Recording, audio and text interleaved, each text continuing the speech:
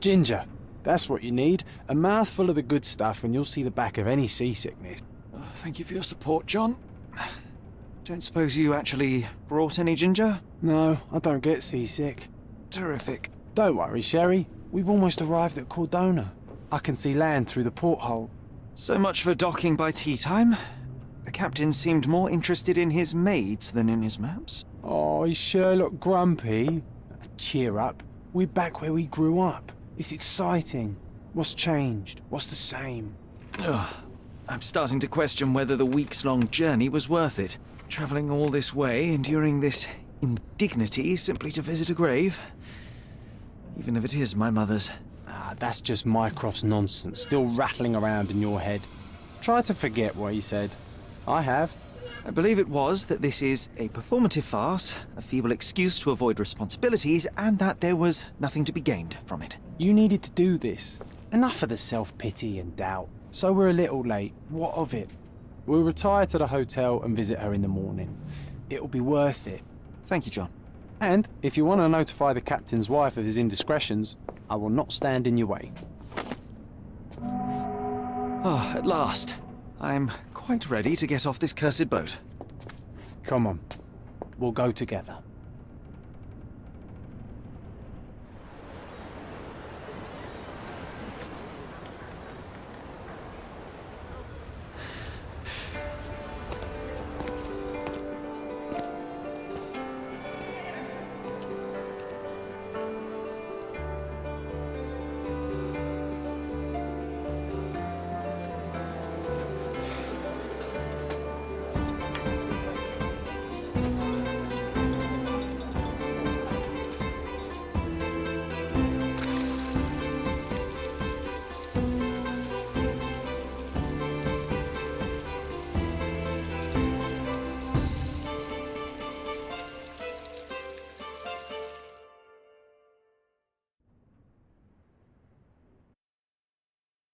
Hey, Sherry. Come on, catch up. Yes, yes.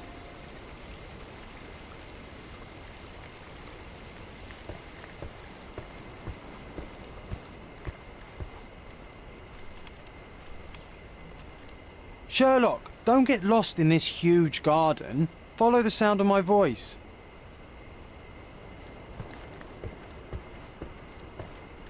Welcome to Il Palazzo de Lusso, sir. If you need something, sir, please inquire at reception. If you need something, sir, please inquire at Welcome reception. to Il Palazzo di Lusso, sir. We just need your signature. Would you kindly sign these papers, sir? There you are. Ah, Mr. Holmes. Yes, we have room 221 prepared for you. I see it was reserved for 2 people. Would you like a second key? Oh, no, I think we'll stick together. Very good. Rooms are upstairs, sir. Welcome to Cordona. Hurry up, Sherlock. I want to see our room. I hope there's a balcony with a view.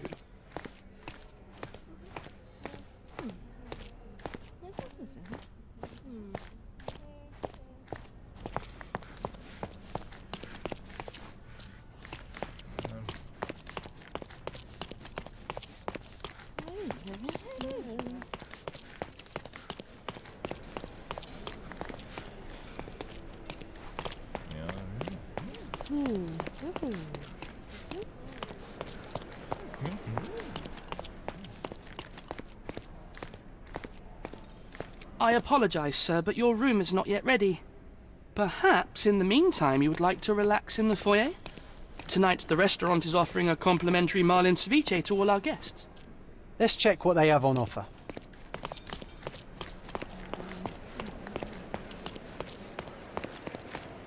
Hey, Sherry. Just our luck. If seafood's not to your taste, everyone loves Benedict spatch, our poached eggs with hollandaise sauce.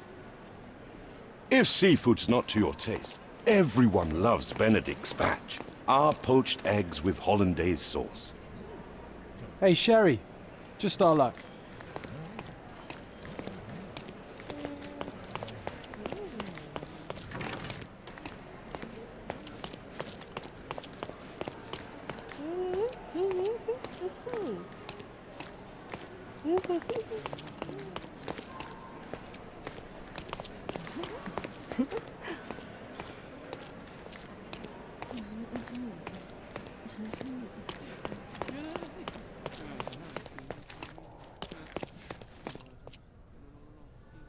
Your room is upstairs, sir. Number 221.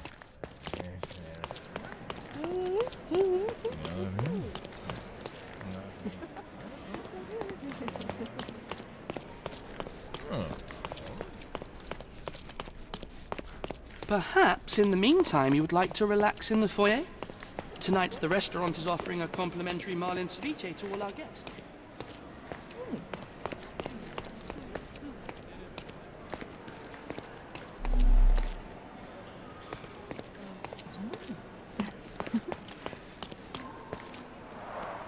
A medium, John. Haven't we been through this already? Come on, it's not like we've got anything better to do.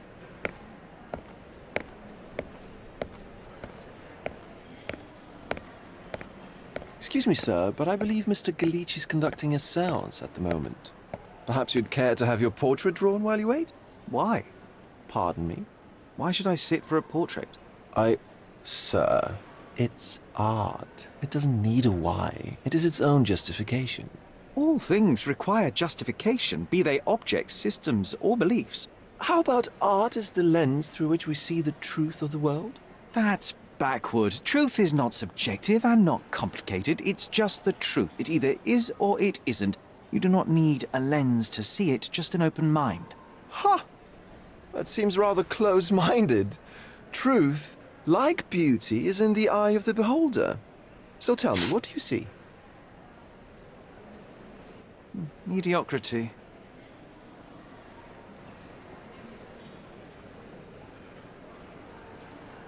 Come now, Sherry, what did he do to deserve that?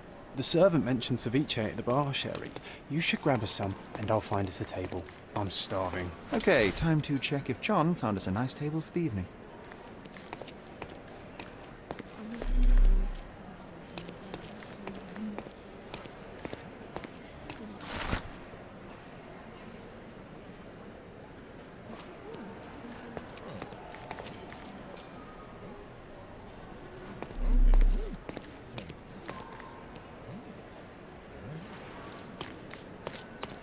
Sherry, I'm over here with my new earth. Cordona's even quieter than I remembered. It's going to be a long evening. Ah, come now, Sherry. What say we amuse ourselves with a little game? What were you thinking?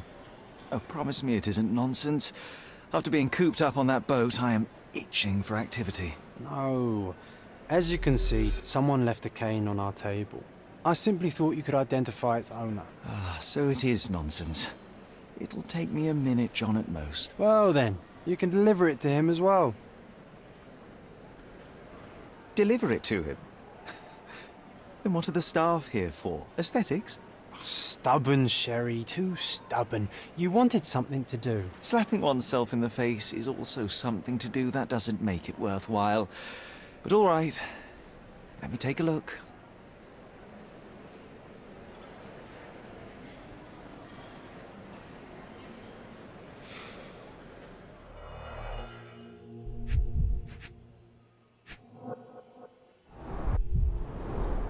A crest depicting a bulb of garlic in a meadow, perhaps the Fielding family or Meadows.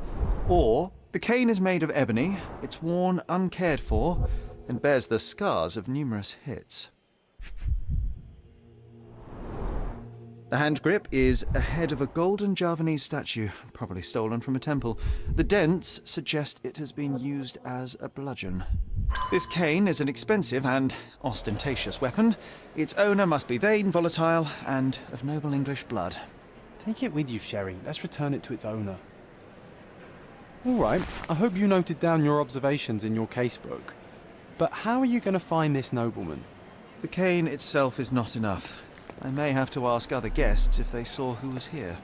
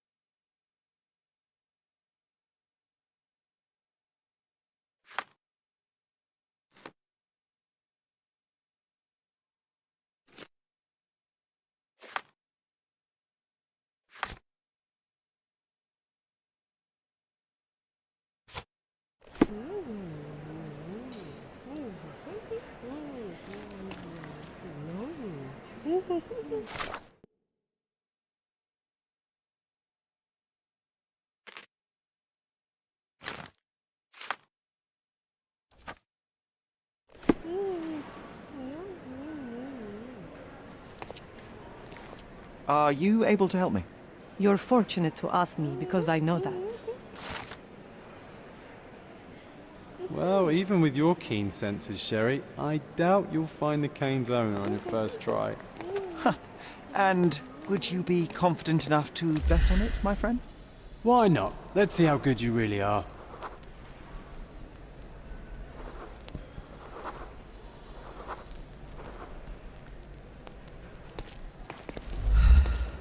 May I ask you something?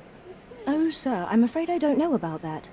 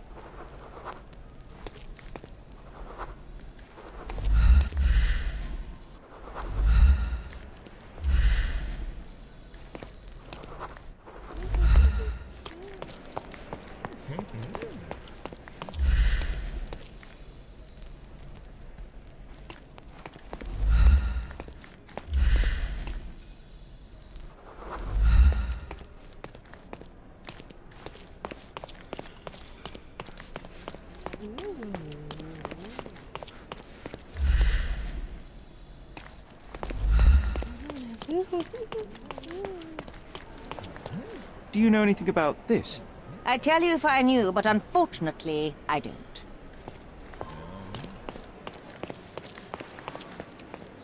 Can you satisfy my curiosity? I can't help you, friend. Time to check your who, what and what, Sherry. Who are you asking? About what and dressed as what?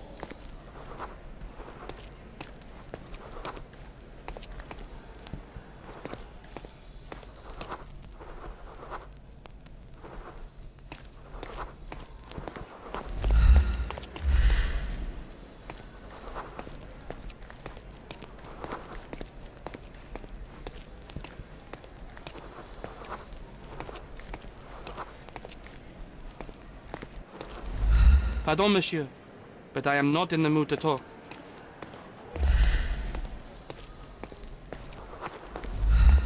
Are you able to help me? Excuse me? What? I'm not sure I know.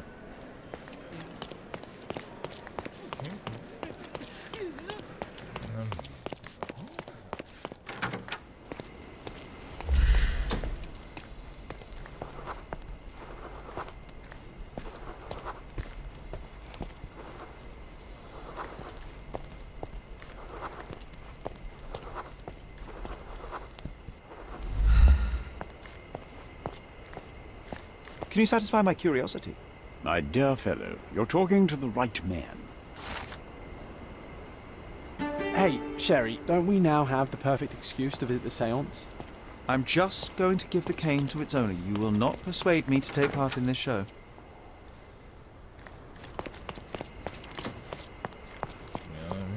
Can you satisfy my curiosity? Oh, I'm sorry, but that's beyond my knowledge.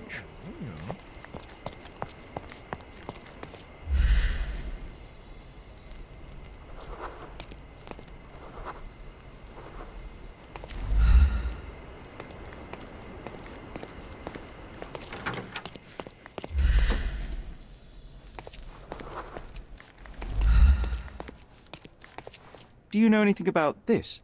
Excuse me? What? I'm not sure I know.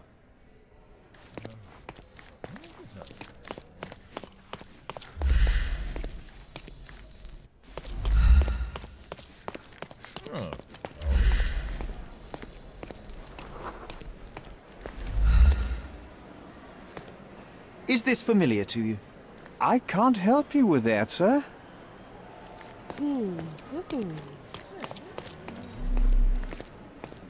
Come on, if you hurry, perhaps we'll see the ghost.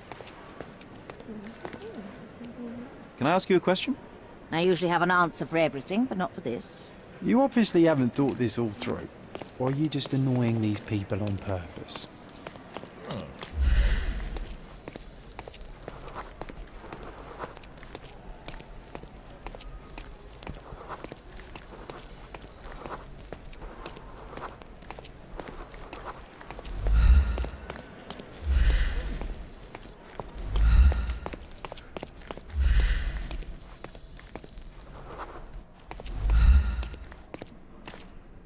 Can I ask you a question? Excuse me? What? I'm not sure I know.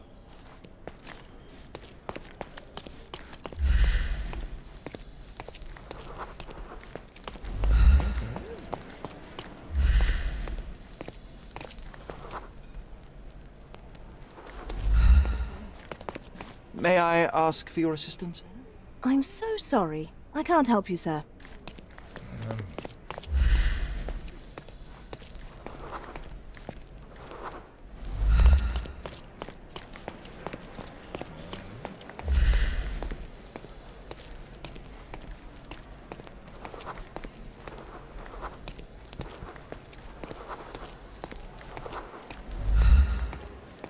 May I ask you something? I can't help you with that, sir. Can I ask you a question? Excuse me? What? I'm not sure I know. This isn't working. You might need a different tack.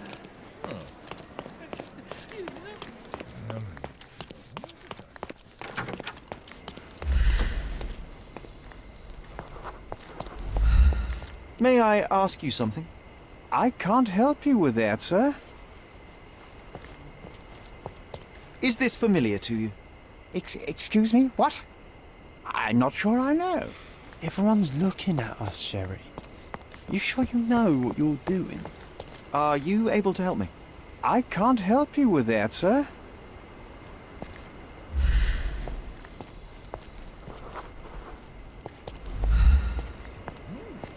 May I ask you something? I can't help you with that, sir. Time to check your who, what and what, Sherry. Who are you asking? About what and dressed as what?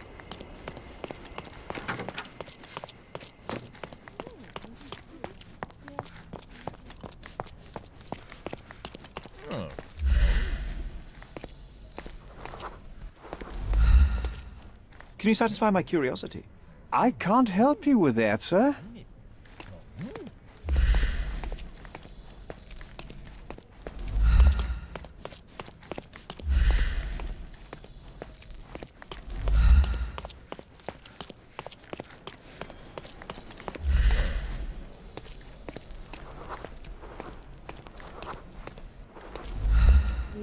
Do you know anything about this? Excuse me? What? I'm not sure I know.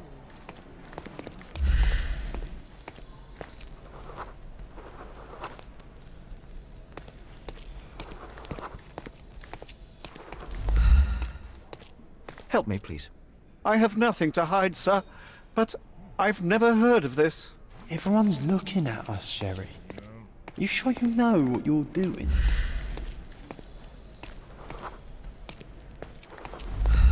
Do you know anything about this? Excuse me? What? I'm not sure I know.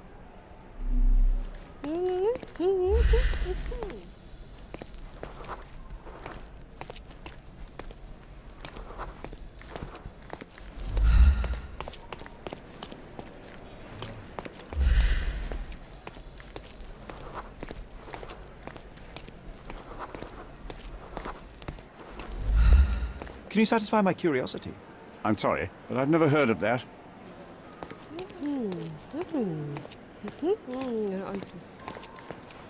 Excuse me, just one question. Excuse me? What? I'm not sure I know. This isn't working. You might need a different tack.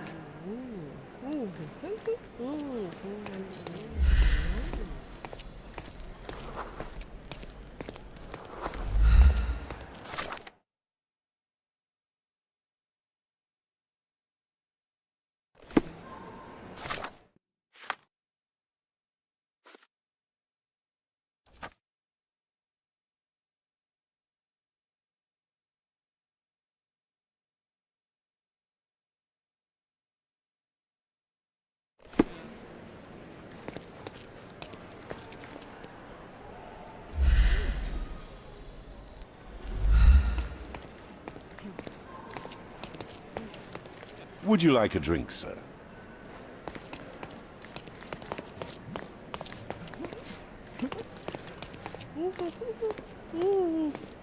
Is this familiar to you?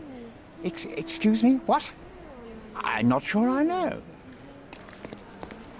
Can you satisfy my curiosity? Sorry, but I've never heard of it. Everyone's looking at us, Sherry. You sure you know what you're doing? May I ask you something? I'm sorry, but I've never heard of that.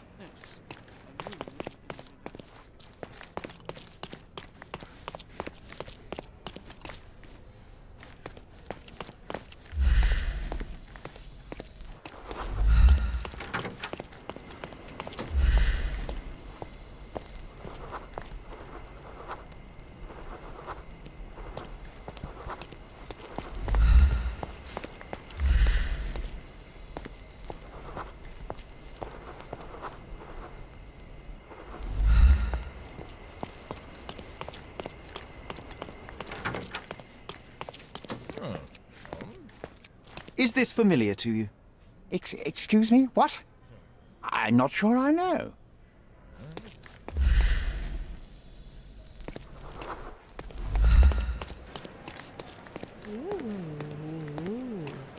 May I ask for your assistance? I would help you if I knew, sir. Oh, I am bored.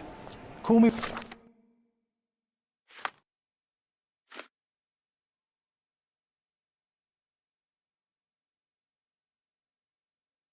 when you find the answer.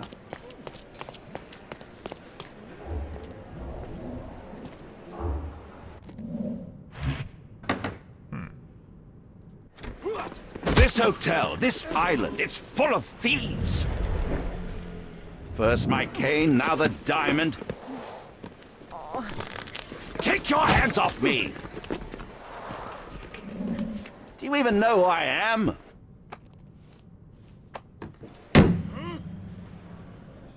Hey, boy! That's my cane! I get that a lot. It's a very common design. What? No, that's a custom-made... A joke. A joke. It was left at my table in the restaurant. I thought it deserved to be returned. Well, I'll be... It is rare to encounter a straight-fingered true penny these days. What a gentleman. But I must ask, how did you know I was the rightful owner?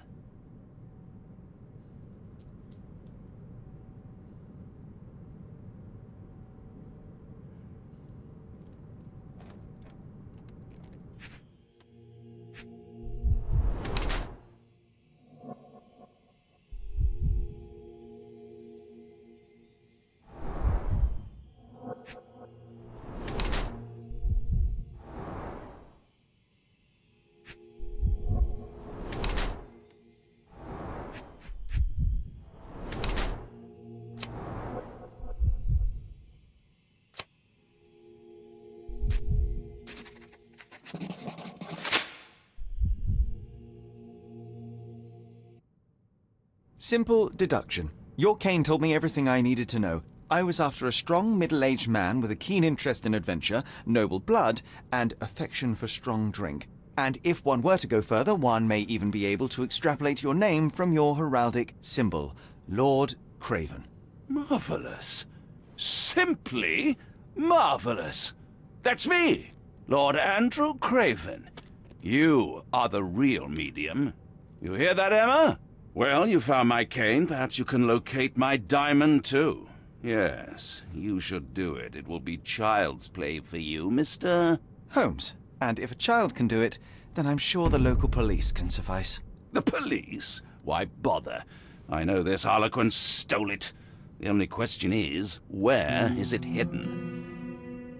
Fine. Give me my stick and I'll resolve the matter myself. This thief almost confessed after a single punch. I suspect a beating may result in answers of questionable veracity. Fine. I shall spare you and he the trouble if you first answer me this.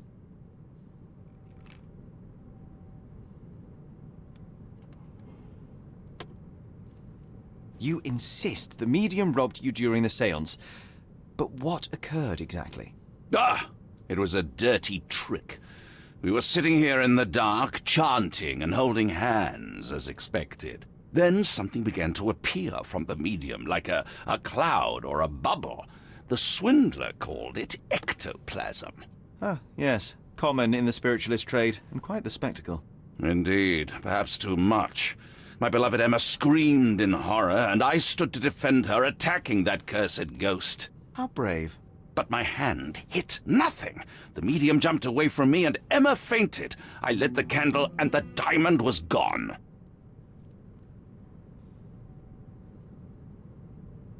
How does a priceless diamond become the subject of a séance? It is an unusual accoutrement. Emma wished to speak with its former owners. My grandfather told us it belonged to a Raja, an Indian king. So you were summoning long-dead Indian royalty, and, pray tell, you were expecting him to converse in English? To be frank, Mr. Holmes, I don't believe in ghosts. But Emma was fascinated by the idea of meeting a real king, even a dead one. Well, a crown is a crown. Can you describe the stone itself? A yellow diamond, not less than 100 carats, and perfectly egg-shaped. There is not another like it. Stay here, and don't touch anything. I'm going to investigate further. Don't fret, I'll be keeping a close eye on this thief.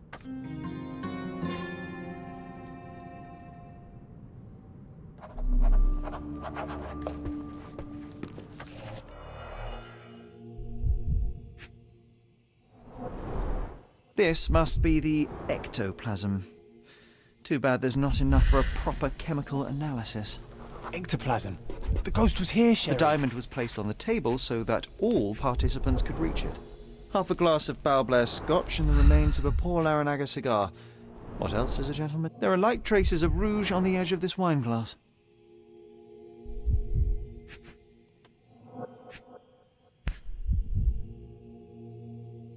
This brooch is old and cheap, but the moth design has its charms.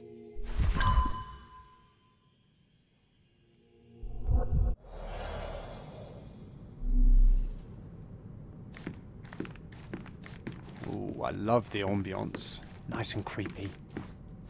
This hefty chair has nearly broken after hitting the wall. Could one man even lift it? At Cambridge, I was captain of the rugby team. It was no place for weaklings. Thank you for helping us resolve the situation, sir.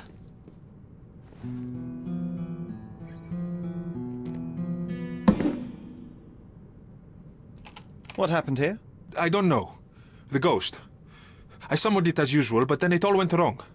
The lady screamed and pointed at Lord Craven. And there was a shadow. Such a mystical force. It terrified the lady. And it must have taken the diamond. Who else could have? Do you feel the presence of any supernatural entities at the moment? Are you joking, sir? My nose is broken, this maniac wants to kill me, and you're asking about the spirits? I suppose this can wait. I will investigate, and the culprit will be identified. But this stubborn brute Lord Craven blames me right now. As if I could do something like that. Perhaps you can reason with him? Please? Seems like you're ready to delve into your mind palace, Sherry. I'm sure you'll make some good deductions.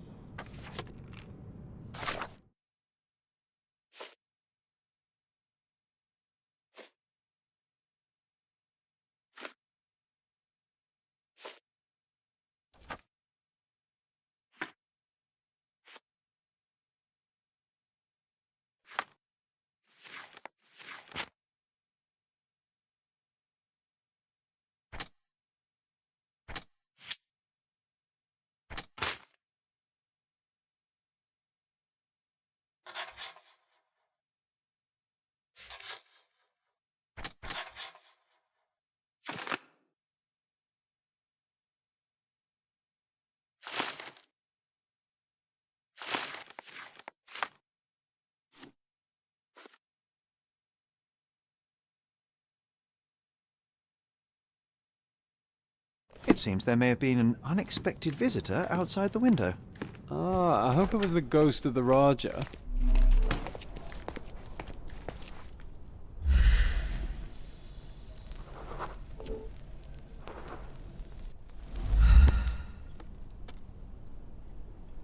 This looks recent. A shoe with a broken heel will surely leave scratches. All right, John. Do you think a ghost could leave this footprint? I'm reserving judgment. Use your keen eye to follow the trail.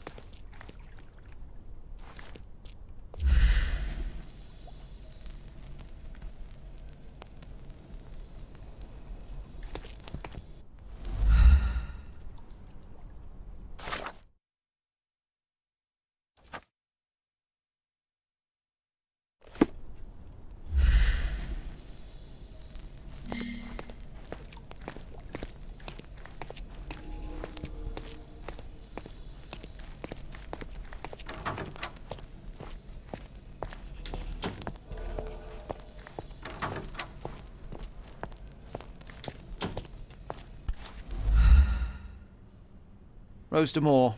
All the maids in the hotel wear this exact shoe. Size 4 with a broken heel. So, definitely not the ghost of a Raja? Unless... No, what a shame.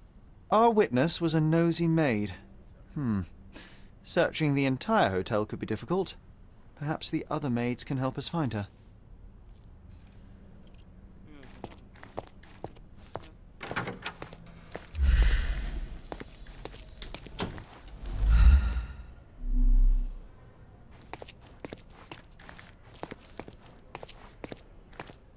Is this familiar to you? Oh, yes. I can tell you everything, sir.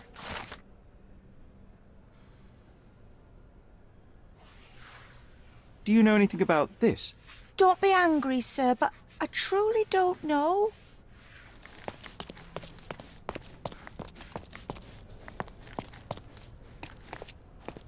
Do you know anything about this? Please, don't get angry, sir. But I know nothing about this, I swear to you. Oh, I am bored. Call me when you find the answer.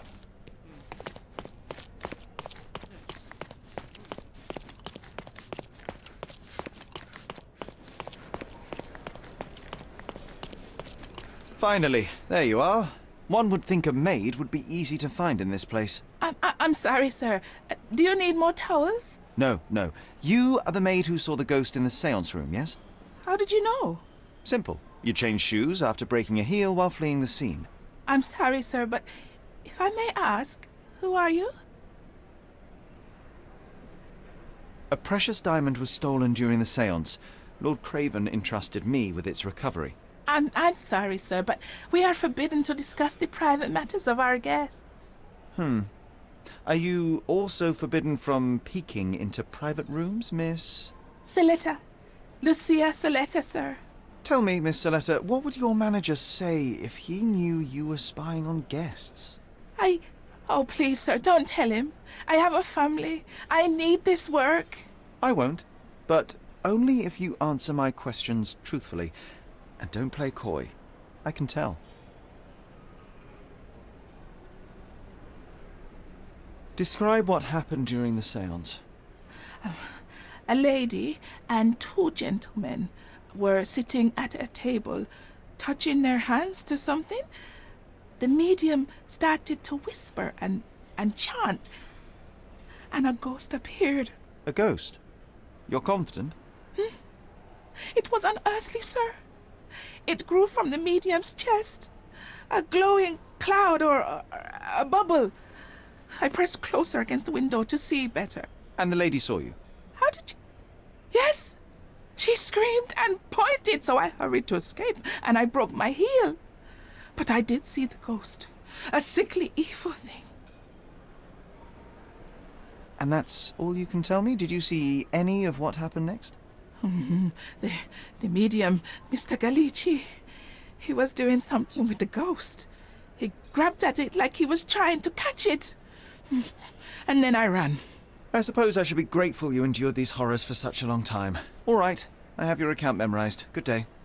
Oh, you scared the poor girl, Sherry. Did she really deserve that? We all got what we wanted. She talked. I stay silent. Oh, let's get back to the crime scene. I always love seeing you explain simple things to simpletons.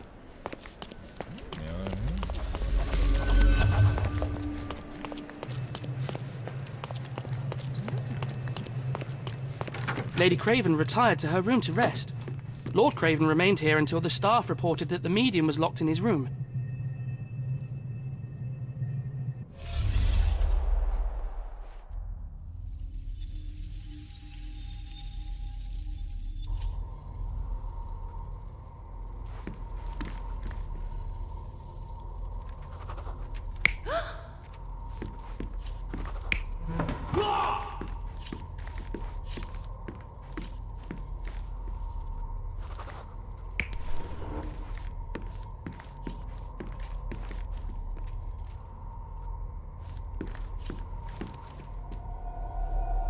You're not even trying, Sherry. Concentrate.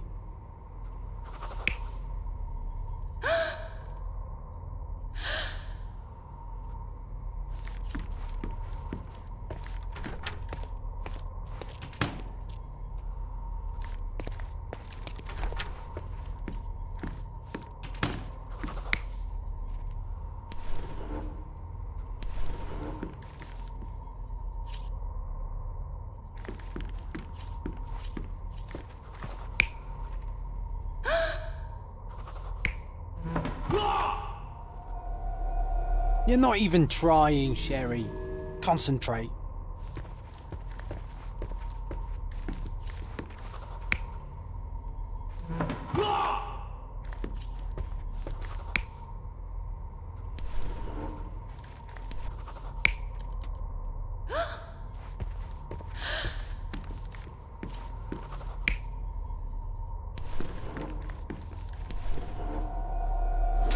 It all began when the lady screamed and pointed at the window.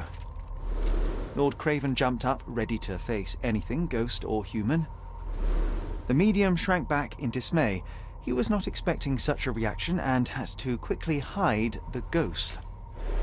The lady was the only one left touching the diamond, at least until she fainted. Amazing. It's like you saw it with your own eyes, sir. Oh, I forgot that you were here. I guess I should discuss all of this with Lady Craven. The Cravens are upstairs in room 226. It is one of our finest suites. If the lady was touching a diamond, then she would have felt the ghost take it. What do you think it felt like, Sherry? A jellyfish?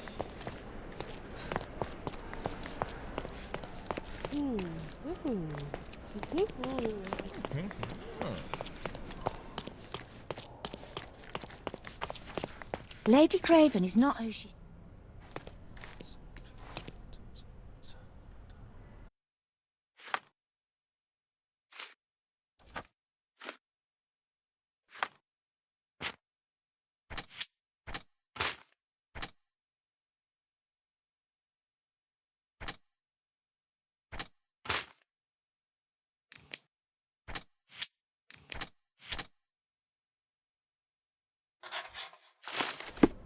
Lady Craven is not who she seems.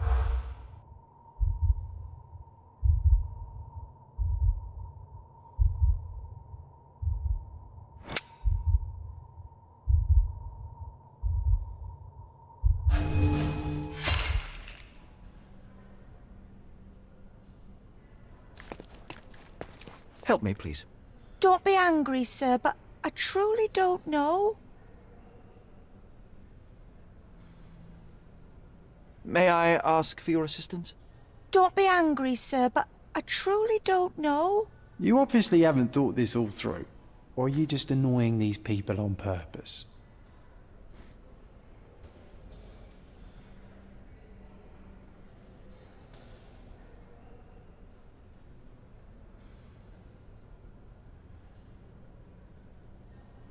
Could you help me? Don't be angry, sir, but I truly don't know.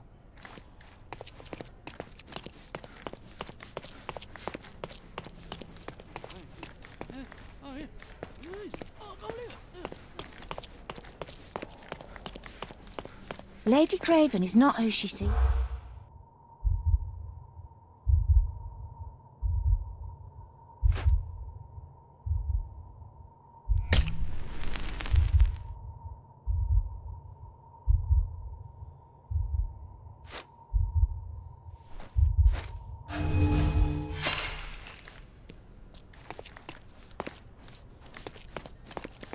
Lady Craven is not who she seems.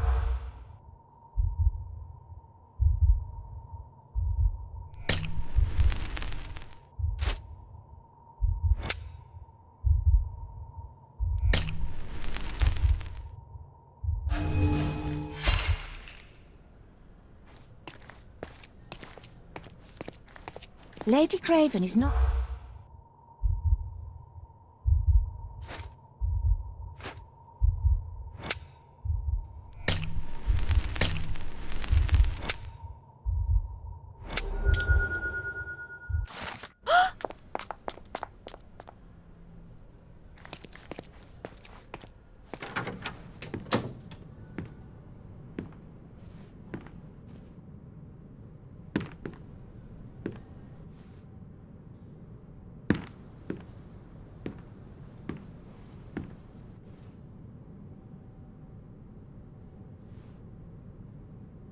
You're here, at last. I didn't do that. I swear, I found her this way. Well, I did have some questions for her, but it seems I've arrived too late. Now it's a matter for the police. Mr. Holmes, you said it yourself. They're children. They'll only make things worse. You promised me you would investigate. Investigate a theft, not a murder. Fear not. I will tell them all I've uncovered. Please, help me. The police will surely accuse me of Emma's death. You are the only one who can find the truth. Fine, but only because it's slightly more interesting than the walls of my room. Tell me what happened. Look, after you left, I waited in the seance room until the servants locked up Mr. Gallici, the medium. And was your mistress there too? Oh, so you know? I suppose I shouldn't be surprised. Regardless, the staff took Emma to her room. She was still feeling dizzy. So you didn't follow her. Interesting.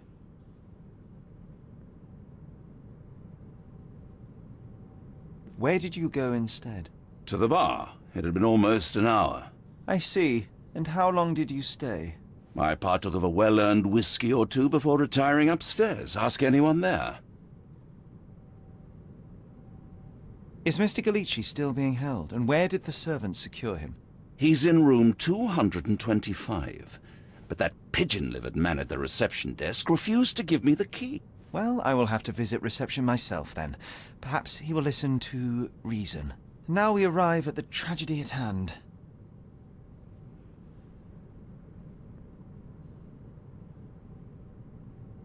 So what transpired after your detour to the bar? I headed up to my room to find Emma on the bed. I didn't pay her much attention at first. I was still preoccupied with that damned medium. But when I realized she was silent, I drew closer and discovered she was dead. What's more, the diamond lay right there beside her. Oh, well, that is splendid news. Splendid? The return of the diamond will be cold comfort if I live out my days in a jail cell. You must help me. Let me see what I can find. Barely an hour has passed and you already have yourself a murder mystery, Sherlock. Why am I not surprised?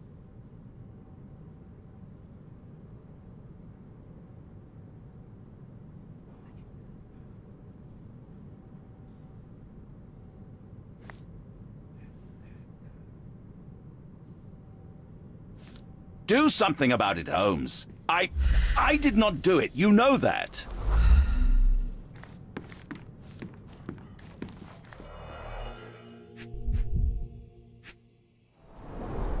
Strangled with bare hands, judging by the bruises.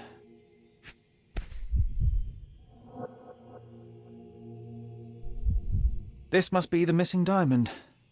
A tremendous specimen, now forever tainted.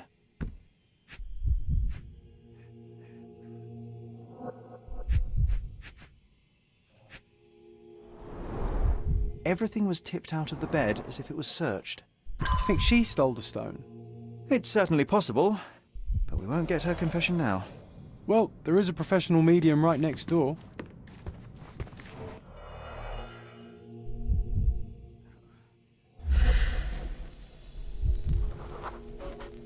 Aha! A neat hiding place. Why would she conceal all of this? This ring looks out of place among the others, and the design is familiar.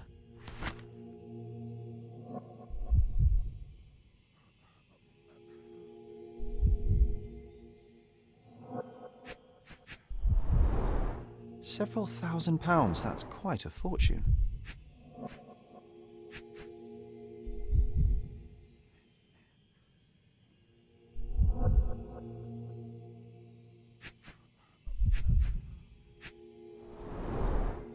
Fard Rouge Calomel Mascara, a real altar of beauty for the travelling temptress.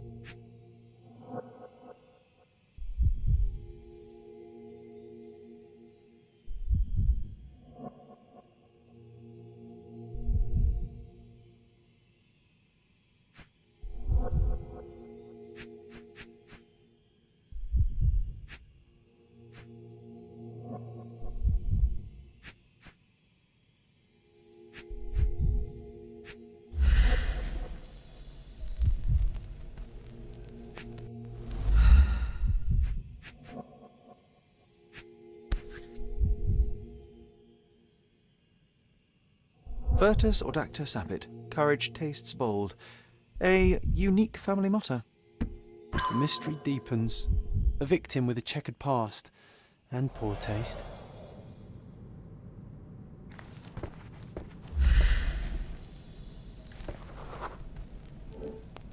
A remarkably simple lock.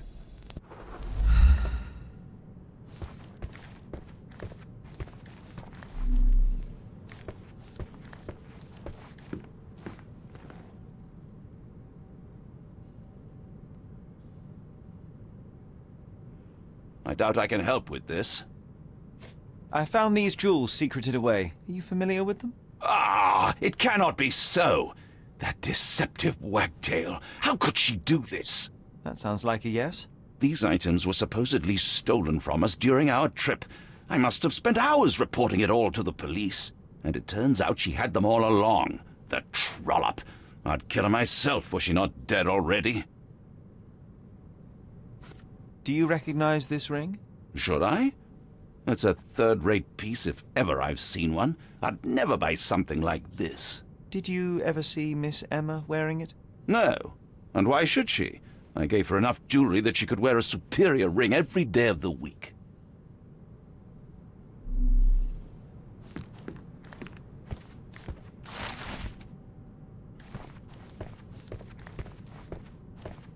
Someone was not happy with his post.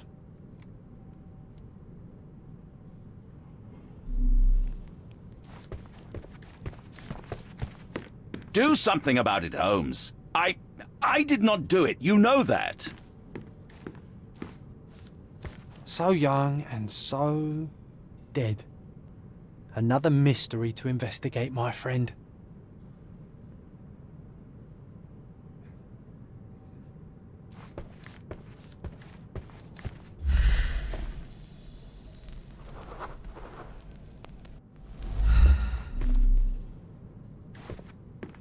Do something about it, Holmes. I did not do it. You know that.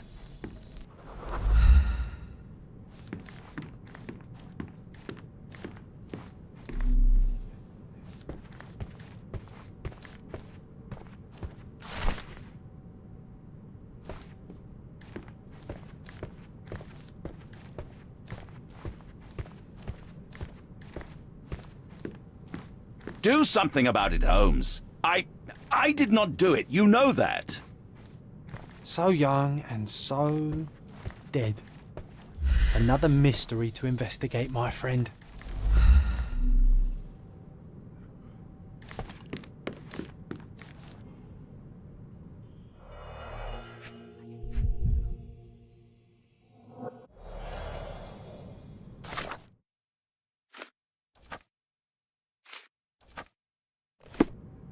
Do something about it, Holmes. I did not do it. You know that.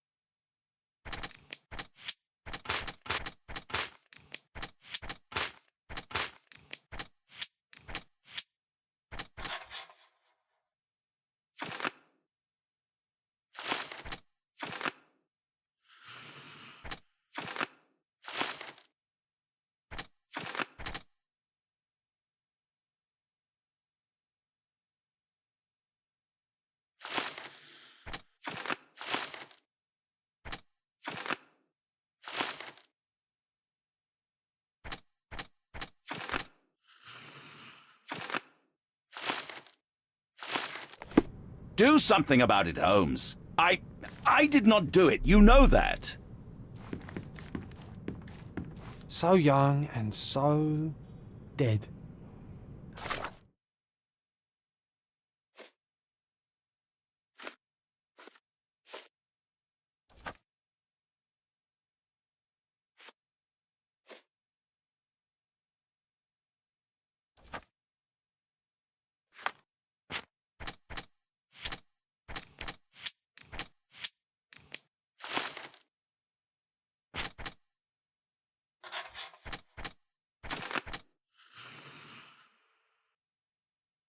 Another mystery to investigate, my friend.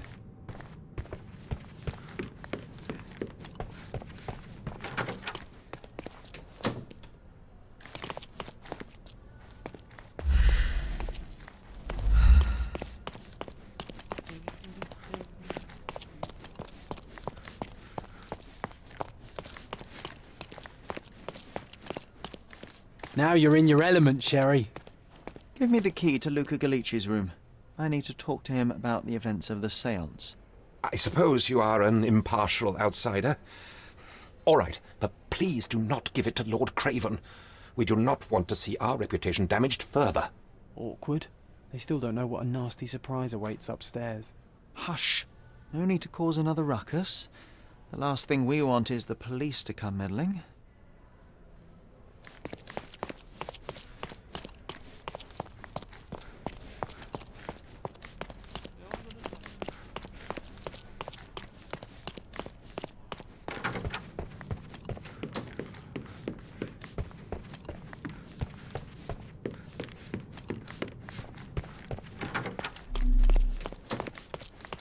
Whoa, what a breathtaking man. Those are the sharp eyes of a man with a bright mind. Almost like mine.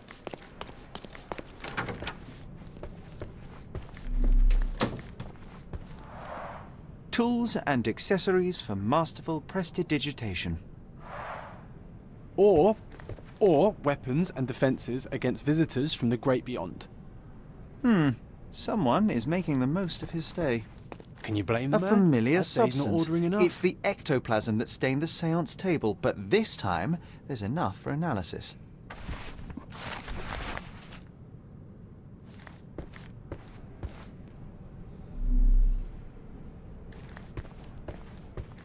I'm afraid I can wait no longer to hear your account of the séance, Mr. Galici.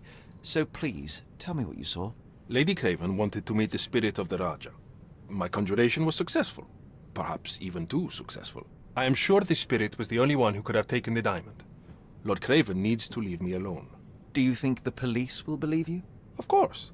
I didn't take anything. And spiritual phenomena are beyond their control. Or should I summon the ghost again so they may attempt to handcuff it? I think I would prefer to begin my investigation in the physical realm.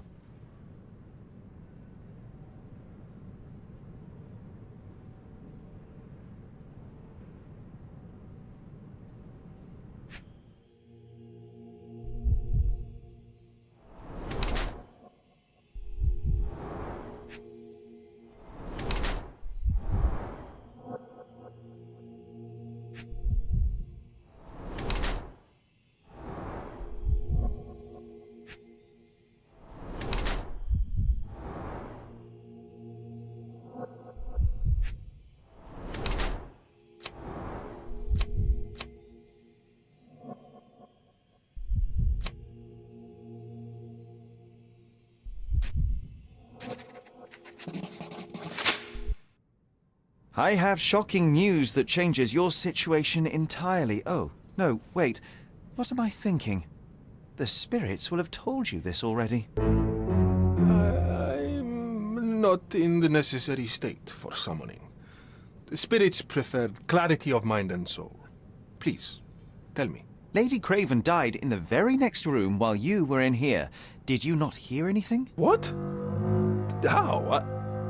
In fact, I did hear noises. That Craven is a very loud man. But I never thought he would do that to his wife. Well, you claim to be a medium. Perhaps you could ask her spirit why. What? No, it's too dangerous. Oh well, at least I can make the dead talk.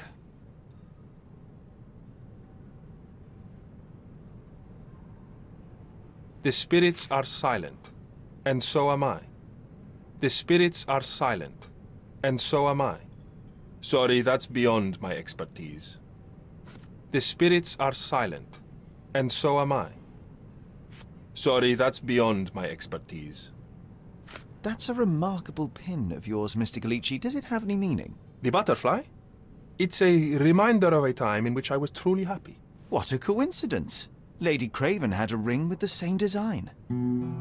A coincidence indeed. I suspect it is a common theme in jewelry. Those scratches on your hands look rather painful. What happened to you? It was those savage servants. They were so rough bringing me here as if I was trying to escape. When I'm free, I'll demand compensation.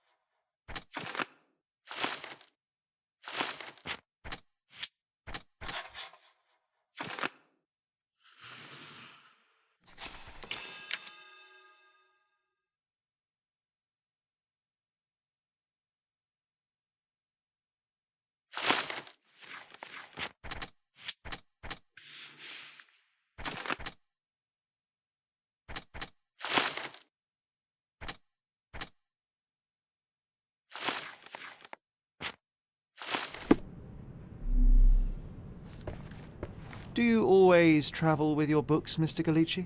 I do. In my line of work, one needs resources available to help deal with the unpredictable and unworldly.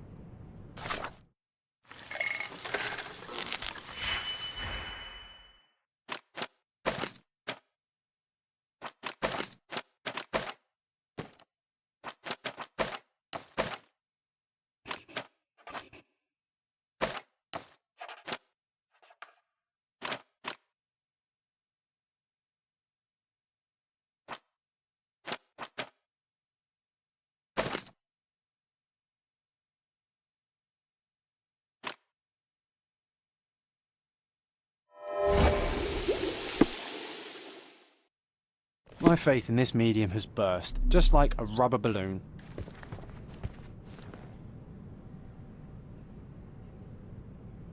Do you realize just how dangerous it is to hold phosphorus in the mouth? I beg your pardon? I'll bet it makes your rubber balloons glow impressively in the dark, but you'll regret it when the hypertension and vomiting sets in. You mock my talents, sir. You shouldn't be so flippant about things beyond your earthly understanding. How ignorant one must be to compare a spirit's ectoplasm with balloons. It was merely a word of caution. We both know how match factory workers look after several years on the job. Luca Galici, I know you murdered Lady Craven, and I can prove it. That would be a grand story for the newspapers. But where's your proof? I was locked in here and could not hurt a fly.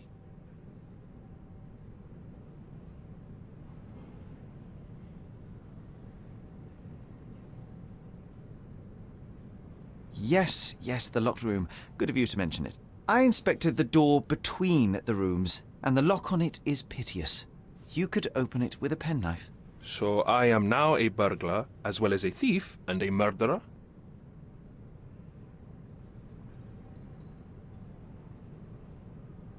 Your wrists are bloodied, and there's no way a servant's manhandling could cause such an injury. It was Lady Craven as you strangled her. You are fantasizing, Mr. Holmes.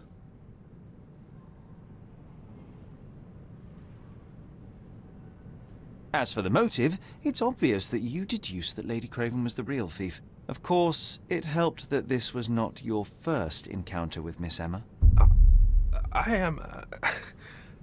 I don't know what you're talking about. How on earth can you believe this? I think the police will easily find the proof when they browse their archives. It is done, Luca. You will be arrested. Your best strategy now is to confess and hope your reasons were justified. I don't know how you figured it out. But yes, I killed her. I had to. This woman could not get away with ruining my life twice. Twice? I knew Emma before she was a lady. I mean, she pretended to be noble back then too. But only so our gang, the Moths, could steal from those snobs. She betrayed us, stole all our money and disappeared, leaving us to rot in jail. I was young. I spent 3 years in that hell. And tonight, she tried to set you up again. Did she recognize you? She didn't. I came to her afterwards, pleading that she drop this farce, but she laughed in my face. I just remembered my time in the clink. all I suffered while she indulged. And I grabbed her throat. You already suffered at Miss Emma's hands once. I'm not convinced you deserve to suffer again. I can't help but notice the window latch seems faulty. Perhaps I should leave you here alone and fetch someone. I'm afraid it may take me some time. Oh, thank you. Thank you. The police won't notice your disappearance immediately. Run, leave Cordona, and try to lead a decent life. I won't forget your kindness. I owe you everything, Mr. Holmes. Stop wasting time. Run. Open the door, Mr. Galici. Don't make it worse. We know you're in there. Imbeciles, why are you dawdling? Step aside.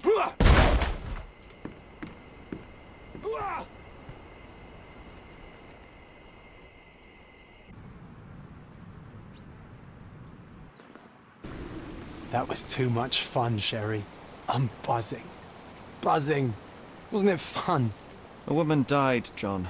I was too slow to the truth, too hesitant to intervene. How can you... Oh, lighten up. Those people made their choices. If you swan about with a diamond in your pocket, that's what happens. Wealth is a weakness. So we must blame those who covet it. With enough money on the line, Sherlock, a man will do just about anything. Even murder. And then we get to solve it. I suspect you perhaps cannot grasp the true horrors of mortality, John. Oi, I am aware of my perilous existence, thank you very much. I must admit, even if the outcome of the adventure was imperfect, there was some pleasure to be had in the puzzle. Well, Cordona seems more depraved and decadent than we thought. I bet you'll get another chance. A bet, you say? A figure of speech. Just a figure of speech. Damn. Well, take one last look at the view, then we must be off. It's time to do what we came here for.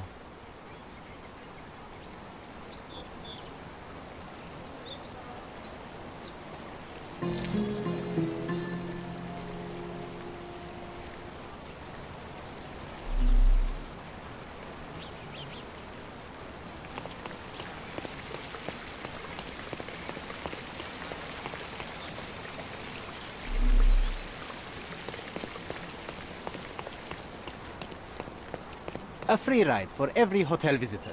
Just tell me where to go.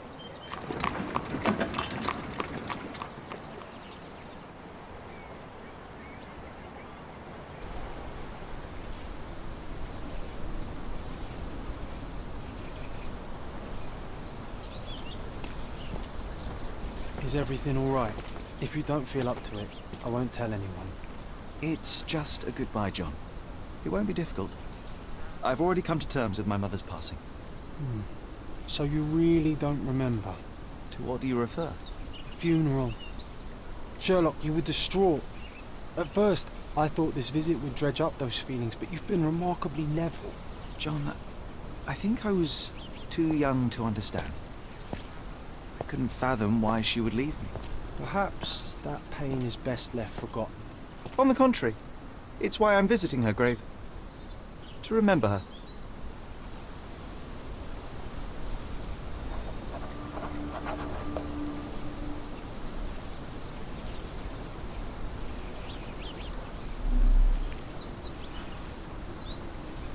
I thought you wanted to remember, Sherry. Concentrate, and I'm sure it will come back to you.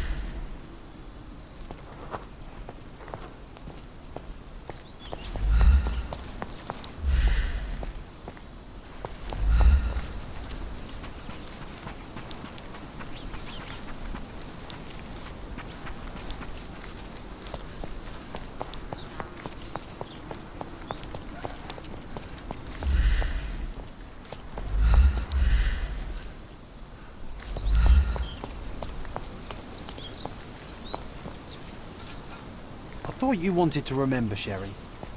Concentrate, and I'm sure it will come back to you.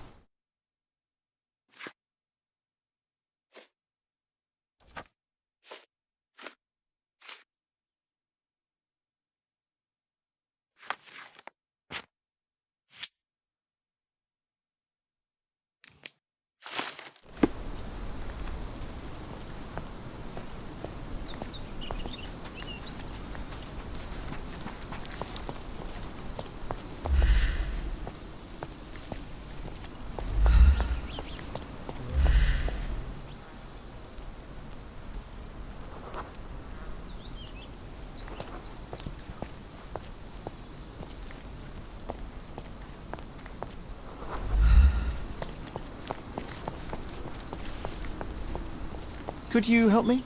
Why should I care about your troubles when you don't care about mine?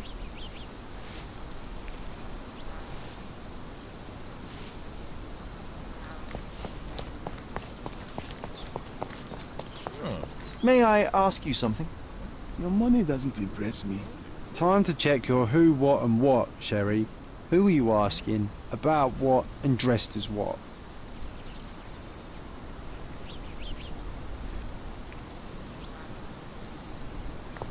Excuse me, just one question. It's funny when someone like you asks someone like me for help.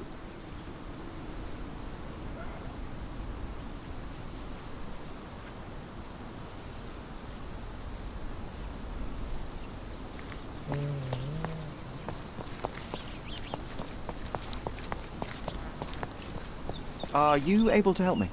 Will you cry if I don't answer your questions?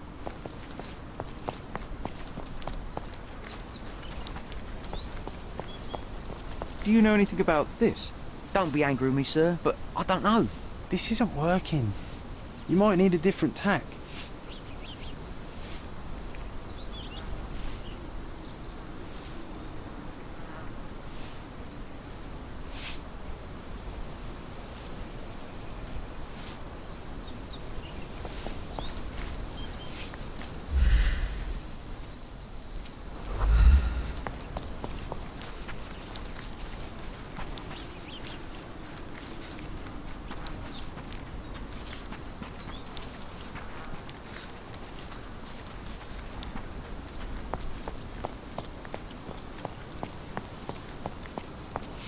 Can you satisfy my curiosity? His Majesty came out of his palace. I know nothing. Excuse me, just one question. Doesn't remind me of anything. Someone else can help better, sir. This isn't working. You might need a different tack. Are you able to help me? Your money doesn't impress me.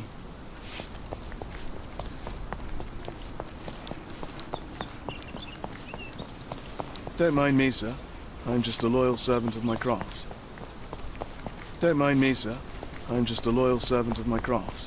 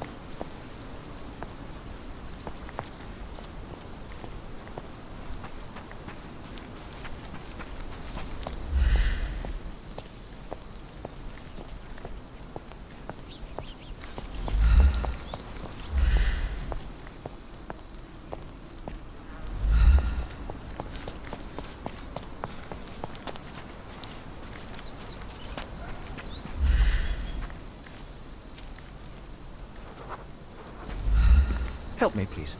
Mr. Fancy Clothes won't find any answers here.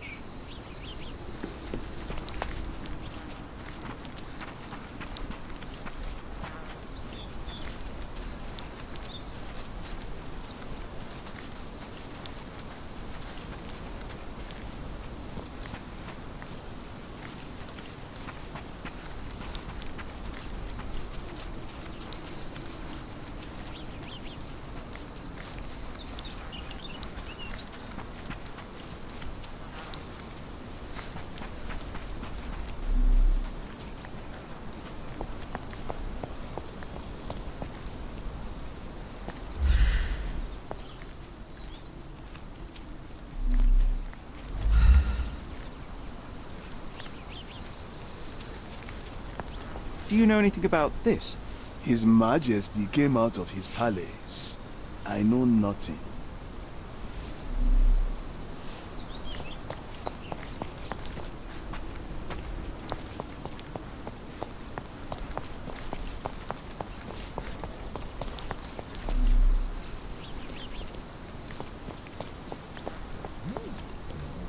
May I ask for your assistance? If I knew the answer to that, I'd have your suit in exchange. May I ask you something? So you think if we have money, we should bow to your whims? No, sir. This isn't working. You might need a different tack.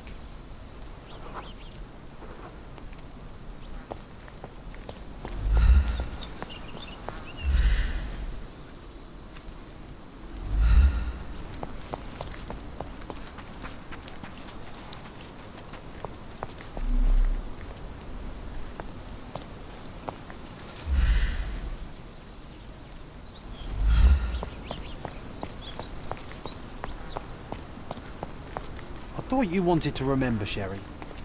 Concentrate, and I'm sure it will come back to you.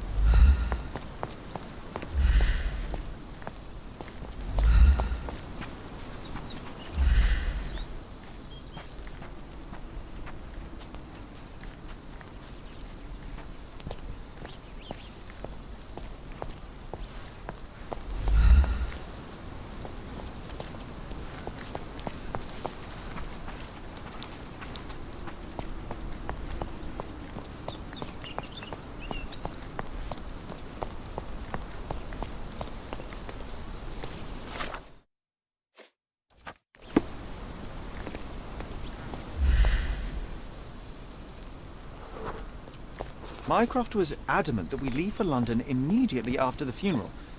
He never told me why, but I saw how unsettled he was by the long requiem. The service was sparsely attended. Though my parents were buried separately, the pastor said they're united in heaven. I didn't believe him even then.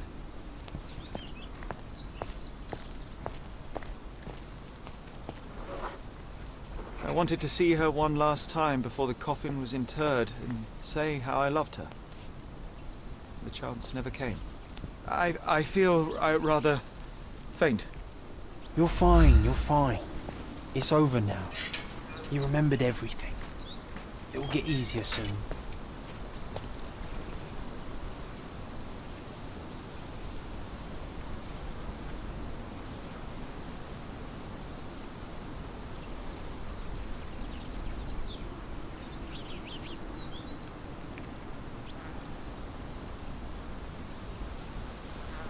A pocket watch? It seems familiar, John. Why is it here?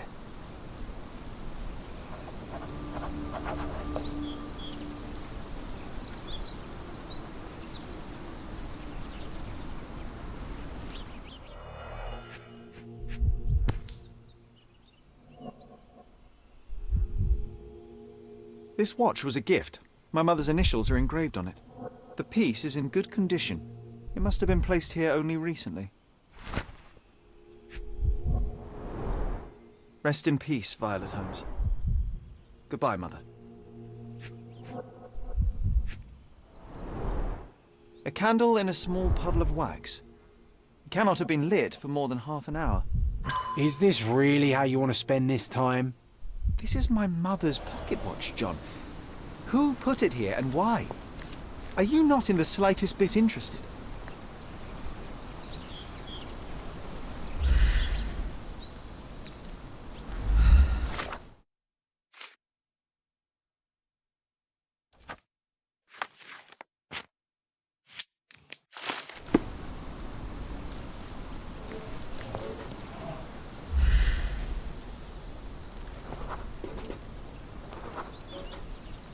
A man in fashionable shoes stood near the tomb. The size of the prints suggests he is approximately 5.5 feet tall.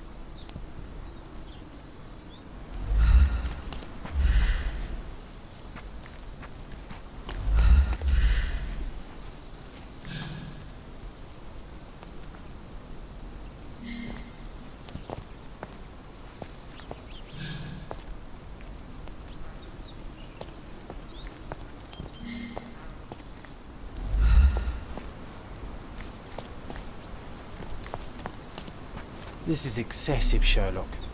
Can you not let the mystery be?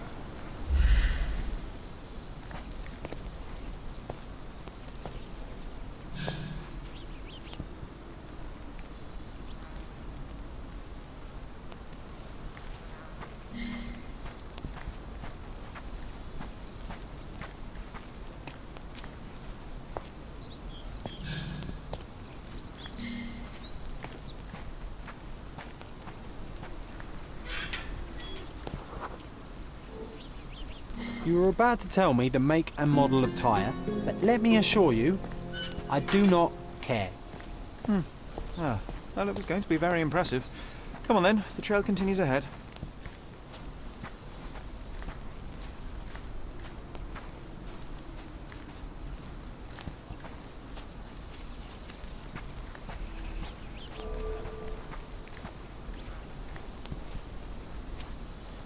He mustn't be far away to leave it unattended.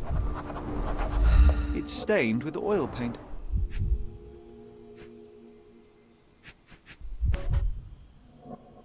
The Hospitaller crypts. If memory serves, they're located at the far end of the cemetery around an old tree. I hope that inspiration strikes upon visiting these beautiful vaults. At the very least, you'll enjoy the view. Yours, Mercuria.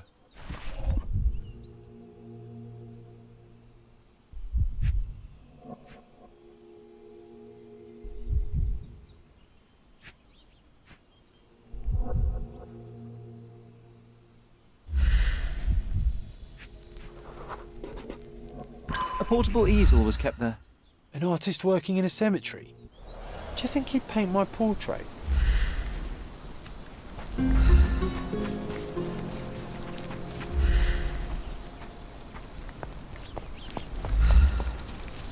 Oh, it's that ridiculous artist from the hotel.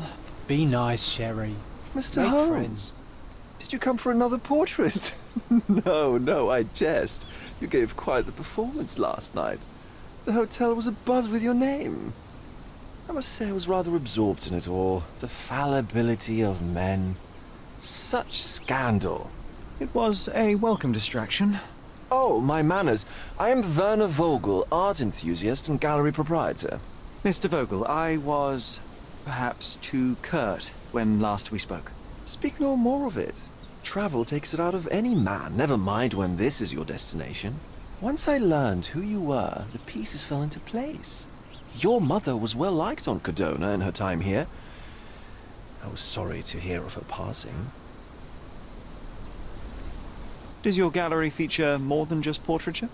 Oh, of course. We display landscapes, sculpture, modern pieces too. I am sure we have something that will move you. You must stop by. Only music moves me, I'm afraid. Then you have simply not found your artist yet. Someone whose work hits you in your core. You're still young. I'm sure we'll find them.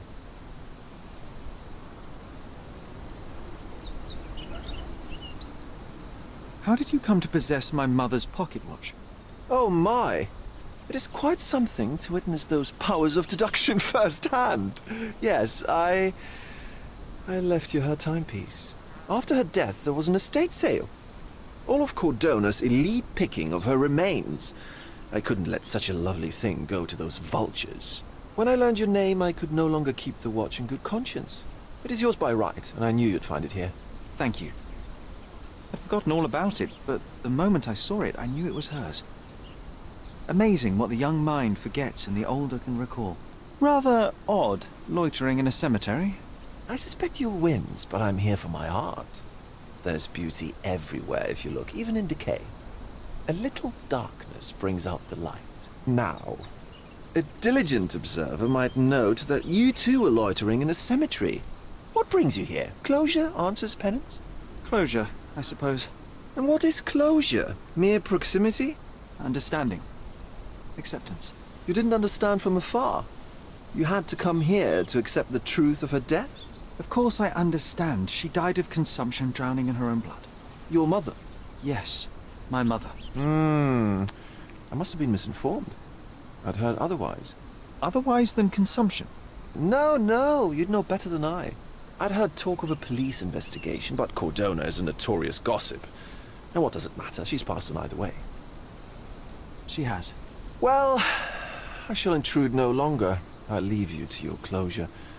Do stop by the gallery if your travels permit. Farewell.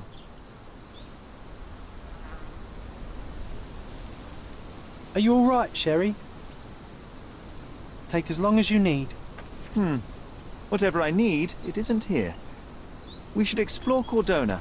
Perhaps there are archives that may shed further light.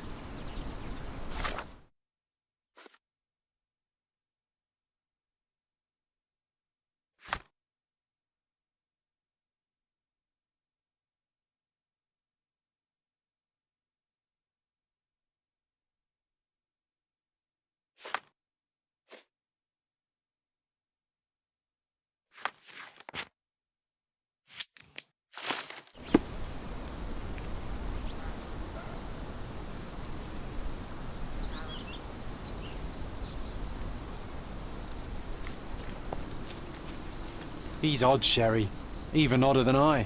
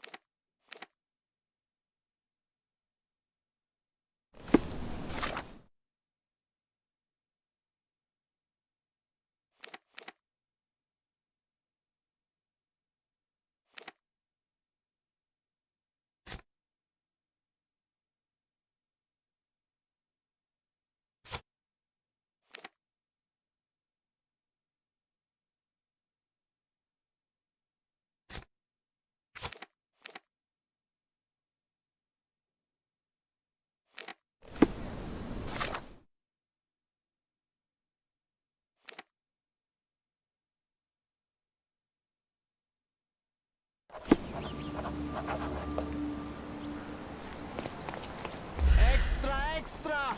Murderer on the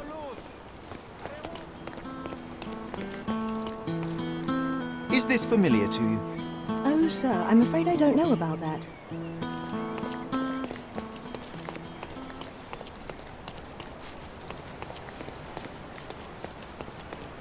May I ask for your assistance? I'd tell you if I knew, but unfortunately, I don't. This isn't working. Can I ask you a question? You might need a different tack. I can't help you.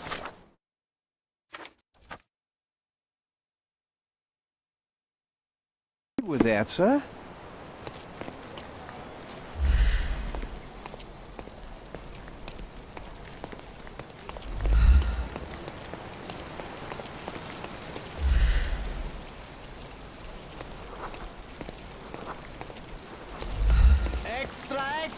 May I ask for your assistance? There is no amount of money that would make me talk. Information as to Mr. Galici's whereabouts. Interested in some Cordona news? Check the front page. You won't regret it. All the newspapers are sold out.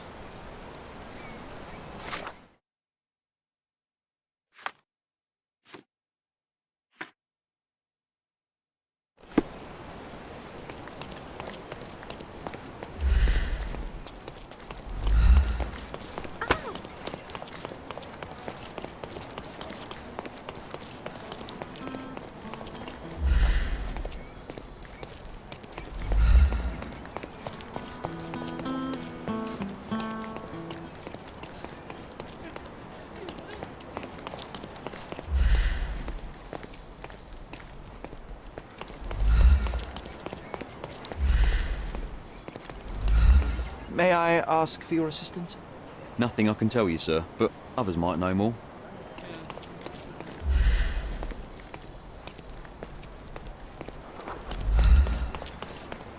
Are you able to help me? Mr. Fancy Clothes won't find any answers here. Everyone's looking at us, Sherry. You sure you know what you're doing? Not bad. Is this familiar to you? Sorry, but I've never heard of it.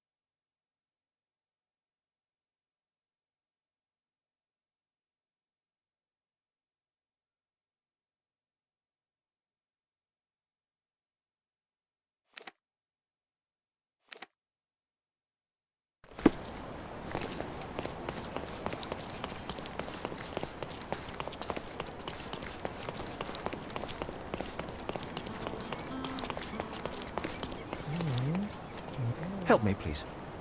Don't take it personally, sir. But I know nothing about this.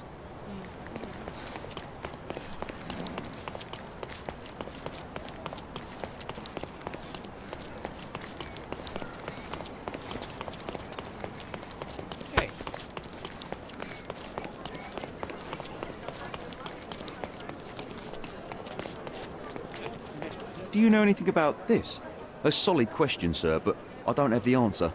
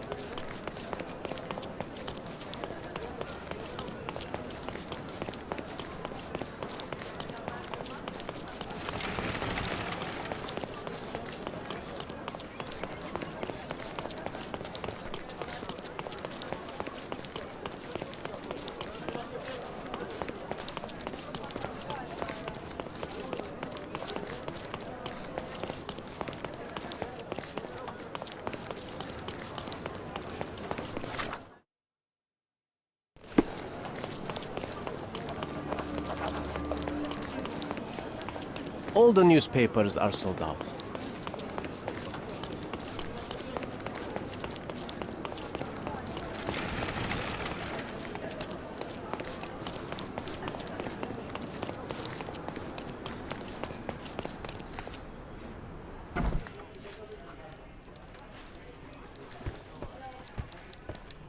Stop the presses. Who is Cordona's handsome stranger?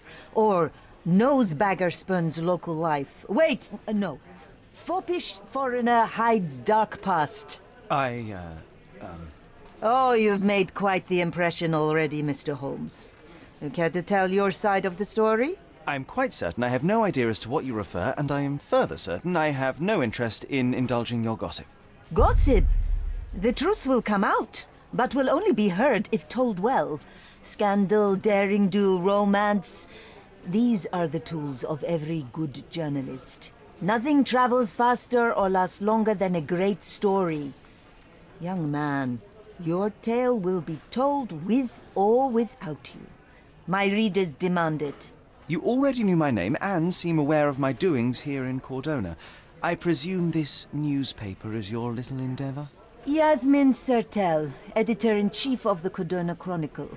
Advocate of the free press, voice of the people, scourge of the silk stocking.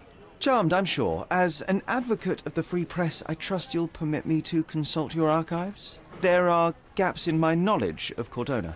Oh, so my work does have merit. Well, I think we can strike a bargain. I shall provide you access, and you let me keep writing about your exploits. So be it. Brooding bachelor builds bridges. Now that's character development. I guess I owe you my gratitude. What can I say? I've always enjoyed working with the Holmes. They whisper such interesting things. I'm watching you closely, Mr. Holmes.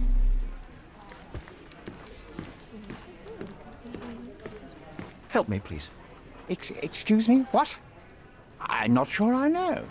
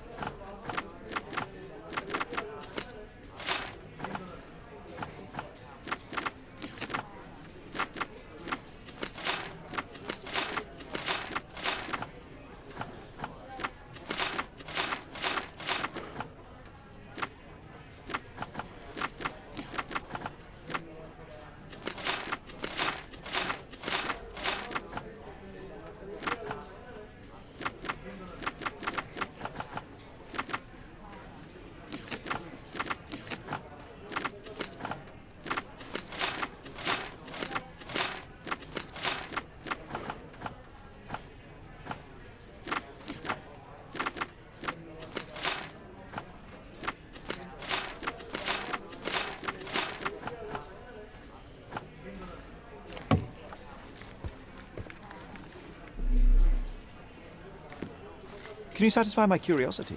I'd tell you if I knew, but unfortunately, I don't.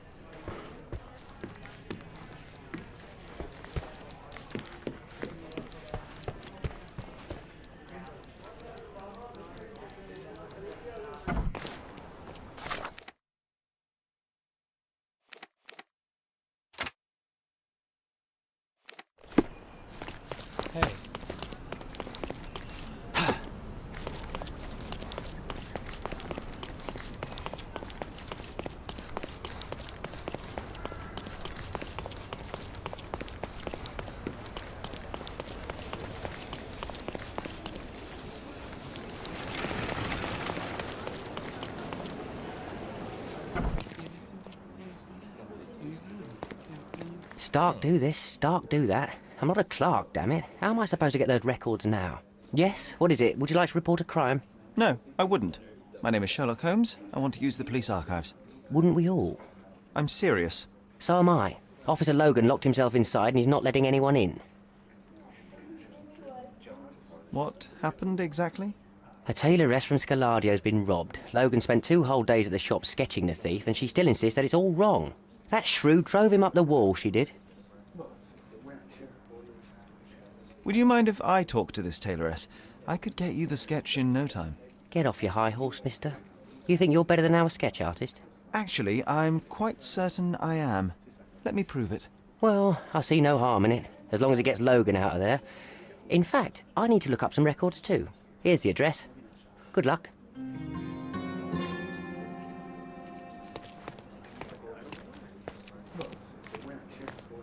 Is this familiar to you? Why don't you go and ask your rich friends? Excuse me, just one question. A solid question, sir, but I don't have the answer. You obviously haven't thought...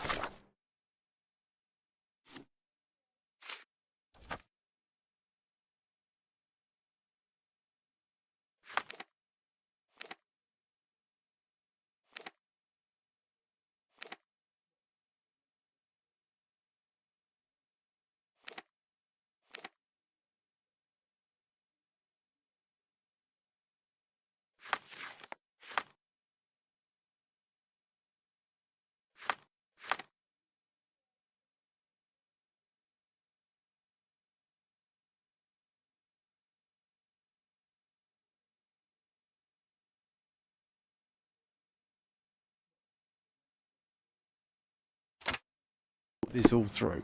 Or are you just annoying these people on purpose?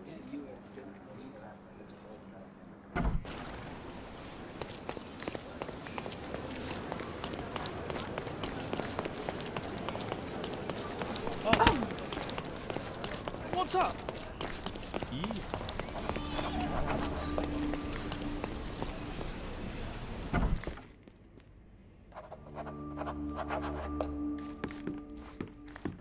I'm pleased to meet you, ma'am. My name is Sherlock Holmes. I'm here to sketch the thief for the police investigation.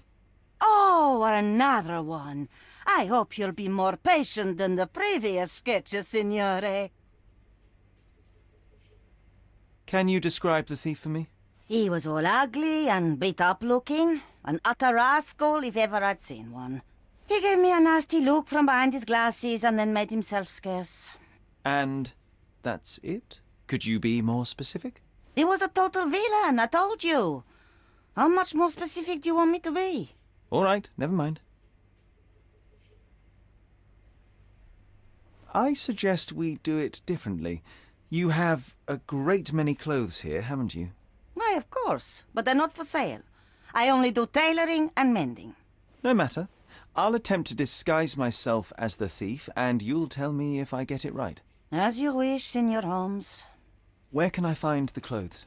They're in my workshop at the back. Be careful, won't you?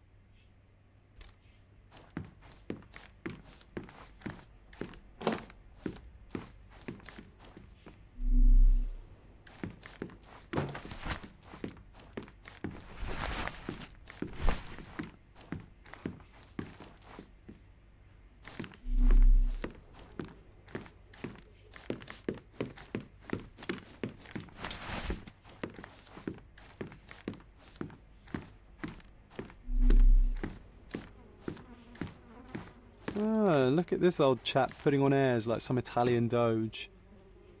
Why don't you disguise yourself as him instead? We have what a job can I do to for you, do, John. Sherlock? Oh, come on, at least do him first.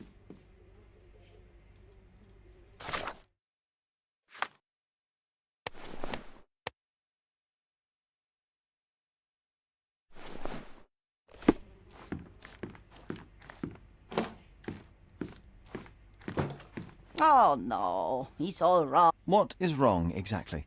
Why, everything. He had glasses and bruises and...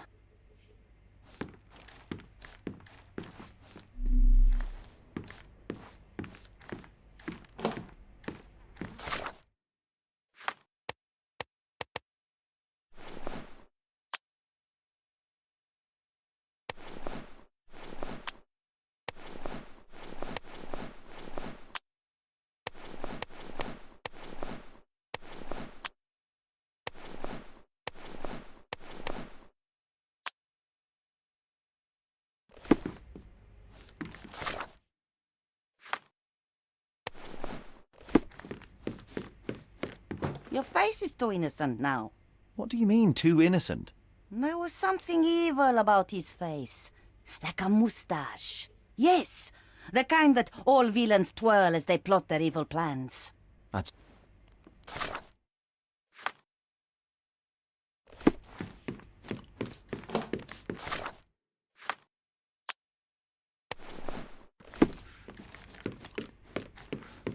No, those clothes are wrong. He was dressed in a very fancy beige suit. All right, I've...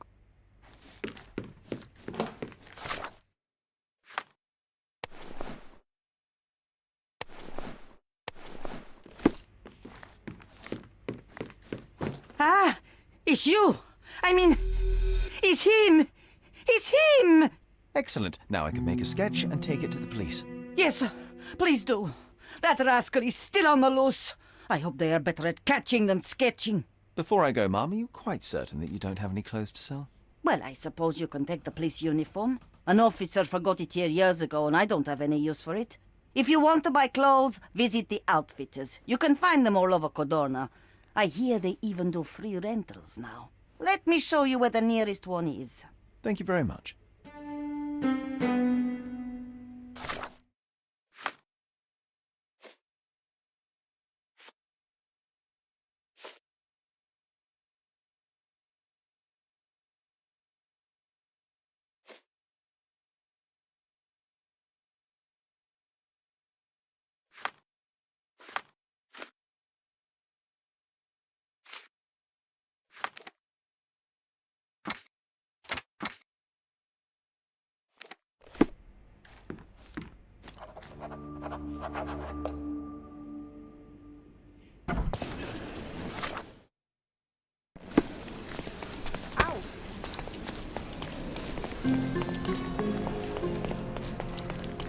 Nice to see you.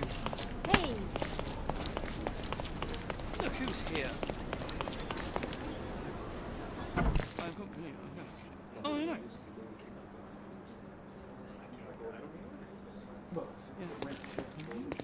Hello again, officer. I've spoken to the tailoress and made a sketch of the thief. It was child's play. No, really?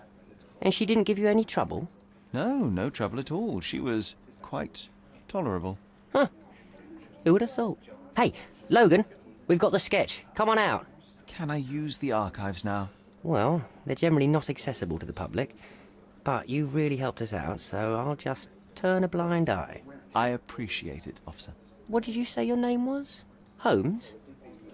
Come and see me after you're done. I may have a proposition for you, Mr. Holmes.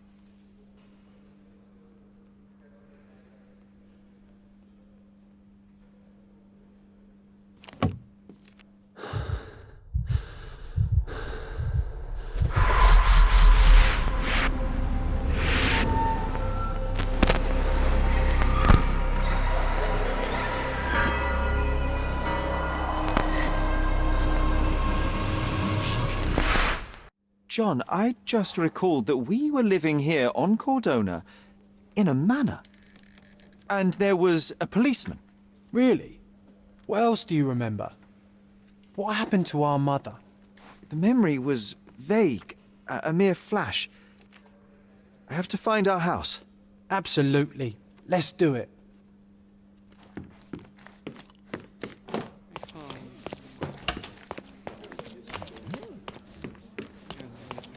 I'm done with the archives for now. Can I help you with anything else? As a matter of fact, you can. The thing is, our chief inspector has vanished, as if we weren't undermanned enough as it is. Wait, what do you mean, vanished? Gone missing on a case. Shady business, but that's besides the point. See that board? Pending cases are posted there for any available officers to investigate. I would take them myself, except that I've been told to work the reception desk, like some clerk. Yes, we're that short-handed. I understand your predicament, but what does any of it have to do with me? I may be available, but I'm certainly not an officer. Oh, don't worry about it. Consider yourself a temporary one-man independent police force. That's a bit of a mouthful. There's just one small, minor, basic formality. You'll need to complete our physical training course. Easy. Well, I'm not one to balk at a spot of exercise. What must I do? That's the spirit. Sergeant Ermy will show you the ropes. Follow me.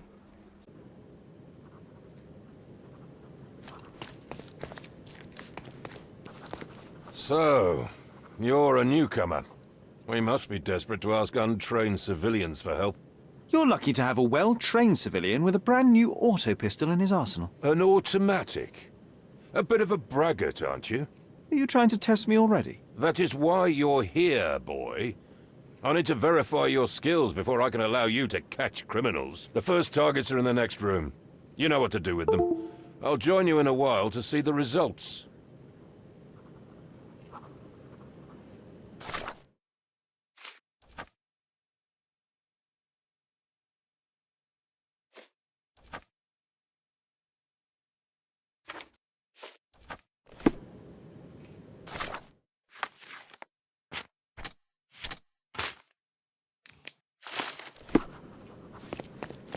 Concentrate, Sherry. You need to hit every target to show the sergeant how we do it.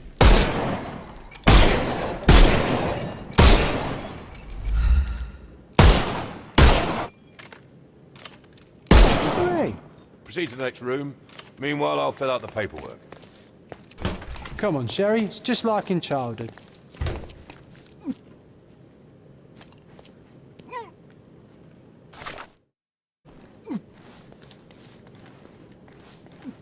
Steady, Sherry. Steady. And go. My favourite mannequins for attack. Let's strike them ninja style. Aim for where you might take the shot. I could do this all day. Don't forget the environment. Please don't, Sherry. We don't have that much time. Let's move on. Our enemies might be stronger than us, but we rely on our wits. Shoot off their armour. Uh-oh, Sherry. Not enough. Hooray! You could have killed the fella. All right, let's move on, Sherry. If you stand here and use your snuff box on them, you can definitely overcome them. It's all calculated. Ah, Sherry, you've guessed that you can't use the powder when he has a helmet. I've been sending you brain signals. Helpful advice, John. I would never have guessed. Good job, new boy. Well, I'm almost finished with the paperwork. Let's talk about your results.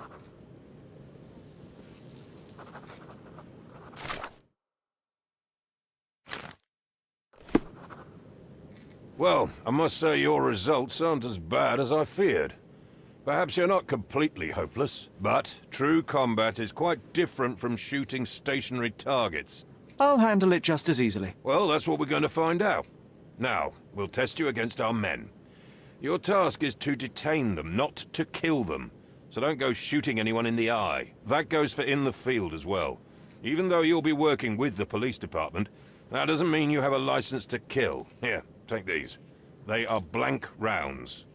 So, are you ready? Always ready. Then let's get cracking. Worried? Not at all. I can hit them all with one shot. Good luck, Sherry, and remember, the surroundings are your playground.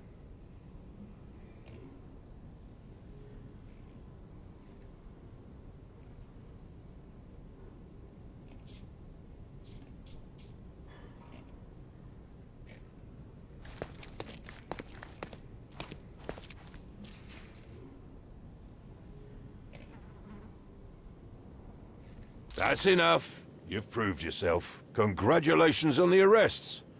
I can't believe you did so well with the close combat. I did tell you that I'm well trained. Well, do the same on the street, and you'll be well rewarded for every arrest you make. Here is your certificate. You are now an authorized crime scene consultant. Well, it's now your duty to make this city a safer place. Cordona won't ever forget it, but at the same time, it will never remember. I'll tell Stark all the necessary details about your successful certification. Congratulations. Now you're a certified crime scene consultant. Congratulations. Thank you, my friend. Now, shall we head for Stonewood Manor? Don't know. You have the whole island to investigate. It's all up to you.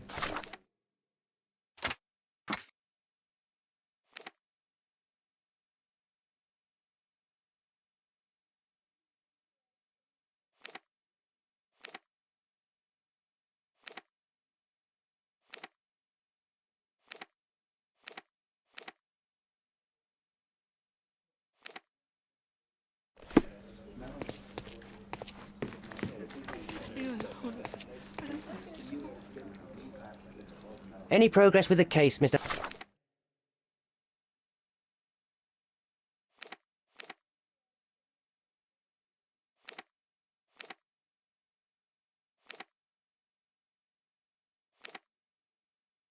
Holmes?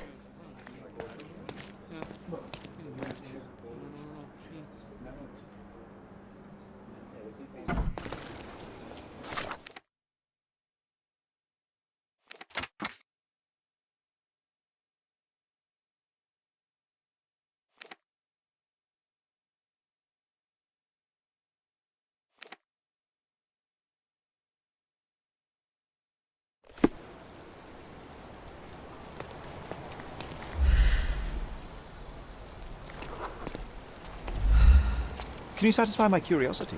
Oh, yes. I can tell you everything, sir.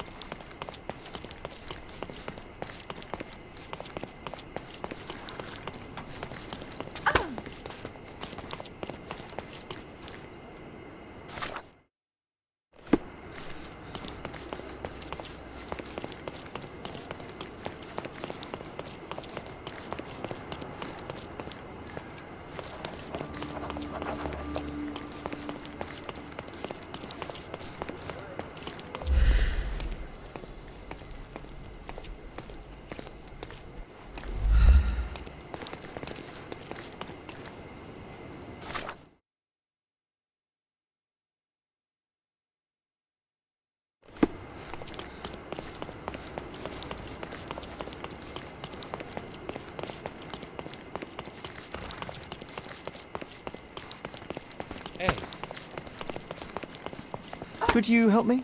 Please, don't get angry, sir. But I know nothing about this, I swear to you.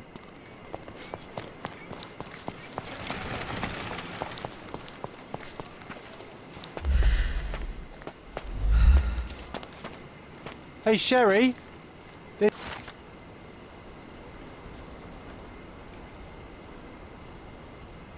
After reading that, I am even less eager to return home than before.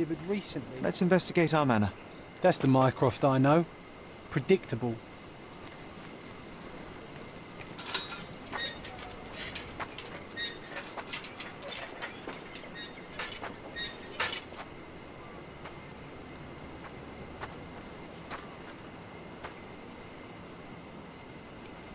There she is. Our old manor. It's smaller than I remember.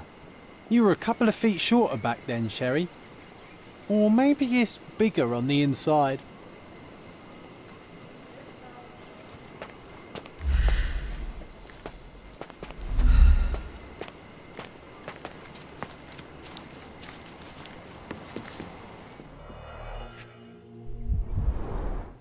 I did not expect these to still be here.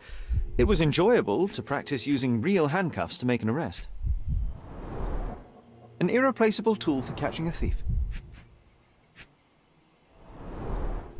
And this must be the reason our suspect was apprehended. Wood and glass. Oh, very precious. Hey, that's Wooden Joe. He was always the best at playing criminals.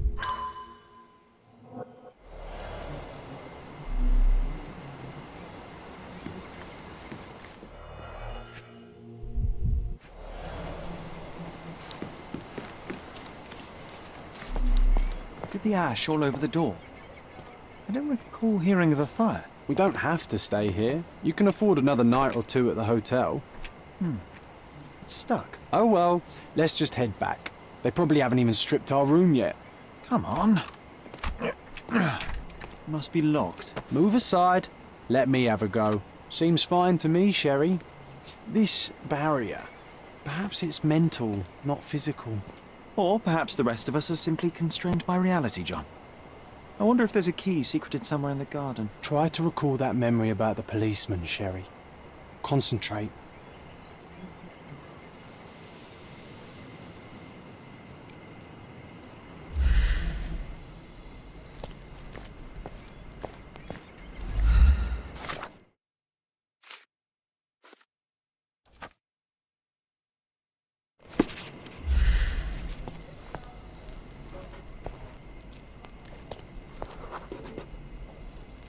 The policeman brought us both home, John. That's why he was here. I'm pretty sure he brought something else with him too. Do you remember what it was? I bet it was our reward. No, we were not so lucky.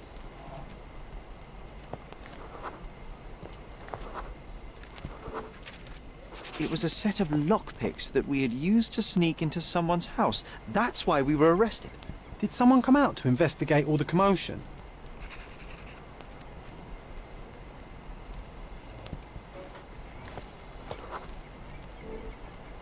It was Mycroft. He smoothed things over and convinced the policeman not to press charges.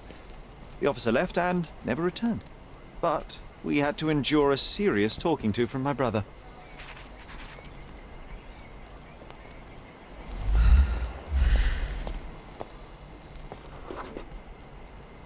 Mycroft wasn't happy about the fact that we were arrested. It felt like he lectured us for hours.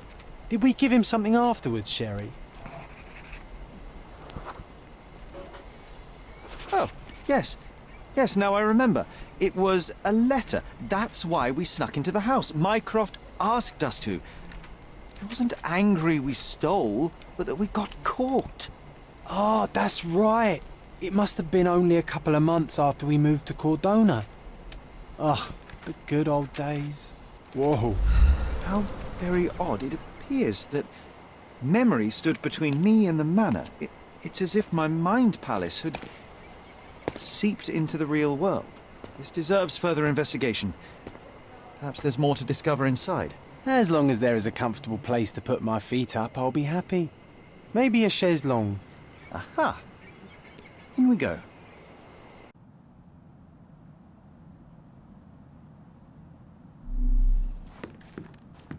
Home sweet home. One of the first Sherry. things I saw when entering this house as a child. And I was wondering why it's so empty in here. There may be a small chance that some of our property could be found among local traders' wares. I remember how angry Mycroft was about these marks. He called it a frivolous, childish endeavour.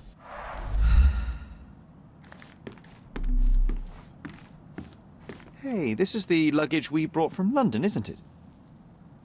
Hey, this is the luggage we brought from London, isn't it? Home sweet home, Sherry. Another one. There must be something important behind it. I can feel it.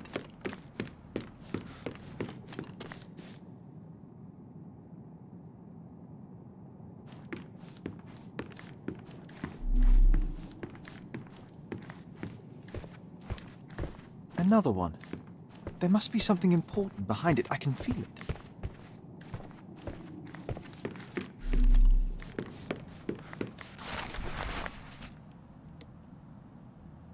Something did happen that day, but no one can tell us the details. How can that be? Agreed. It's rather suspicious.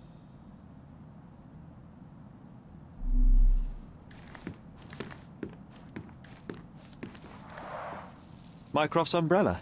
The only outgoing thing in his wardrobe. Another memory incoming, Sherry. Strange. I struggle to recall anything about the day we moved in. The only detail I'm sure of is that it was raining early that morning.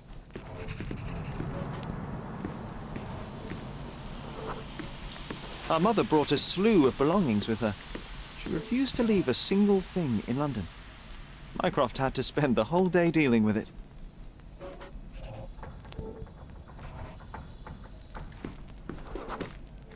There was always a hat on our stand, but I'm sure it did not belong to Mycroft.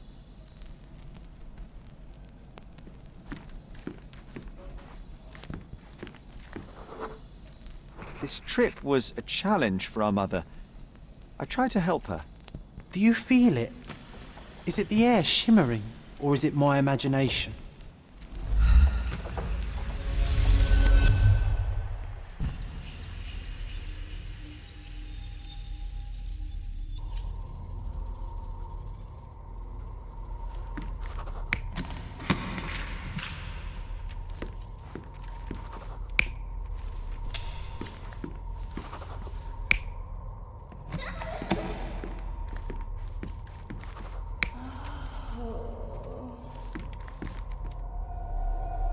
You're not even trying, Sherry. Concentrate.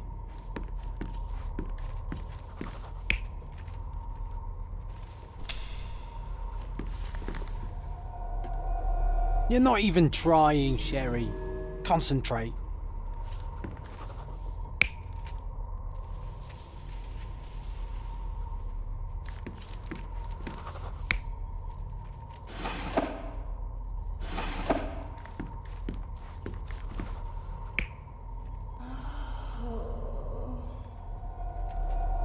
You're not even trying, Sherry.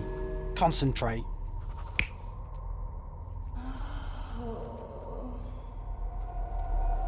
You're not even trying, Sherry. Concentrate.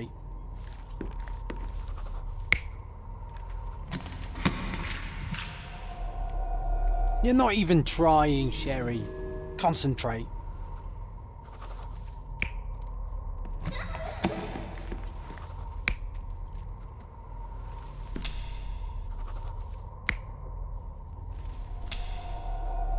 You're not even trying, Sherry.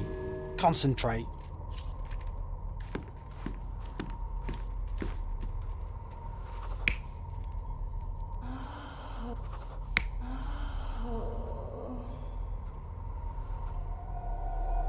You're not even trying, Sherry.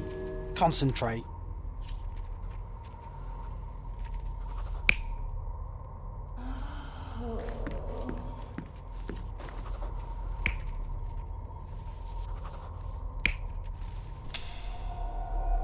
You're not even trying, Sherry. Concentrate.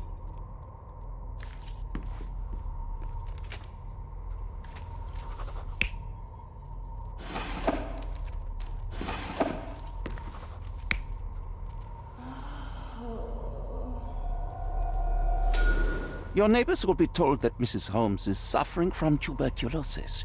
It is common to move closer to the sea in such cases. Thank you, Dr. Richter. No, Sherlock, step away from her. Upstairs, go to your room. Lean on me, Mother. Take your time. Actually, I never heard her coughing. I remember now.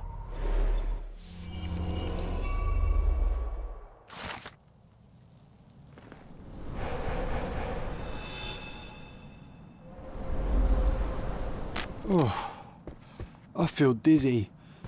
It's stuffy in here, isn't it? John, are you all right? I'll be okay in a minute. How about we find our room in the meantime?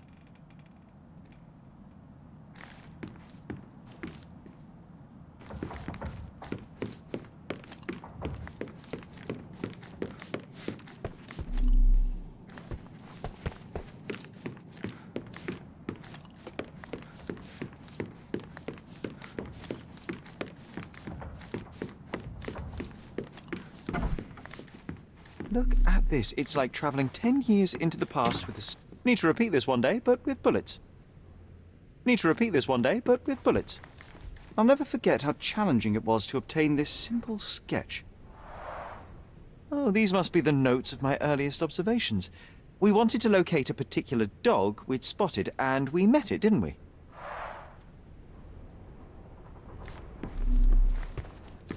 Oh, it reminds me of our neighbour.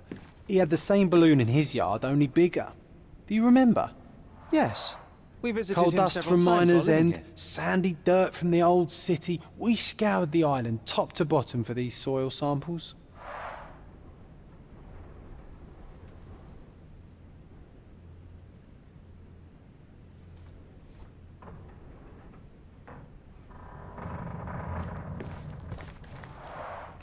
The first chemical laboratory I ever made. I almost miss its elegant simplicity. Look at this, John. Remember how...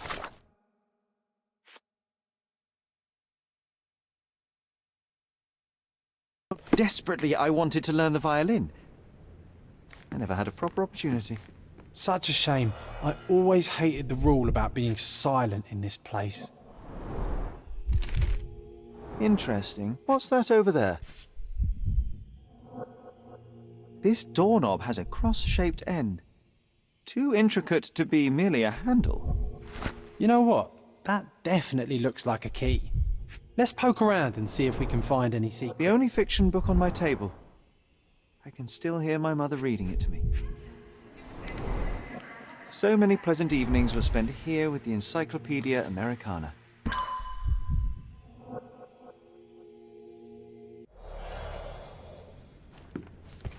A magnificent tool made for a spurious purpose, staring into the sky. I've definitely found a better use for it. You mean for spying on people?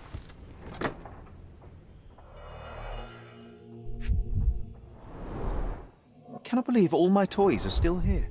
Hey, they were not just yours, they were half mine too. An artifact from Palau carved out of bone and claimed to be 300 years old. My mother proved it was a fake. My very favorite plaything. It was the perfect pirate treasure.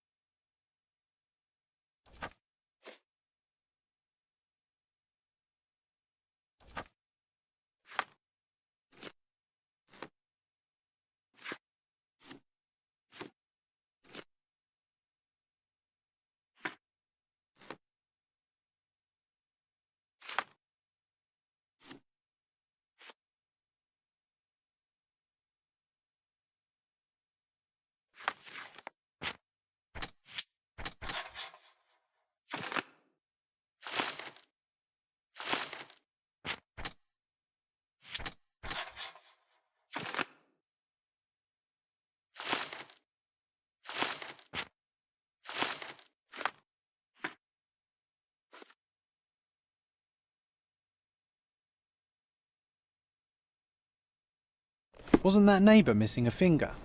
That does sound vaguely familiar. Wasn't his name, Theodore? Theodore Gilden, perhaps? It's the perfect time to investigate.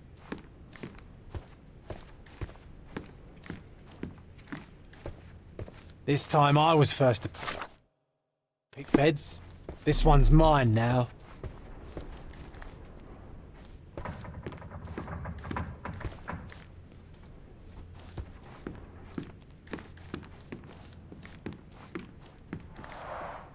Coal dust from Miner's End, sandy dirt from the old city. We scoured the island top to bottom for these soil samples.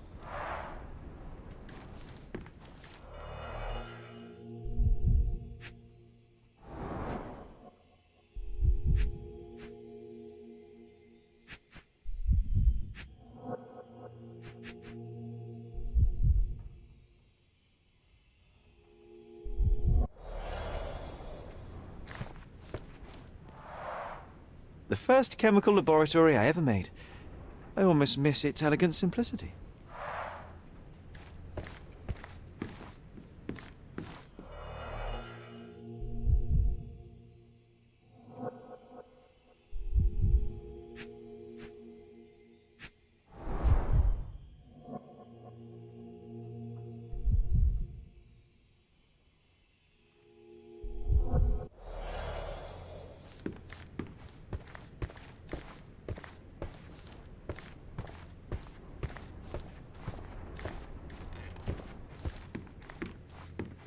Need to repeat this one day, but with bullets.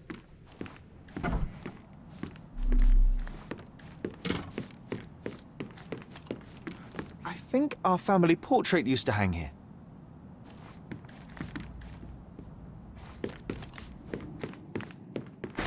Another one.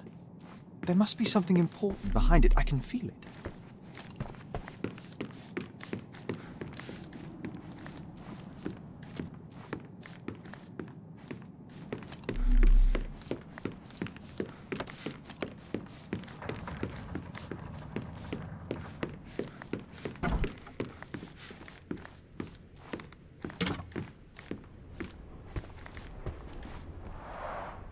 Oh, these must be the notes of my earliest observations.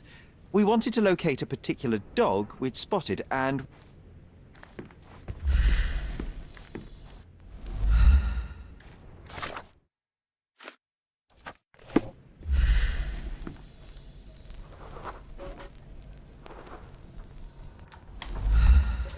Perfect match. My small archive of crime clippings. Maybe I should pick up this habit again.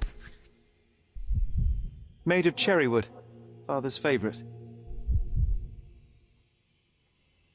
Still has a faint odour of tobacco, one of the few things on this island that smell like home. I knew you'd find it in no time.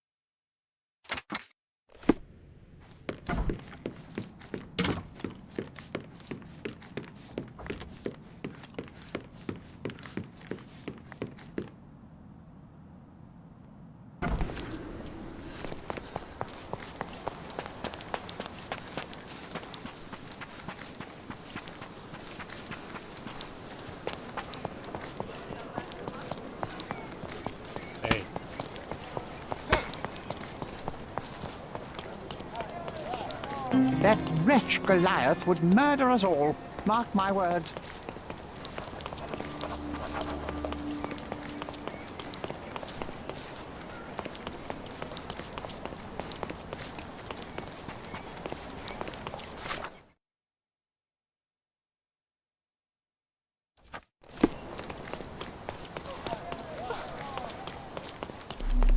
Destruction and trampled ground.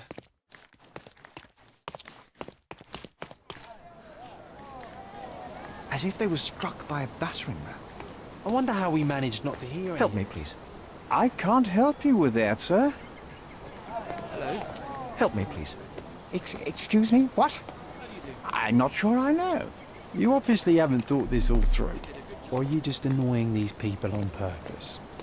It's as if a storm went through here.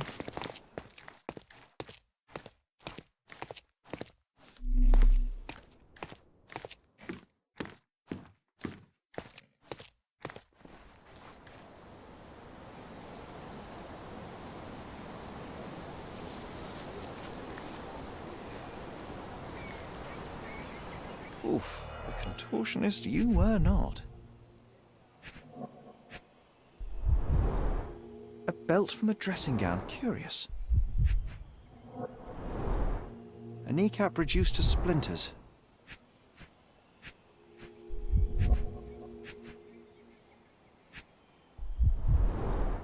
Disjointed vertebrae. Difficult to say if it was a way to start or finish him off.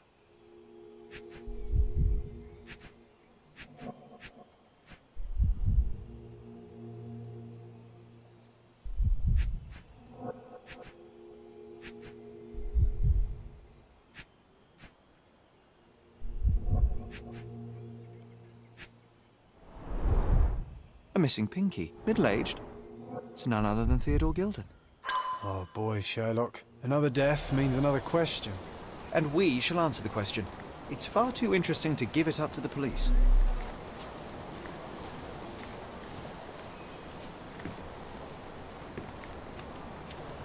An amount of attention that most can only dream of.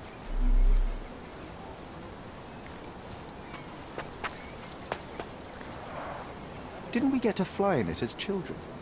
I doubt it could hold my weight today.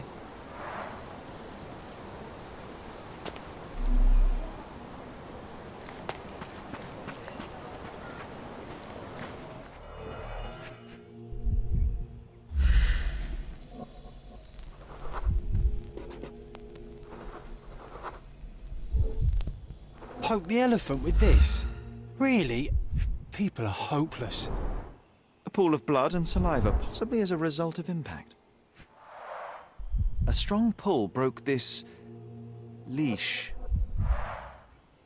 Sherlock, take a picture of the footprint. It's valuable evidence.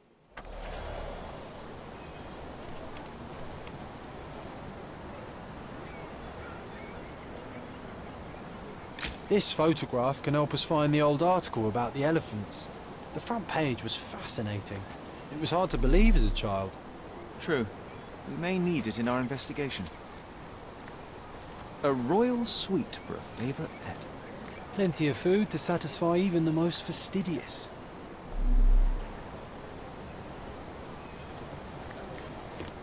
This is quite comfy.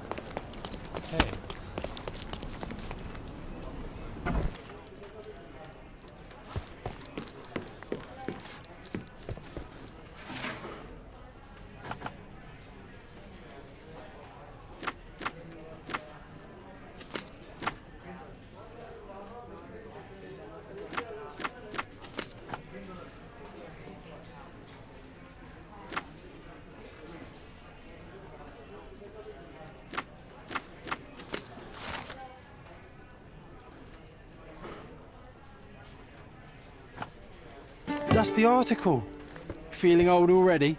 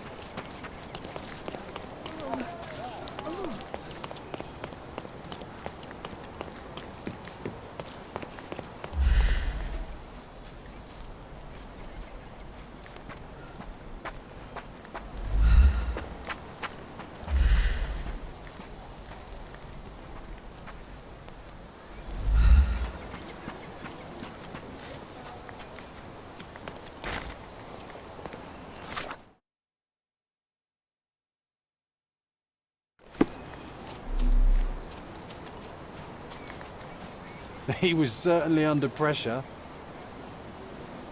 He was certainly under pressure.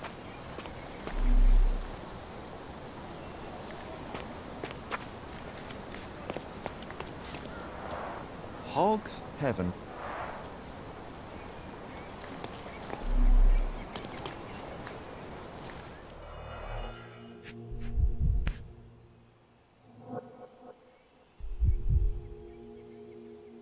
A sailor's knife useful for cutting wet and thick ropes. It's seen a lot of use. The blade is worn from grinding. A coal gas tank, enough to pump up an airship.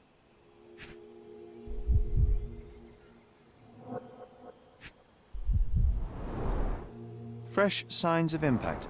A rough landing led to an altercation with this shed.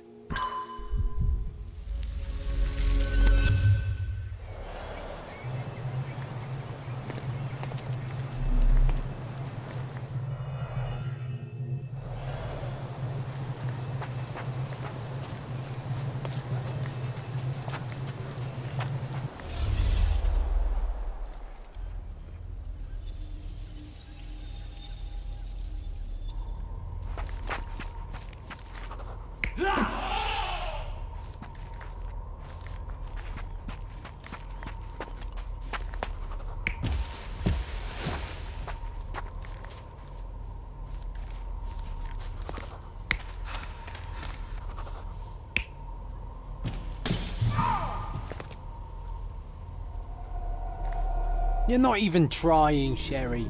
Concentrate.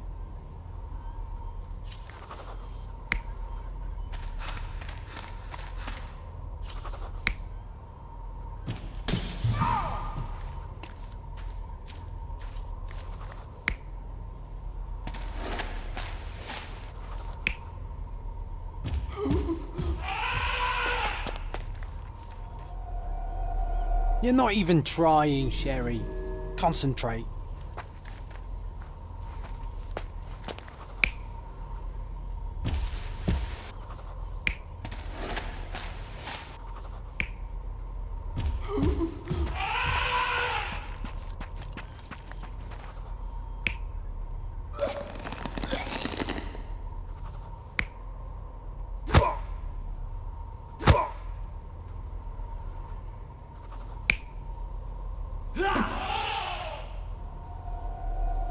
You're not even trying, Sherry.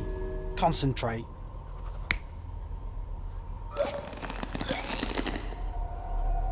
You're not even trying, Sherry.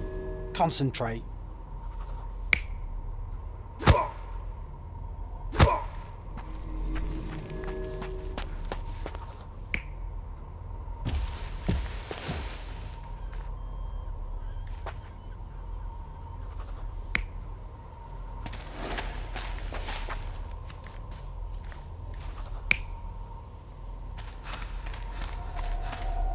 You're not even trying, Sherry.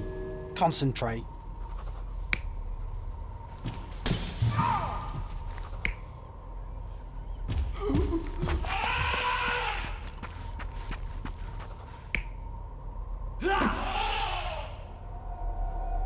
You're not even trying, Sherry.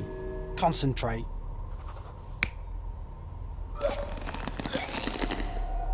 You're not even trying, Sherry. Concentrate.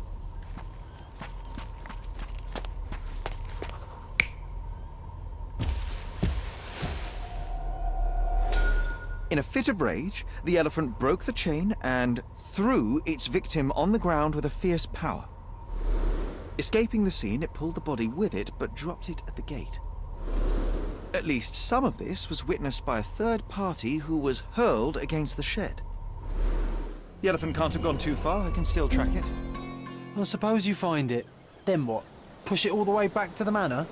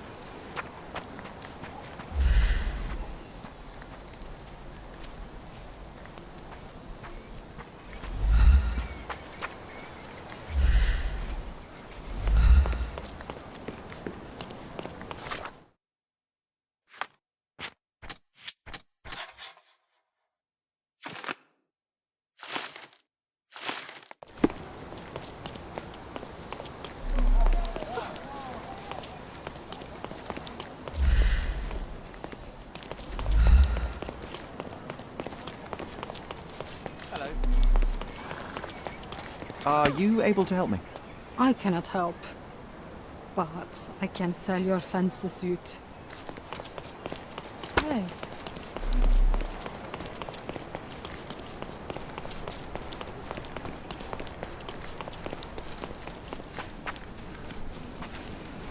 Is this familiar to you? I'm very sorry, sir, but I can't help you. Time to check your who, what and what, Sherry. Who are you asking, about what and dressed as what?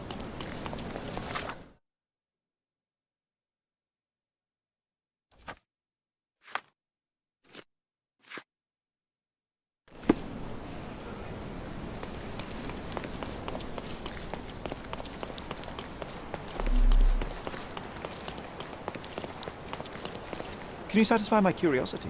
I don't want to talk to you, mister.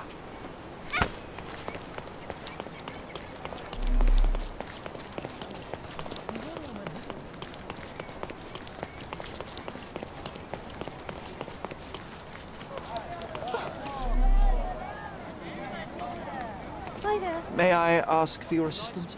I can't help you with that, sir.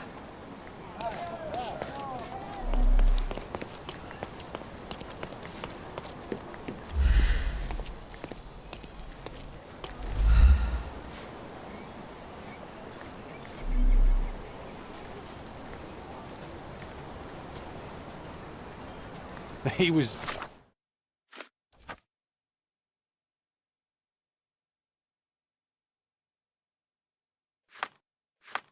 certainly under pressure.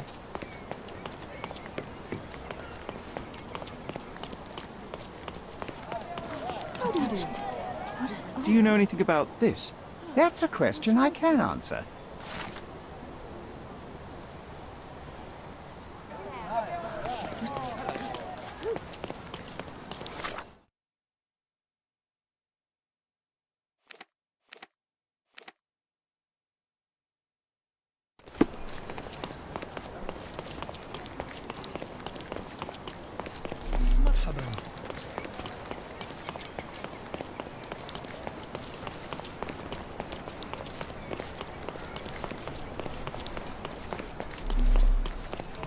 Are you able to help me?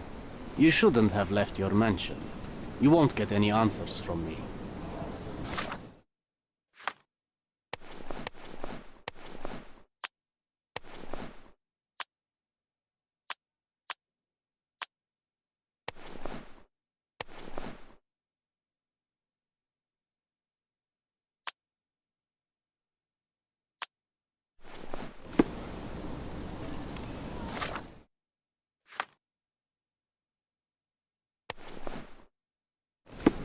Excuse me, just one question. The only thing you policemen do is oppress my people. I won't help.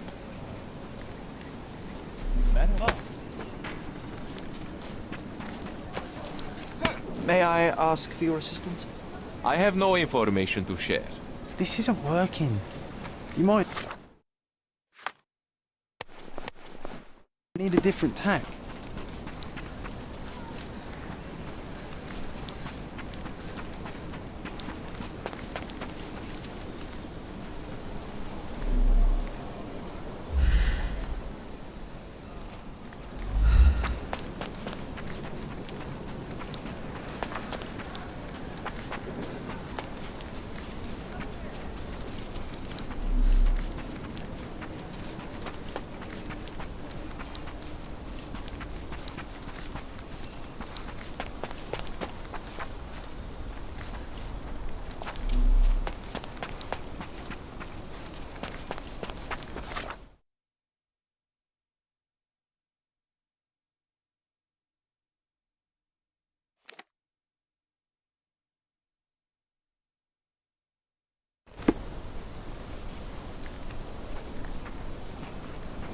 Can I ask you a question? I am a police officer too. Undercover, so just go away.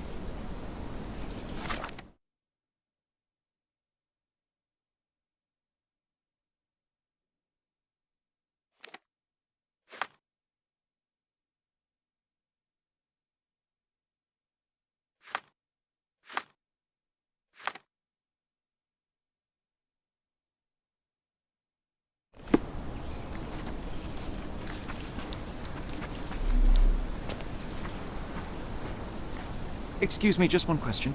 I'm a police officer too. Undercover, so just go away. Can you satisfy my curiosity? And if I won't tell you, you'll lock me up again. Then I'm saying nothing. Time to check your who, what and what, Sherry. May I ask Who you are something? asking about officer, what I and wish I dressed could as help. what?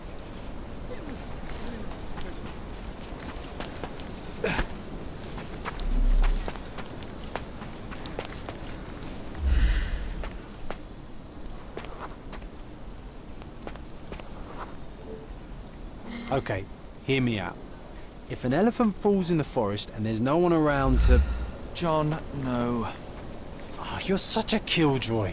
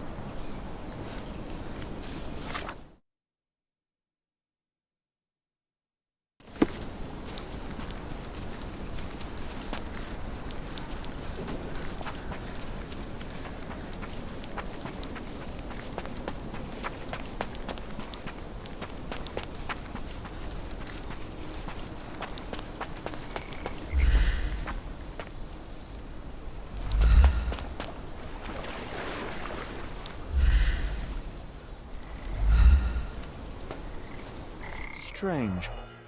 It was hung with care.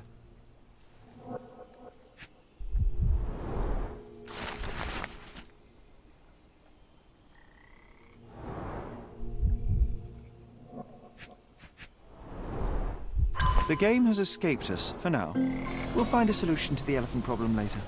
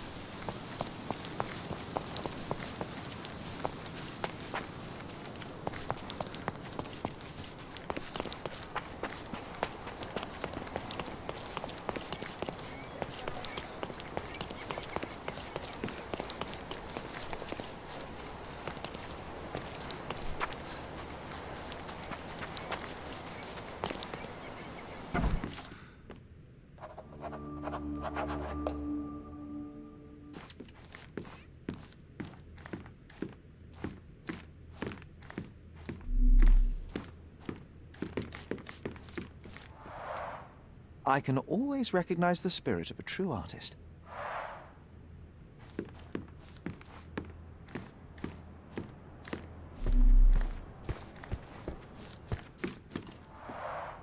This young lady has a childish interest for her age. Gosh, what a mansion.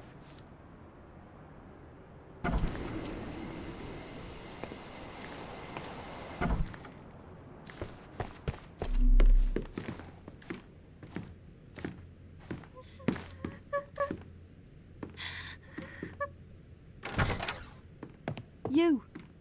Who are you? My name is Sherlock Holmes. Theodore Gilden was... Did you kill him? Did he kill the elephant? It's not in the yard anymore. It escaped into the forest. You can't let it go. What if it returns? I highly doubt that, Miss. Imogen Gilden. Please, I beg of you, find that dreadful beast that killed my father. I suppose we do need to learn what happened. Can you tell me what happened? From the very start. I was here, so I didn't see how it began. My father visits the enclosure every morning to wake up Goliath. Today, I heard the elephant scream. I've never heard such a horrifying sound. My heart stopped. I knew something was wrong. I looked through my window and saw how it lifted my father up by his neck. I rushed downstairs. I saw it dragging my father as if he were a doll. I threw stones at it. It dropped my father's body and charged outside, screaming. Its roar was almost human. I was frightened, so I ran inside and hid here. That is a terrifying experience, Miss Gilden. I'm sorry you had to go through it. Thank you. Goliath must be caught, Mr. Holmes. Well, thank you for the information, Miss Gilden. I did have some questions for your father.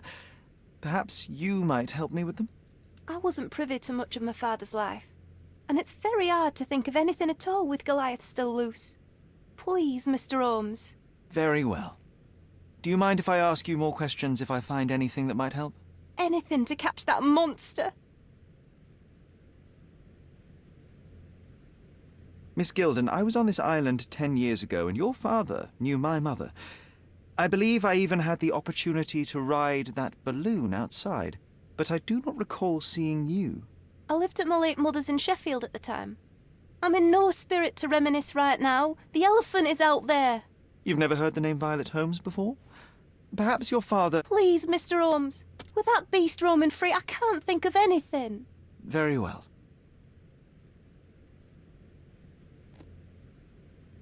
I don't have any thoughts on this. Had Goliath been aggressive before? It's dangerous, but it was never aggressive near my father. My father would do anything for Goliath. All the elephant had to do was clap its ears. You envied him, the elephant, I mean? Our house is called the House of Ivory. I've heard some people refer to me as the Ivory Girl, and my room stinks of the animal, as if it's me who lives in a pen and not Goliath. It's not envy, Mr. Holmes. It's just incredibly difficult to live like this. Did you observe anyone else in the yard? Any of your servants, perhaps? Servants? Do you imagine that we would have any with Goliath? No one wishes to work in this house, even for double pay. I didn't see anyone else. Only my father and that diabolical beast.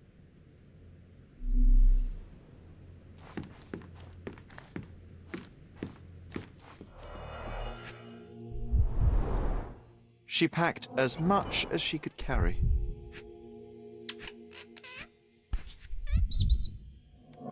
The same dull poses on all romantic photographs.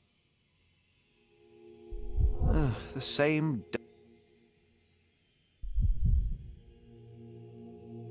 So idyllic. Enjoy your happily ever after before it stales.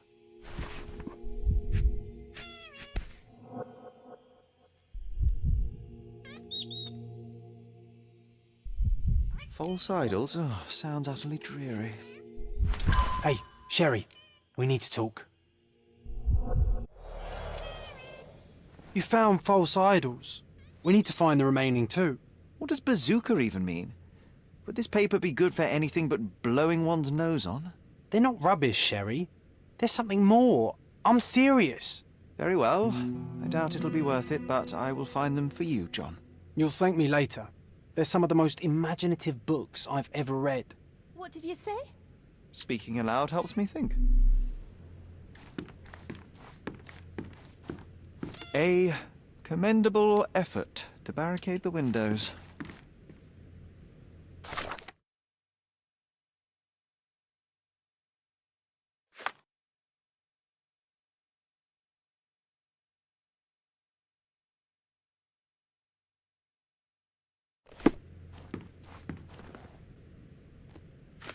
I found this. Who's this young lad next to you, your faithful knight? Paul. He's my pirate. He's Not really a pirate. I'll just call him that. It probably sounds very silly. Your secret is safe in my hands. Does Paul work somewhere? What is his surname? His name is Paul Perks. He and his yacht Whirlpool are the champions of the Salacia Yacht Club. He sails there.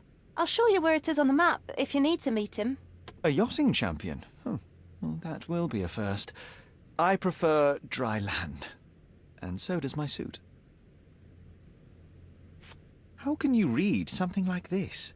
It's hard to swallow, and that's not due to the hard cover. You're hardly serious. Any library without Nabe and Laura is incomplete. If you can read, then these books are an absolute must. Love and adventure. They're about life. Oh, I wasn't aware that exploding pyramids were a part of daily life on Cordona. You haven't seen life, so you might try reading about it at least.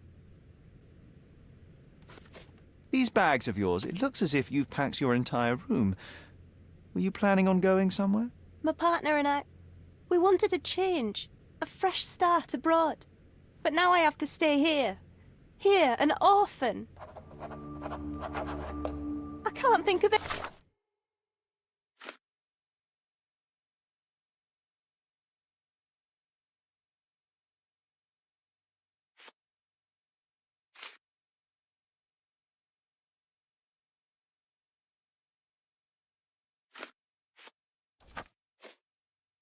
Anything else right now?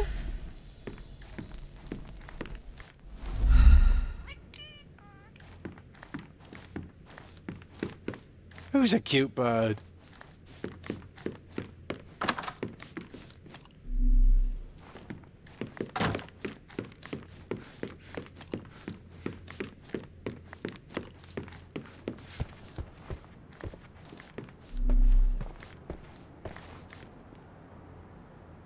Gosh, what a mansion.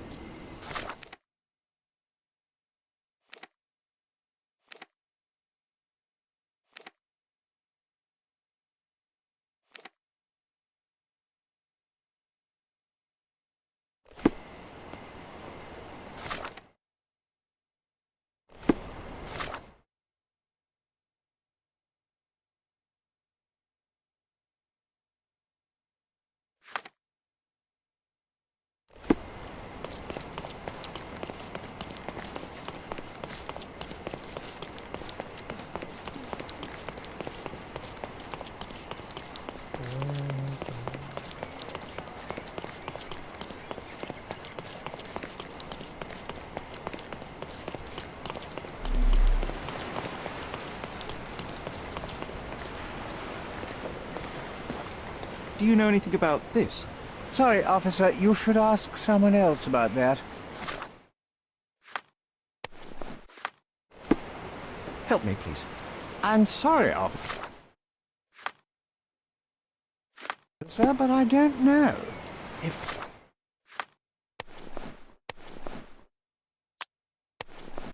someone's looking at May us, I sir. ask you something? You should I know can't what help you're you with doing. that, sir.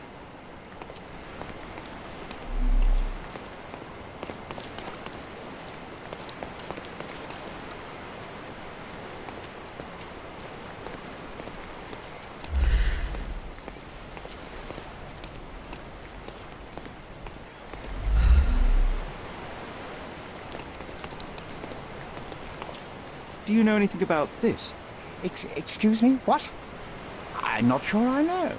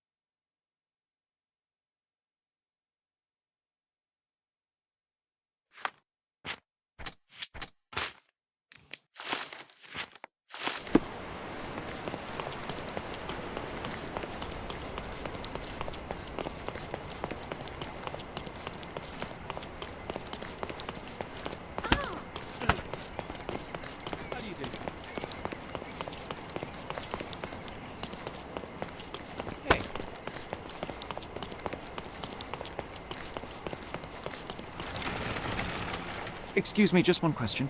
I would help you if I knew, sir.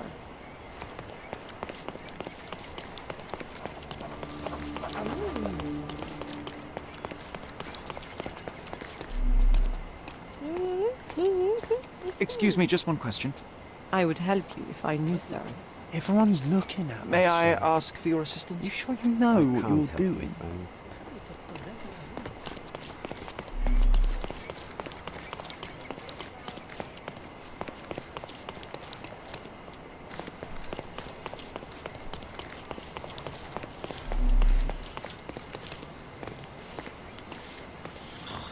Heathens drool over our masterpiece. Unbelievable. Let's see if I can restore the first meeting of Captain Holmes and First Mate John. No. Heathens drool over our masterpiece. Unbelievable. Let's see if I can restore the first meeting of Captain Holmes and First Mate John. No. Do you know anything about this? I can't help you, friend.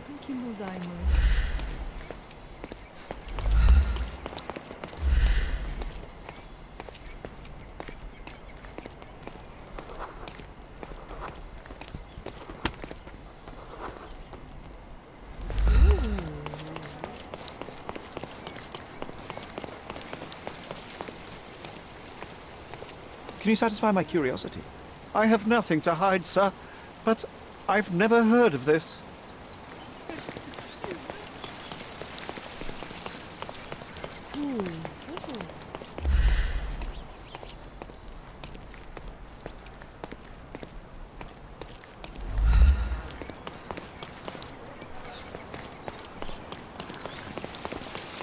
Help me, please. I'm sorry, but I've never heard of that.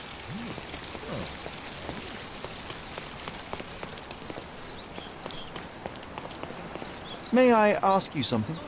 Nothing I can tell you, sir, but others might know more. Everyone's looking at us, Sheriff. You sure you know what you're doing?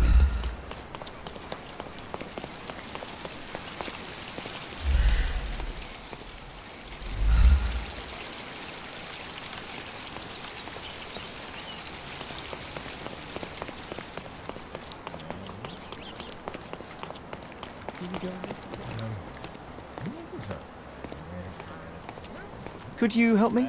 I cannot be of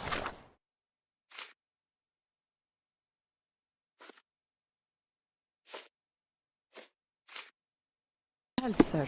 Someone else might know better.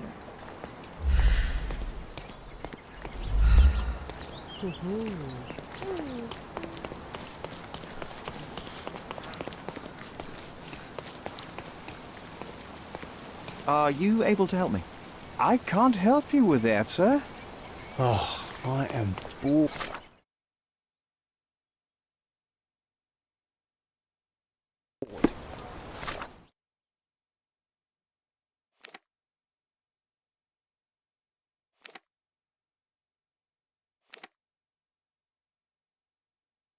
Call me when you find the answer.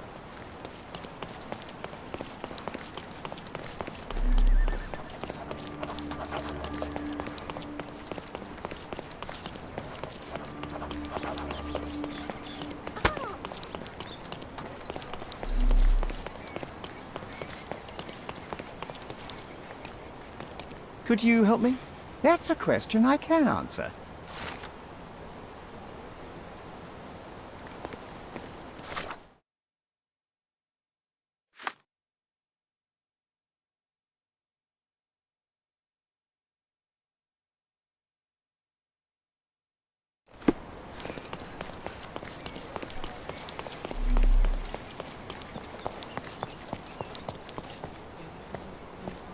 Is this familiar to you?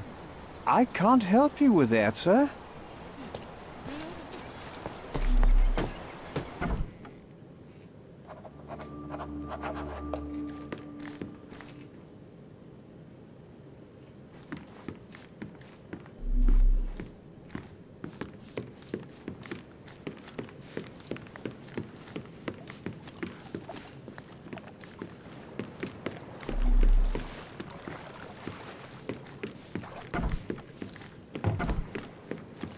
Foghorn to navigate and warn others at sea.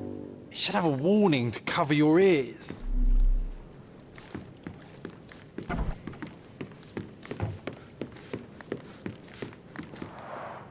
Bloodied bandages. Has someone been hurt?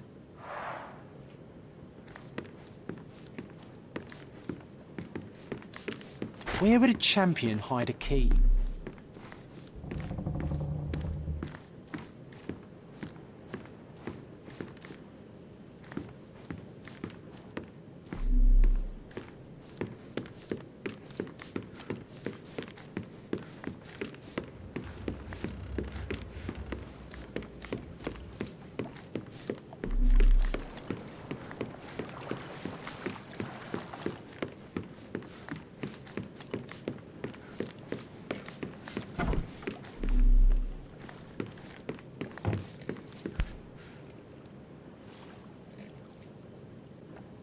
Sails of hatred. I suppose there is something for everyone, including champions.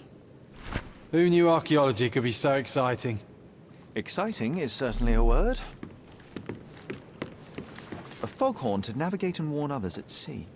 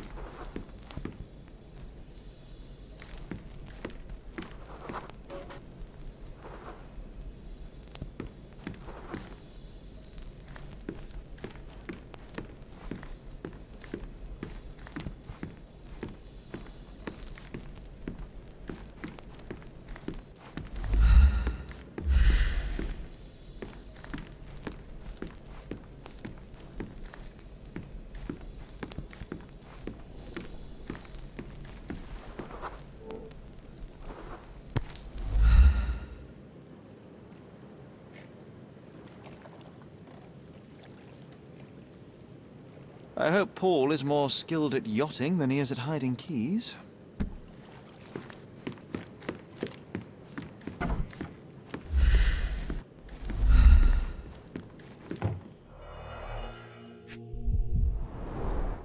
An expensive set of tools for woodwork. An amateur wouldn't know how to use these. A box full of darts. Each has a needle and can be loaded with drugs.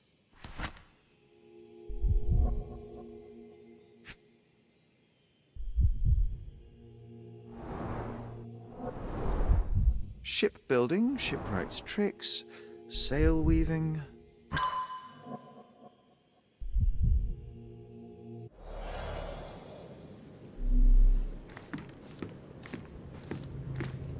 Bloodied bandages.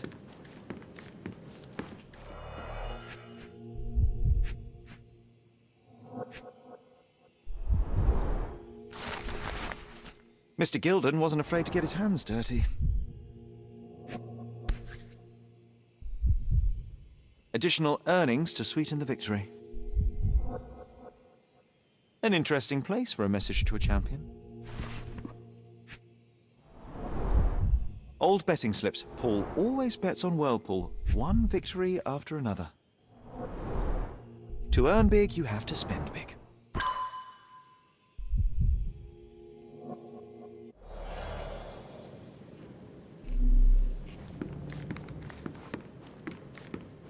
Too ordinary a room for a champion.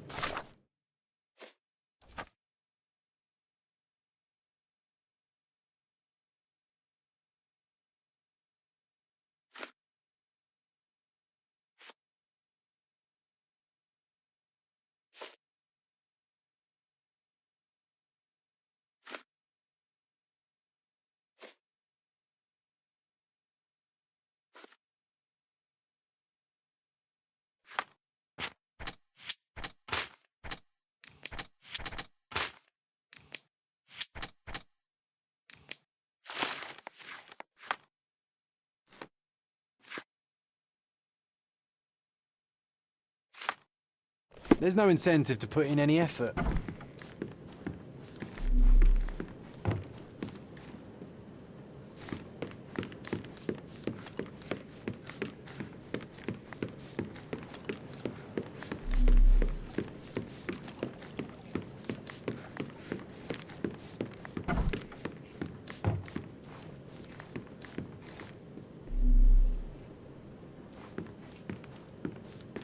Too ordinary a room for a champion. There's no incentive to put in any effort.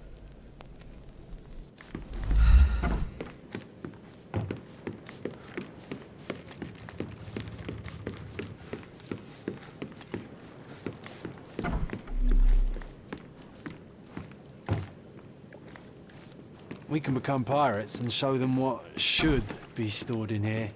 A foghorn to navigate and warn others at sea.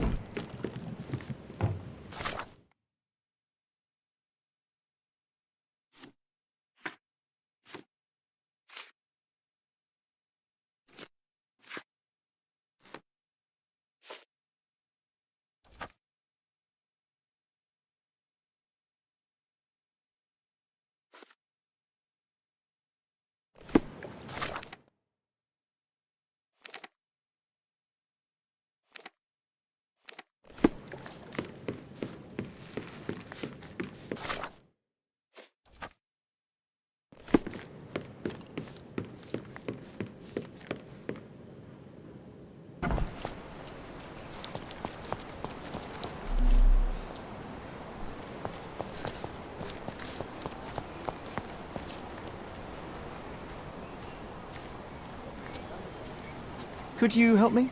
I can't help you with that, sir.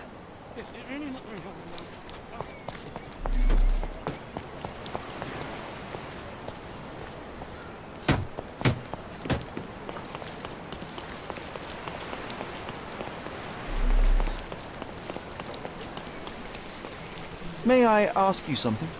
Apologies, sir, but I've never heard of it.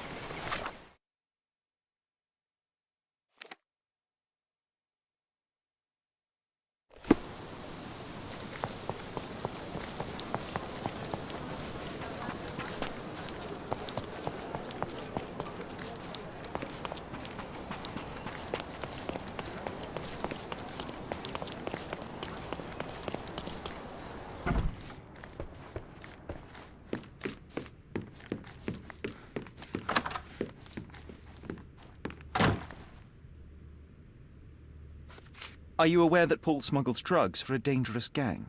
Mr. Holmes, I've already told you. I call him a pirate in play. He's not an actual pirate. He's a champion and a brave gentleman, not a thug. Let us agree to disagree on that.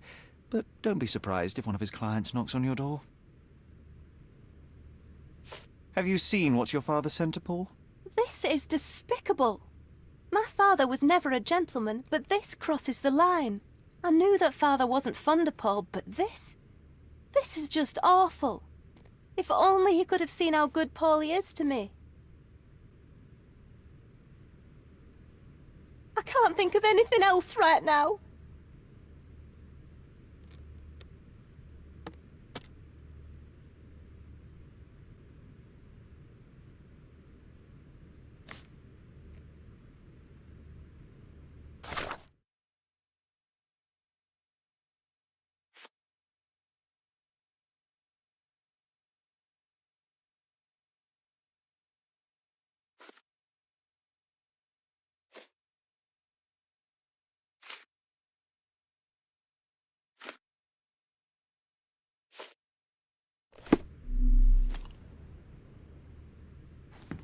I can't think of anything else right now.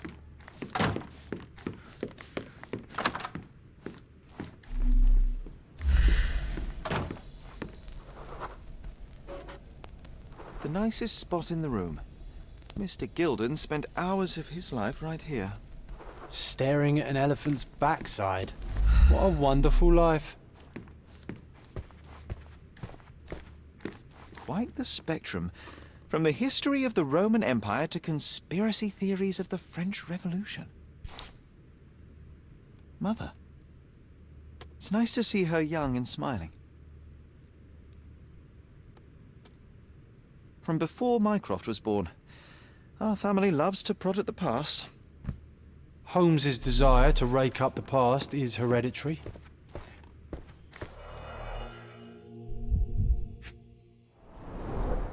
A relatively functional choice to replace the finger.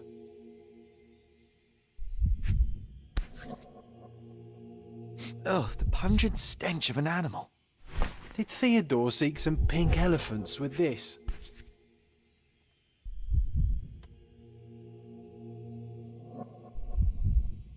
I think Miss Gilden has barely matured.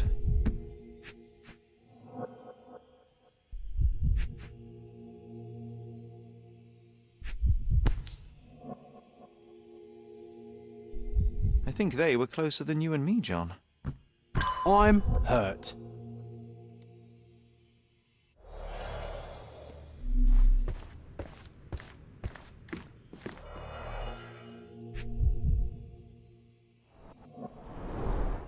What's so special about this place? Another elephant?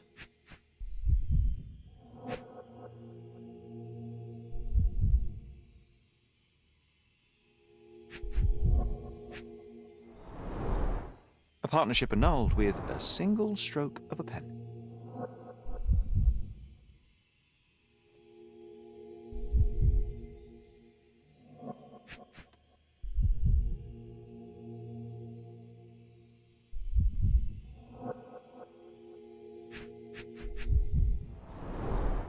A catchy title.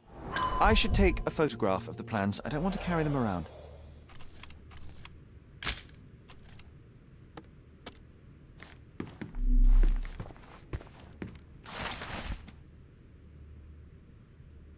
His second child? An apparent son and heir, I'd say.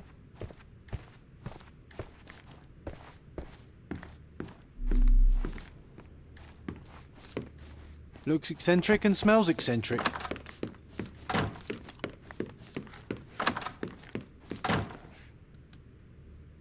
A. Swift, is this name familiar to you? Your father had it removed from this plan. Oh, that's Arthur Swift. I've seen him a couple of times here.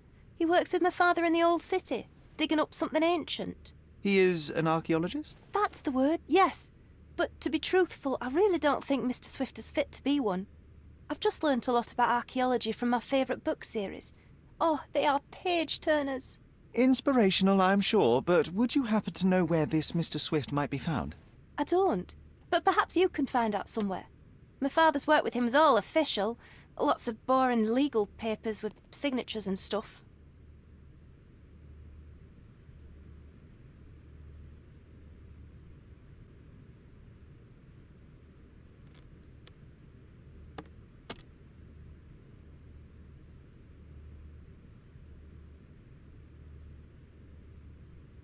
And, which part of the elephant is in here?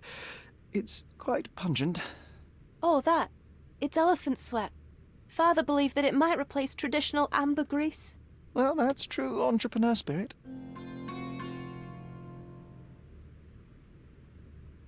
It's chilling to think the monster...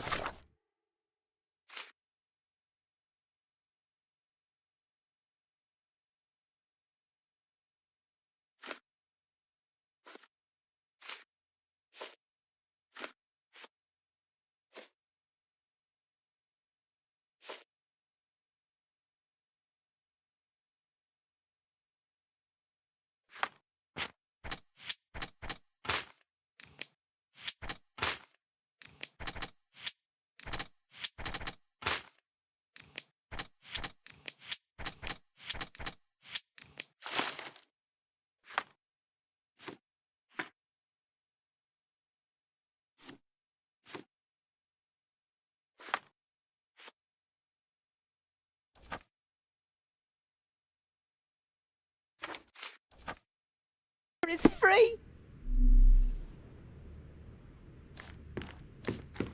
Who's a cute bird?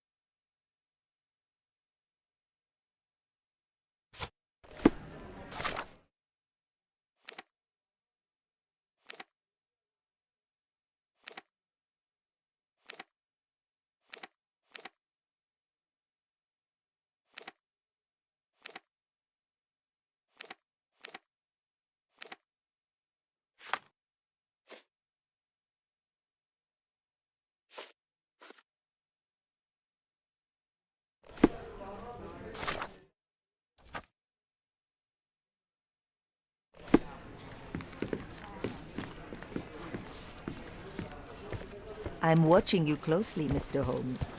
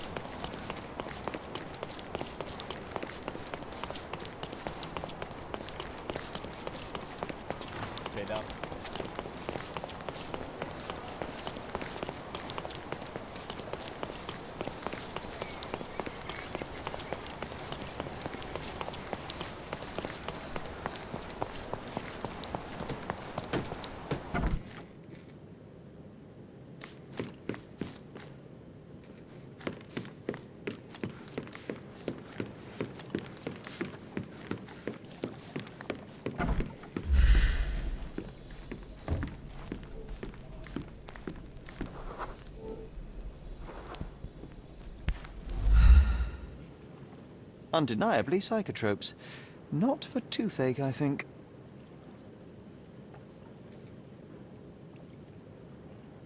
Undeniably psychotropes. Not for toothache, I think.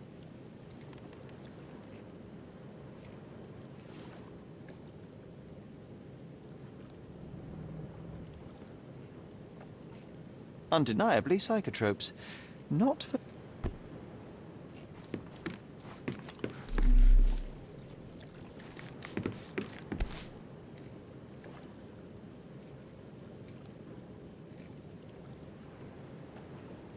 A typical tea tin. I wonder what he has for biscuits.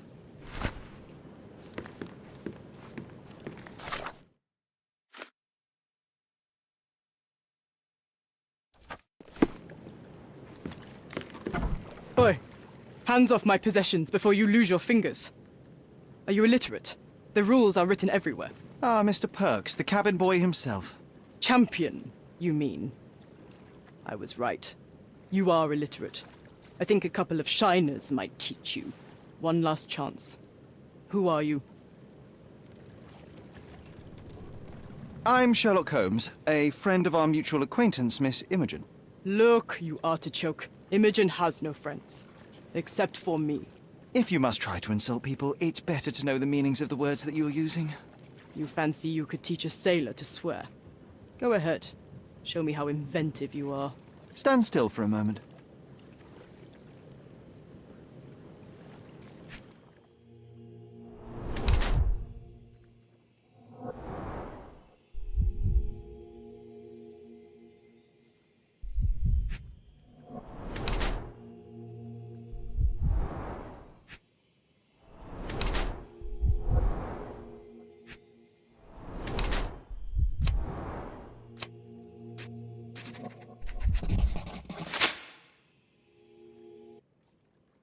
I'm impressed by how well a woman can handle a yacht and endure so many hardships on the open sea.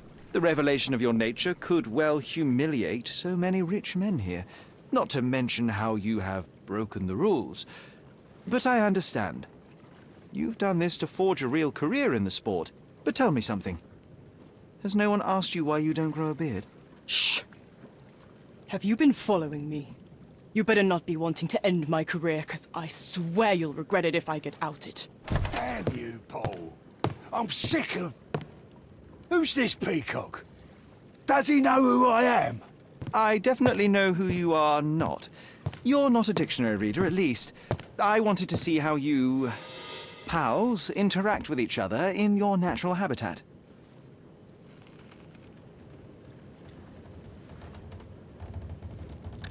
But I'm afraid I have to interfere.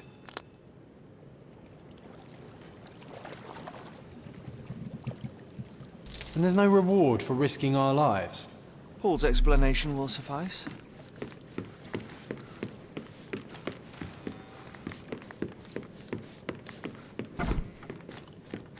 Your fellow mariners have a strange way of showing hospitality. They were not my friends. Are you sure? I would rather risk my neck for someone who's at least honest and thankful. Perhaps then don't enter someone's life and be so judgmental, pretending you're better than they are. Then give me your perspective and allow me to see through your eyes. What were you doing this morning, Miss Perks? Don't call me that. I'm a champion.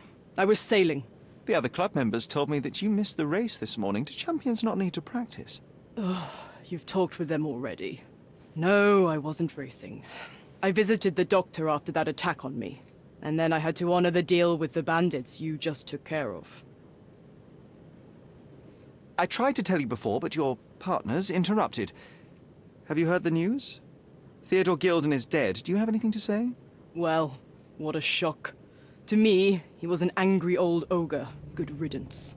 Was it Goliath that killed him? Did it crush him? Break his bones? Come on, tell me. I want all the details. You have an unusual way of showing grief. Imogen wouldn't appreciate that. But yes, the animal could have been involved. It's poetic in a way, isn't it? It takes a beast to kill a monster. I wish I could have been that elephant. This business of yours, you should be more careful. Ruining your life at such a young age is ridiculous. I am careful. Except for you, no one has noticed where I store the smuggled goods. If the police arrive, there's no link to me. It's common storage, not exclusively mine. I don't know what you're suggesting. I don't know what you're suggesting. You smuggle illicit psychotropes on your yacht. Not a delivery for the hospital, I'm sure. Of course not. I've had to cut corners to earn some money. How might a person afford to pay for a yacht in an honest way? I don't know, although I'm smart. The buyers are my customers.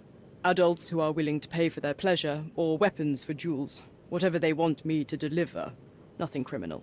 Well, it's your lucky day. I'm not here because of smuggling. Have you tasted this tea yourself? I wouldn't have been a champion if I had used it. It's just a side business that keeps my career afloat. It's quite expensive to compete in yachting. Sometimes I cut corners. Such as fixing whirlpool yourself? Exactly. And sometimes I just have to pay. That's how I earn money. I don't sell slaves or take the last mangear from a poor family. I don't know what this means. Between yachts, darts, and notes from bandits, I've discovered many fascinating facts about you. But this, an installment of Nabe and Laura's adventures. Why did you sully your library with this? It's a gift from Imogen. I didn't buy it. I might have turned a couple of pages, but nothing more. I swear. I will give you the benefit of the doubt, but your literary taste has put you on my blacklist. A. Swift. Are you familiar with this name? The gentleman had business with Mr. Gildon. Likely just another strange and wrinkled fellow like old Gildon was. Perhaps this Swift person has a rhino, and they wanted to see which pet was stronger. In other words, I don't know who he is, but I bet he's crazy like Theodore. I doubt that court owner has ever boasted a battle arena for that size of mammal. You have an interesting imagination. It seems as though Theodore Gildon hung a sword of Damocles over your life and career. Were these only words, or something more serious? Check my forearm. Pulled muscles and bruises. Small cuts. Nothing that you could call serious. I doubt that a man in his late 50s could wrestle you. It wasn't him. He behaved like a rat and hired brutes. His boys tried to lock my hands behind my back, but I was faster and I escaped. Was he so protective of his daughter, or was it your feminine secret that provoked him? My guess is that he was protecting his property. As he saw it, he owned Imogen, and he treated her like a piece of furniture. He didn't want his daughter to be loved by anyone. What's more painful is that Theodore didn't allow me to love his daughter. Typical. I'm not sure that your relationship with Imogen could be described as typical. Are you afraid of a woman in trousers? Now that's typical of men. Look what I found. A box full of darts. Hey, that's mine.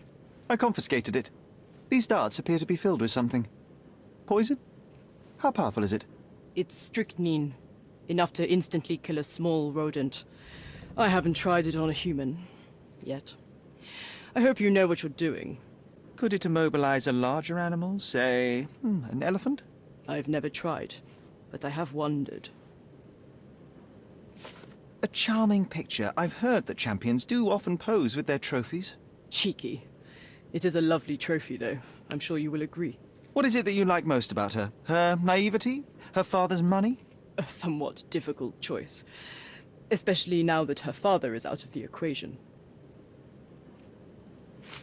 Imogen doesn't strike me as an industrious young lady, so I find it strange that she was busy packing up all her belongings when Mr. Gilden died. That's some favourable wind in your sails, isn't it? Is it so suspicious that a couple might embark on a trip? I wanted to thank her, so we planned to go travelling. A Theodore-free place, without elephants. The timing of it is suspicious, however. Your lady friend becomes an orphan and heir, and there's a planned trip directly afterwards. An improvised romantic dinner will never please a spoilt girl. A planned voyage might. It's not spur of the moment. Does this knife seem familiar? I didn't find it in your competitor's back, to be clear. This knife is as blunt as your humor. It's a bosun's knife, but it's not mine. I wouldn't be so careless as to mislay my tools. What can you tell me about the elephant? He's smarter than some people here, including his owner. Although I feel he could be dangerous, no matter how much he's fed. Why is that? Have you ever seen Goliath attack anyone? Well, not exactly. But I saw it, abusing some poor tree during one of its walks with Theodore. The expression on that old ninny's face was priceless. But it wasn't funny to look at. Believe me, it was frightening. Just be quick.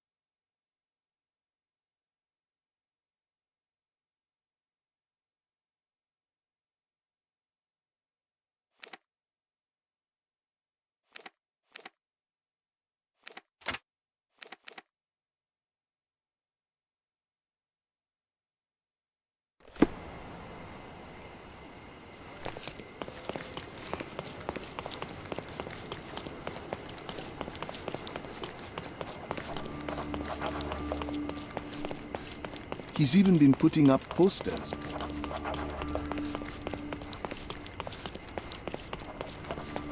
Refresh your interior. Pick what you like. My goods will brighten up your house.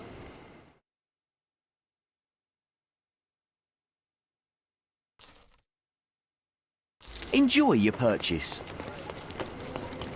May I ask for your assistance? Can't say I know. He's even been putting...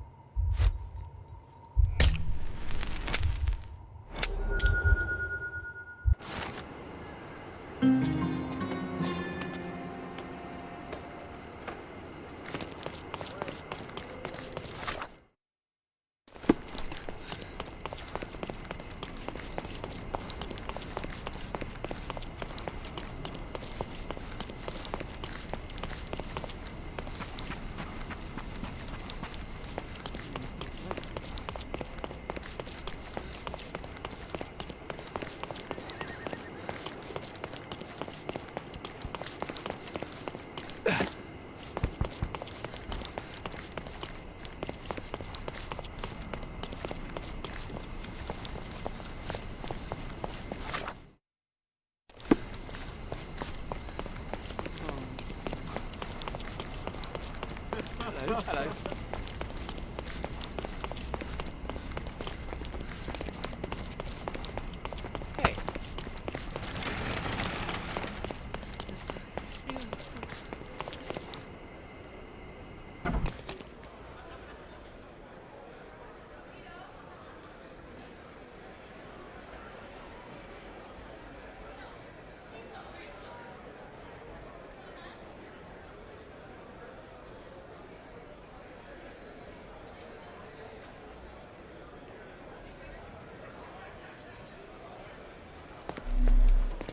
Are you lost, sir? Not at all. I'm right where I need to be. I'm Sherlock Holmes, by the way. Ursula Oni, the chief archivist. How can I help you exactly? I need to take a look at the history of Cordona and its islanders to retrieve some, hopefully, useful information. Your brother Mycroft told me that you were direct, and now that we've met, I can see that is true. Someone in our family has to balance the evasive nature of my brother. Well, may I use the city archives? You may, of course, but in return, perhaps dinner? That's a high price to pay for looking at your archives. I was teasing you. Pay no attention to me.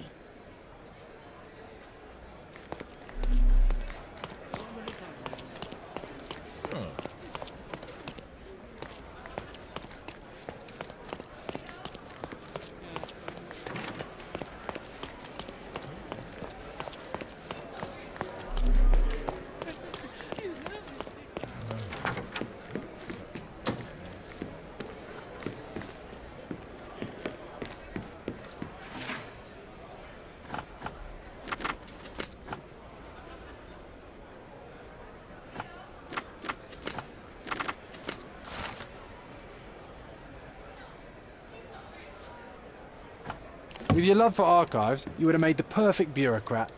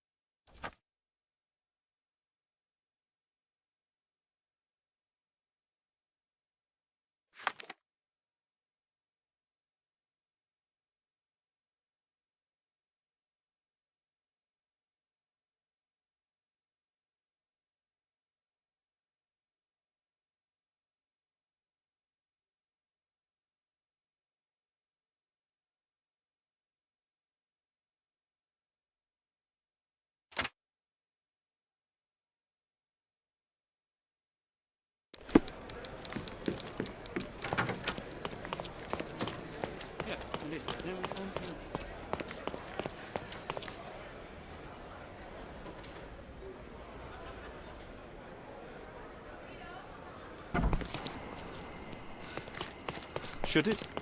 Concentrate, Sherry. Guests of Cordona, the treasures await you.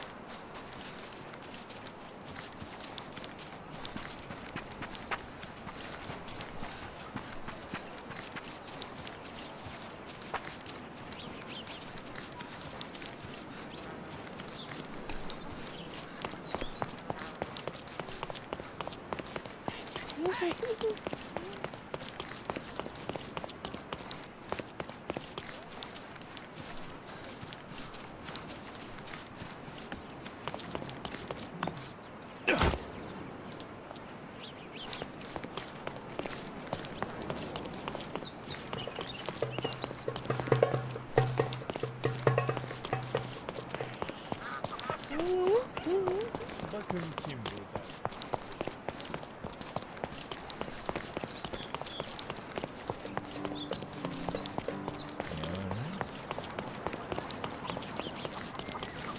Seni görmek güzel.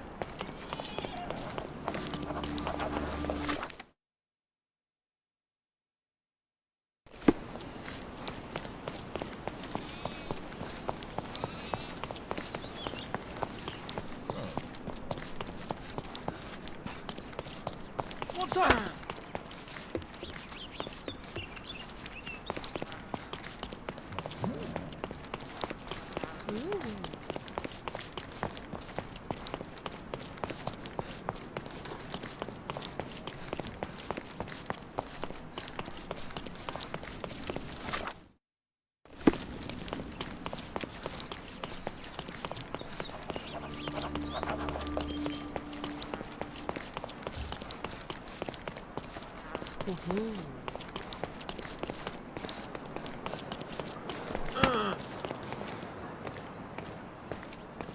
Excuse me, just one question.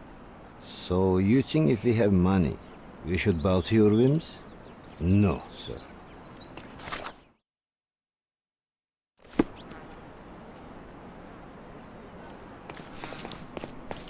From day to night, I don't stand.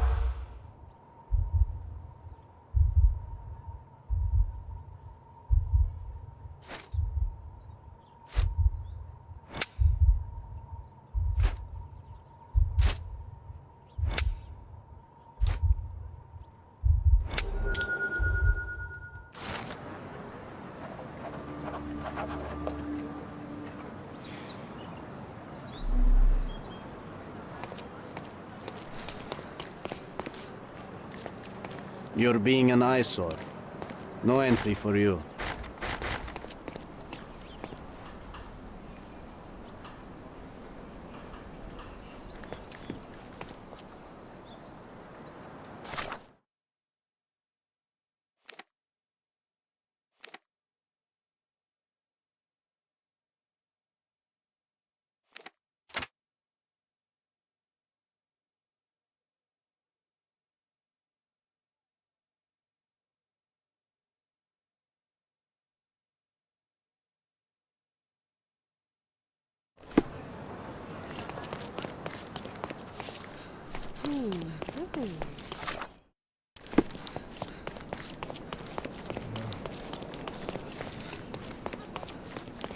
Don't pass by. Welcome, welcome.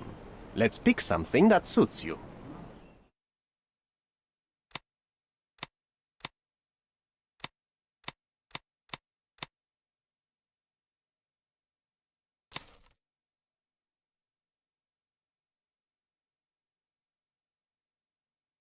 A good choice. A good choice indeed.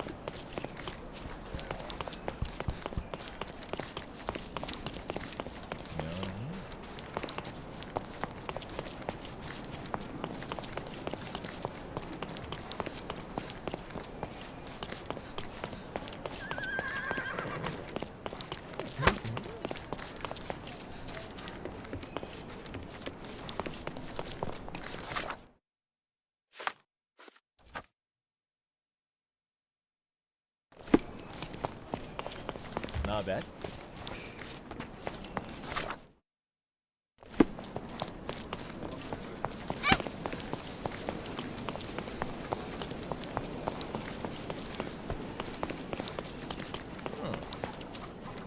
Merhaba.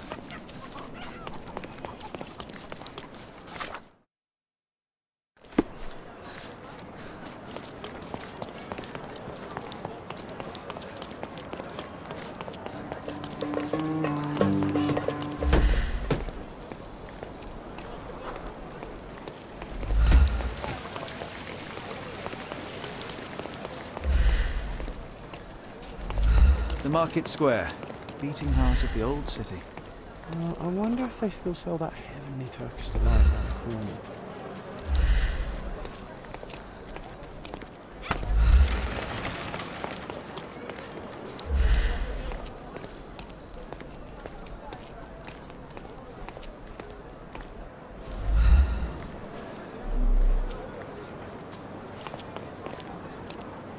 kind sir, might I steal your attention? I'm not buying. Ah, that is the thing. You won't waste a single mangir. I am a digger, you see, and I have heard of a dig site so deep it clogs your ears. I want to be there. Why are you telling me this? I have heard of a man recruiting for such a dig. A man with a scar, such as the one that you're hiding. And your boots are dirty with the deep clay I am so familiar with. Oh, I hope it wasn't too rude of me to point that out. You have a good eye. And you just want to dig? Dig deep and that's it? What's the catch? Are you in desperate need of money? Oh, there is no catch, sir. I won't even ask for advance pay. Just give me a shovel and I'll dig a hole like you've never seen. Huh. Is that so? Well, I have to ask you an important question first. Would you be fine working for Brits? I am all for them. Well, you say that, but can you prove it?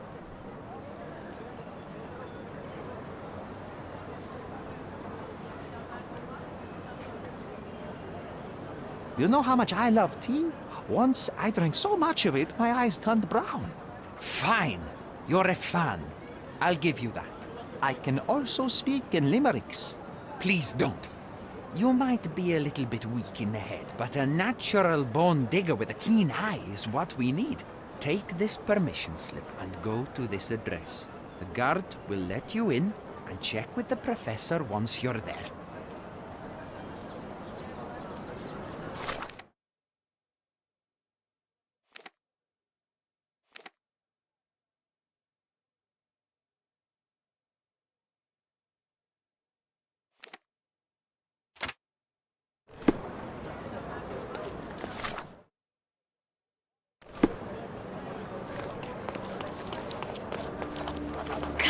Come! Decorate your house in Oriental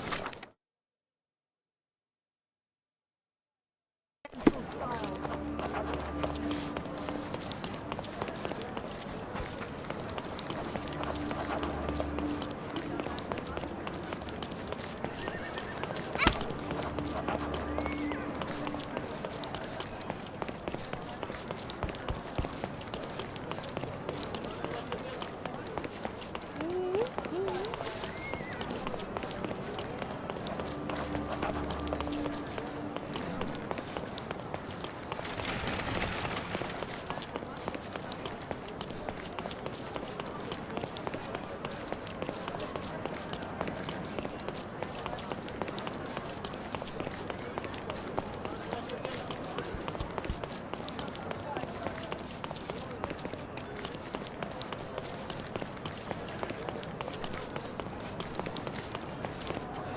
Salty breeze, old ruins, dusty roads.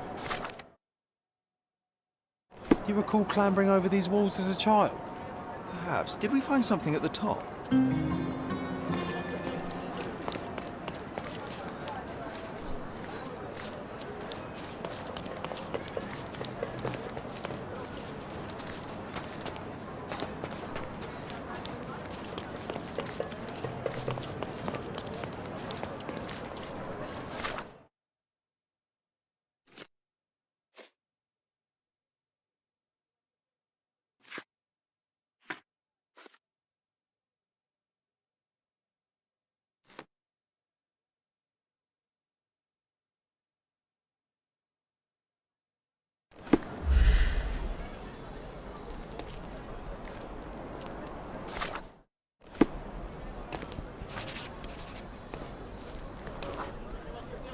Ah, it was an old skull.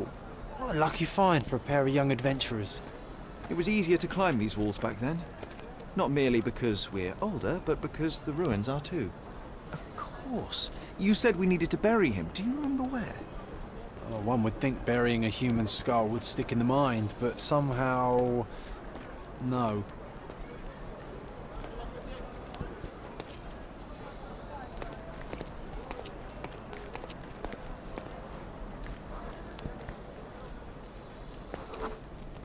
An old man was standing here as we passed. Oh yes, I remember his face as we flew by with a skull in our hands. He looked as shocked as our grisly companion.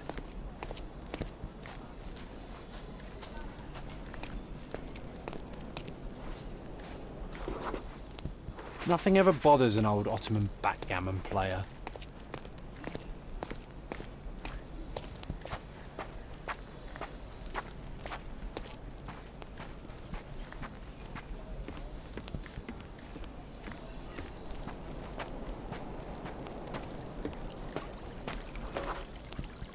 This wasn't the right place for a funeral.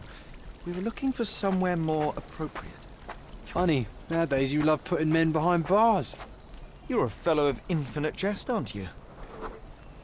The water level was higher back then. I remember swimming through this mire while trying not to breathe in the horrible odour.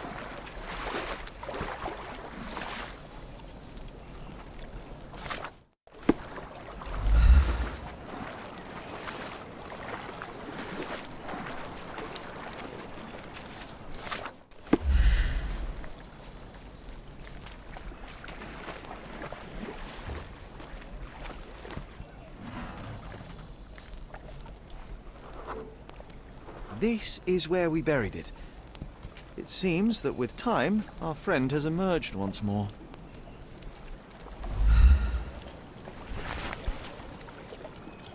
The skull is ancient. Its likeliest owner was one of the Knights Hospitaller who died during the siege of the fortress. I remember now, you said this skull was my father's. A child's imagination is a powerful tool. You needed this. A burial process of your own. A ritual, so you could begin to grieve. Here hung those lips that I have kissed, I know not how oft. I felt so alone back then, John. Uncertain. Abandoned by my father. I know. The skull wasn't his, though it may as well have been. In the earth, all of us look alike. But putting this man to rest, it did help. I'm glad, Sherry. I find myself rather tempted to keep it. If not for sentimental value, then it's archaeological merit.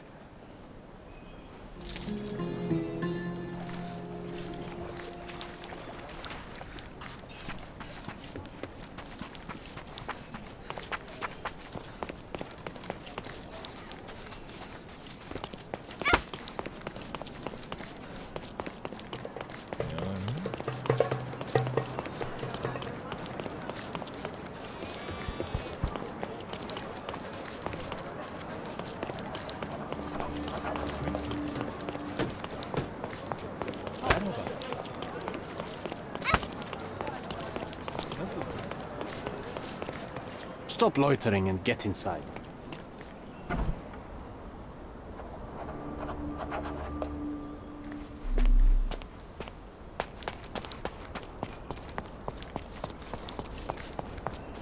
Newcomer, talk to the professor first. He's the old fellow with the glasses and the plans.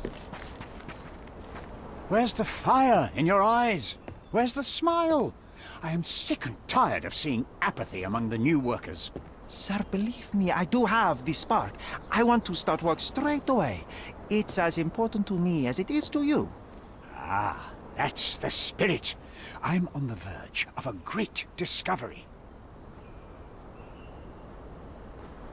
I am ready to work. Splendid. Do you know what I am working on? Archaeological treasure. You're hoping to find something priceless, something that will change our history. Bravo, young man. I couldn't have said it better myself. It's true. We're looking for Vitus Lemonius's tomb. I'll help you. That is my goal as a worker. Good. Listen to me carefully, then. I hate repeating myself. I am Professor Swift. We have 3 rules here. Don't touch anything. Always return the tools, and don't distract me unless you find something. Sounds simple enough. Are you the only one in charge here, Mr. Swift? Yes, I am the only one, and no one else. You hear anything other than that, it's a lie. People of your kind can have difficulty understanding who's in charge.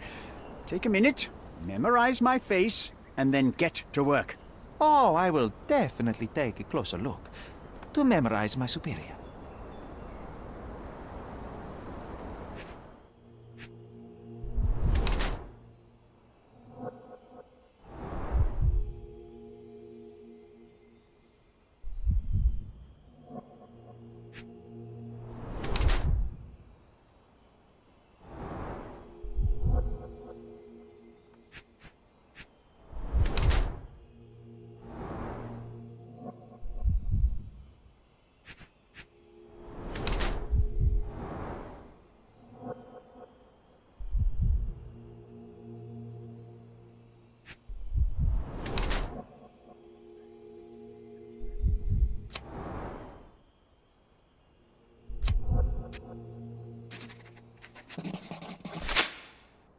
I wish I could be as passionate about something as you are, Mr. Swift. You value knowledge and dedication over everything else. It's a long road, young man. A sharp eye and attention to detail are the only stepping stones along this path. You have to sacrifice everything you love for the larger prize. Exactly. So much in life is superficial. I wish more people would understand. I never heard a truer word, lad. Folk will ignore what truly matters in life, and for what? Convenience. Bold words indeed. I doubt that many scientists would be willing to support their bragging with fieldwork. The academic world is full of restrictions. Our honorable professors are too afraid to dirty their hands. God forbid if they have a stain on their shirt. You can follow in my footsteps. You can start learning by returning to work. Show me what you can find.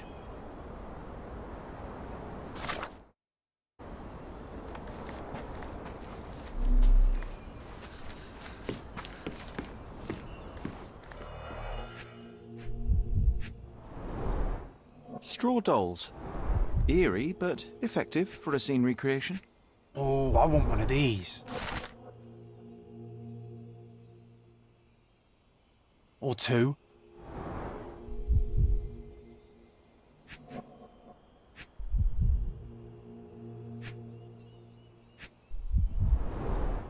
Oilcloth. Won't fade and waterproof. Enough here to make tent sails and more.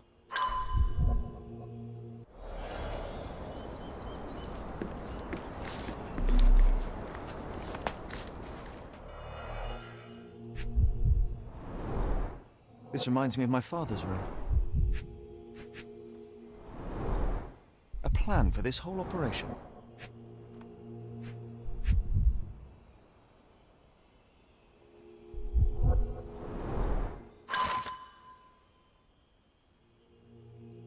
This might prove useful.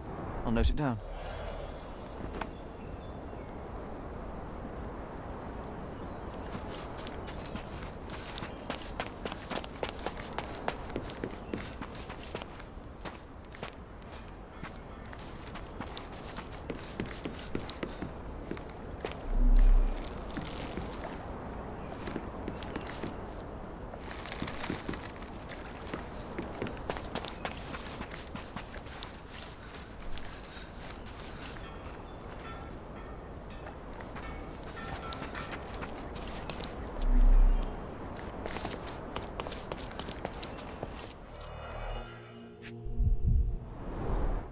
A goddess? A mother? Someone's wife? A sickle for harvesting. The ancient Romans honored the seasons.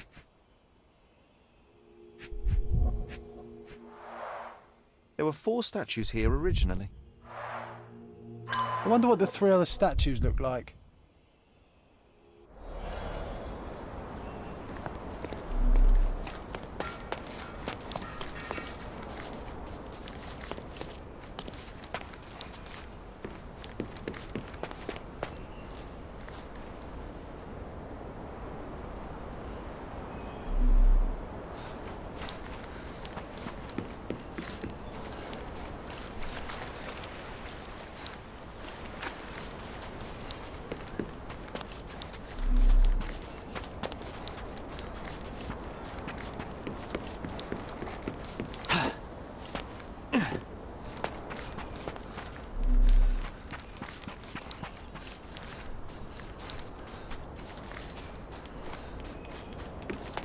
Swift lost his temper when he learned what happened to the staff.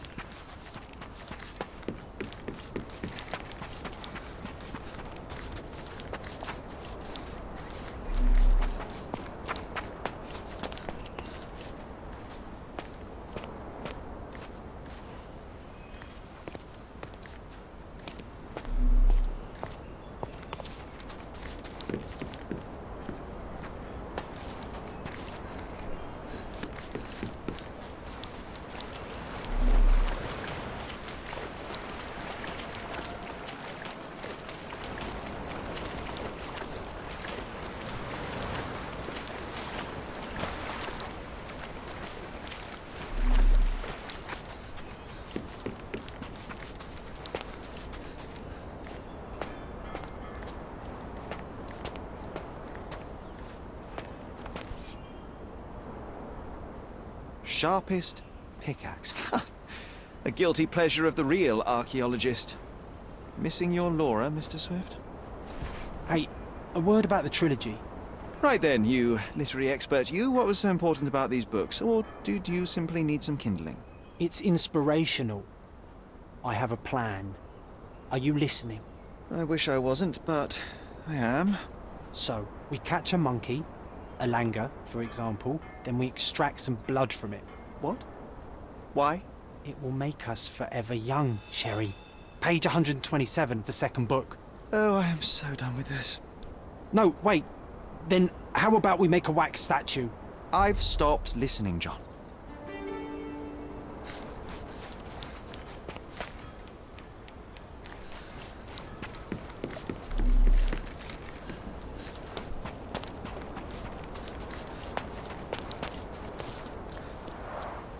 Somehow the text remains legible. Let's see if I remember my Latin. I see now. Mr. Swift didn't realize the significance of the statues.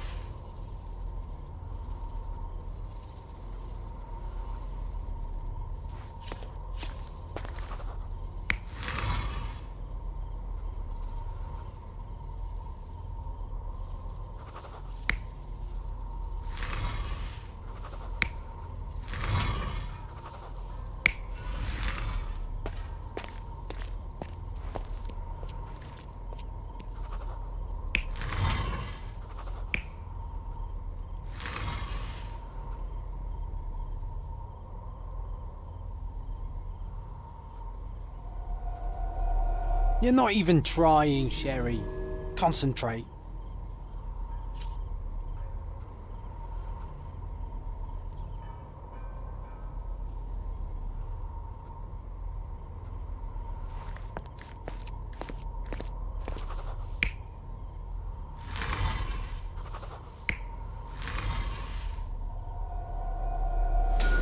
It seems everything's in place.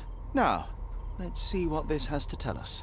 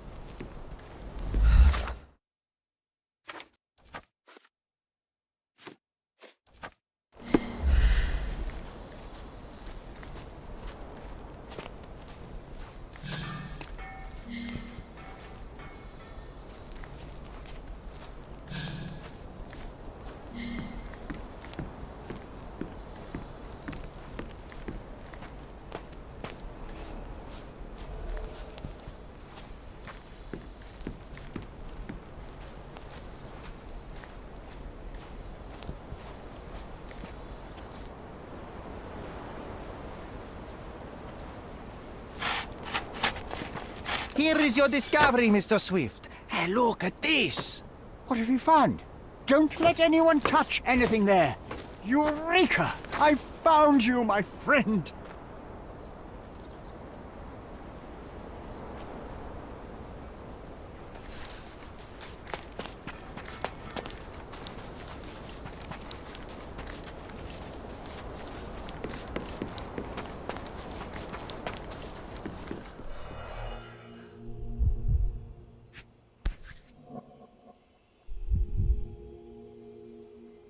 A box of darts.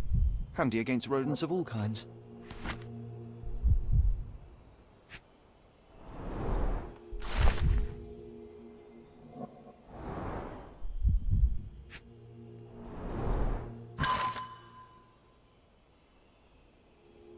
Hey, what do you think you're doing? Trying to take over my research, are you? I come here to pick up my diary, and I find you snooping around. Explain yourself. Mr. Swift, if that were true, I would have been on my way to the newspaper. My name is Sherlock Holmes. I didn't have a chance to introduce myself properly. Outrageous! You deceived me, sir. What is the reason for your being here? Who sent you, Mr. Holmes? Theodore Gilden's premature death brought me here. Theodore is dead? How can that be possible? I'm thinking of all the possibilities, and I'm not crossing out anyone who might have been involved. Even his elephant. The land you're excavating belongs to Mr. Gilden, does it not? Did I hear an accusation? I have nothing to hide. You can ask me whatever nonsense you've prepared as a token of my diminishing respect towards you. Very well, Mr. Swift. I appreciate your cooperation. When was the last time you saw Mr. Gilden? A couple of days ago. We discussed the site. I believe in the tomb and its secrets. Theodore's patience was stretched, however. He was already inventing new projects. It wasn't a long conversation. I suppose that his daughter will inherit everything now, along with all of the eccentricities and problems. And not forgetting Goliath. Eccentricities and problems, Mr. Holmes. One of many. Were you at the site this morning? Affirmative. This project is taking a lot of my time, as you see. I spend more time underground than on the surface. When did you learn about Theodore's death? Just now. You just told me. And you aren't surprised, shocked? I won't tell anyone if you shed a tear or two. Weren't you partners, after all? We were. And it is a real shame. But I've seen too many deaths in my life, Mr. Holmes, for the news to truly shake me. Will you allow me to return to my research? Or are you insisting on remaining an obstacle? Oh, I haven't even started yet.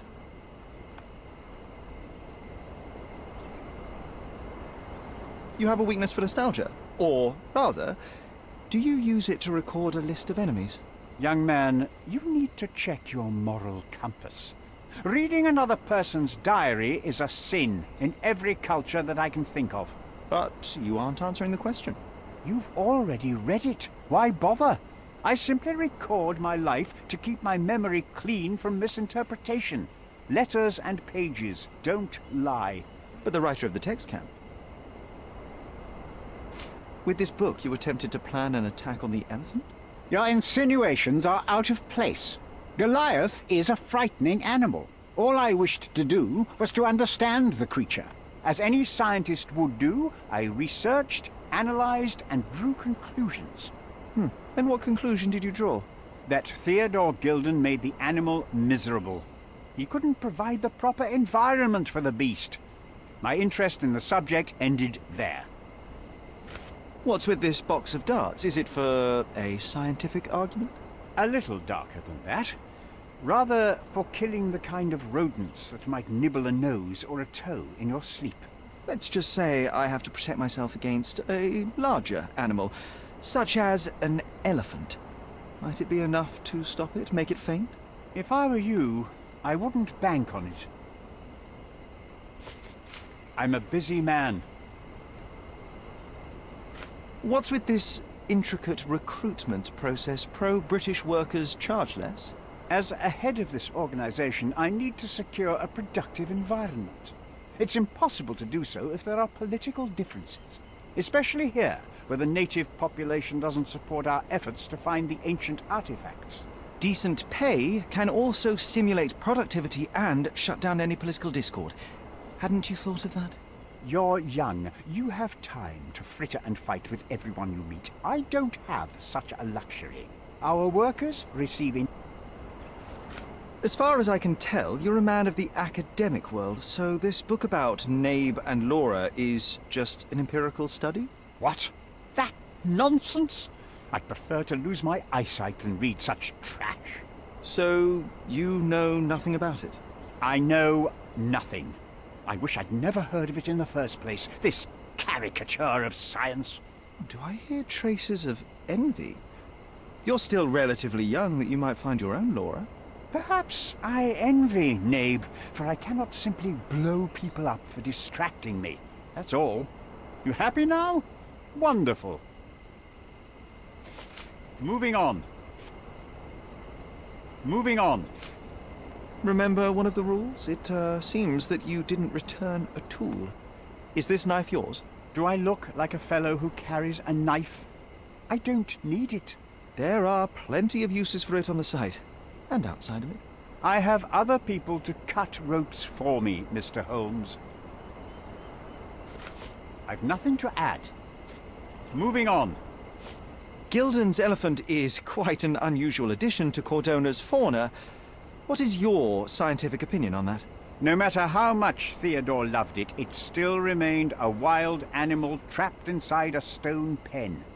Goliath needs savannas, fields, lakes. I'm sure that Goliath did not have a plan to kill his owner to head to the savannas. What do you think? No, animals don't kill in a typical sense. I can only presume that it tried to protect itself from captivity, from Theodore. It was a gilded cage that was predestined to break. Moving on. Moving on. Your partner had a very specific attitude towards the things he treasured. Was this habitual for him? That would have been too much even for him. Don't get me wrong, he had a harsh temper. Like a true businessman, he was ready to burn his competitors to the ground.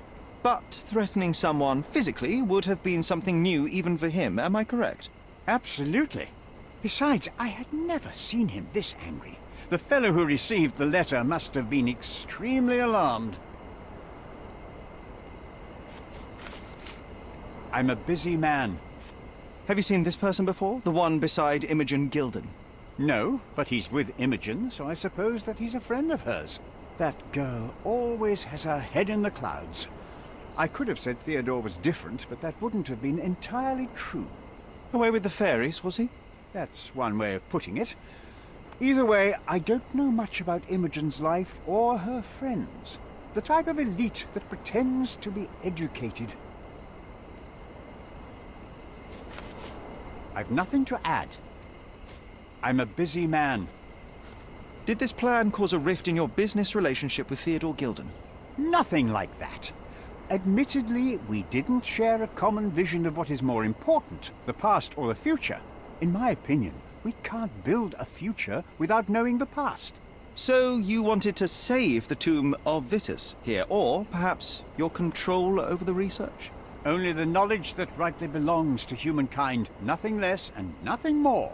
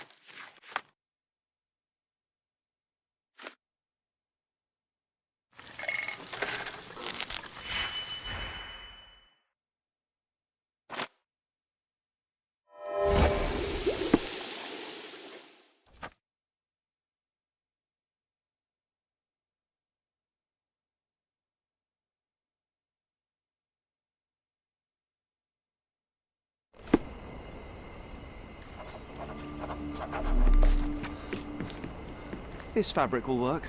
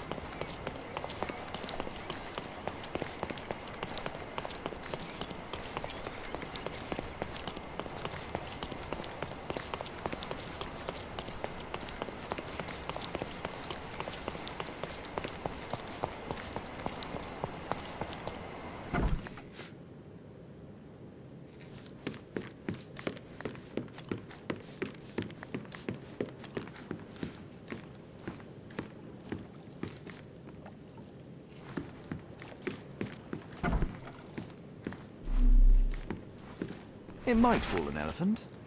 Mrs. Nini seemed to know her sewing inside out. I bet she missed us. I hope Miss Nini won't misunderstand me.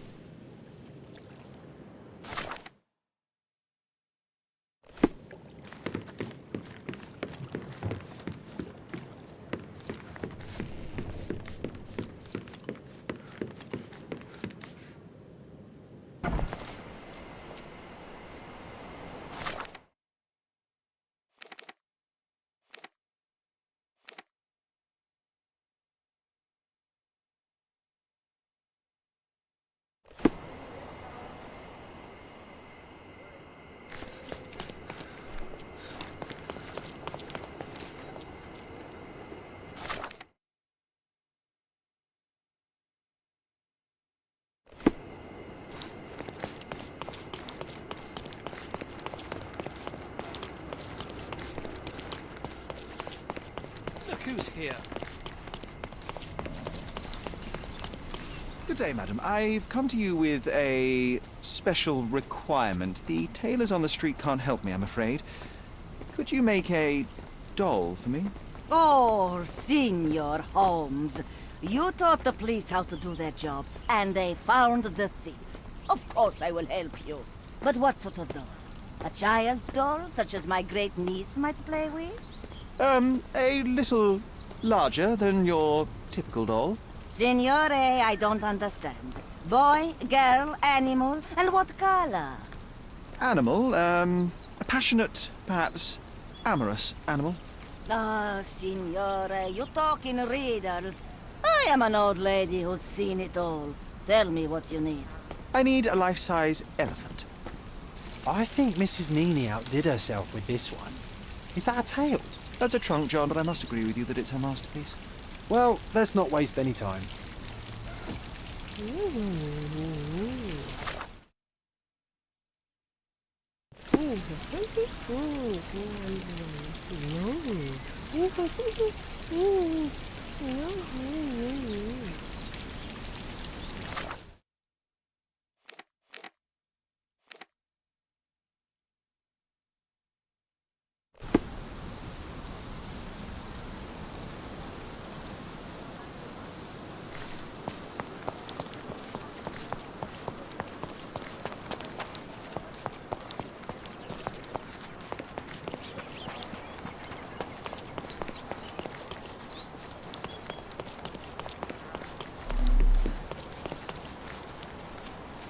The game is on. So, what's the plan? I hope it all doesn't go horribly wrong. We know that the elephant is seeking a female. We can arrange that. A doll with the appropriate scent might do miracles. So you're a marriage broker? Well, I suppose that makes me a groomsman. Oh, she is a bit breezy, I must say. Well, Goliath is eager for a single female elephant in his area. It should be just enough for his taste. You'll need to trust me. Are we ready? I can't stand the tension. We're ready. Let's call the elephant.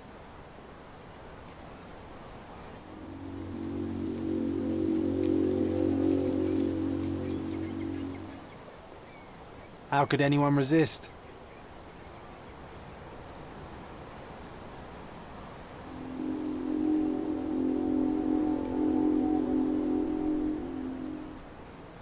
I knew a lady once who said just that.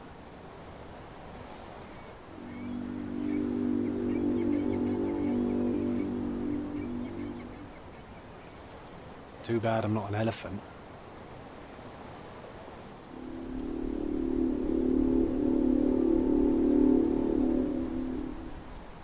Take your time, Sherry.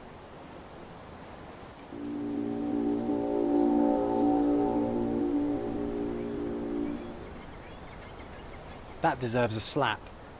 And then a kiss. And here's our lovesick friend.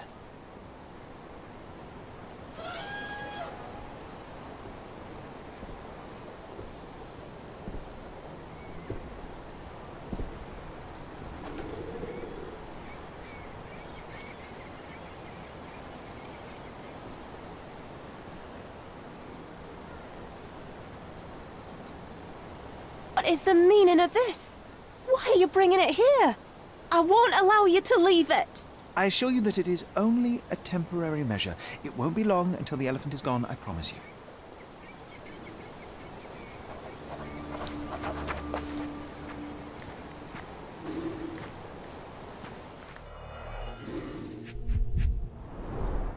It injured itself while running through the forest. Peaceful and compliant, almost a gentleman. The left tusk is larger and more worn. You're a left-tusked elephant. There's something in the needle. A feathered fletching. This might be promising.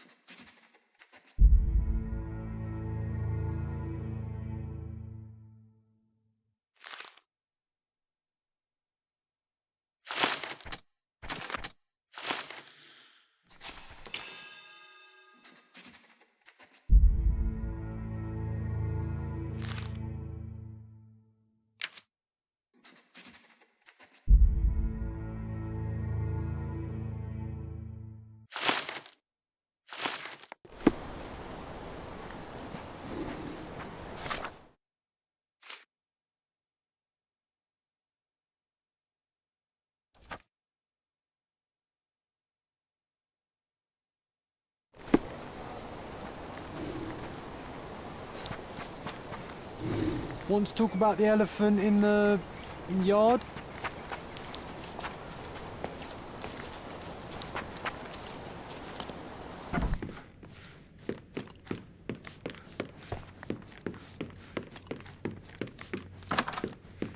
I don't feel safe with that beast back here.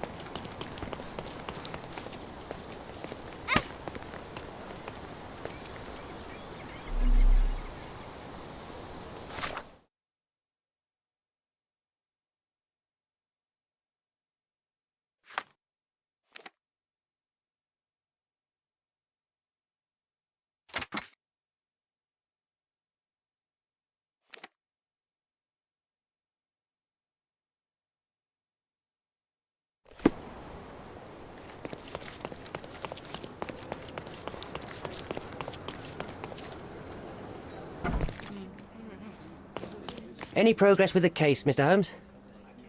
Any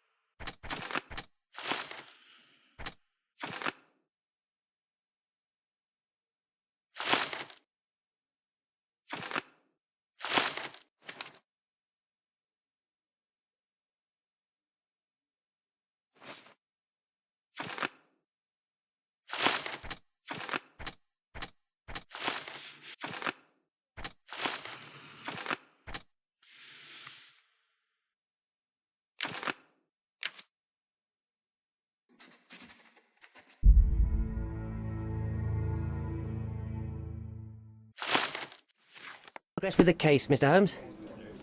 Any progress with the case, Mr. Holmes?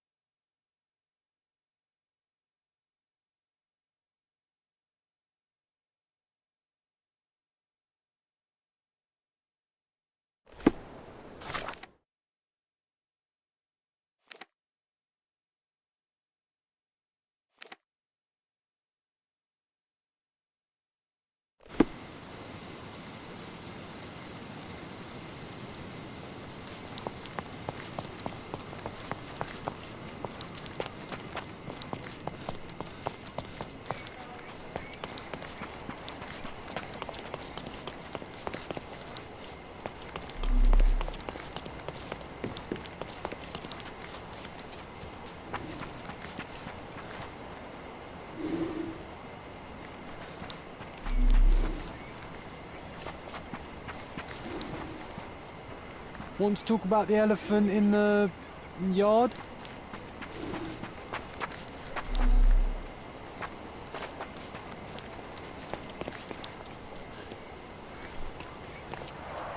Hog heaven.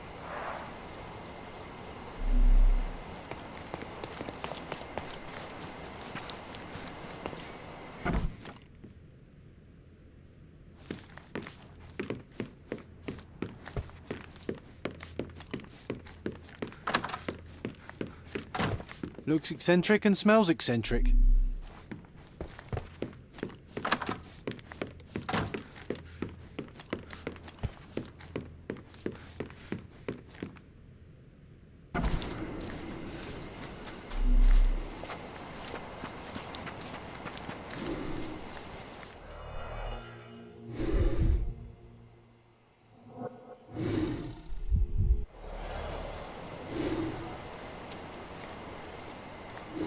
Want to talk about the elephant in the yard?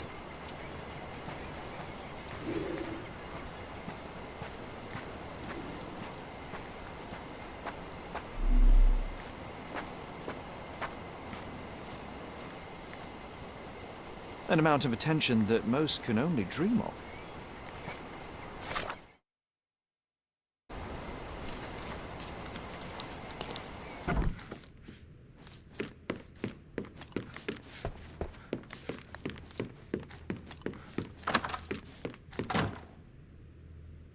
You were right about Goliath. Everyone confirmed your opinion. They all agree that the beast is vicious. The animal wielded 2 tons of rage, and Mr. Gilden regrettably didn't stand a chance. The mating season only served to amplify its temper. Oh, spare me. That's a little too much detail, thank you. What is the point of this conclusion? How do you plan to use your findings? Miss Gilden, I know how much you dislike the elephant. Rather more than dislike. I wish I could have done more to that wretch than just speak of it. But it's innocent. Goliath did not intend to kill your father. It was provoked, scared, and in mating season. Your father took Goliath's normal state for granted, and in doing so made a mistake that caused the elephant to be aggressive. Stop it!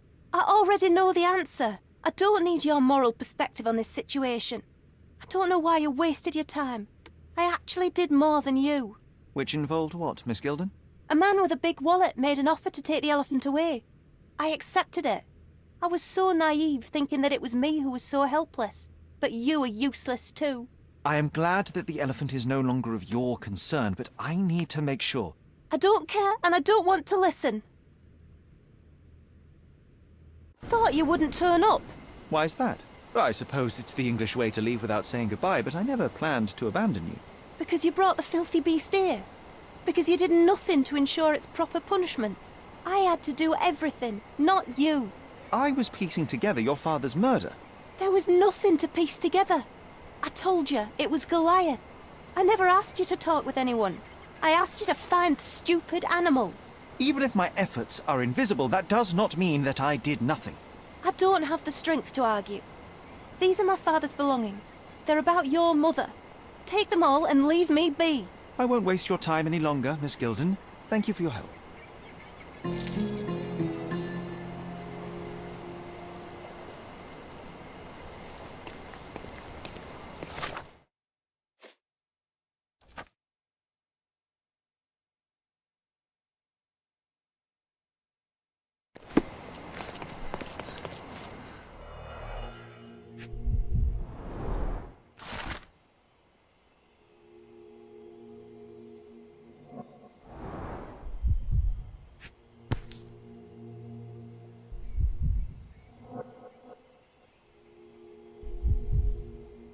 My mother always wore this around her neck until one day it disappeared.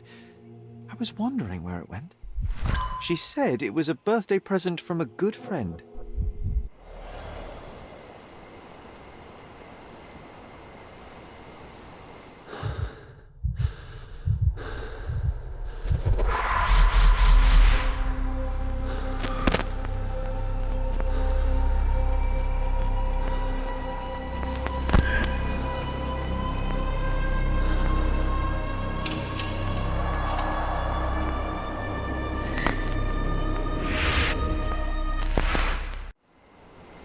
I just had another glimpse of a memory, John. It's fuzzy, but I'm sure it happens somewhere in the manor. Finally moving forward. Shall we go?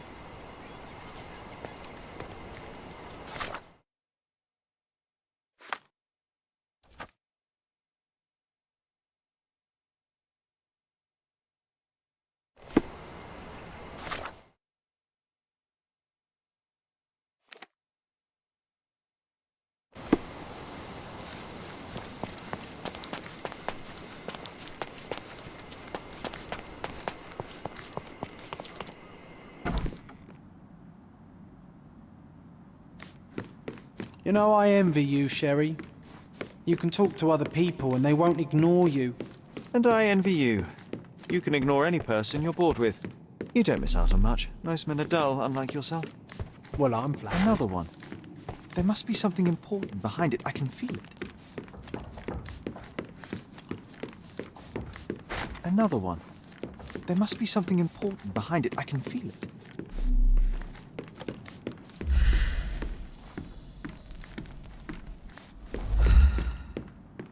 Home sweet home, Sherry.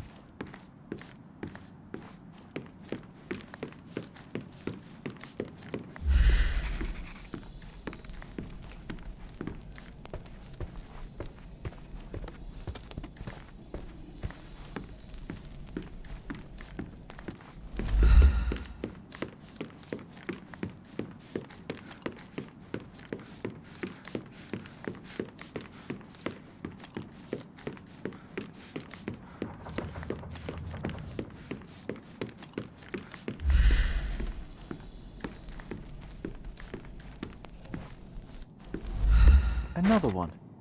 There must be something important behind it. I can feel it.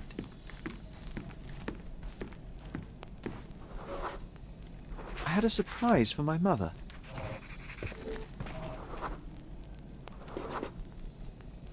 I was holding an ancient Greek vase, or rather, quite a big piece of it. You had a shovel with you, John. I remember now. We dug up the vase from Greek ruins here on Cordona and were eager to show my mother right away.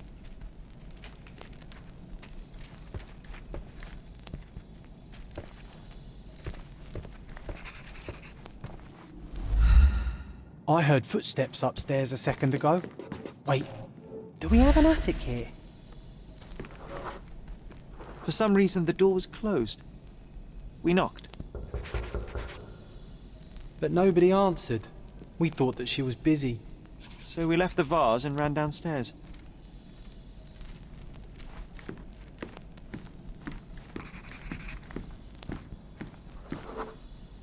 I decided to gather some archaeological tools in order to take a closer look at the vase. But then we heard something, didn't we? Yes. It came from upstairs.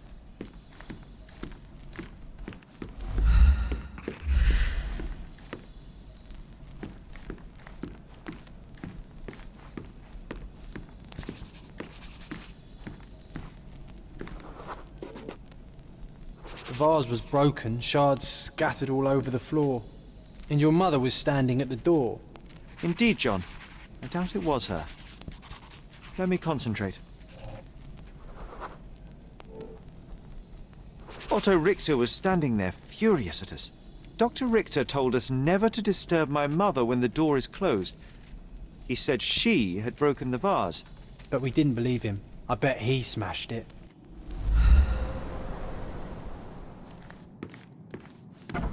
Her things are still here. Presumably Mycroft never felt the need to sort through it all. Or couldn't bring himself to. No.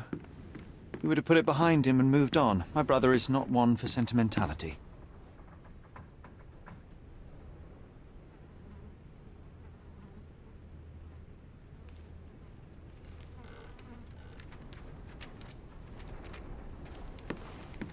Look what I found.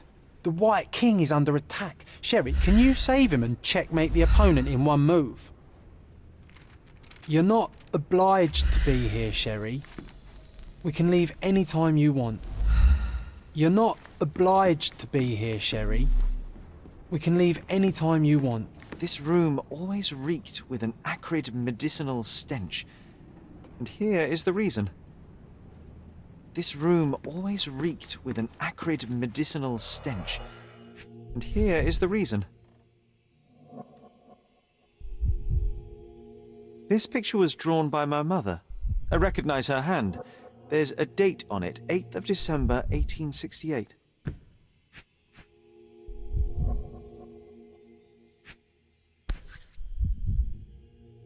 This seems a bit odd. I can recognize my mother's style, but it's far too sloppy. Dated 12th of February, 1869.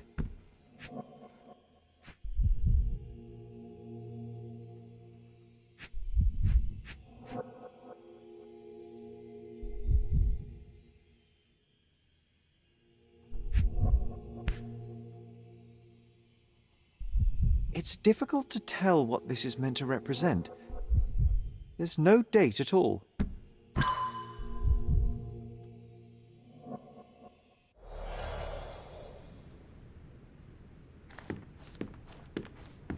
Straps on the bed. It just doesn't look right.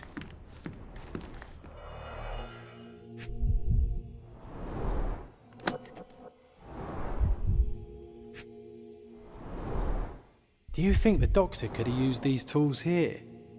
I hope not.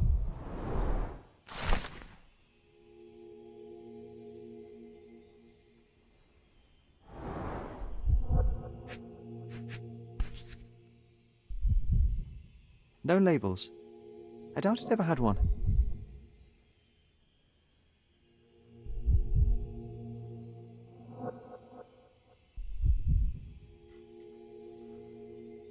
No labels. I doubt it ever had one.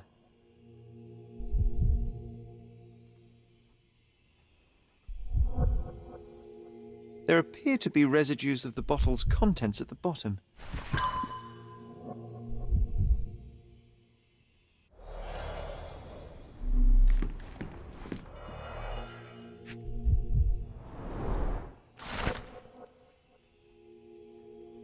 It's a strange feeling to read about my father's death in the newspaper. I can't recall anything except the deep feeling of loss. You were too young. It happened before we even met. It's so sad. My mother loved flowers. I'm sorry. They made her smile. I remember we would bring a new bouquet every week to make her a visit. I would love to. That's Not why this we one. collected all the wild Surface flowers corrosion we could suggests it was find on the prone to island. bars, covering the windows from the inside.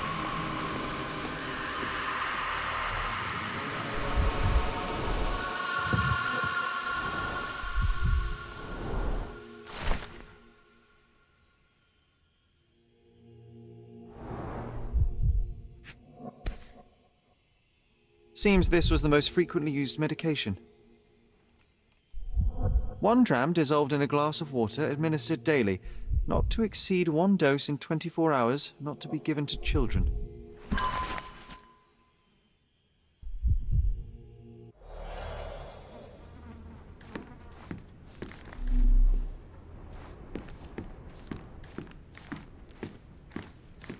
You're not obliged to be here, Sherry. We can leave any time you want. Oh, nice move. You saved the king and checkmated the Black King with the rook.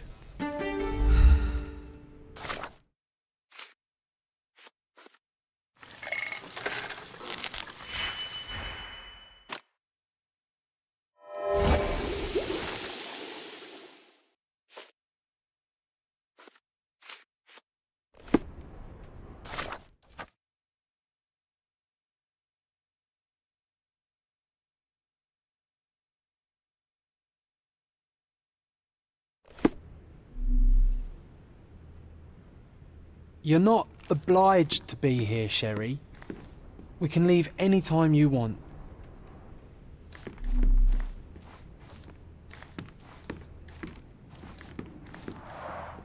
Looks like it was damaged by a blunt object. Oh, it brings back some memories.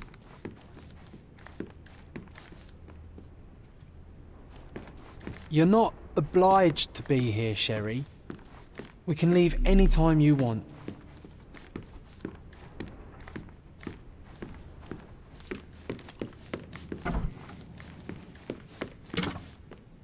This room always reeked with an acrid medicinal stench. And here is the reason. I heard footsteps upstairs a second ago. Wait, do we have an attic here?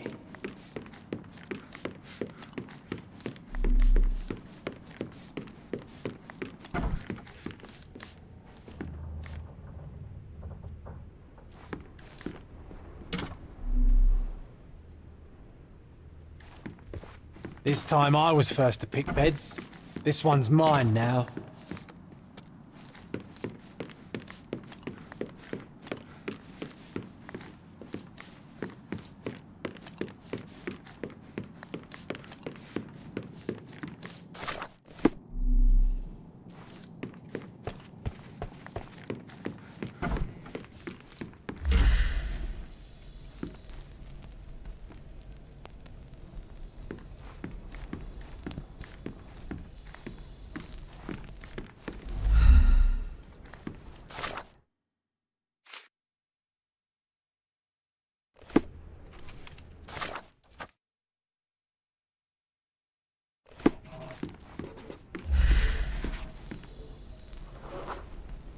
The broken plate shards were all over the floor. Mother was troubled that morning. Something we did upset her. Dr. Richter tried to calm her down. We had to put the tray with Mother's morning tea down, but why? It's starting to ring a bell. I think it happened in the morning.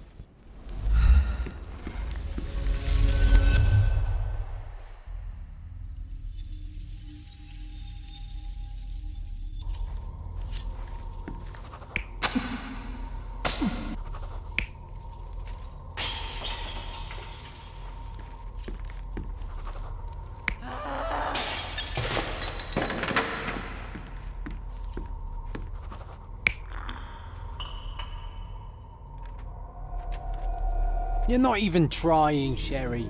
Concentrate.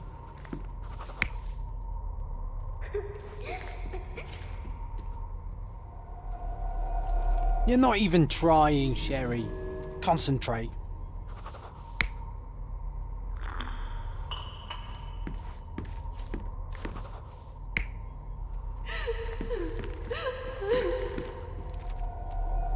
You're not even trying, Sherry.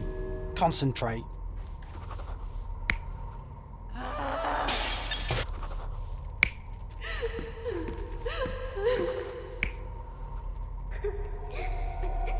You're not even trying, Sherry. Concentrate.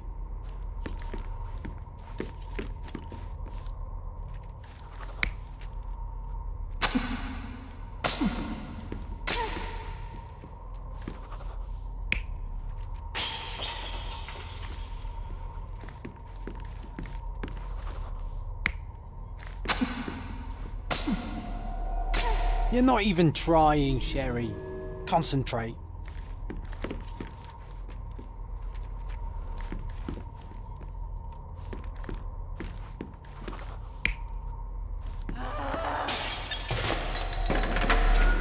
I don't believe you! Liars! Get away from me! It's not true! It's not real! What? Oh. Everything will be okay, Sherry. I promise.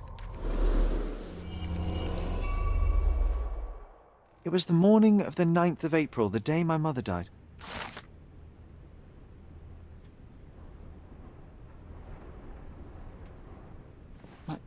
My mother, she was not just ill, but mad. God have mercy. I'm sorry. That explains why you locked the memory away.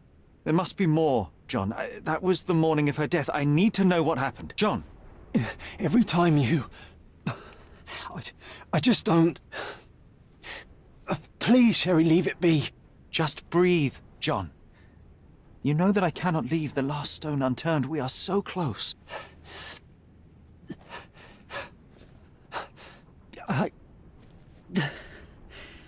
I know. But can we at least leave it for another day? Well, history tells us these memories are triggered by our investigation of other matters. I suspect it could not be forced even if I so desired. Thank you. How are you feeling about all this? Tell me, I'm not the only one reeling. It feels... wrong, sad. Like they're the memories of another man. I'm struggling to reconcile my love for my mother with the reality of who she was. And worse, what possessed Mycroft to lie about it? There are precious few pieces of this puzzle remaining, John. Let us dawdle here no longer. Indeed. Wait. Did you hear that? Yes. Metallic soles. What is this sailor doing here?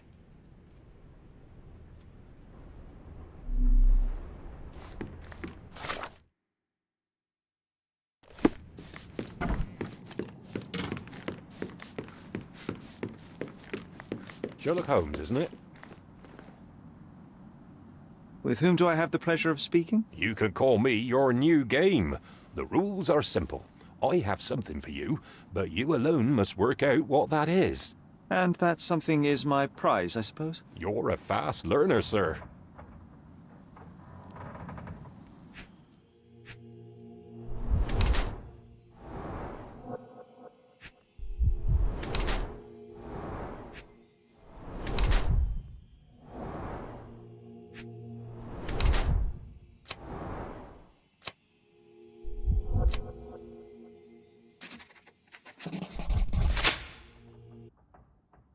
I cannot believe that Mr. Vogel has somehow successfully called my attention to his gallery. You're here with an invitation to visit it, obviously. My word, you are fast, Mr. Holmes. Could you explain how you came to that conclusion? Of course. Explanations are my favourite part of any conversation. Hands without any sign of regular physical activity, in contradiction to one who would most usually wear such a uniform. The paint in your hair is pink. I don't know of any military service that paints their ships pink, unless they have launched a new fashionable fleet. A sailor with the soul of an artist? I would suggest rather a gallery employee disguised as a sailor to mislead me. How many artists on the island know where I live and of my passion for deduction? Werner Vogel is clearly at the top of the list. And you've been attempting to conceal something square-shaped within your pocket. An invitation, I suppose. An invitation to Mr. Vogel's gallery. That was remarkable, Mr. Holmes. Mr. Vogel was right about your genius. I think he may have even underestimated you. This is your invitation. Please tell Mr. Vogel that the seed has been planted. He asked me to tell you to do so, if you win this little game. Farewell.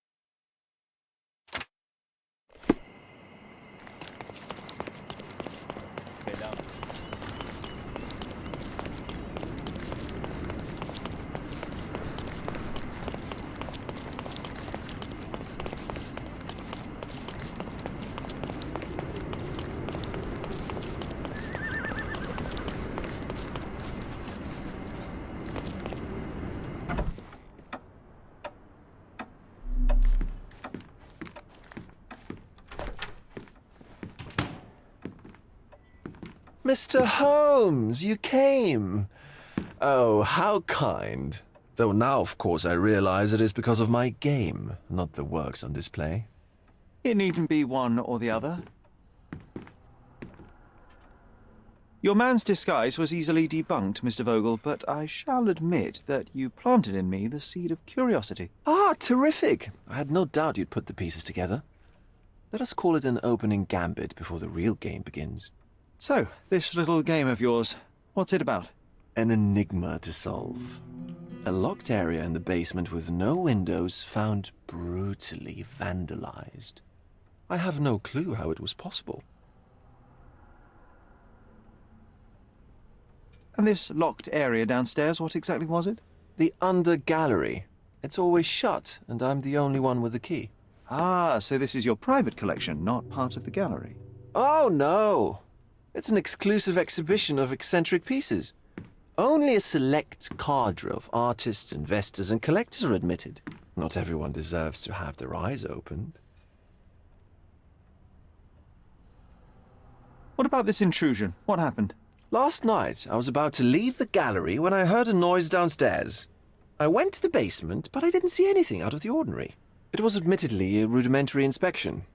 It is not uncommon to get rats down there, so seeing nothing of note, I left and locked up the building. When I returned this morning, alas, I discovered that part of the exhibition had been torched, and there was no sign of the intruder. The mystery being, of course, that all the doors to the gallery were locked exactly as I left them. And the door to the basement is the only entrance?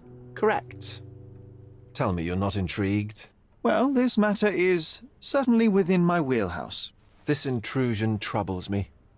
Please take a look around if you're willing. The under gallery is through the door at the end. I will see what I see.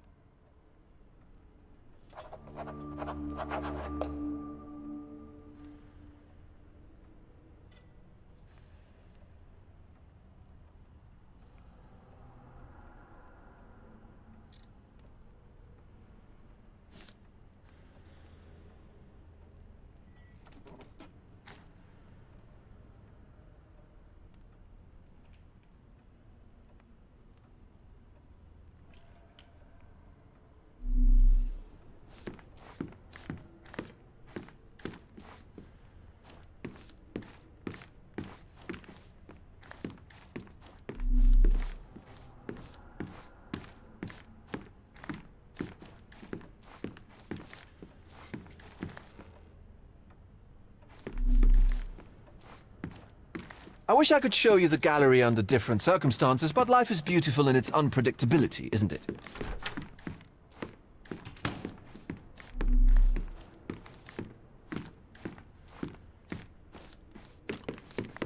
You sure you don't like art, Sherry?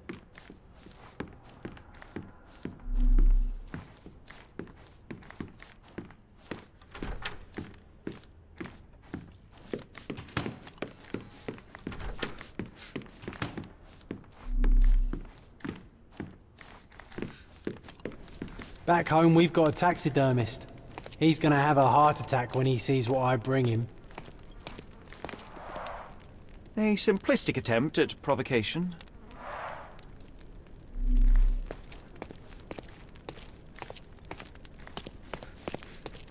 A true artist never shows an unfinished piece.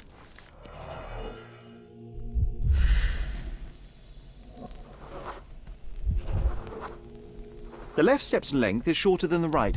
It indicates that the walker was lame. Old, and hasn't been used for a long time.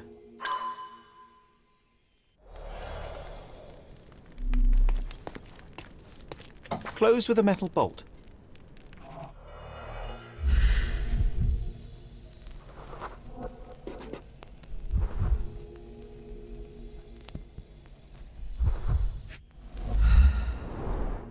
Footprints. Size 9.5.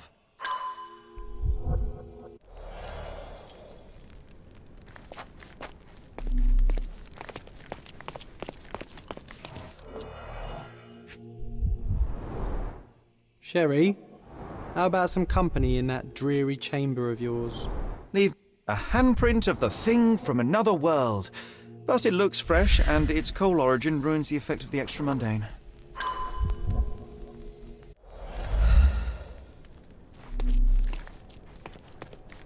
Sodden and mould-ridden. One presumes deliberately.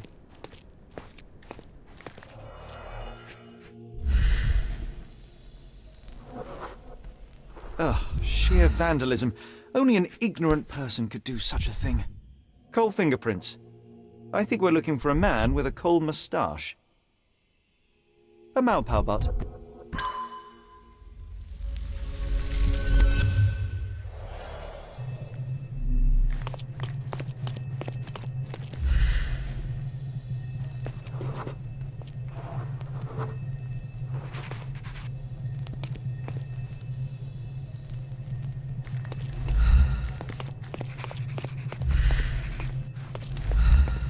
The parasites of creativity.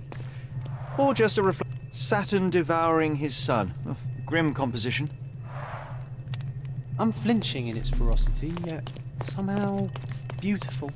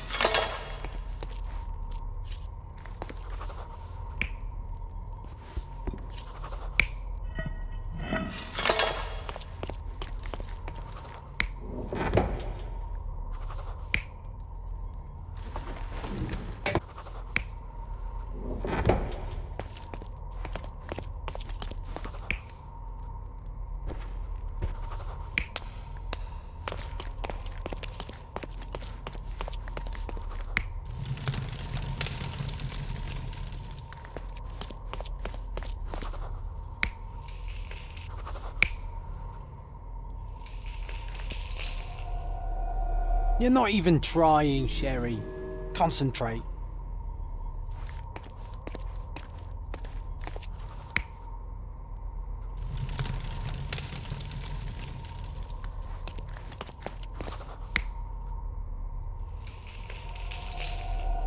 You're not even trying, Sherry.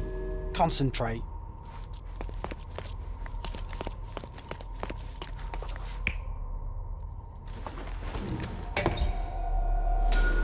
The intruder entered the basement through the coal chute.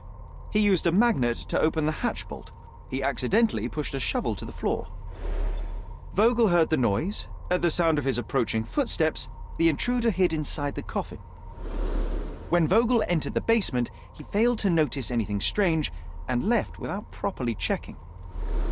The intruder waited until Vogel had left the caravanserai before burning the paintings in Wilde's room, but the vandalism was a cover for the theft.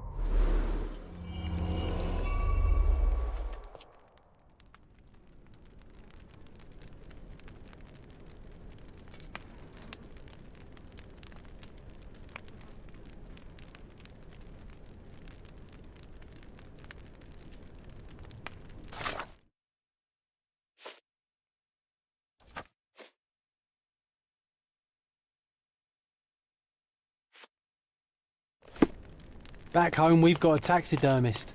He's gonna have a heart attack when he sees what I bring him.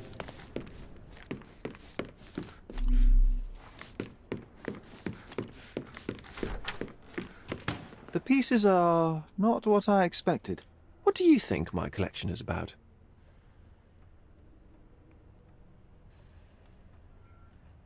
Dozens of priceless works amassed simply for the sake of it and presented without care. It's not about the art, it's about excess, yes? I don't know.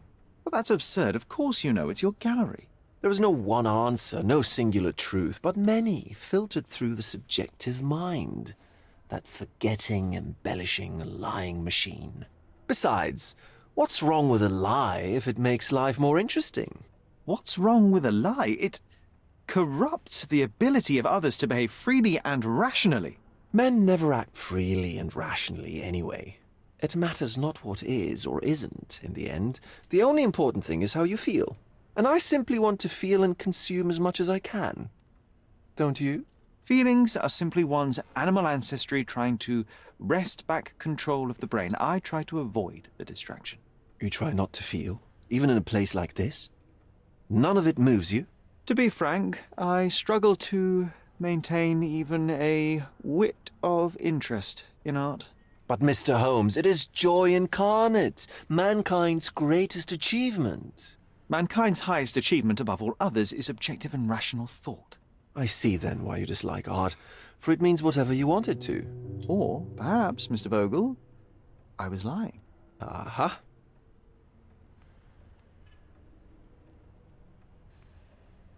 Mr. Vogel, my investigation has revealed that the intrusion was not merely vandalism, but theft. The limping visitor left your place with a canvas. That's very impressive.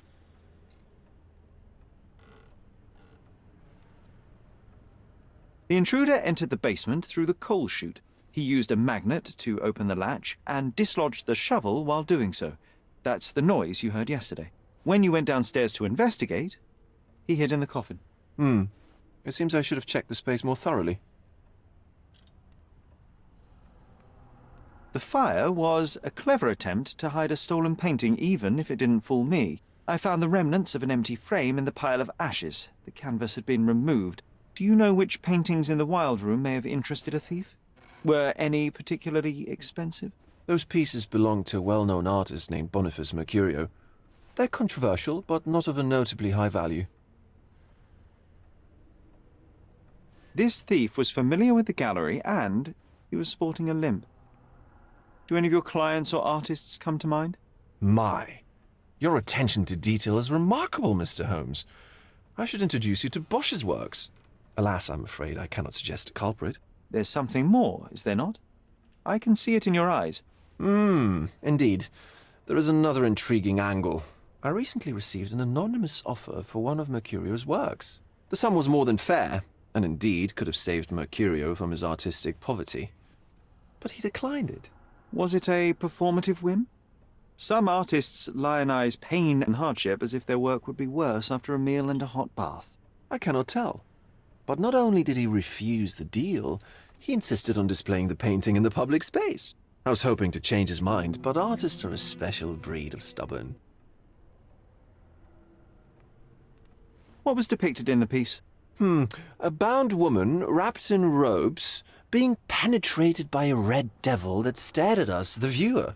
The beast had numerous tails growing from his back, and a large crowd gathered around the pair, silently watching the orgiastic scene. Okay, well, given the nature of the other works on display, it's hard to see why that one stood out. What could possibly be its value? The evaluation of art is very subjective, Mr. Holmes. After all, art is everything. A poem, a bruise, the beads of sweat on your beloved skin. Even a masterfully solved crime. I'm not sure I see the connection. Regardless, the painting was one of a series called The Sabbath Night in Cordona. The works depict sex, violence, and other controversial acts that life, for better or worse, contains. Ah, I see. I'm not sure that you do, but that can wait for another time. So where can I find Boniface Mercurio? I know he lives somewhere in Old City, but couldn't be more specific. He's a prominent figure, so finding him shouldn't be a problem. Well, I believe I have enough to begin. Thank you, Mr. Vogel. Your gallery certainly has unexpected depths. I'm delighted to have been able to please a friend. In return, I expect you to come back with good news. Or at least with a good story.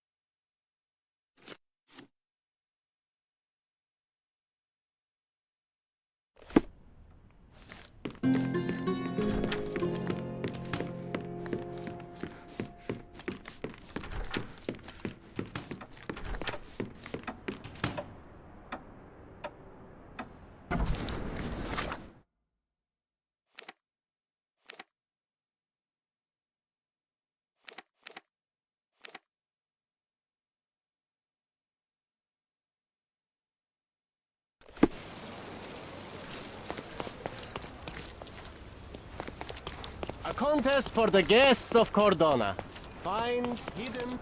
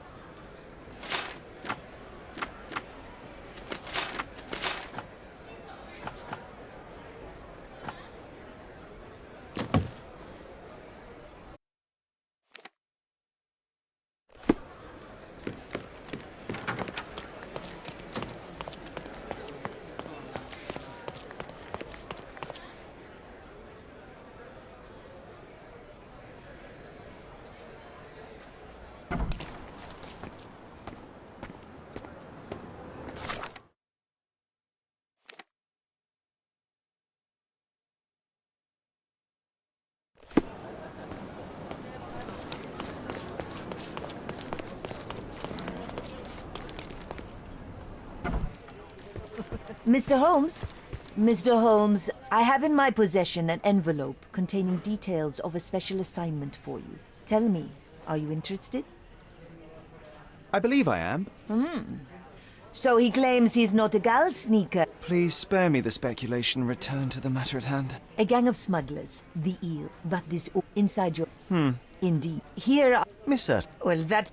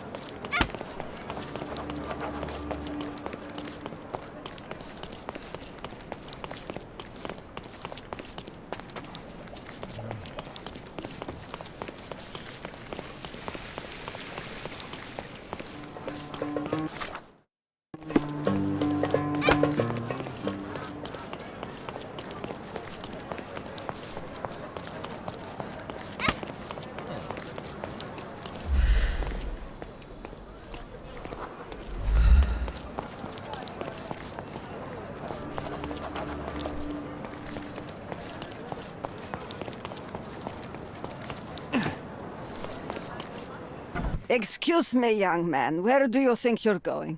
Greetings, Mum. I'm looking for the... I don't care who you're looking for. You shall not pass. No visitors allowed. I wish to buy a painting from Mr. Boniface Mercurio. Is he at home? Dearie, tell me, because old age has made me blind. Did someone write Information Bureau on my forehead? Because I'm not here to answer your questions. Entry is for residents only. If you aren't a resident, please leave, or I shall report you to the police.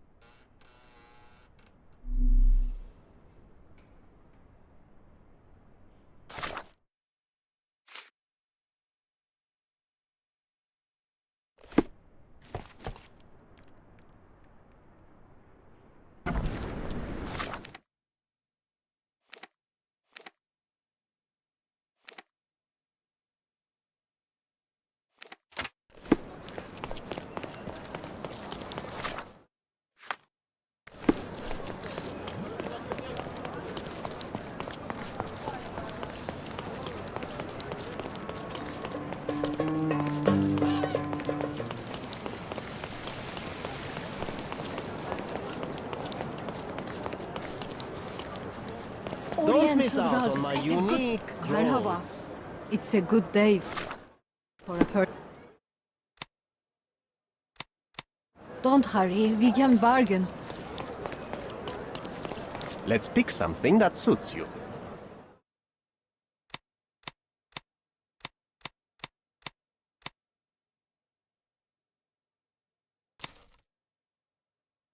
A good choice. A good choice indeed. Come. Don't miss out on my Merhaba. unique It's a clothes.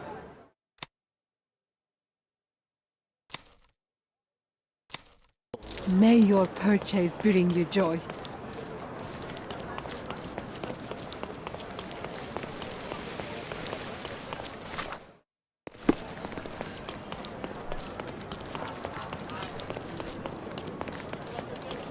Merhaba.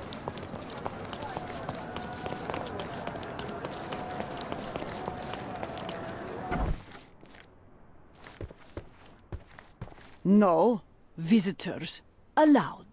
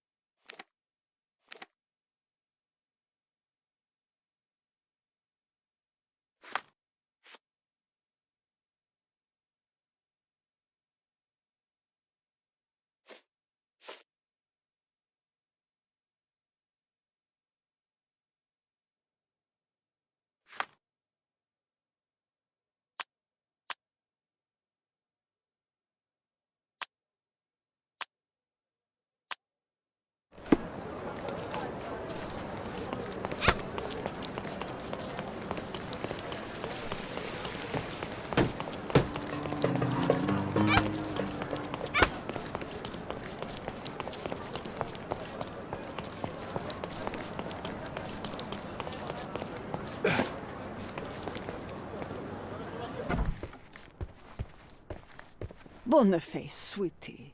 Is that you? Ah, old age does terrible things to one's sight. I didn't recognize you at first. How are you, Mum? I'm ashamed to admit that I've lost my key. Do you have a spare? For heaven's sake! How many times will you lose that key of yours? Of course I have a spare. You artists all live in your own little world. Please, accept my thanks. I would rather accept your rent. You promised to pay me several weeks ago, and I'm still waiting. I will pay you, I promise, very soon. You'd better do, my dear.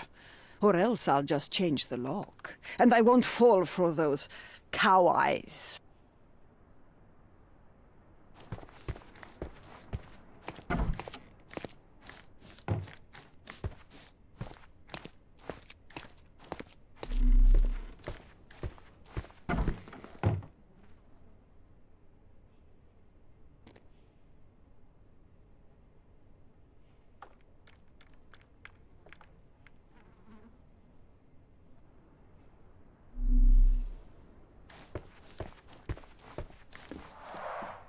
Aunt May whiskey, brandy bucks.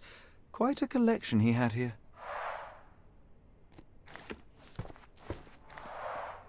The chest has been searched.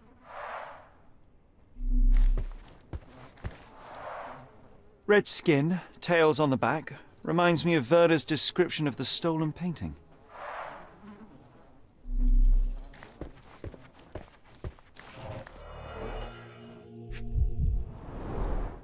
I wonder where he got that fancy camera.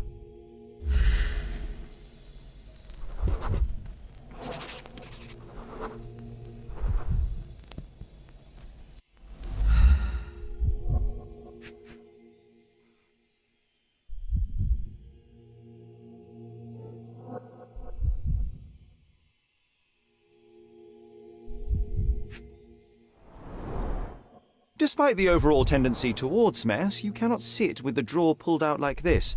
Someone left it after searching.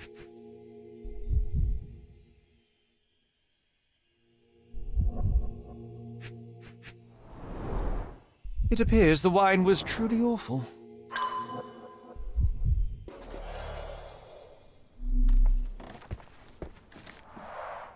The blood has dried. I've heard of this style of painting. It is called expressionism. The wound is precise. It was inflicted by a razor or a knife. Judging by post-mortem rigidity, the body lay here for 1 or 2 days.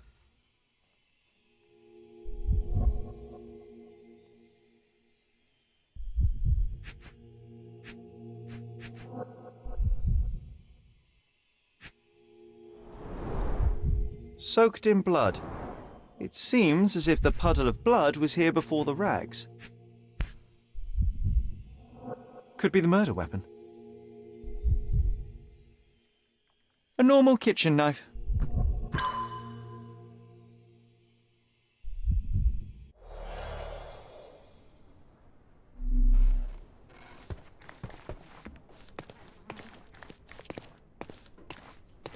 The photograph was not pulled out in time. Such a waste of material.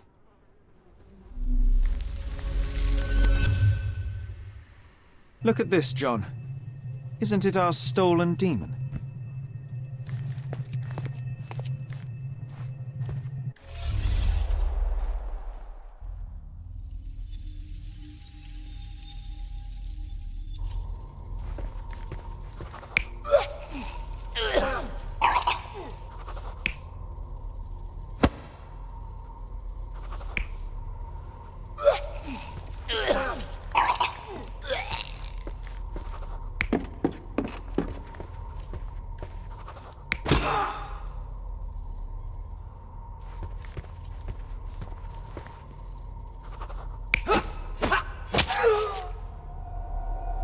You're not even trying, Sherry. Concentrate.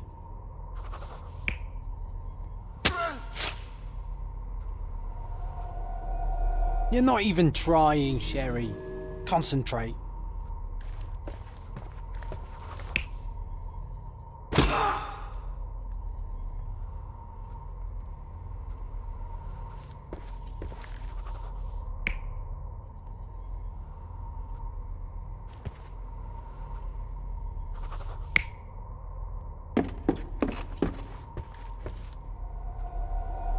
You're not even trying, Sherry. Concentrate.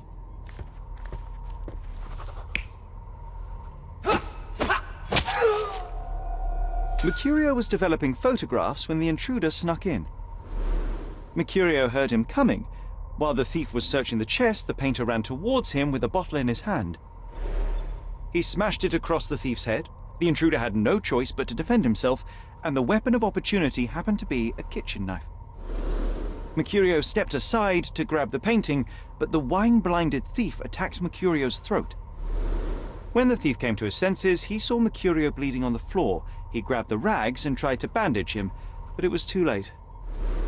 Why did Mercurio attempt to snatch the painting in the middle of a fight? To strike the intruder? Not with his painting, it was too important to him.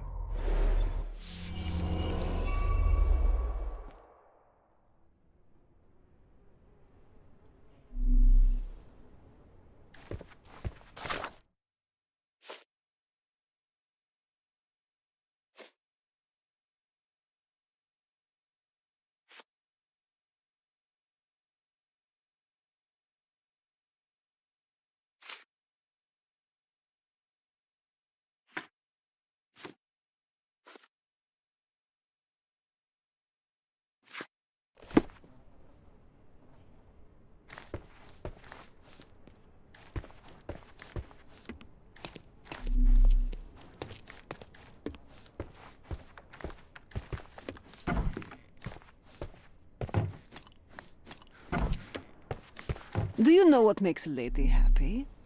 Paid rent.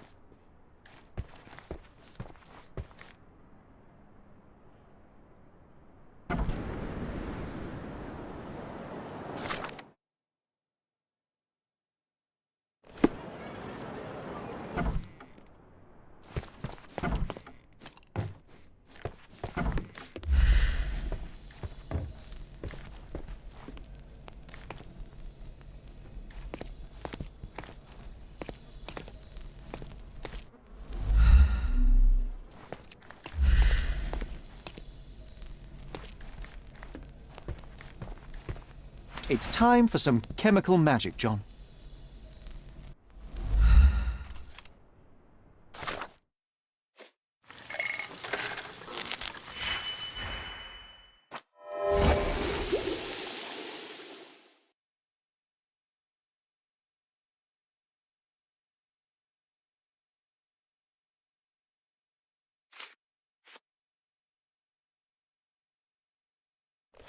That doesn't look like the painting we need, Sherry.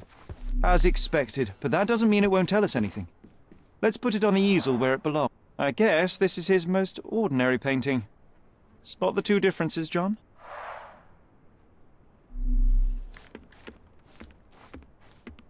If the intruder didn't take it, the skull should be somewhere here. Nothing behind it.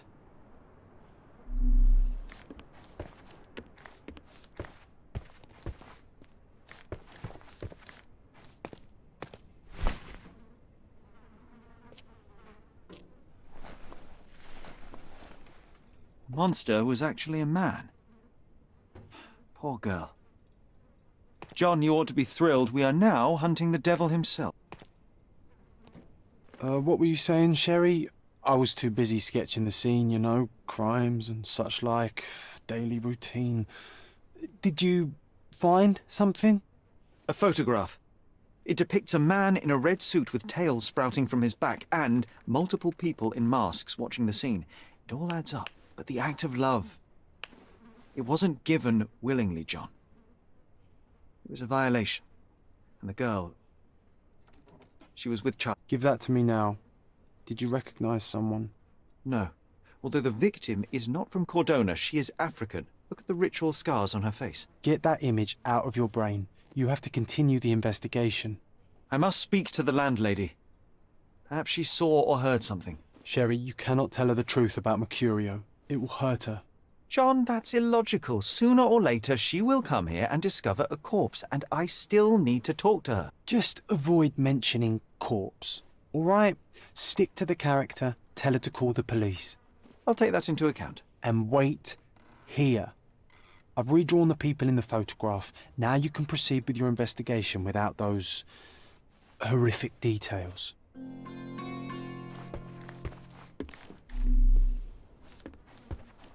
You always take me to the best of places, Sherry.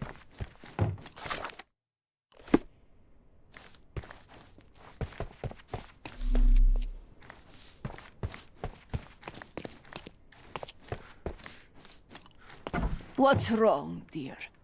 You look like you've seen a ghost. Can you tell me if anyone else has recently entered the flat?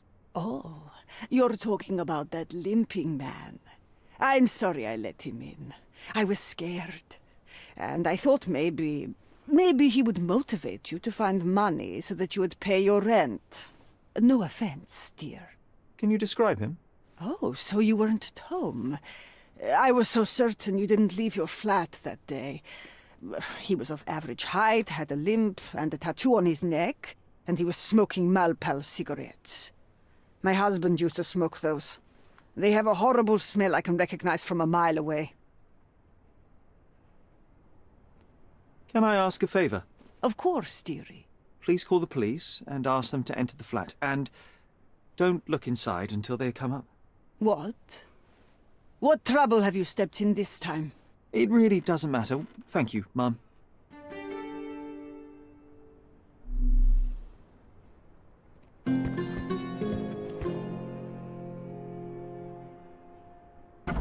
Phew, Sherry, that was close.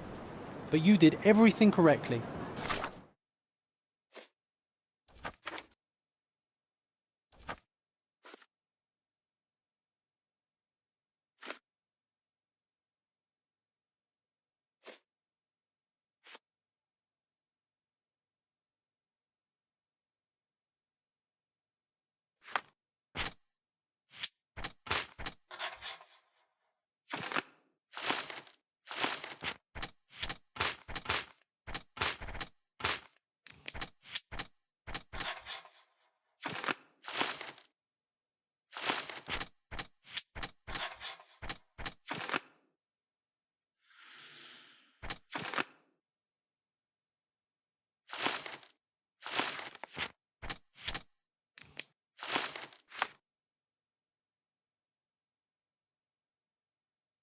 Now, take off your outfit. I can't let you walk around in a dead man's clothes.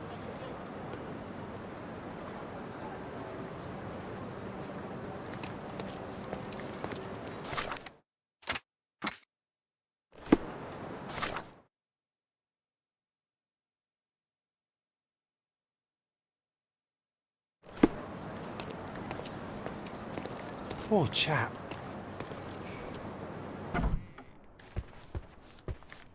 You're acting so strange today, dear.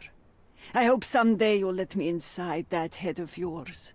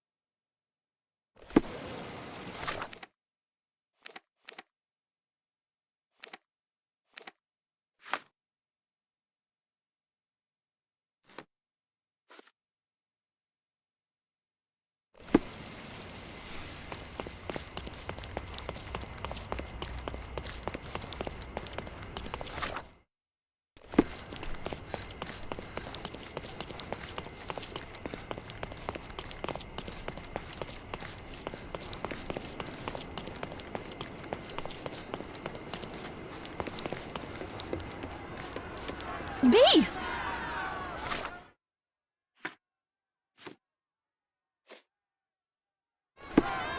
Could you help me? I'm so sorry. I can't help you, sir.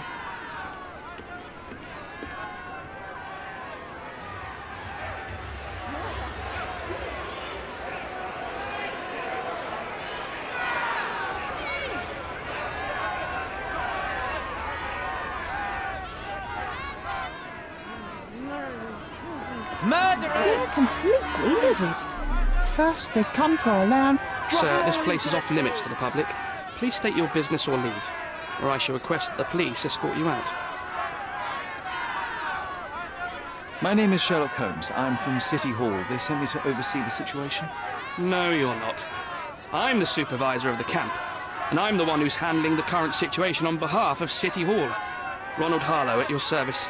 Now, sir, tell me who you really are, or you'll have to explain yourself to the police. Very well, Mr. Harlow. I am a private investigator. I'm looking for a witness on my case. Sherlock Holmes is my real name. A private investigator? Really? Even so, you're not authorized. I can't let you in, so please, step back.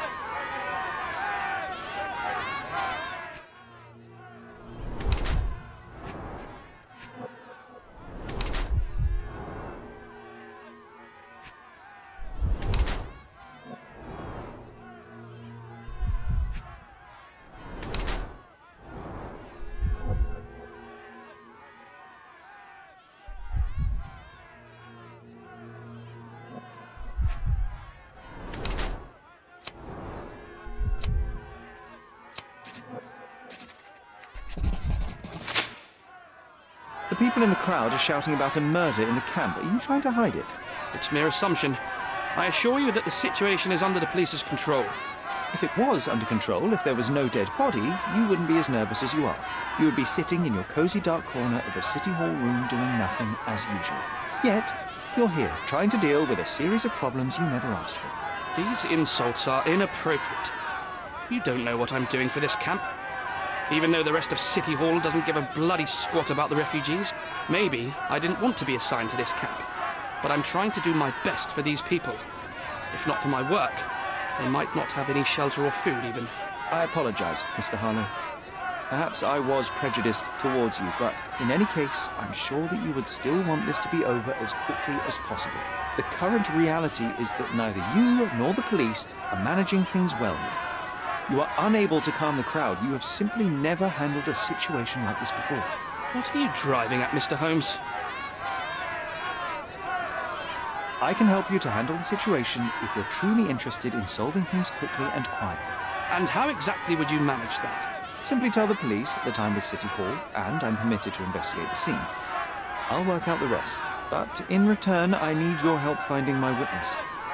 She's a young refugee. She's with child or was with child recently. Look, there is indeed a dead body inside the camp.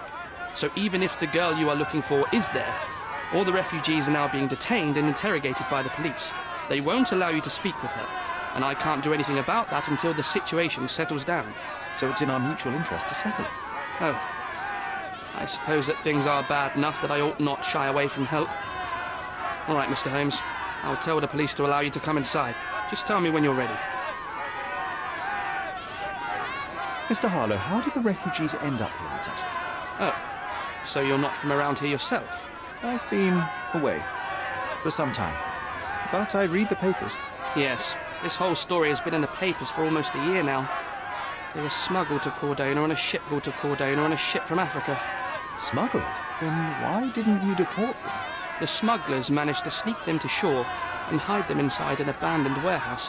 When the police raided the warehouse and found the refugees there, the ship was already gone. We aren't even certain as to which ship it was. We have busy shipping routes with other colonies these days, you see. So you decided to lock them up under a bridge? There was no other option. We're still trying to work out what to do with them. I only hope we'll find a humane solution and not put them on a raft and float them out to sea. Mr. Harlow, what exactly do you do here? What are your responsibilities? What I do and what I am responsible for are two different realities, Mr. Holmes. On paper, I am in charge of the camp territory, security, provision, and the refugees in general. What I actually do most of the time is knock on every City Hall door trying to obtain some funding, or at least rations for the camp. Are the police here on City Hall's behalf too? They are, minus those who came here after the body was found.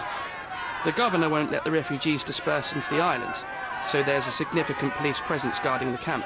Naturally, they answer directly to the police. I have some influence here, but I'm not their direct authority. I'm ready to take a look at the scene. All right. Go inside the camp and find Inspector Tewkesbury. He's the officer investigating the scene. Tell him I sent you. Say you're an independent expert from City Hall. He'll fill in the details for you. I'll find my way with words. Thank you, Mr. Harlow. Beasts! So they keep these refugees under a bridge like proverbial trolls. No wonder the people outside are so disturbed. Who the hell are you? How did you get in here? Mr. Ronald Harlow let me in, sir. I'm Sherlock Holmes, a surveyor of refugee affairs with City Hall. You're Inspector Tewkesbury, I presume? A surveyor? What does that even mean? In short, I've been sent to conduct an extensive report on the incident for the Colonial Office and to assess all the damage inflicted on state property. Got it. Another paperworm sent to count money and get food for archive mold. Go on, look around, but don't make yourself too at home. As if I didn't have enough problems before you appeared. Could you first tell me what happened here? What happened? People from the bridge above the camp heard a woman screaming and saw a mass of refugees attacking a man.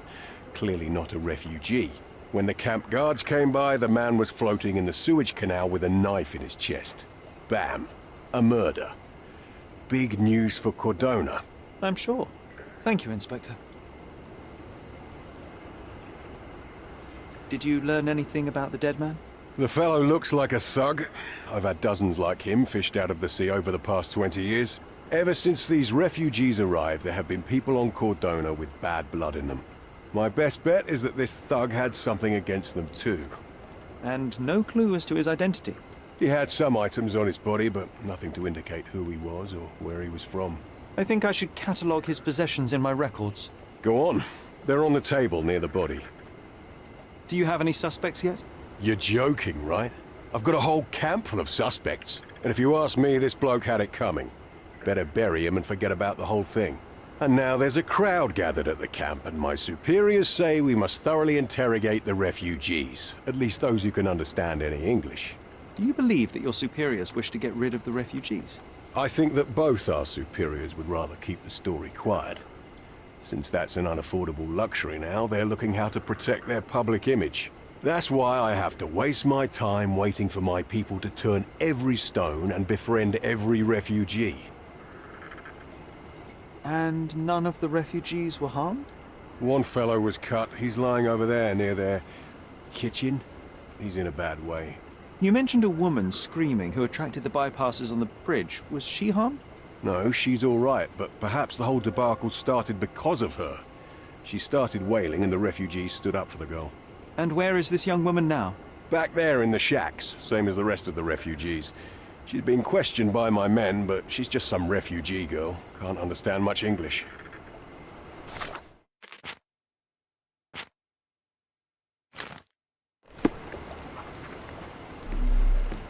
Here we go again. Number of hours on Cordona before stumbling upon Clearly another a dead left body. handprint here. 0.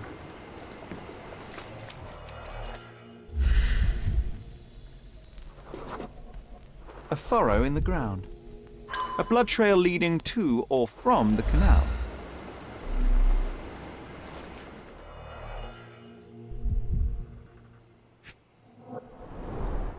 Someone bled profusely here.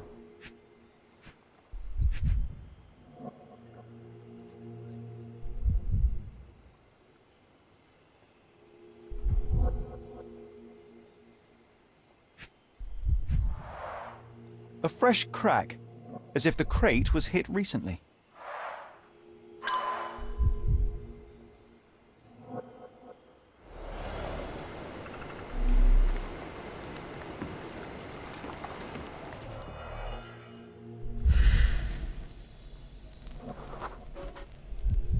Police boots.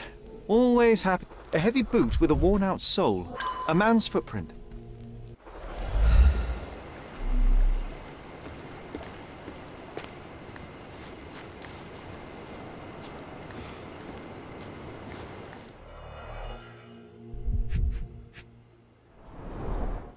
Malpal, soaked with salt water.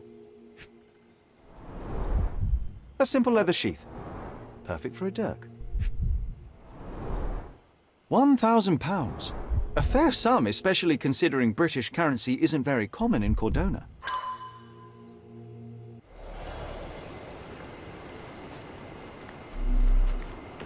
Are you able to help me?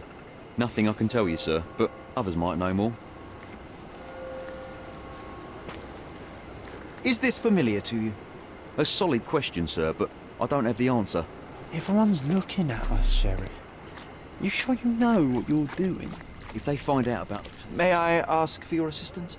Nothing I can tell you, sir, but others might know more.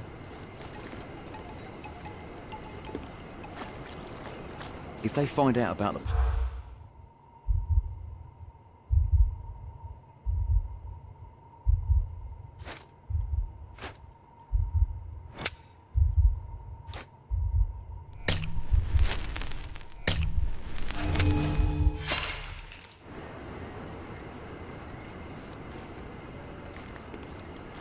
If they find out about the passage...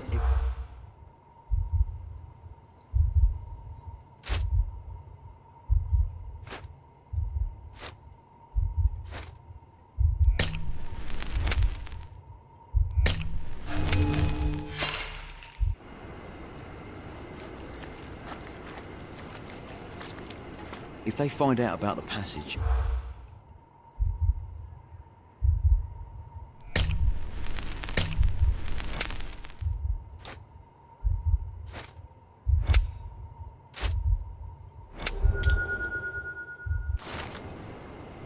Nobody will know anything if you keep your bloody mouth shut. The coppers smell... Sherry, just look at this. We have seen some dark places in Cordona, but this...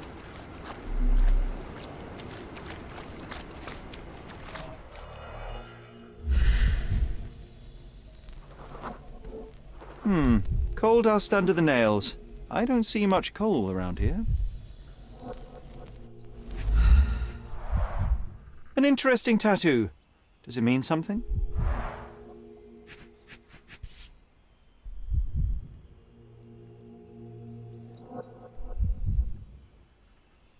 A steel dirk. Sharp. A common accessory among sailors and soldiers. I'd say the blade penetrated upward, however the wound is too messy to be certain.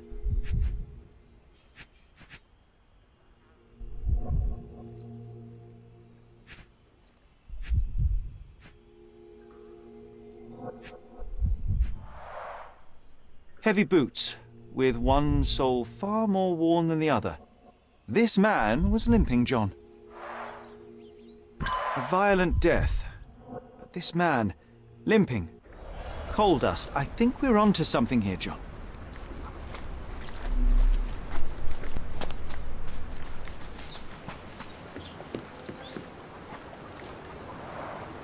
Oh, carnelian agate beads, a traditional African adornment.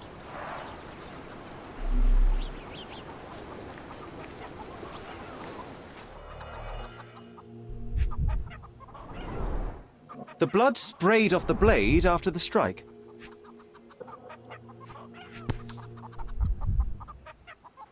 No hint of blood or impact.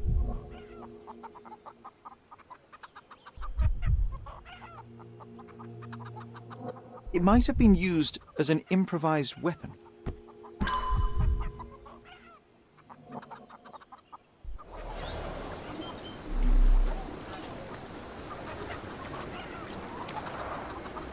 Someone was dragged against their will.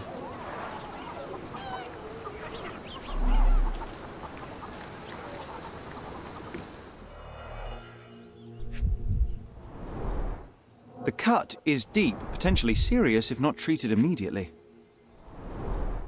He is in shock, feverish and dehydrated. Sherry, you know first aid. Surely you have a duty to help this man. You can't leave him to certain death. You know what? I'd like to understand. What? How did our dead man end up inside the camp in the first place?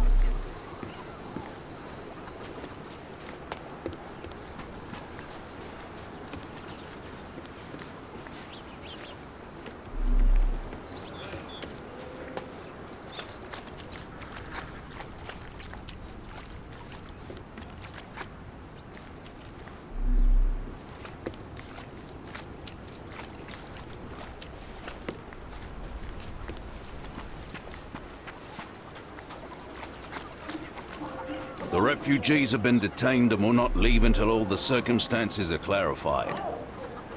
Back off.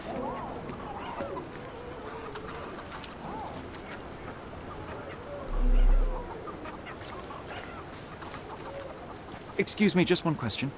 A solid question, sir, but I don't have the answer. I think we can find all we need here in the camp. Let's have a good look around.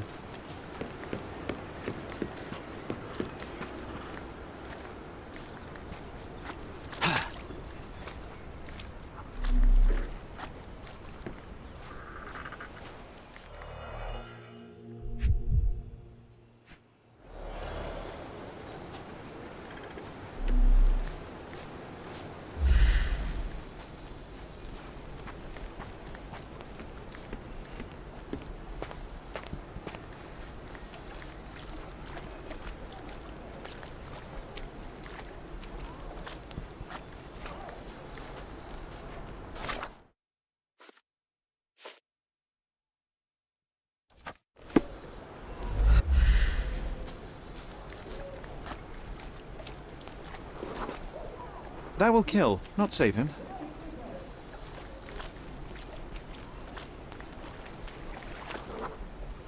It won't do any good.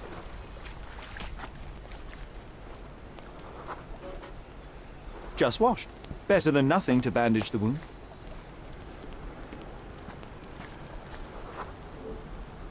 I'll use it to create a solution.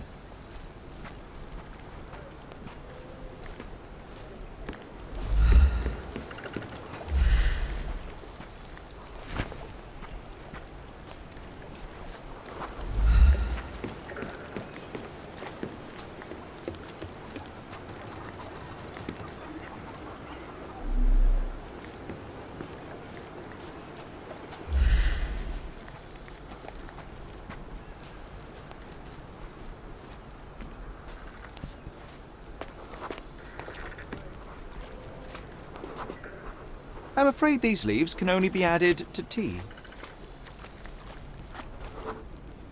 I can use this to stop the infection from spreading. Nausea and stomach pain is not what he needs now.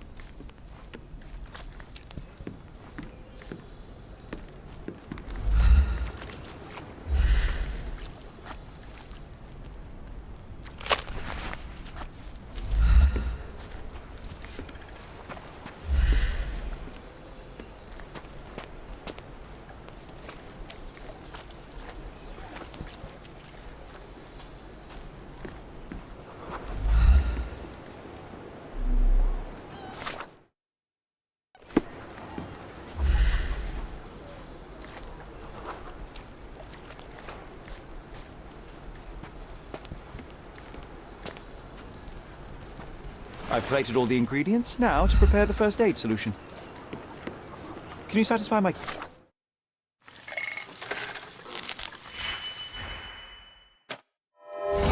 Curiosity. A solid question, sir, but I don't have the answer. Thank you. This should make you feel better, my friend. Now remain lying down and drink as much water as you can. Well done, Sherry. At least he won't die from the infection. You still here? Your problem, not mine. Your problem, not mine. Go and bother someone else with this, son. Go and bother someone else with this, son. Your problem, not mine. Go and bother someone else with this, son. The guards at the sewers were speaking about taking refugees out of the camp. Do you know anything about this, Inspector? Less than you do, obviously. And this doesn't bother you as an officer of the law? I can neither punish them nor put them on the right track, if that's what you're asking. Maybe your friends at City Hall could do something about it, but I seriously doubt that. To be honest, I'm sick and tired of being frowned on for my uniform. If those fine gentlemen you've eavesdropped on are in some shady business, that's on their heads.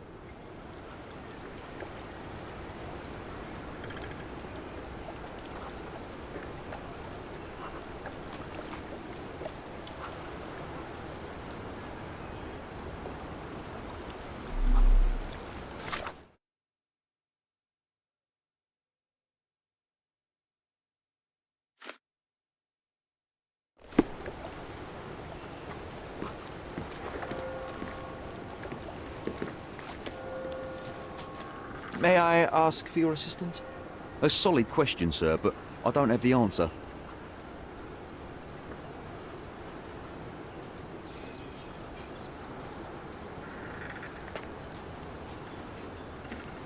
Excuse me, just one question. Nothing I can tell you, sir, but others might know more. Time to check your who, what and what, Sherry. Who are you asking? About what and dressed as what?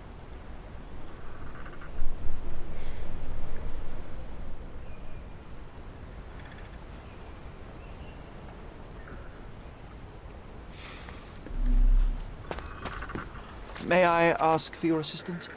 Nothing I can tell you, sir, but others might know more.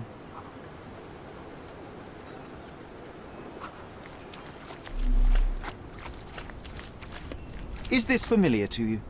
Nothing I can tell you, sir, but others might know more. You obviously haven't thought this all through. Or are you just annoying these people on purpose?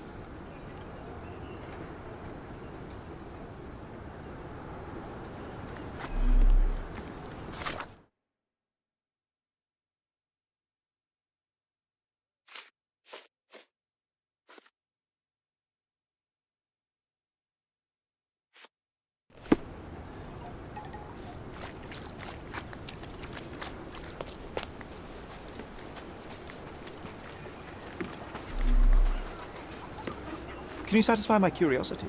Nothing I can tell you, sir, but others might know more.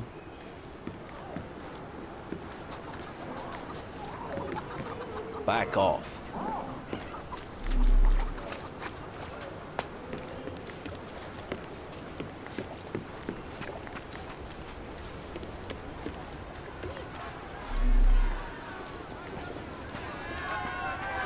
I hope I'm not making a grave mistake in trusting you, Mr. Holmes. Who isn't allowed to visit the crime scene these days? May I ask for your assistance? A solid question, sir. But I don't have the answer.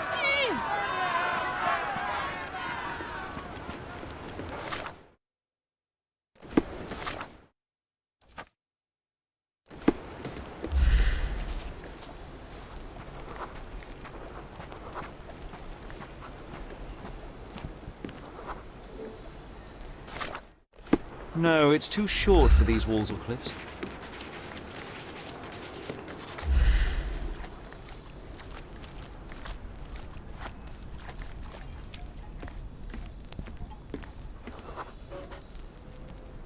Sealed shut. I doubt our man could get through these grates.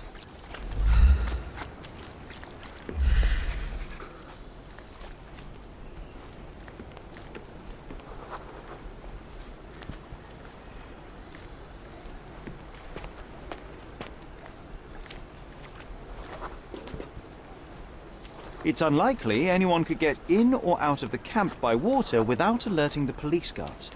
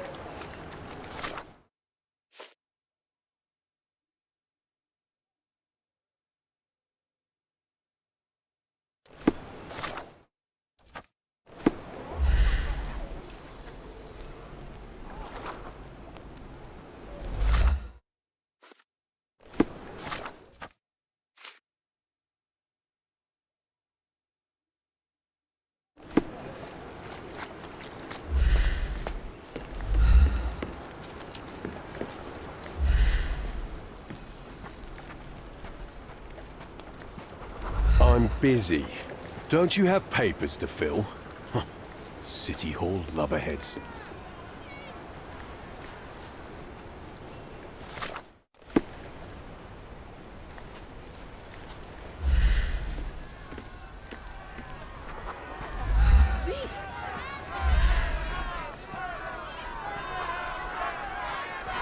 I hope I'm not making a grave mistake in trusting you, Mr. Holmes.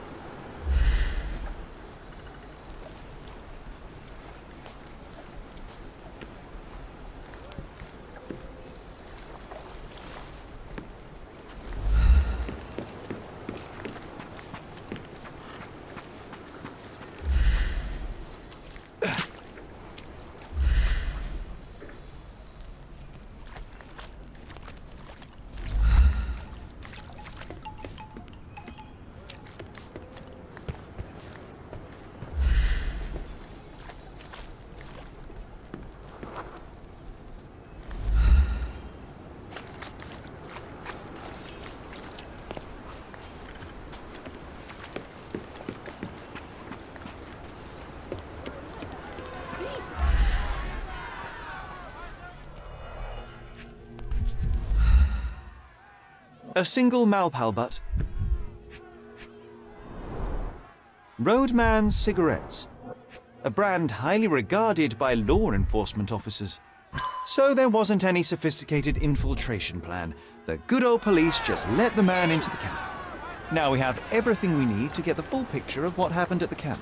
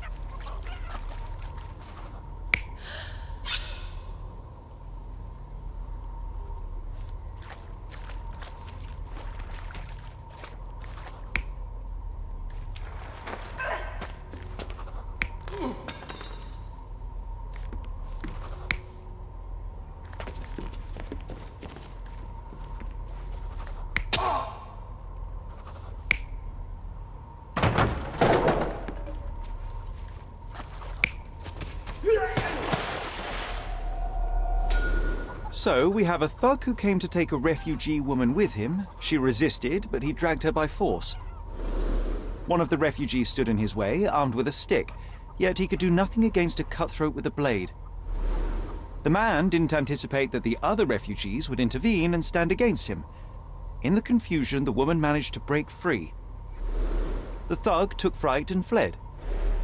He was stopped by the falling crates. He stumbled and fell, piercing his chest with his own blade. However, the wound didn't cause instant death. He managed to stand, but still bleeding, he lost his balance on the bridge and fell. Before all of this, the man had freely entered the camp through the main entrance. The police admitted him after they had a short smoke together. You live by the sword, you die by the sword. In our man's case, it's the same sword.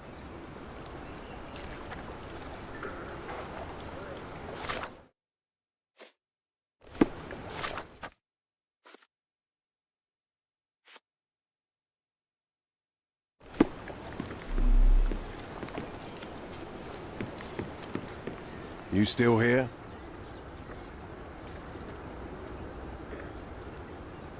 Inspector, I believe I... You do? Well, good for you. But I'm afraid I'm not the one you need to share your findings with. Speak to Mr. Harlow here. He's the one responsible for settling things in the camp. You don't even care to listen? Oh, I do care. Maybe even more than I need to.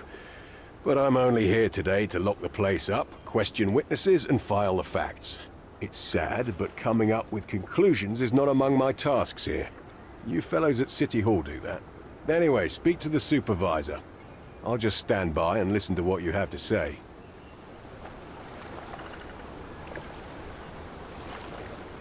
Mr. Harlow, your refugees didn't murder anyone. What? Pray tell me what you've learned. All right, listen carefully. This might solve one problem for you, but will create a few more. Oh, well, that's a great start. The man came to the camp intending to kidnap one of your refugees, a woman. What he didn't expect was that the refugees would stand up to protect the woman. A brawl had broken out. In the chaos of it, the man stumbled over those crates and fell on his own blade. How do you know he fell on his own blade? The wound in his chest was inflicted from an unusual angle. It was not an offensive stab, shall we say. The refugees didn't touch him. And judging by the blood at the scene, the intruder managed to raise himself but was unable to walk very far. He ultimately fell into the canal. But how did he sneak into the camp? Why didn't the police see him? And this is where your new problems emerge, Mr. Harlow. What do you mean? You're not a dull-witted man. You know what I mean. There is no feasible way to get into the camp without the police guards knowing of it. The pile of mess I had to sort out has just become bigger, but somehow that doesn't surprise me. Anyway, I thank you for your help, Mr. Holmes. I'll take it from here. Meanwhile, I'll make sure the police aren't detaining the refugees any longer. You can go back in and look for your witness. You think one small clock can make any difference in this place? Who knows, John? Just one ill-fitting cog could make the whole machine crumble.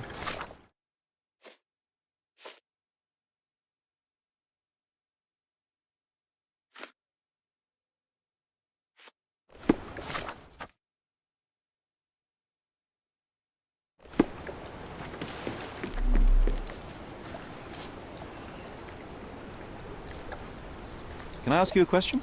Sorry, we don't see much here. May I ask for your assistance? Sorry. We don't see much here. Everyone's looking at us, Sherry.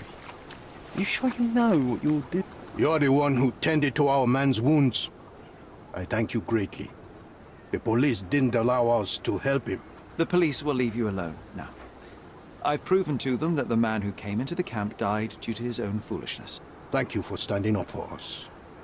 But nobody would help us without a reason. You're here because you want something. Yes, I do. I need to speak with the girl drawn here. The dead man came for her too. He wanted to take the girl away, but we won't allow her to be hurt again. What do you want from Nayla? Nayla. She was hurt some time ago. I'm here to find the people who did this and bring them to justice. And to find them, I need Nayla's help. Will you let me speak to her? Justice. There's no justice on this land. But you helped us, so maybe your words are not empty. You can speak to Nayla, if she wants it. But I will be watching you. Hello, Nayla?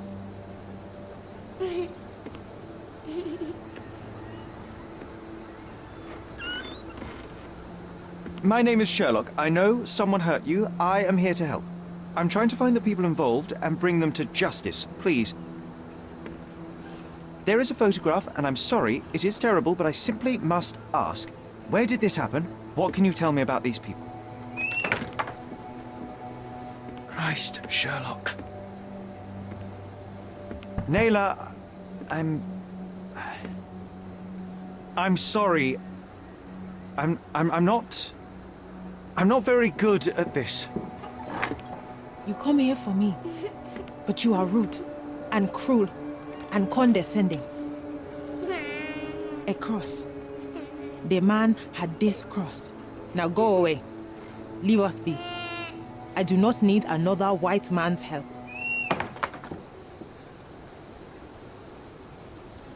Oh, glad that wasn't me. Not my best work, John. Bye along.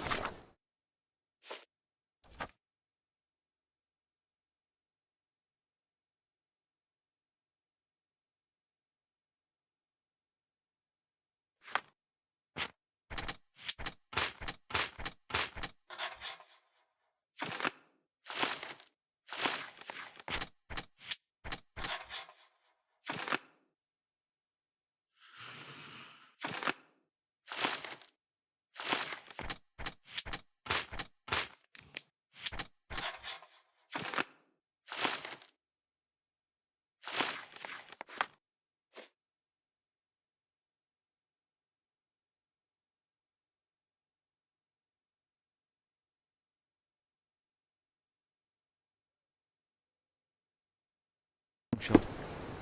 Naylor doesn't want us meddling. I'm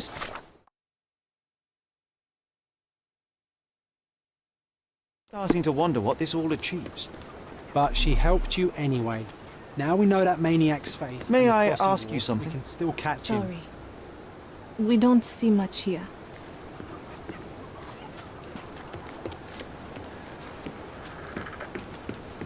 I owe you a lot, Mr. Holmes.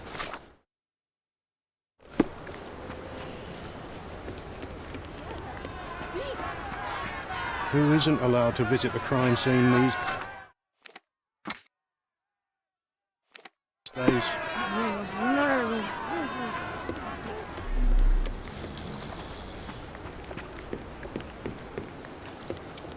Excuse me, just one question. Sorry. We don't see much here.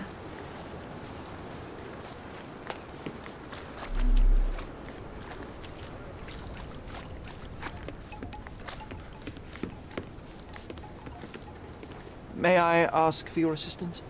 Nothing I can tell you, sir, but others might know more. This isn't working. You might need a different tack.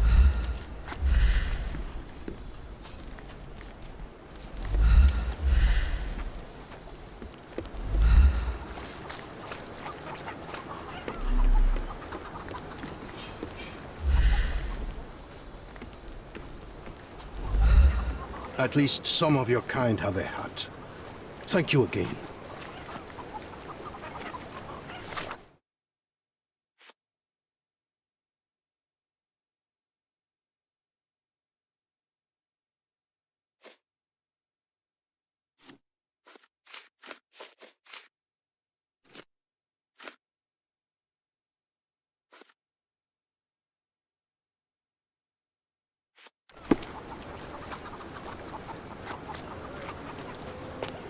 Can you satisfy my curiosity?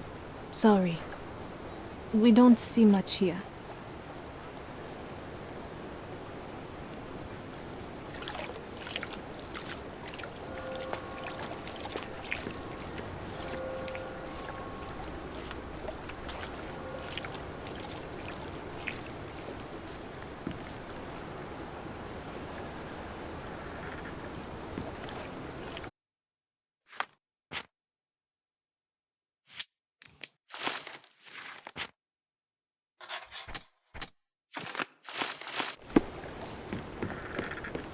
You still here? The intruder has a most peculiar tattoo on his neck, 2 lines and a point. Do you know anything about it? You really want to know, kid? Why? You want to play a policeman or something? I'm sure you have it in your records, so it won't hurt if I have it in mine. In my records, it's just a tattoo, as it should be in yours. Ah, to hell with you. Suit yourself as to what you're going to do with it. Off the record, though, such tattoos are often connected to a man named Mr. Niccolo Bernadotti. Bernadotti, you say? A respectable businessman in Scalario. His company imports goods and wines, and smuggles everything that can be smuggled between the colonies and the mainland. His people can be identified by an obscure tattoo, just like the one over there our friend has. But these are all merely rumors, you see. If Mr. Bernadotti was a criminal, he'd be in prison now. Or hanged, right?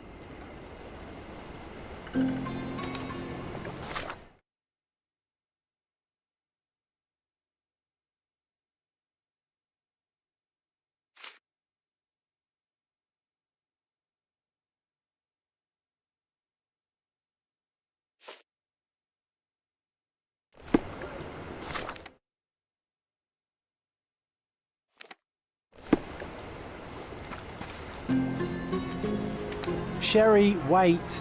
You might want to settle all the matters in the camp before leaving. You probably won't be coming back here anytime soon.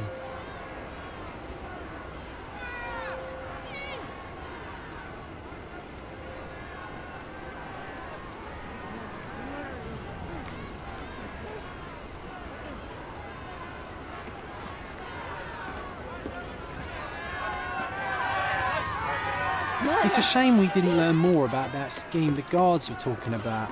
The corruption in Cordona flourishes once more. We simply don't have time for this, John. We need to proceed with the case.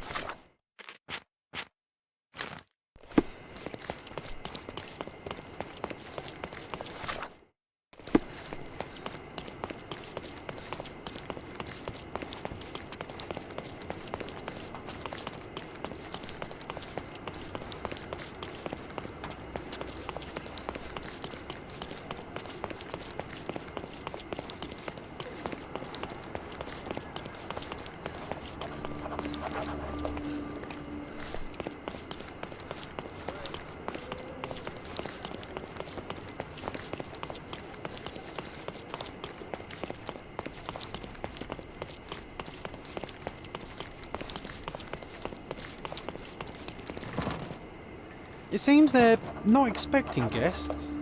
I won't wait for an invitation, John.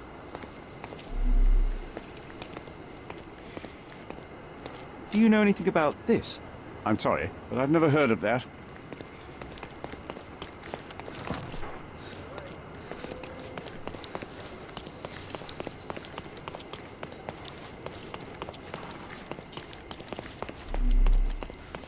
These workers don't look like your average Cordona folk.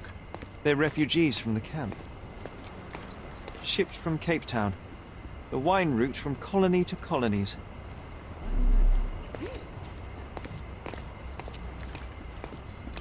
An essential remedy against sea scourge on any ship. Are you able to help me? Sorry, we don't see much here.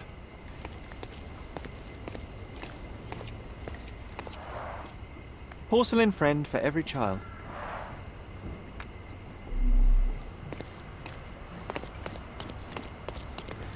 This earthenware came a long way from the Staffordshire potteries. Bernadotte doesn't miss an opportunity to occupy every niche in the market.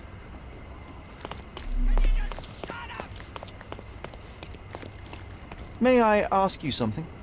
Oh, I'm sorry, but that's beyond my knowledge.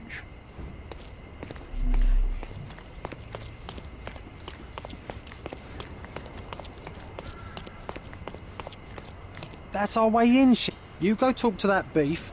I'll sneak up from behind and take him out. Hey, yo. This is private property. You lost something. I'm here to discuss business with Mr. Bernadotte. I tried the front door, but... Mr. Bernadotte isn't seeing anyone. You have 3 seconds to walk away or you'll never walk again. Capito? It's in Mr. Bernadotte's best interest to... 1... Listen, the man Bernadotte sent to... 2... I did try to resolve this peacefully.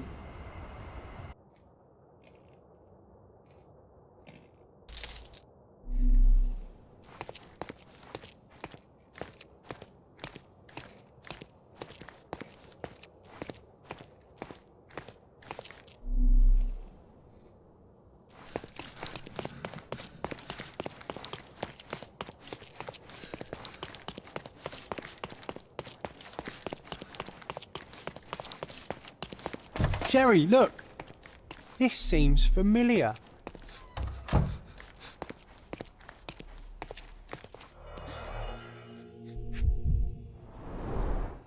Masks, traditional for the Chokwe people of Central Africa. A Dogon statue from West Africa. A century old at least.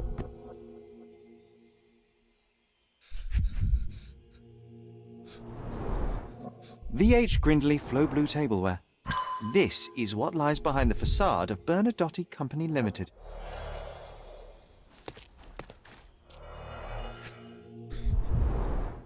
Let's see what's hidden there. Vogel's stolen painting. Isn't it curious how it developed into a much more interesting case?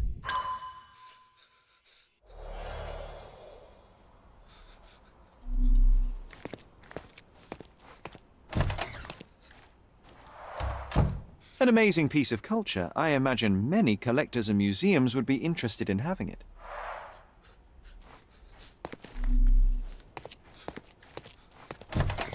Don't come any closer. One step and I'll shred you to pieces.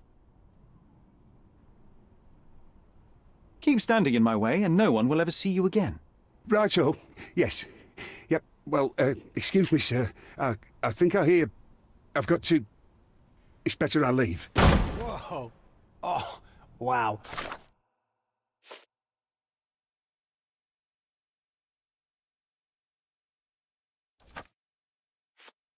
That was as if somebody put my words in your mouth.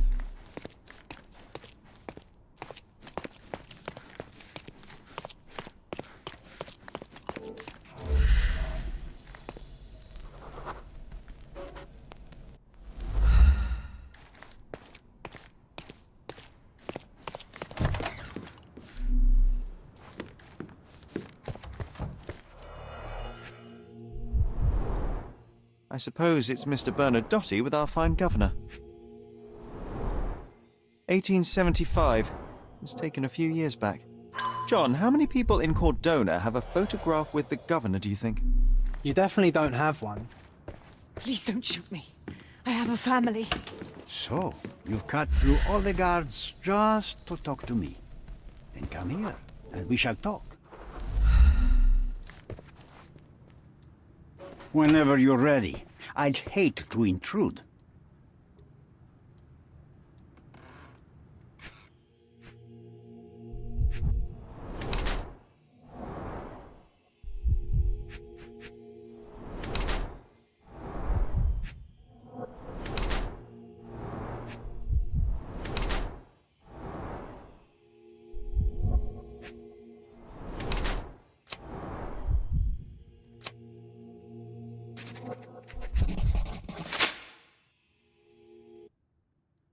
Bad news. The thug you sent to the refugee camp only succeeded in stabbing himself. His next and final journey will be to the morgue. Hold your horses.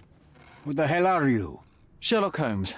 And you are Niccolo Bernadotte, a smuggler, kidnapper, and notorious cutthroat, among other things. Few men would dare waltz into my office and address me like that. You are either overconfident or unintelligent. This is private property. Give me one reason why I should not shoot you on the spot. I am sure my friends at the station would call it self-defense. Mr. Bernadotte, do you know the name Boniface Mercurio? I do not. Mercurio was a local artist. Recently, a man broke into his apartment, ransacked the place, and killed him. The thief was looking for something. You are testing my patience, boy. In a moment, the connection will reveal itself. As I said, your man was found dead in the refugee camp. He was there to kidnap a woman, but the other refugees intervened to try and save her. The ensuing scuffle resulted in the man's accidental suicide. He sported the same tattoo as your men in this building. In fact, it also bears a resemblance to the one on your neck. Care to explain what business your man had with this woman? You have no idea what you are talking about. I can assure you this was no kidnapping. The refugees in the camp are on edge. What happened there is a tragic accident, one I am not responsible for. For what reason was your man there if not to abduct her? Why would I answer? You are yet to justify your presence in the slightest. I was hired, privately, to investigate the recent theft of a painting from an art gallery. My investigation led me to a man from your organization, and thus, to you, Mr. Bernadotte. That is quite a stretch. Why would I need to steal a painting when I could buy anyone I wanted? Interestingly enough, I spotted the stolen painting in your storeroom. I buy and sell a lot of things, Mr. Holmes. Unfortunately, if this is true, it is not the first time I have been sold stolen merchandise. I presume you were hired by the owner of the gallery. Tell them to contact me, and we'll sort out the situation. So, this painting is why you broke into my office. So many words, so little action. When you barged into my office, Mr. Holmes, I got the impression you wanted to talk business. Now I see you had come just to talk. Tell me exactly what you want, or get out. It was necessary groundwork for what comes next. I have enough evidence to conclude that the gallery thief, the artist's killer, and the dead man in the camp are all the same person. Your time is almost up, Mr. Holmes. Before you draw your gun, there is one final detail I am yet to mention. The young woman your man was tasked to collect from the refugee camp had been defiled at a perverse masquerade party. That violation was captured in a photograph by Boniface Mercurio and used as a reference for his painting. The photo shows the attacker's face. Finally. That's why you're here, Mr. Holmes. You have the photograph. It is what your man was after when he broke into Mercurio's apartment, and it is what you're after too, isn't it, Mr. Bernadotte? You have the photograph with you? How much do you want for it? I am not naive enough to carry it with me, and I am compelled to ask why you want it. Who is the man visible in the photograph? An associate? Not yet, Mr. Holmes. Though with this picture, that may change. The man in the photo is a British envoy on Cordona. What exactly do you want from him? My business dealings are often arduous in their bureaucracy. A man in his position, willing to look the other way, could ease my work significantly. In return, I will make sure no one looks his way either. A favor for a favor. Also known as blackmail, the modus operandi of any true professional. It was not originally my idea. Mercurio set things in motion, extorting the envoy for the most trivial of ends. Money.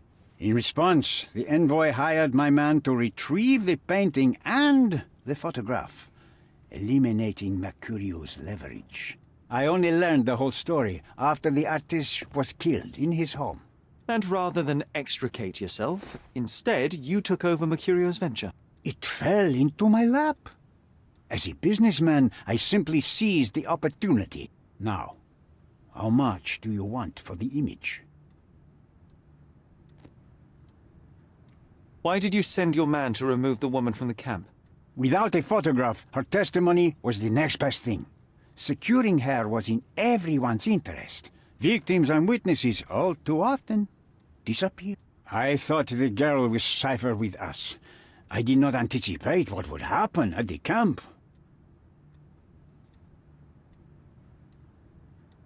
I could not help but appreciate the collection of smuggled artifacts in your storeroom. You have rather diversified your business. Oh, high and mighty of you, Mr. Holmes. Not all smuggling is immoral. I pay generous rates to developing cultures and spread their culture to eager buyers. And furthermore, I supply many immigrants with a taste of home. A very convenient way of thinking. I have traveled wildly, Mr. Holmes. I've seen people in far-flung lands for whom my services are a lifeline. Without them, they would starve. The tax on cargo is often so absurd that it would be more profitable to simply sink your ship than dock it in the harbor. And trust me, I am speaking from experience. I saw refugees from the camp at your warehouse. They work for you. I have made certain arrangements with City Hall and the police. Thanks to me, refugees can work and be paid.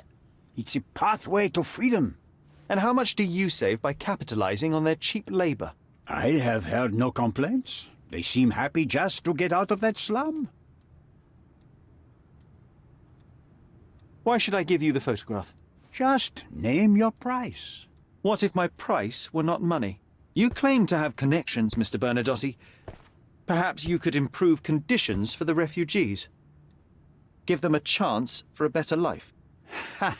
I do have connections, Mr. Holmes, but help the whole camp? You are asking too much. I could, however, make arrangements for one person. The woman who was violated will have her own home outside the camp, solely for her and her child. She will no longer be a refugee, but a princess. That I can guarantee.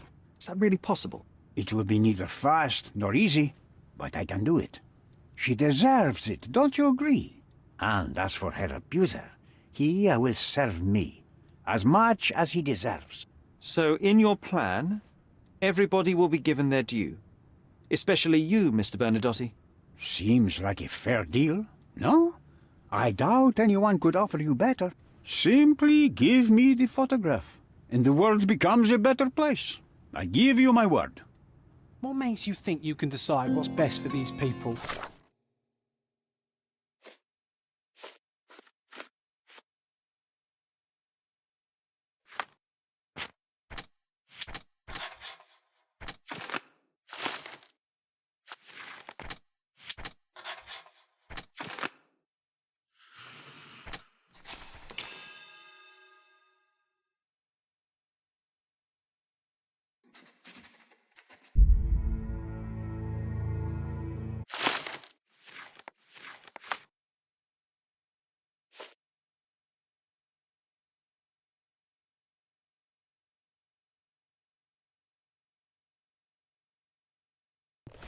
Such is the arrogance. If I give you the photograph, how do I know you will not come after me? Mr. Holmes, you are not a threat. The local authorities owe me favors. For all your confidence, you cannot actually harm me. Besides, I like you, and your approach to business. We are not dissimilar. Pragmatists to a fault. Indeed, I cannot ignore the just outcomes in what you have proposed. All right, take the photograph. You are a hard man to read, Mr. Holmes. I couldn't tell if you actually had it. Fear not. This decision will bear its fruits soon enough. One more thing, Mr. Holmes. Now that I have the photo, you may as well take Mr. Mercurio's painting back to the gallery. Please, send my apologies.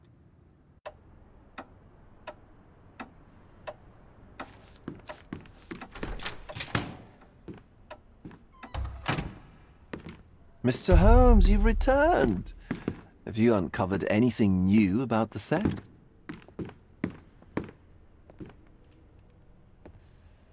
I've brought news, but not all of it will please you. Fill me in, Mr. Holmes. I won't shoot the messenger.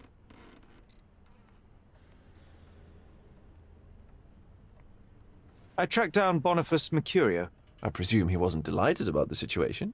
He was not having a good day on account of his murder. Killed in his own flat by the same person that stole his paint. Oh, sweet Mercurio. Perishing in the pursuit of his art. How apt. I will miss his exceptional sense of humor. I located the thief, but found him rather cold. He was tight-lipped about the painting, too. Huh, he's dead. How very droll, Mr. Holmes. One presumes you were not responsible. It was an accident at the refugee camp. He impaled himself on his own knife. Life is nothing if not cruel and capricious. What about the stolen painting? Have you located it? Yes, it's here. Splendid! I'm most grateful, Mr. Holmes. It must have been a difficult task. Will you share your adventures with me? I cannot, Mr. Vogel. The story is much like your undergallery. Not for everyone's eyes and ears. So sometimes you do hide the truth. What has happened to your crusade? I'm not on a crusade. I simply do not owe you the story. It was not an attack, Mr. Holmes. If you've chosen to keep secrets, I'll respect it. Besides, the truth is often more boring than the mystery. No? It is what it is, Mr. Vogel. Well, now that we've resolved all of our outstanding matters, I have a gift for you. I took the liberty of having it delivered to Stonewood Manor. I am told it belonged to your mother. And what exactly have you sent me? Frankly, I'm not sure how to answer that. I trust you'll know. Previously, you mentioned there may have been more to my mother's passing than consumption. It appears you were right. Oh, dear. I'd hoped to be wrong. She was unstable, mentally unwell. She required sustained, specialized treatment, but her madness persisted. I knew that Violet had disappeared from the public eye, but had no idea of her suffering. I cannot imagine what you're feeling. I'm fine. Thank you, Mr. Vogel. I am curious to see what you have procured.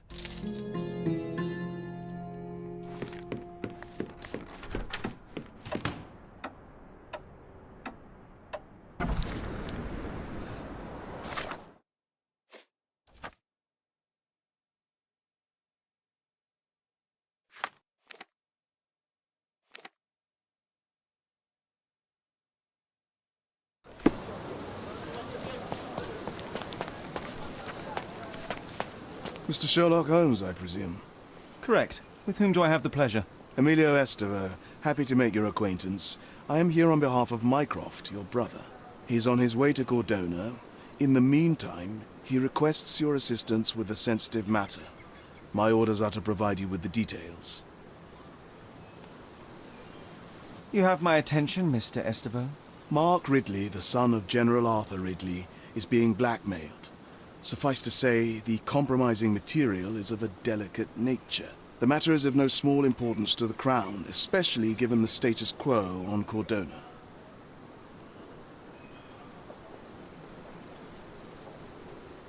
What about the status quo? The Ottoman population holds a certain animosity towards the colonial rule. It's been this way since we took over the island. General Ridley made concessions with their leaders, but I'm afraid we are still teetering on the edge of open hostility. What does Mycroft want me to do? Retrieve the blackmail material? No, sir, nothing of the sort. Mark Ridley is meeting the blackmailer atop the old city bridge tower. You shall observe from a distance, then establish the blackmailer's identity. Do not attempt to arrest him. We'll handle it from there. Saving the best for yourself? Fine. There is a cafe just over the bridge that provides a good vantage point. Please report to me when you are done. I'll be waiting for you here, and remember, discretion is of the essence.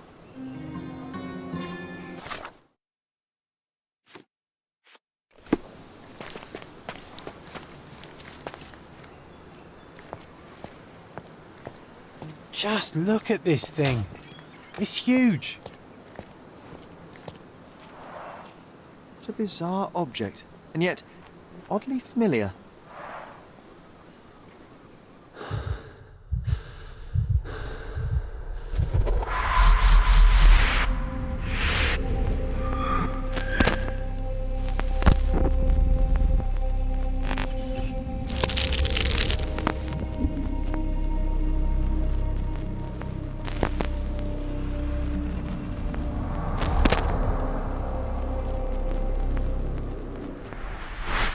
Did you just remember something? Yes. A room full of curiosities and artifacts. I think I can find it in the manor. Sherlock. So, you continue to pursue the imaginary. I had hoped you might have got all this out of your system by now. Mycroft, what are you doing here? Get out of my house! It's my house, actually. I've come to bring you back. I have no interest in returning, let alone with you. I know you lied about Mother all these years, claiming she was merely ill, but she was unstable. She never had tuberculosis. She was not recuperating, but mentally deteriorating, and you never once thought to tell me. How dare you? I shall not indulge this petulant tantrum. You can just tire yourself out and then slink back to London with your tail between your legs. Just tell me everything! I'm an adult now. Show me the basic courtesy of an explanation. You know I will find out eventually. The goal was stability, and that's what you got. The right thing for everyone was to try and move on from her passing. The consequences of one's actions determines what is right or wrong. Yes, exactly. The ends justify the means. After leaving Cordona, Sherlock, you had a normal childhood. In London, I was able to support you, guide you, shape you into a fine and productive young man. You have so much potential, so much to offer society. But that's not the end. Now I found the truth, and it has shattered everything I knew about her, about you, and about myself. I feel unstable because of you. Your actions were not justified. Lying never is. Oh, grow up, Sherlock. It was a white lie which has as much use in the realm of the interpersonal as the international. It is time you come to accept that some things are bigger than yourself. Oh, you are full of it. You like to pretend you care about the big picture, but it's just an ego trip. You like knowing more than others. You like greasing palms and rubbing shoulders with the rich and powerful. You like having eyes and ears everywhere. The fact it helps the nation is incidental, because all you care about is yourself. It's true. I have agents everywhere, including Cordona. If you weren't so damn stubborn, you'd realize that means I'm only here for you.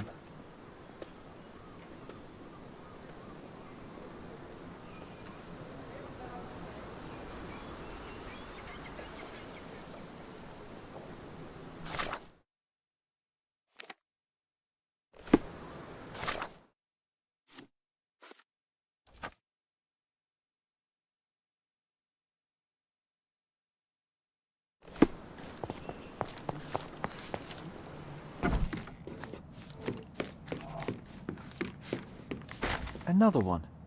There must be something important behind it. I can feel it.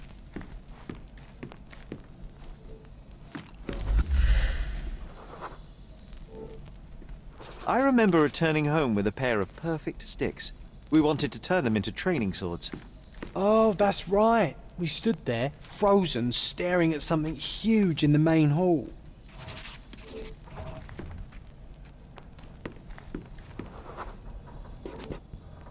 It was a giant aquarium with a living mermaid in it. Impossible. It must have been something else. Oh, of course, that mortifying hoax presently taking up space in our front yard. Well, fine. Your memory's better than mine.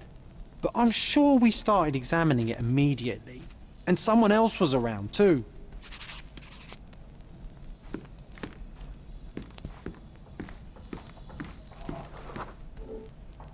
It was my mother. She asked what I thought of the artifact. You were really concentrating and holding something in your hand.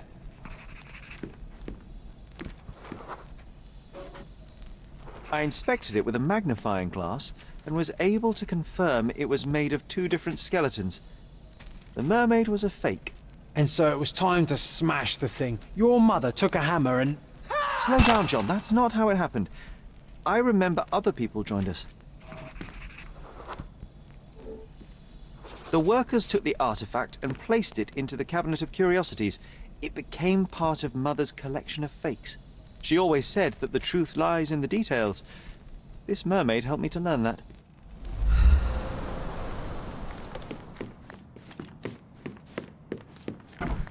Ah yes, my mother's studio. She was an authenticator.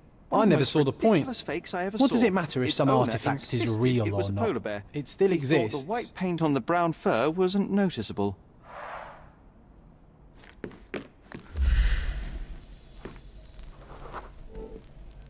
I remember this cozy blanket.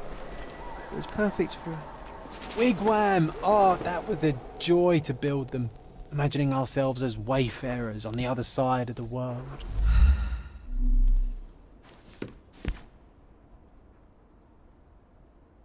Watkinson and Holman, Chapter 1, by Wallace de Orham. Oh, Mycroft. He always acts so serious, but then reads tripe like this. John, if I remember correctly, you couldn't put this book down. Another fake Holy Grail. Its owner claimed to be the heir of King Arthur. Scarcely believable. He also insisted a deadly rabbit was hunting him.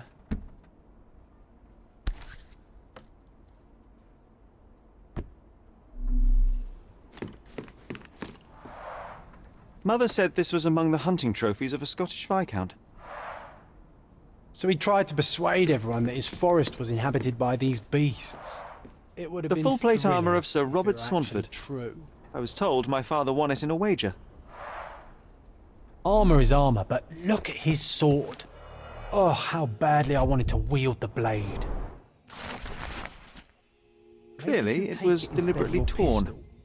Wonder why someone would do that. The Tulpa. Studies in Tibetan Mentalism.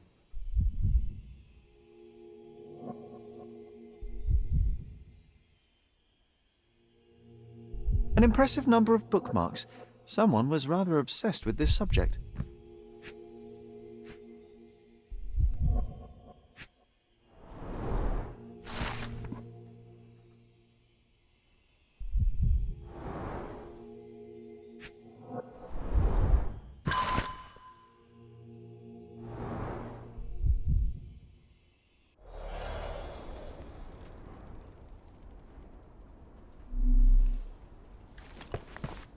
And this one was brought from a German, the so-called mummy of a Persian princess.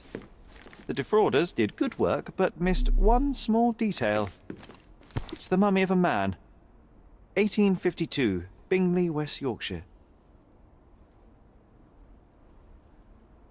This photo caused a lot of fuss. My mother spent some time to prove it was a fake. Look, it's Roger. This jolly old man's well preserved. Even looks refreshed. I doubt he drew much interest at the auction. That's for the best. I'd be upset if he fell into the wrong hands. An archaeological find should be here. It's far better than beneath the old city walls.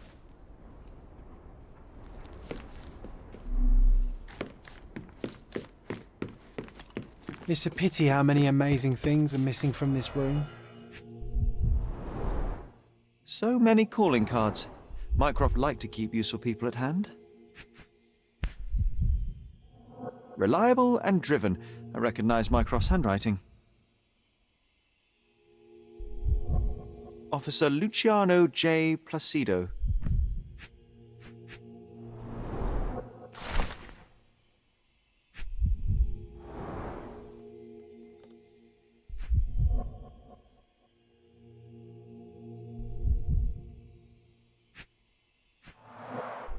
This drawer was always closed. Only Mycroft knew how to open it. I remember we tried to break it open and spy on him, but alas, had no success. Maybe today's the day. Ah, Sherry. Carefully opened. Dated 24th of April, 1869. I'm starting to remember something.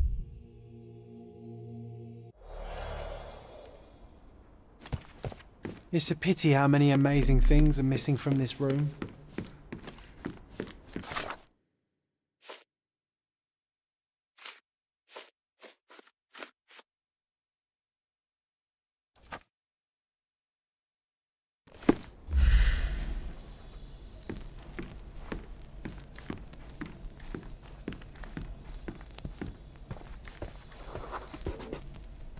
Ah, the memory comes back. We snuck about watching him. He closed the drawer and went to the hall. We were like two shadows crawling behind him.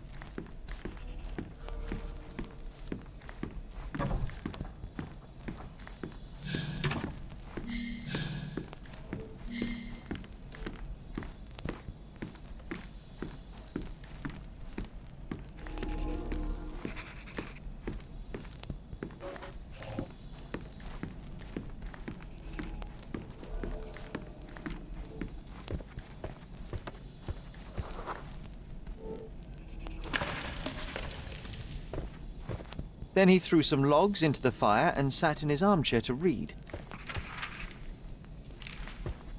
It's as boring now as it was then. I'm sorry, Sherry, but I think that's it. Wait, John, we never use the fireplace in the mornings. What if...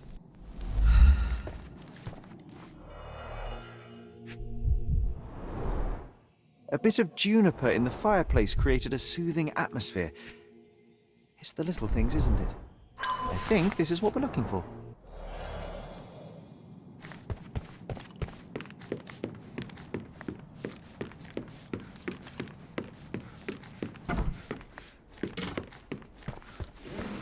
We made it.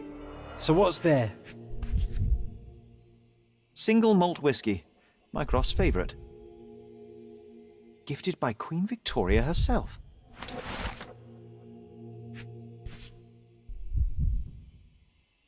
Otto Richter. This one is rather thick. Mycroft can be truly dogged in his research.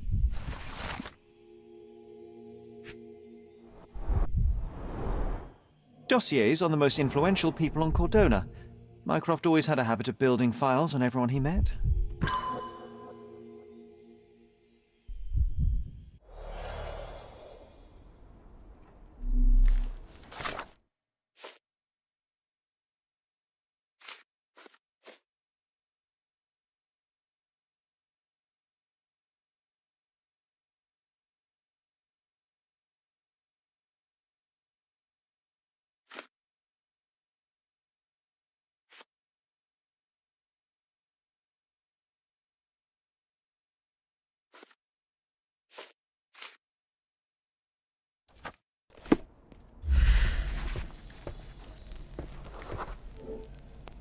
I used this ladder to look at the top shelf, right? On the day of Mother's breakdown upstairs. Right you are, Sherry.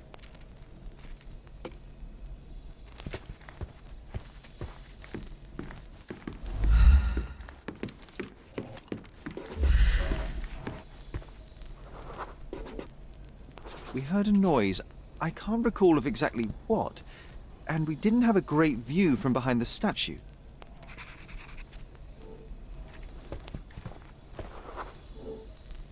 The books and papers from the table somehow ended up on the floor. Now it's coming to the surface. I feel it.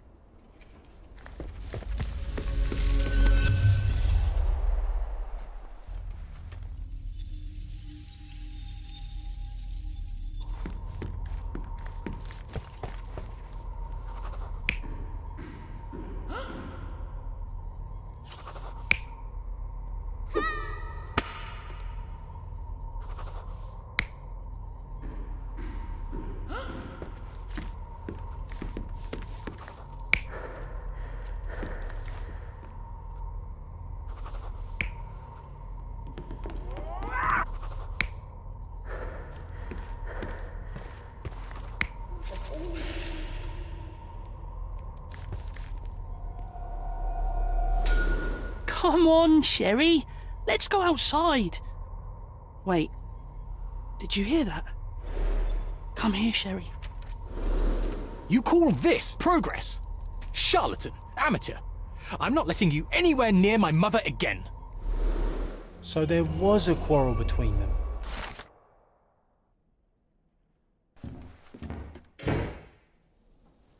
I heard a noise in the hall. Let's check it out.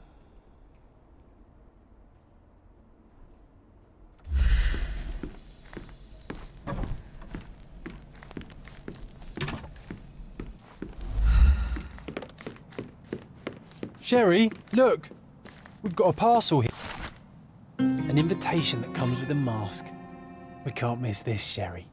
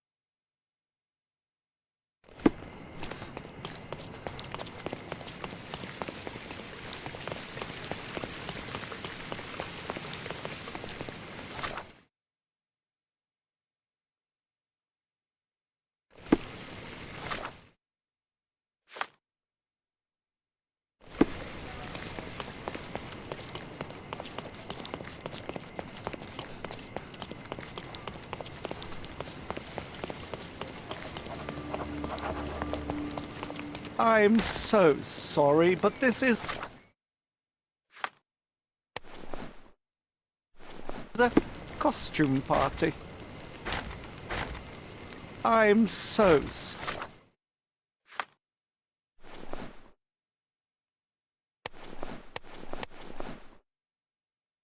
sorry, but this is a costume party.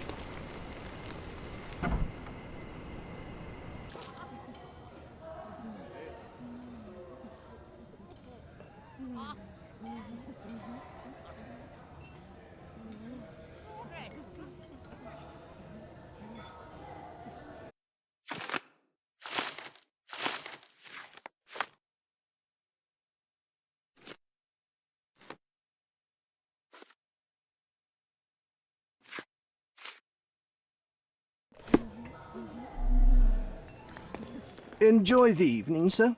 There is still plenty of time before the grand finale. All right.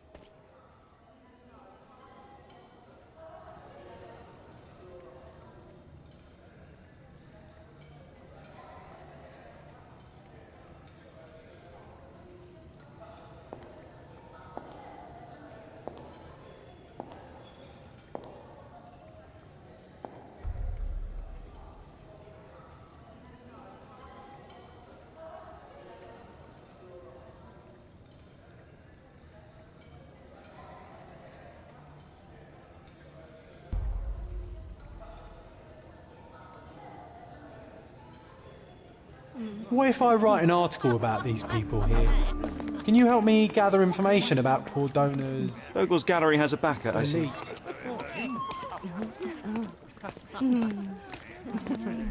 My goodness, Sherlock. They made a blood fountain. No, John, it's definitely not blood, just wine. Cahors, is it a guess?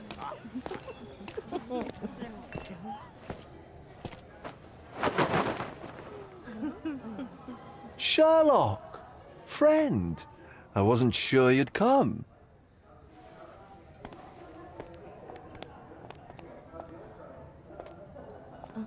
Werner, I see you are not yourself.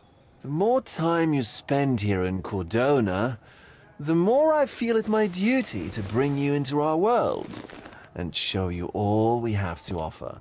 And what is on offer today? Pleasure, indulgence, relief, and relaxation. You've earned some time for yourself, have you not? Those who know me would say I'm incapable of it. Nonsense. I refuse to believe there is anyone permitted to know Sherlock Holmes. Huh. You may be right. Then free yourself from inhibition and expectation. The night is young, and so are the guests. You should try to enjoy both. It's not healthy for handsome men to spend every night alone, and certainly not in a house filled with such melancholic memories. I must admit, my travels have proven more taxing than expected. I'm less confident in my life and myself. Time of relaxation seems a distant dream. So can I tempt you with a physical aid to your moral consolations?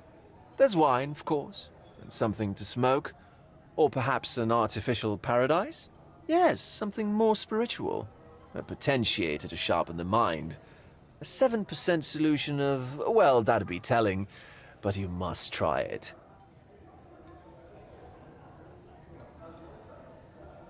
My mind already operates at a far higher level than most. I struggle to believe anything could improve it.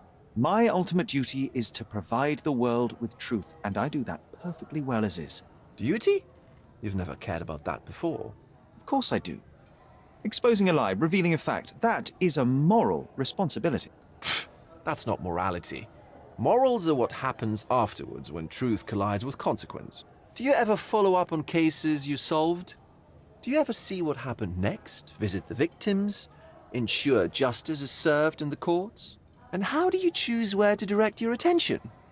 Are there not deserving causes to which your brilliance could be applied but isn't? You ascribe me more power than I possess. I have a narrow skill set and work within that mandate. What occurs afterward is irrelevant. With every action or inaction, you place a finger on the scales of morality. Many in the city would see you as abdicating your responsibility. I haven't. Not me, of course. Morality is subjective, just like truth. There is little to be gained from indulging in it, and far better things to indulge in. Now I must insist on easing any burdens I've placed upon your shoulders. Show yourself a kindness, and try this rather delectable concoction. If this solution truly does assist with thinking, then perhaps it would be puerile to overlook an opportunity to study it. I'll take it with me. Yes, Sherlock. Very good. And now, our evening begins in earnest. I just remembered.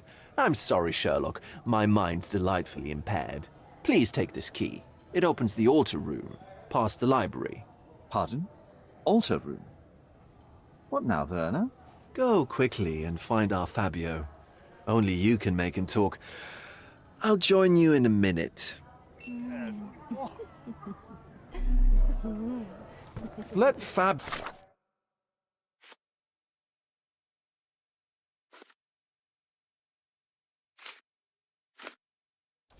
speak for himself.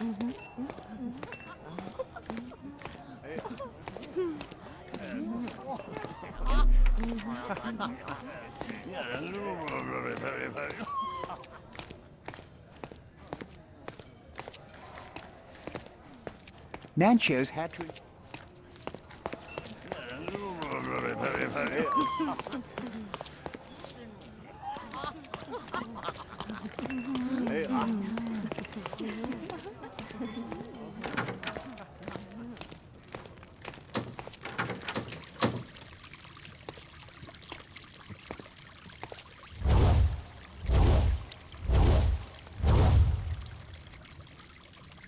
My God. Was he here this whole time?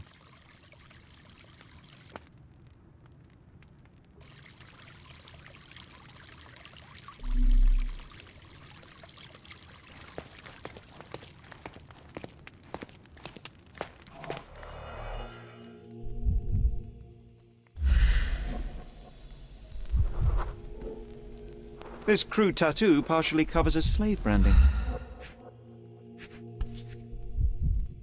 This golden handle has a bloodstain on it. The dagger is heavy and sharp, but lacks balance.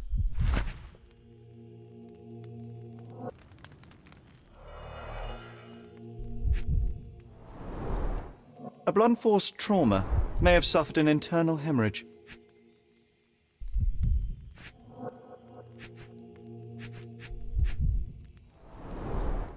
This worm-like sigil has been drawn with his own blood. The wound is deep. A precise strike reached the heart. The victim has clenched the fabric so firmly in his fist that it's nigh impossible to remove it. He died right here.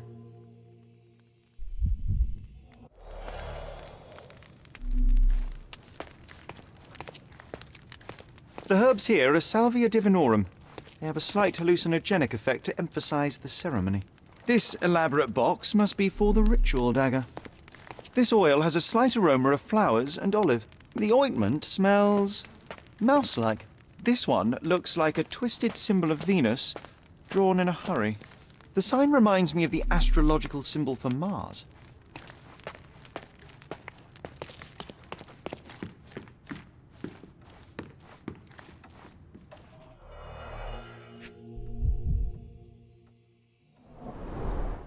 Enough cigars to burn down the entire mansion.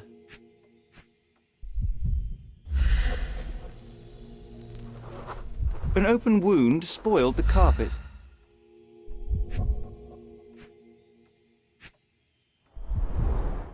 Why don't people tidy up after themselves?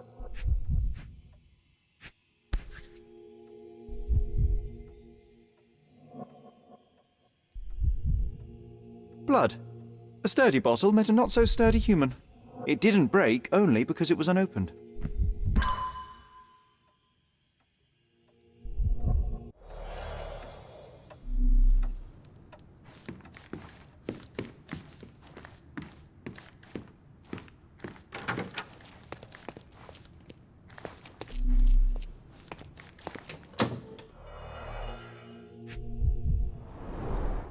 This is a different ritual.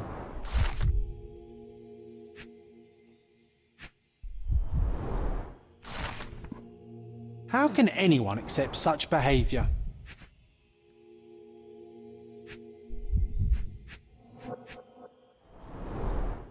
A useful tool for a disguise arsenal.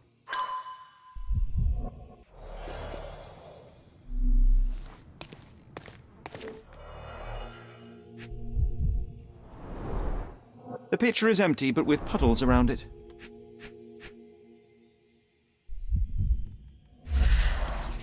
Blood clots are adhered to the sides of the drain.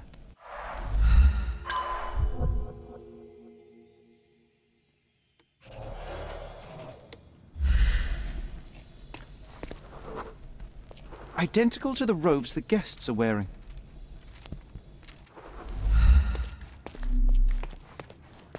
Props, decorations, and tools for a more detailed set.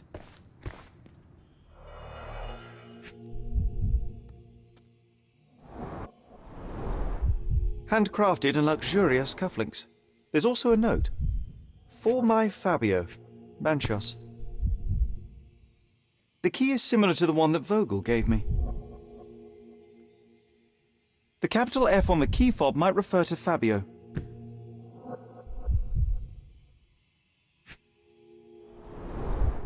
Would you recognise me in one of these? I suppose not.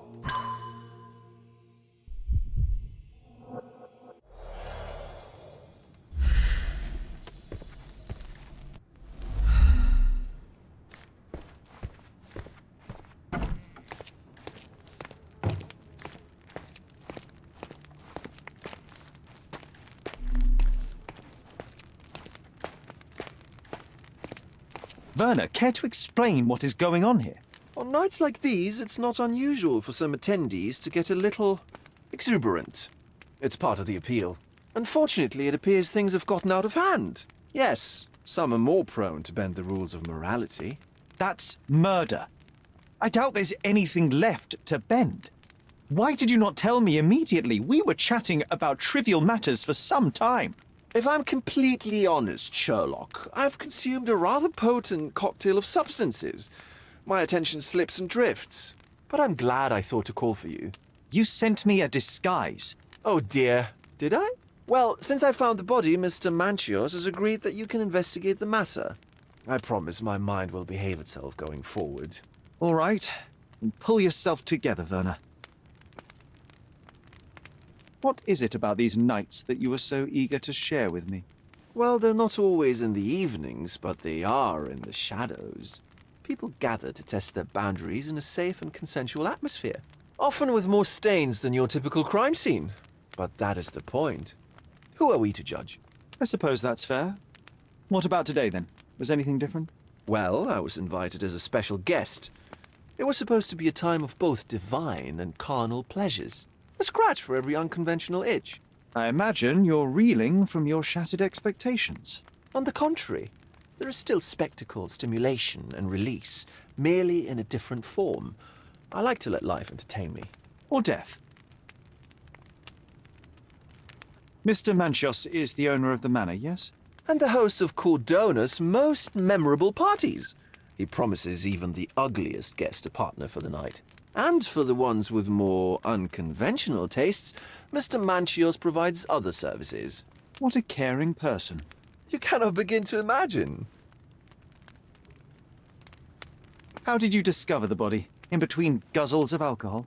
I was set to perform in a fecundity rite with Fabio and came to inquire further. It was a staged ritual where he was to play the principle of life. And the rehearsal was unsuccessful? Who knows? I found him alone on the altar, his blood dripping to the floor. And then? Then I called Mr. Manchios. He was panicking, so I told him about you. We left the room and locked the door. Then we were... filling time? Waiting for you was stressful. We indulged in some simple comforts. Overindulged, perhaps. Were you well acquainted with Fabio, the victim?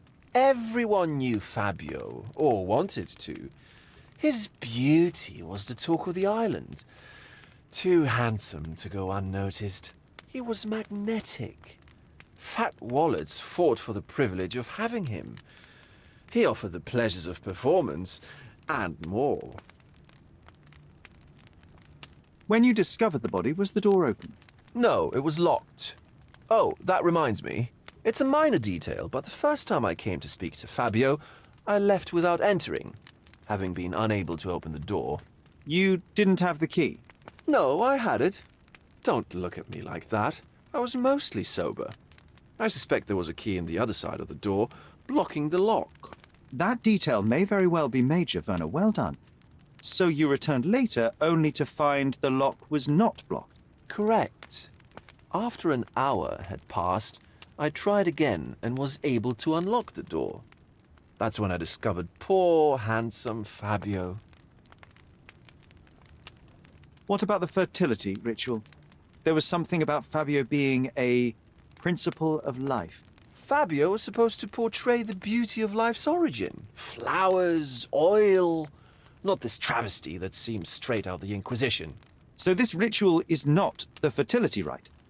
What was it meant to look like? It begins with a woman lying naked in a flower bed on the altar. She represents Gaia, the earth. As I cover her in oils, we chant for the principle. As our calls reach a climax, Fabio enters and copulates with her. After he finishes, I stab her with a dagger. That part's just pretend, of course. But the intercourse is not? I did not expect you to be such a prude. Are you a virgin? It is nothing to be ashamed of, but it would explain the color of your cheeks. The fertility rite marks the start of our festivities. The principle of life is beautiful, intimate, essential. It must not be stopped. Yet it appears that someone did stop it. What about the naked woman? Can you tell me anything about her? Oh, yes, Matista. She's one of Fabio's compatriots and a performer, too. I haven't seen her today, actually. The police remain unaware of this tragic event? Some of them may be hiding behind their masks. They conceal many things. But we didn't want the authorities to create more problems. Besides, after a few cocktails, their incompetence will have soared to new heights. How do you know I even want the case? I promised you relaxation. If there's one thing I know about you, Sherlock, it's that nothing soothes you more than a good mystery.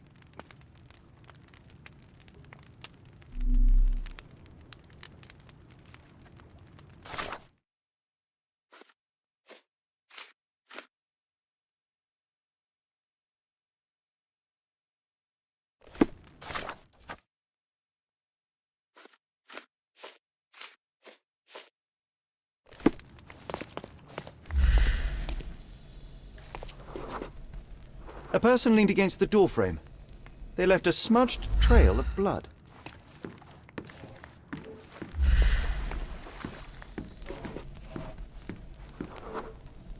A bloody handprint on an armchair. The wounded person was here for some time. There appear to be no further traces leading to the altar.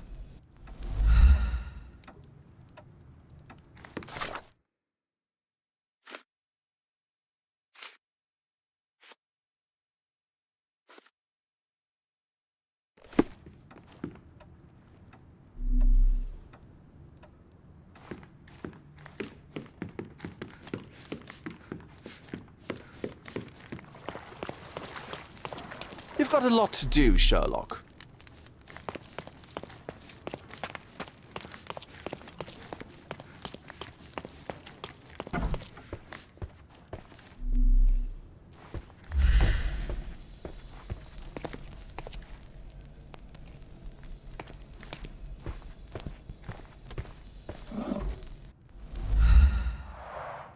Similar to the guests' robes, apart from the bloodstains.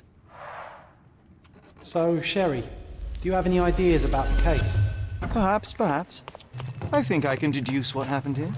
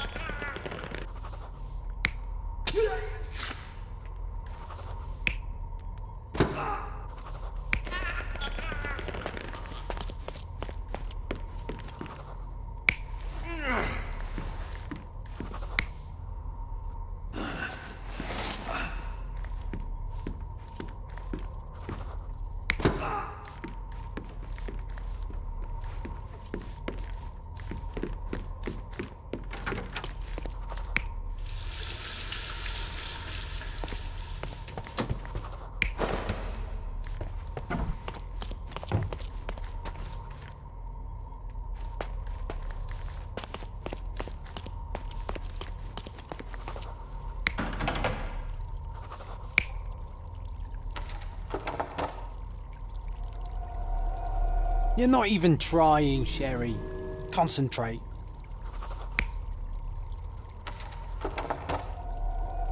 You're not even trying, Sherry. Concentrate.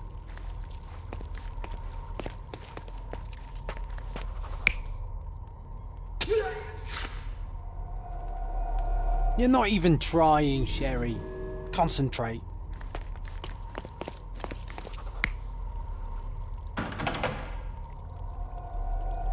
You're not even trying, Sherry. Concentrate.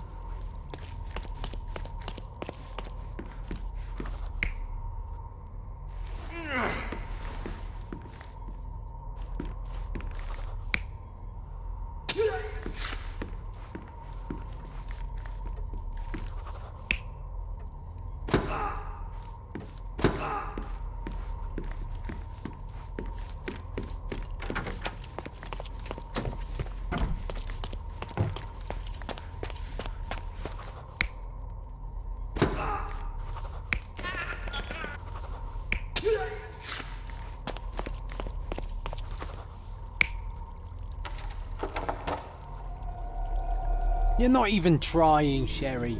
Concentrate.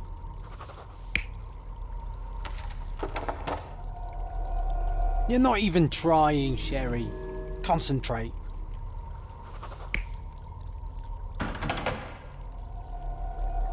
You're not even trying, Sherry. Concentrate.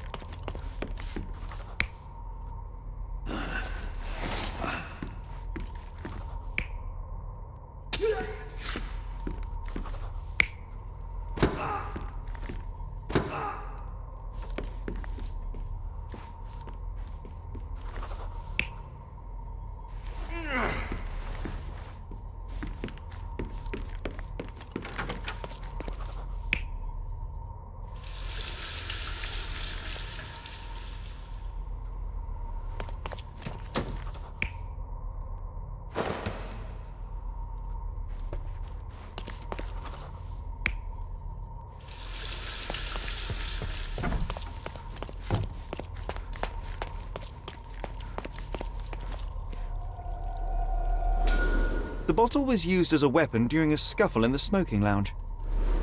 Then, to ensure no one would interrupt, the murderer locked the door.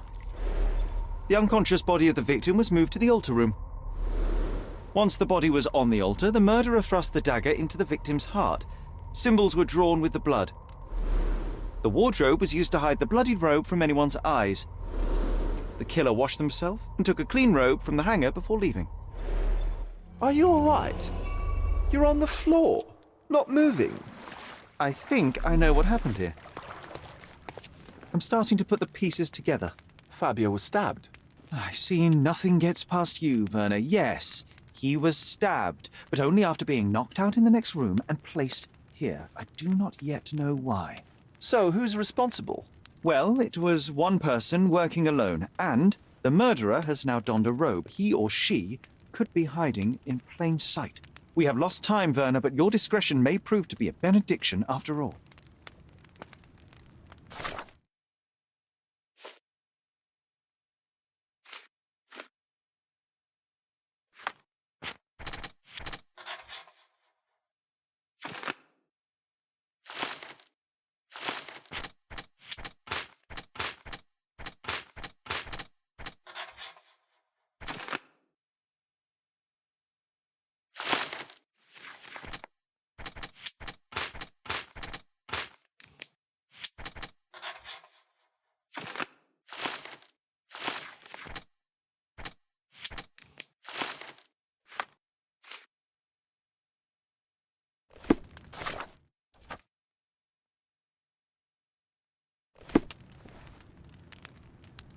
The murderer had to have access to this room. After the crime, he used his own key to lock the door.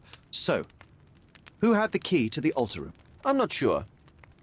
As a special guest, I was provided one by Mr. Manchios. He should be able to tell you of any others. Where can I find him? Most likely in the main hall, entertaining his guests. He has a mask with golden stars. You can't miss him. But please be discreet. We don't want to risk disturbing the revelry. Sherlock, don't forget to find the information I need before the guests leave.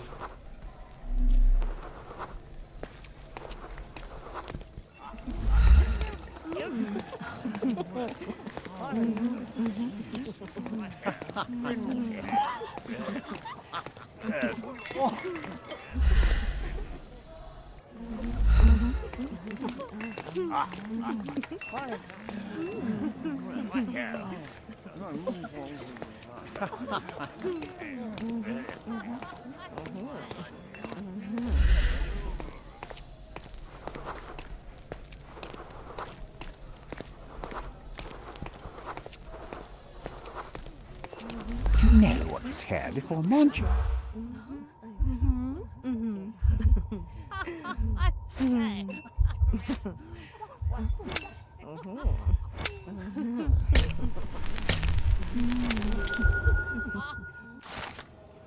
That's what I like about this party.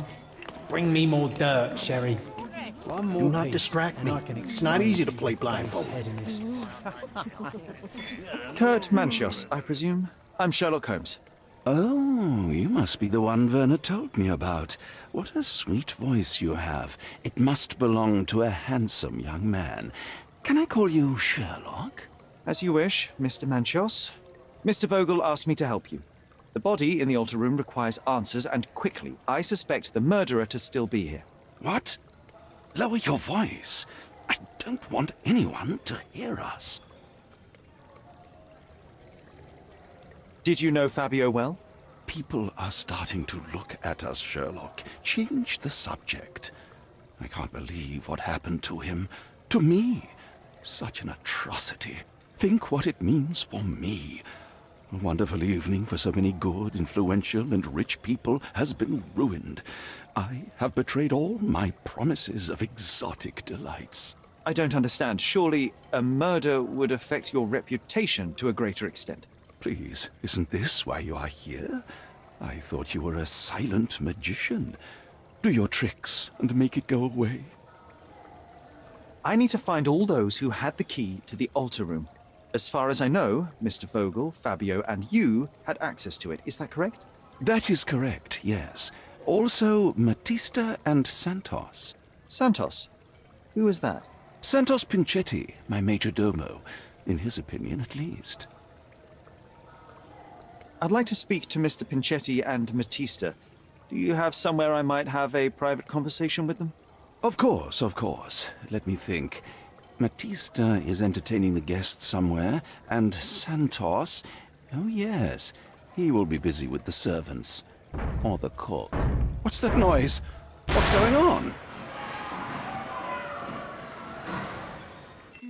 Please, filth. You're under arrest.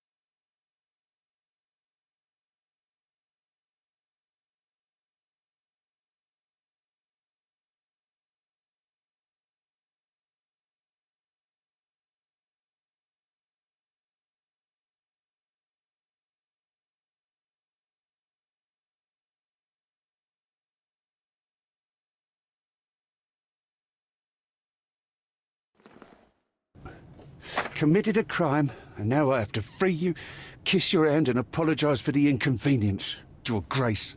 I did tell you that Mr. Vogel and I were innocent. I emphasized it in my statement. Your statement?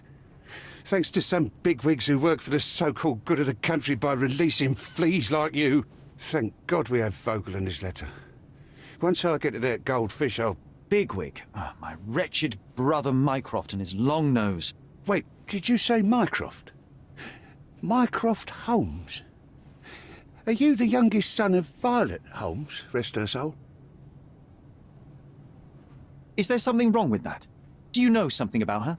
I was working on the paperwork of her case while you still had milk on your lips. Would you happen to remember anything of the events? Well, I didn't make the inquiry, but I remember seeing some notes. Why? You must help me. It would mean a great deal to me if you could find any information about that day. Huh. Got you hooked, right? You know what? Stark and the others think they're the smartest here, thanks to you. Let me get this straight. Are you listening to me, lad? I'm all ears. Take this case. Report to me only, to Constable Harvey Oswald. I'll leave everything I have on this table. Find the murderer. Be a real copper. Question the suspects, make them sing, give me something substantial. And if Mr. Vogel is not a suspect? If he's innocent, then you can take your favourite degenerate away from here. If you slip or mess with the evidence, then trust me, Your brother won't save you from my bludgeon. Meanwhile, I'll be checking the archive for you.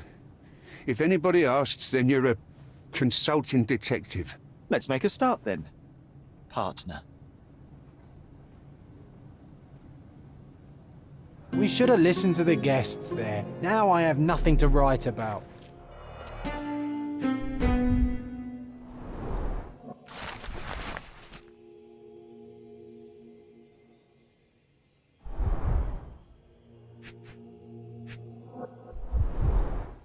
Back on track to solve the case.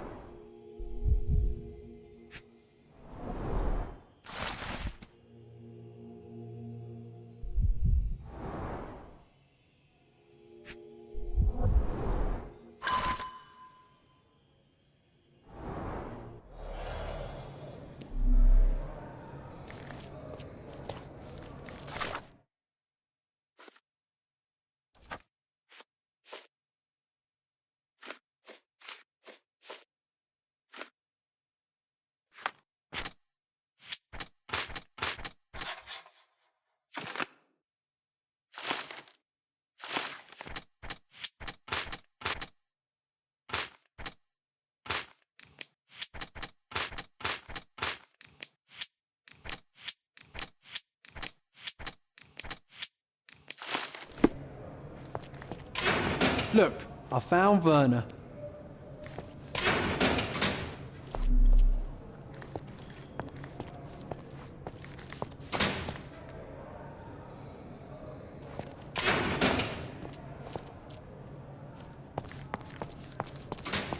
Could you help me? A solid question, sir, but I don't have the answer. Good day, Mr. Manchios. I am Constable Oswald's partner in this investigation. Be quick and gentle. Some of your colleagues are untrained boors. Although I don't mind meeting young officers. The new blood here. If you cooperate in finding Fabio's murderer, there will be no need to meet with the boars again. That voice. Werner's friend? You're the policeman. What a disappointment. Only an undercover agent can scour a ditch full of deviants. I am a consulting detective, although I'm capable of replacing the entire department through my consultations. Sharp-tongued, I like it. May I presume this tongue will get us out of this trouble? I would be so indebted and glad to repay you. Nothing's changed. I'm looking for the murderer. That's the only way to get us out of trouble.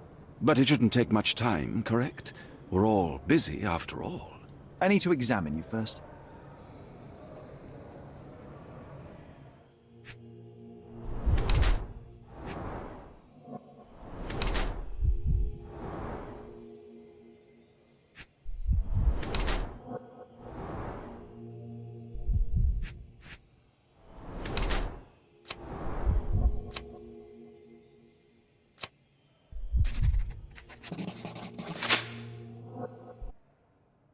You are a little over the top with your use of makeup, Mr. Manchios. Is it so difficult for you to acknowledge your age?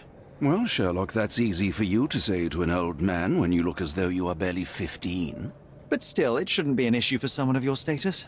For people of my age, it isn't an issue, no. But the younger ones can be so afraid of wrinkles and grey flecks. I have to adapt. Such a methodical man who cares for his body but misses the soap under his fingernails. Are you so impatient, or perhaps even impulsive? I wouldn't call myself that. Silly little details. If I missed it, it wasn't important. Or rather, it was less important than who or what I was focused on. What was Fabio like? His personality, his habits? Anything you can tell me? He was the brightest star of my parties. Young, magnetic, and full of energy. I don't even want to mention his beauty. Otherwise, I'll be sobbing. An expensive champion, I imagine. His performances were flawless. He deserved his payment. Do you think he was murdered because of money? Possibly. What about the other guests? Were they used to opening their wallets as well? I wouldn't restrict my guests from anything. I'm sure Fabio received a few coins from others for his services. Mr. Vogel told me a little about your parties, but I would like to know more directly from you. I'm all yours, Sherlock. You have me arrested and locked here with you alone. I'd like to know who you usually invite to your parties. Free minds who are able to leave reality for an evening, who can taste forbidden fruit without prejudice. There is nothing that quite spices up life like these parties, assuming one is old enough and has worked many years for the good of one's country. Oh, all true labourers, I see. Why did you invite Mr. Vogel as your special guest? He's a pretty fellow. He's capable of surprising the public. He has a talent for saying words that no one else would wish to either say or hear. I suppose I can't argue with that. He is a free addition to the eccentricity of the party, which is fine by me, as long as it enhances my party. I've no idea about that. That's not something I know much about. You'd better ask someone else. That's not something I know much about. I've no idea about that. That's not something I know much about.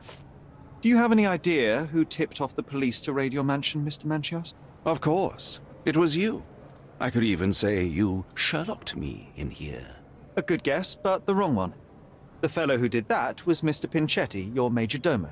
What? Santos? But how could he even know? If he's not the murderer himself. The ungrateful swine. He has dared to besmirch my reputation.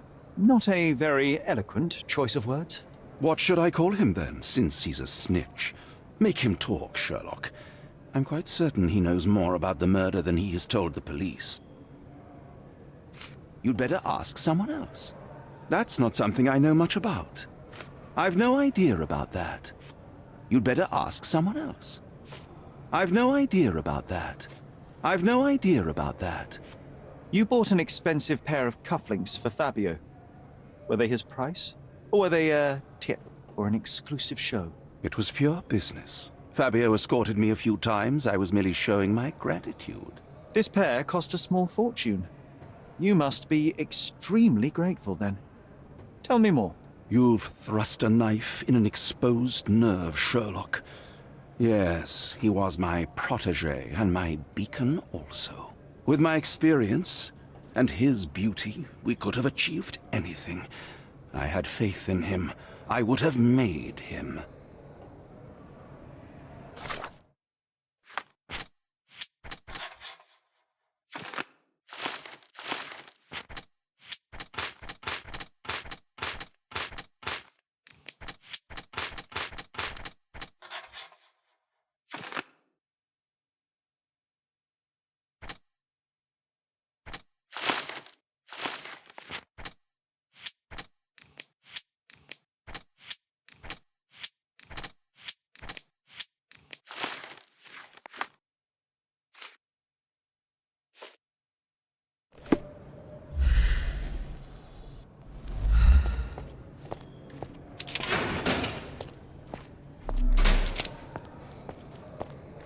I'm Sherlock Holmes. I'm helping Constable Oswald.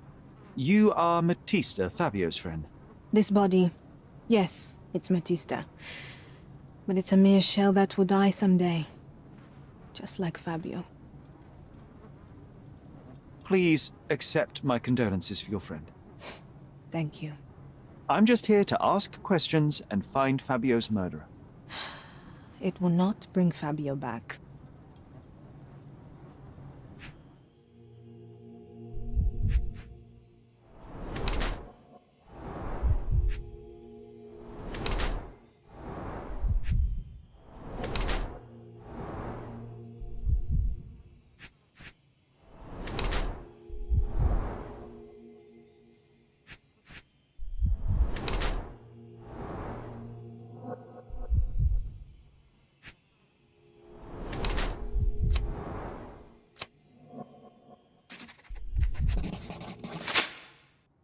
Fabio and yourself were slaves, am I correct? You have a similar branding on your body. Yes. It was a long time ago. Couldn't help but also notice fresh cuts upon your forearms. The cuts helped me to forget my past, to cover the old wounds and hide them. How did you escape? Something happened. One night the master fell down the stairs. I made him fall, and he died. We ran away that day. We managed to get on a ship and traveled here, to Cordona. Fabio and I started a new life here. It was very hard at first, but it became better with time. Until today. The bruises on your neck are not self-inflicted. Someone else made them. Some guests can't contain themselves. They even bite, sometimes.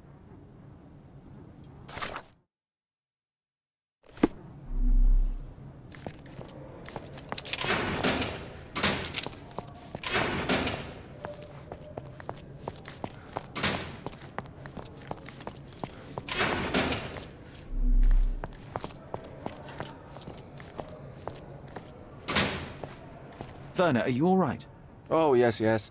Everything's fine. In fact, it's something of a family reunion. My brother spent quite some time in this place himself. You should not be here. I told the police everything I knew, but they refused to let you go. They require proof to free you. Ha! What did you expect? The mighty Sherlock Holmes swans in, tells the officers what to think, and the world obeys? Of course not. Anyway, I struck a deal with the constable, and I've got a free hand in the investigation. I find proof to solve the case for him. He obtains files about my mother's death for me. Well done. If one has the power or will and can act, then one must. I wonder, suppose you couldn't get the proof to your truth. Would you tell a lie to the guard that enabled my freedom, knowing my innocence? Would that not be just? There are lines I will not cross, Werner. I will do my best to secure your release, but with proof, not deception. Really? How many white lies have you told on this island? Why not for me? Why not another?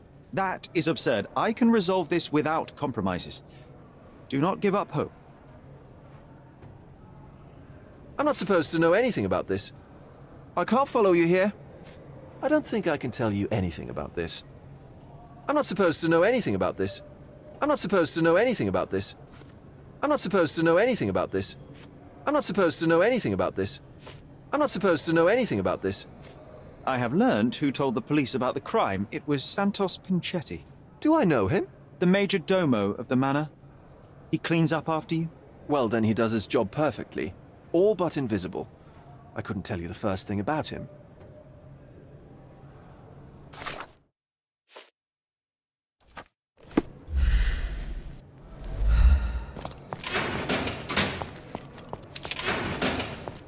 I know I can handle the news. I can't wrap my head around such a tragedy at my party.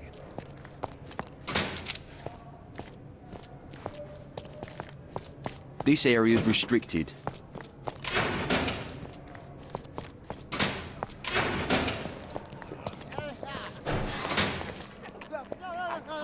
Don't look at them. They'll serve us if necessary. Is this familiar to you? Mr. Moneybags, can I give you a piece of advice? You don't want to bother me.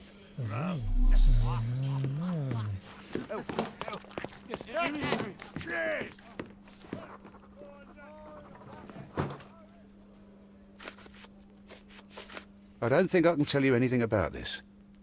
I've nothing to say about this. I don't think I can tell you anything about this. You'd better ask me a question I know how to answer. I've nothing to say about this. I've nothing to say about this. I've nothing to say about this. You'd better ask me a question I know how to answer. Have you considered Mr. Santos Pinchetti as a suspect? The snitch? Have you seen him? I mean, my breath could knock him down. What's so special about him?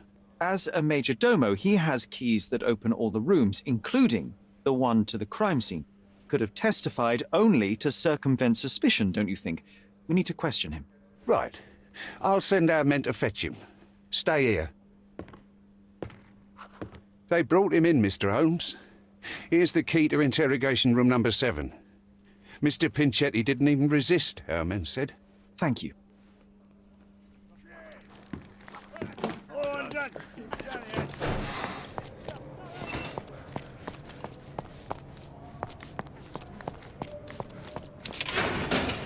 Mr. Pinchetti, A pleasure to meet you. I'm Sherlock Holmes. I'm helping Constable Oswald. I've already told him everything I know. I'm only a witness, sir. Everything's in my report. And I've read it. You forgot to mention that you hold the keys to the room where Fabio was found. I need only to find if the crime was intentional. But I need to return to my duties. I doubt the house will fall without you, Mr. Pinchetti. Just be still for a few seconds.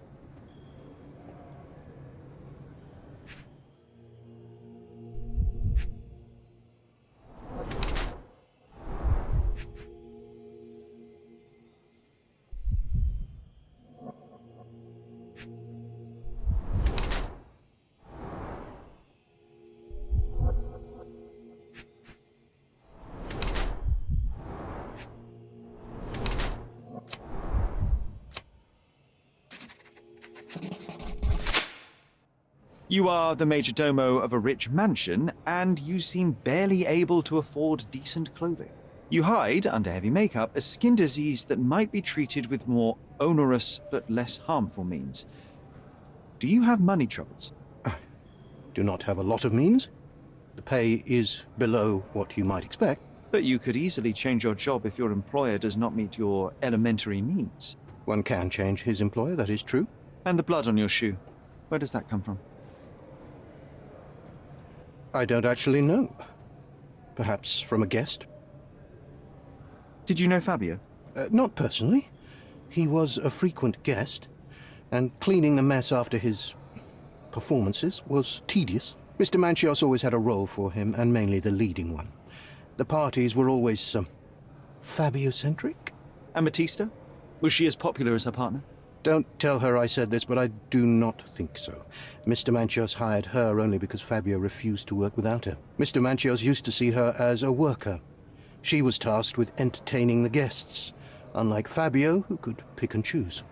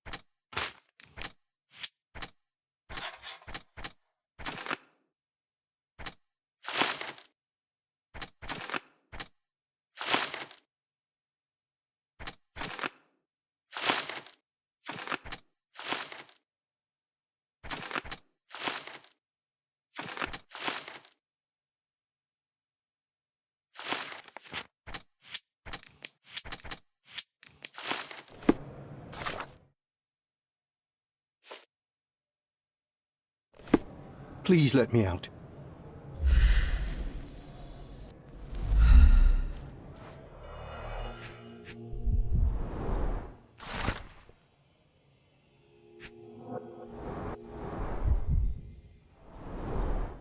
I recognize the key from the altar room among these.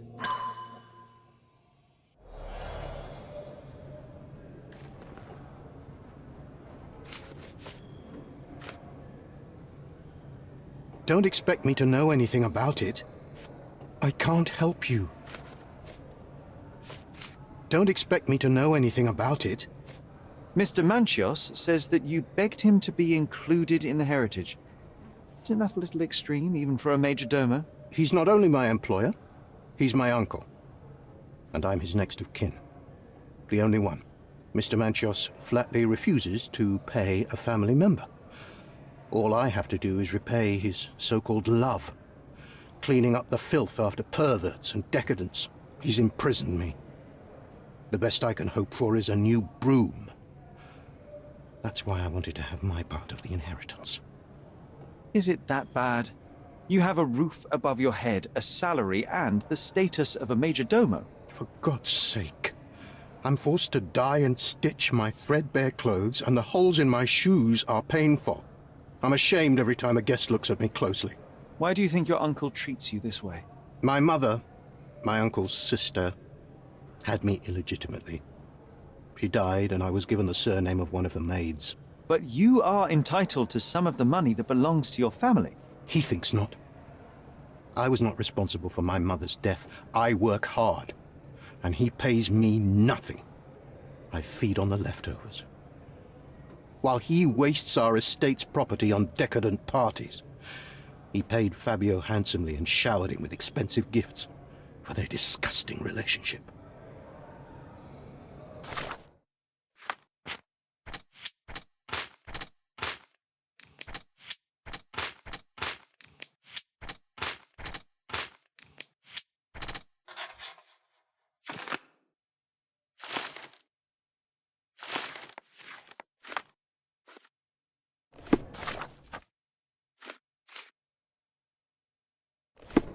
Please let me out.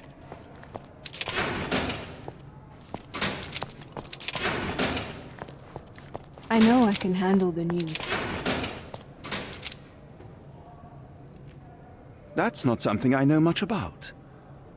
I've read the letter about your will. A harsh method of ridiculing Santos. I doubt he will use mustache wax when he wears no mustache to begin with. Where did you get it? Is the slug here? Tell him I shouldn't have to provide for him. He's a grown man who shouldn't sit on his uncle's neck. He conceives himself as my only heir. And who is he to you?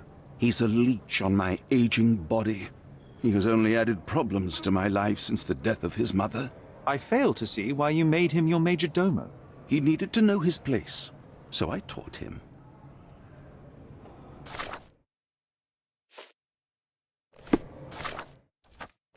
I can't wrap my head around such a tragedy at my party. I know I can handle the news. Please let me out. I know you can untangle this mess.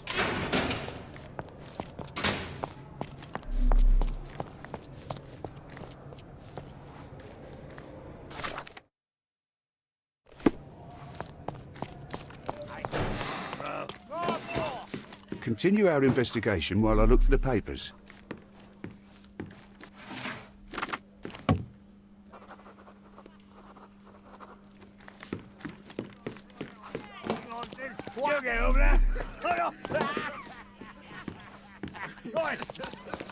Don't look at them, they'll serve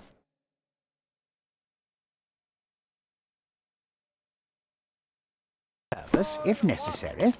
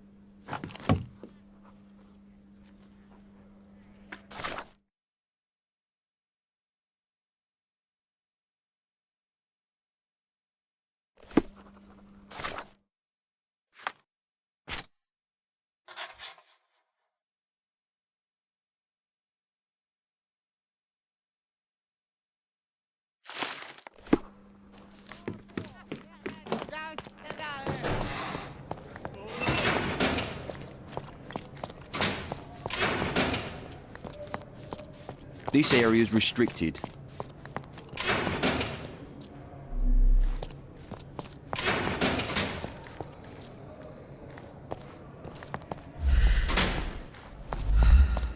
Can you satisfy my curiosity? Nothing I can tell you, sir, but others might know more.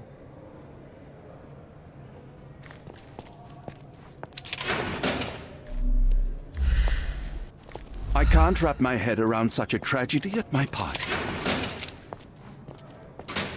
I know I can handle the news.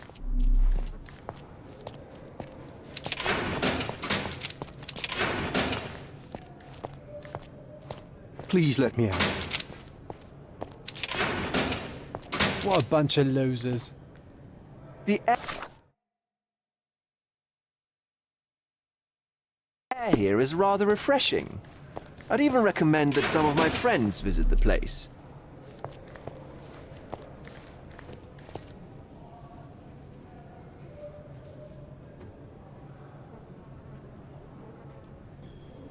Continue our investigation while I look for the papers.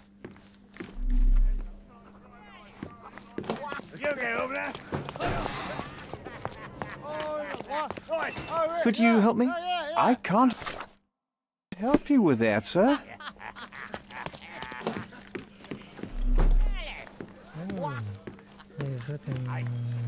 Excuse me, just one question.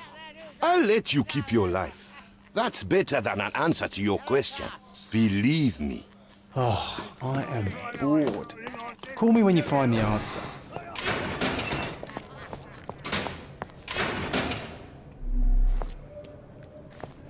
This area is restricted.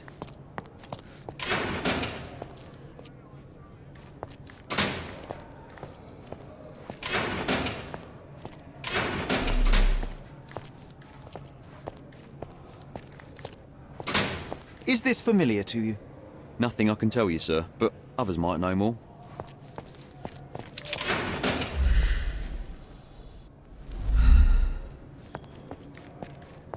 I know I can handle the news. I can't wrap my head around such a tragedy at my party. Please let me out.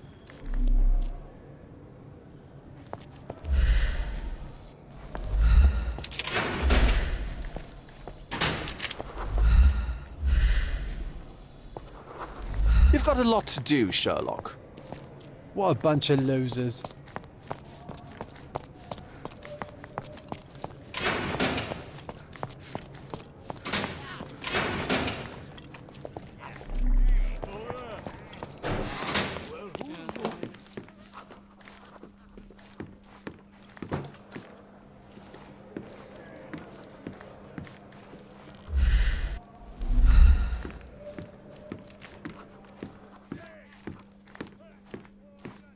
Is this familiar to you?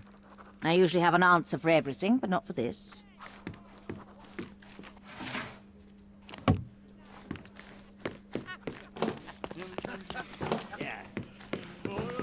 Excuse me, just one question. A solid question, sir, but I don't have the answer. Time to check your who, what and what, Sherry.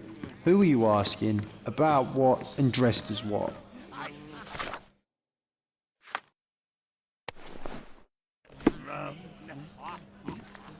Are you able to help me? It is dangerous around here, officer, and incredibly stupid to ask these questions.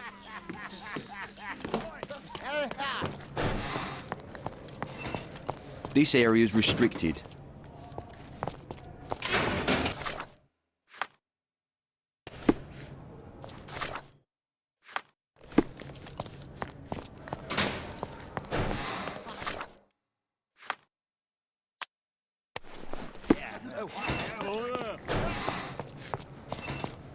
Oh, what a long day.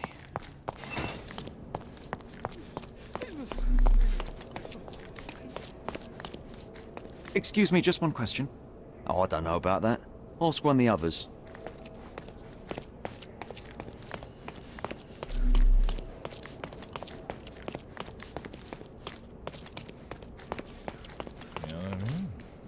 Is this familiar to you?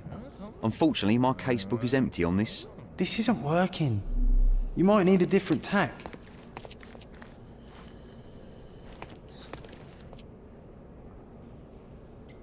Is this familiar to you? Sir, with all respect, which I don't have, step aside before someone sees us together.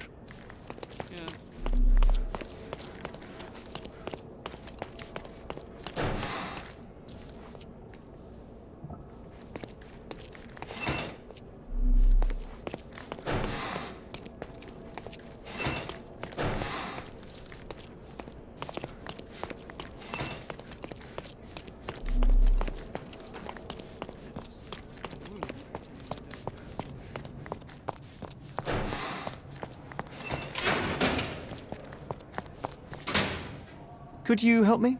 Oh, I don't know about that. Ask one of the others.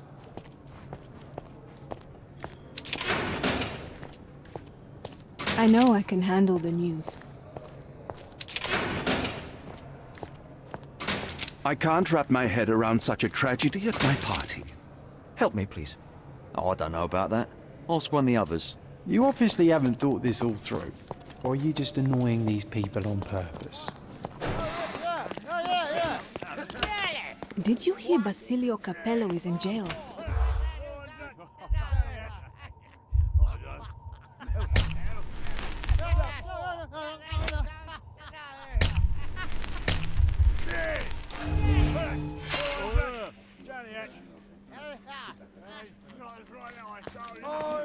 Did you hear Basilio Capello?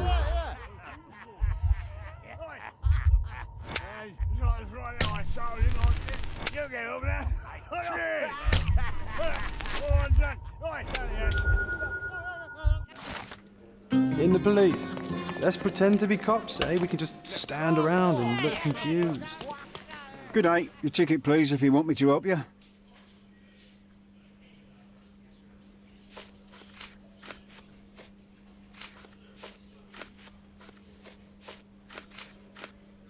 I'd like to check the evidence from this case. And who are you?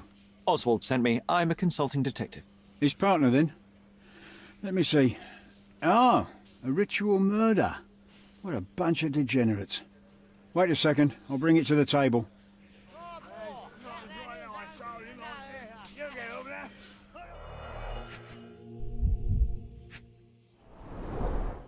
All the keys of the mansion on one golden ring.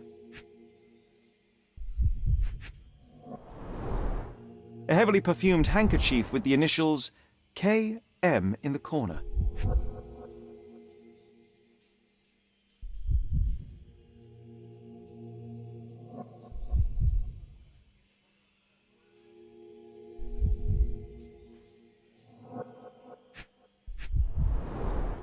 It's a miracle this ruby hasn't tempted anyone.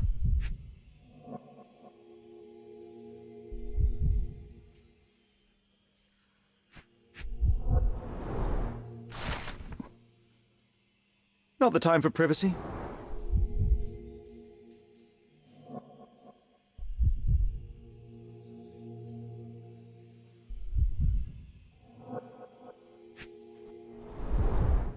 An emergency kit for boredom.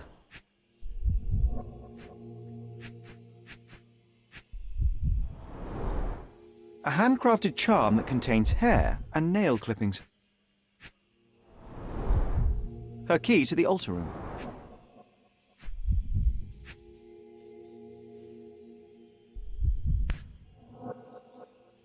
That's not for bedtime reading. This Ex Libris belongs to Manchios' library. The book describes a ritual similar to the one performed in the altar room.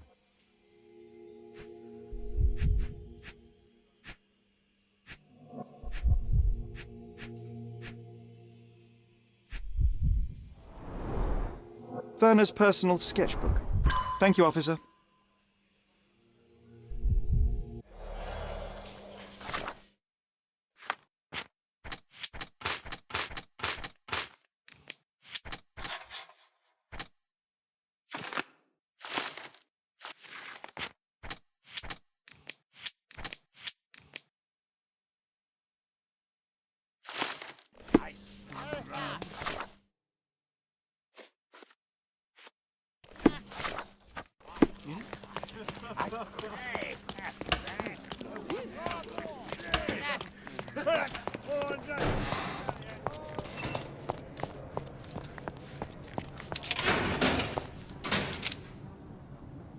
Could Fabio have written this letter to Kurt Manchios?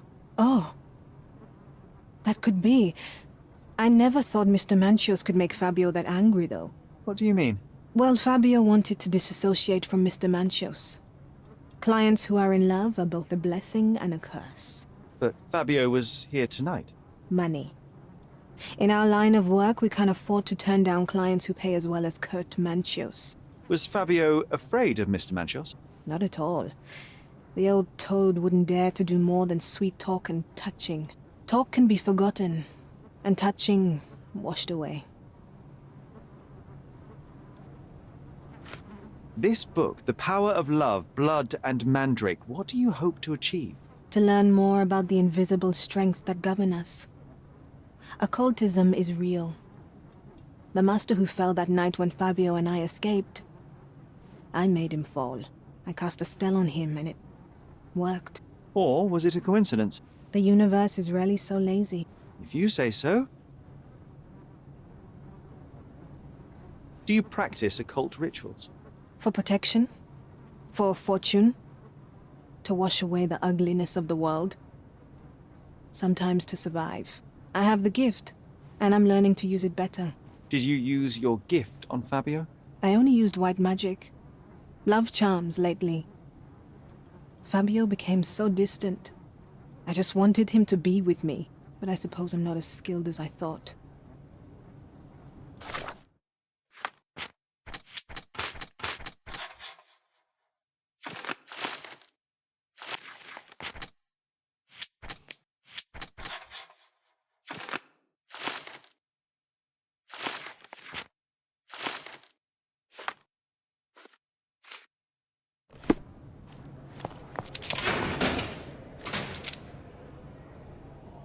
I've no idea about that. Do you recognize this book? Could Matista have borrowed it from your library? She didn't ask me. How ungrateful. The things described in the book were inspiration for the rituals you performed? Do you really believe that blood, symbols, and incantations can resurrect the dead? They are just eerie tales with a mix of occultism and voodoo. My rituals are a stage to show some of the forbidden pleasures. There is undeniable evidence that you were the original recipient of this letter. What are you talking about? Is it addressed to me? Your protégé wanted a fresh start, it seems. This is sufficient to charge you. Me? Hurt my star? Are you insane that you would accuse me of such a thing? He did not consider himself as yours. Since you deny everything, let's move on. Do you have any idea as to how the letter could have ended up in Mr. Vogel's pocket? You were the detective. Perhaps he took it from Fabio. Werner was a little high.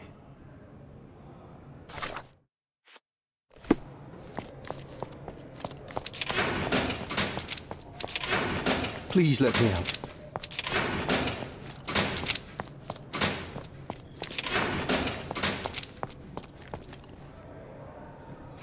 I'm not supposed to know anything about this. I have reason to believe that the intended recipient of the incriminating letter may have been Kurt Manchios. Well, that makes sense. Too bad I can't remember how I came to possess it. Though I did spend quite some time with Mr. Manchios during the party. Unfortunately, even with an answer, that may still not be enough to clear you with the police. But fear not, I will persevere. I hope your attempt to put things straight will make up for... you being on a bender? Touché.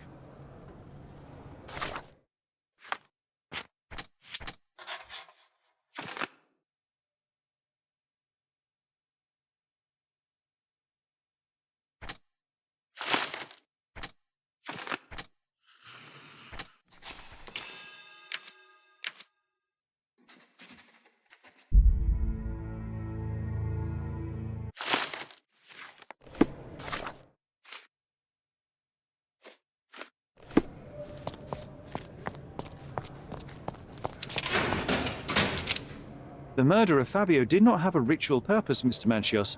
It was staged by a man who wished to distract the investigation. That might be true. That poor girl Matista wouldn't dare to kill the only man who cared for her. So, Santos? Mr. Pinchetti snatched at the chance to solve his problems. Ungrateful little scum. Will he be executed? But what for? He informed the police as to the crime, that was all. He couldn't stage the ritual, but he found the body, I believe. I can't believe it. Why did Werner do it? Mr. Vogel. He had no reason, and he won't be a scapegoat as you planned. You put Fabio's letter in his pocket when he was intoxicated, didn't you? You can't be serious. You're at the twilight of your life. You have no partner, you have no children, You had feelings, however, for one man. That was Fabio. You loved him. That is, you wished to own him, with money and gifts. But he was also a free mind, was he not? He turned his back on you. Quite unjust. Love, so cruel and painful, and Fabio, with his words and deeds, made you feel the more wretched. So you killed him. You must surely perceive that my sensitive nature wouldn't allow me to hurt anyone. We can very often deduce someone's life by their shoes, or their fingernails. You are a meticulous person, but this murder was fairly traumatic and filthy. After you stabbed Fabio, you were covered in blood. You panicked and neglected to rinse the soap from under your fingernails. The devil is in the details, Mr. Manchios. Nonsense. I missed it simply because of the busy schedule of the party. Of course, a staged murder was certainly not planned. You staged the murder as a satanic ritual. It was easy for you, since you were the one who wrote the scenarios for the parties. It was your way of avoiding suspicion.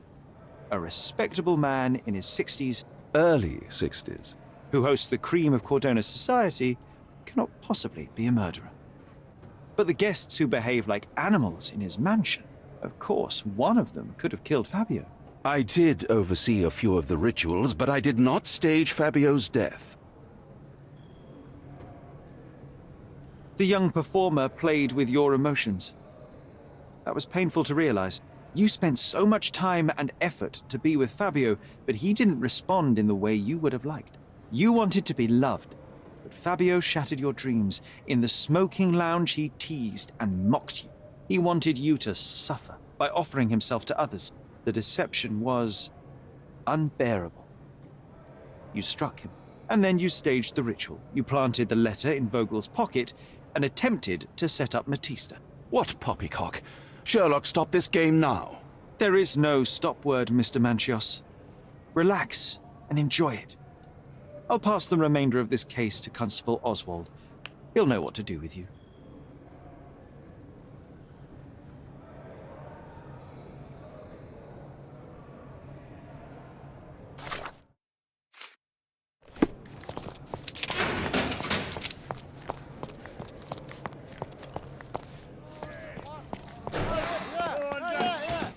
I have a name for you.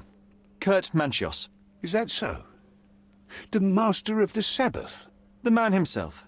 Mr. Manchios couldn't stand to lose control over his lover. A deadly revenge that deserves a proper sentence. I have all the evidence to charge him. A degenerate and a murderer. I'll make a name thanks to that for sure. As for my part, not everything was in place. Perhaps some documents were transferred somewhere else, but I couldn't find a trace of them.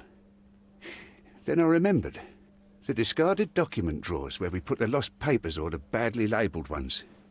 Including the crime scene report of Violet Holmes's case. Everything I've found is on the desk here. Take it. Your persistence has saved me. Yeah, well, we had a deal after all.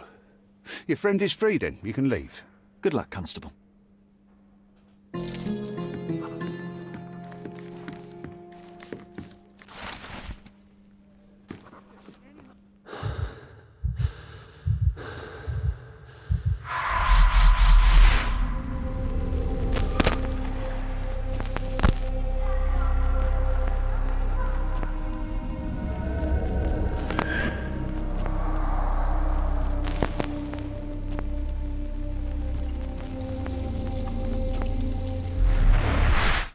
Garden. There's a garden behind our manor.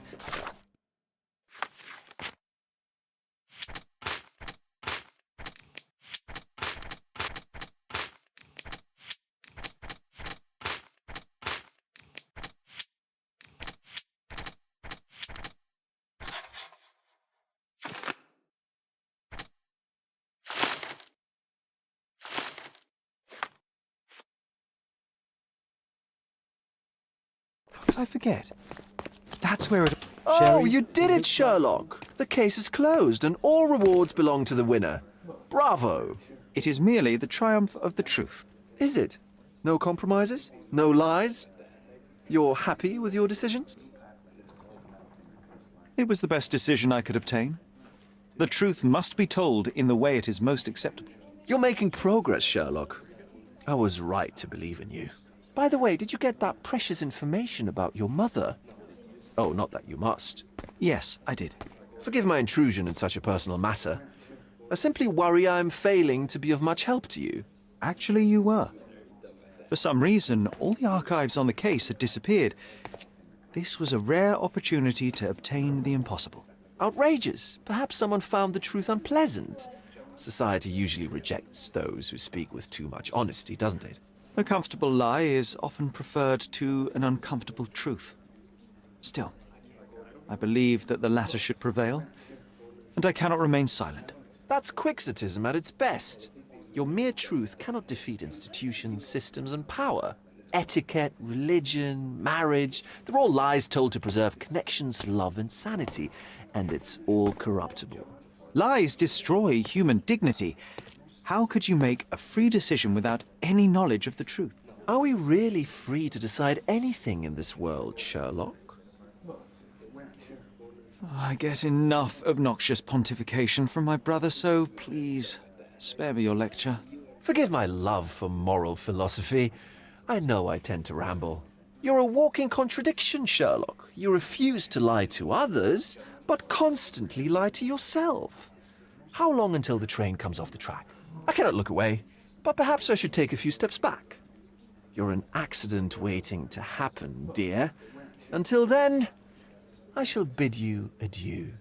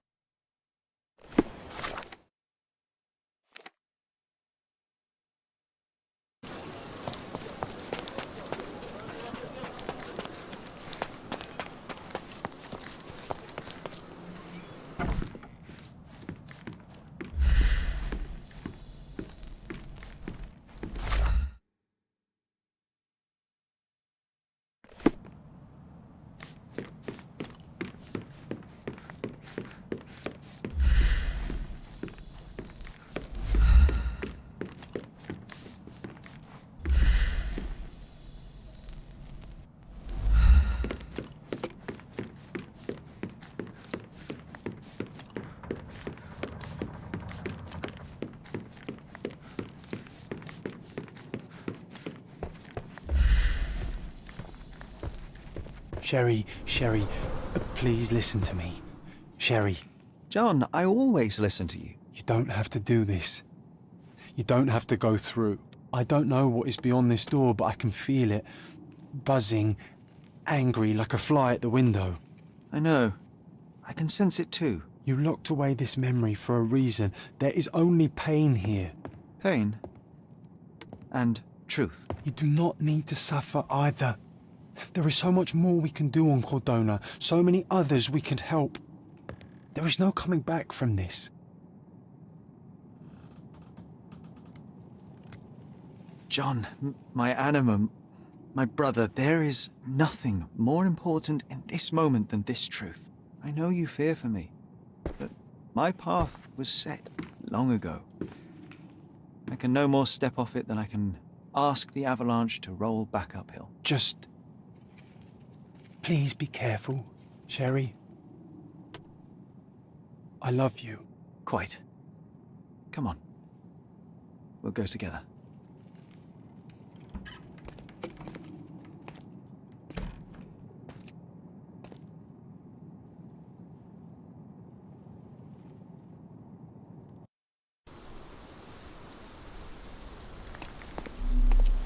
Why didn't I remember we had such a big garden?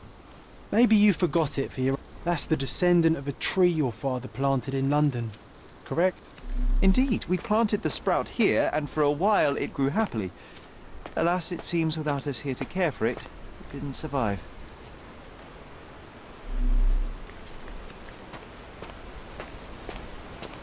Ah yes, the statue of Merope. My mother was trying to restore it. What a pity she never had the opportunity to finish.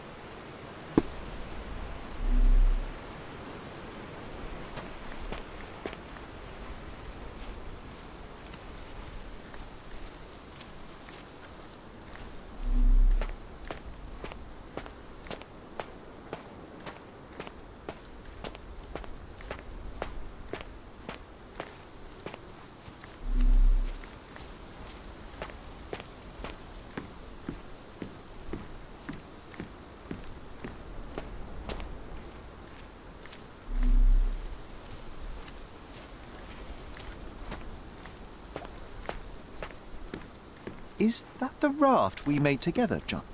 Looks more like a pile of rotten planks now. Mother?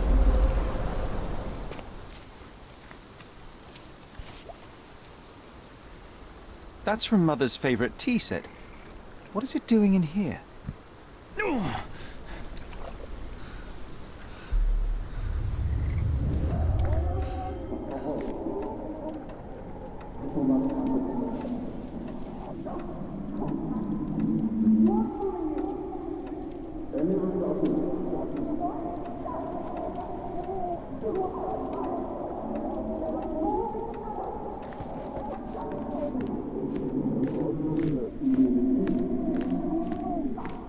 Come here, Sherry. Hurry! These must help calm her down.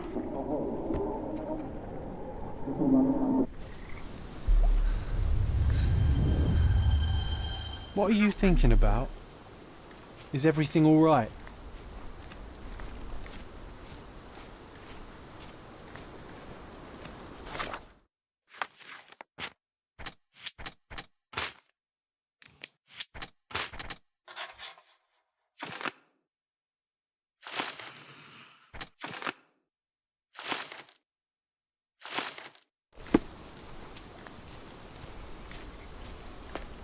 What are you thinking about?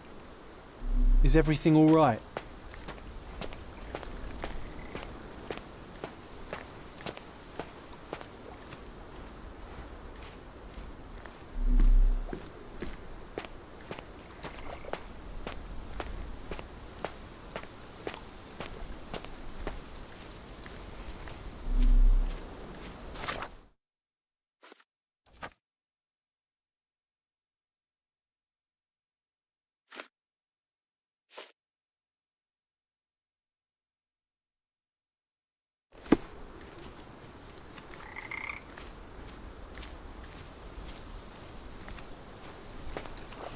What are you thinking about?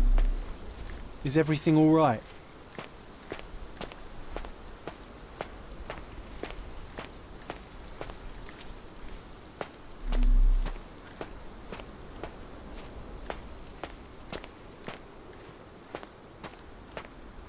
Don't go, Mother, wait!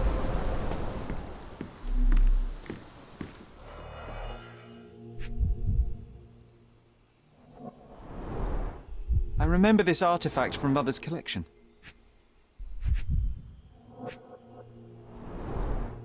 Mother's work journal. I liked poring over the detailed pages and reading about my parents' collection.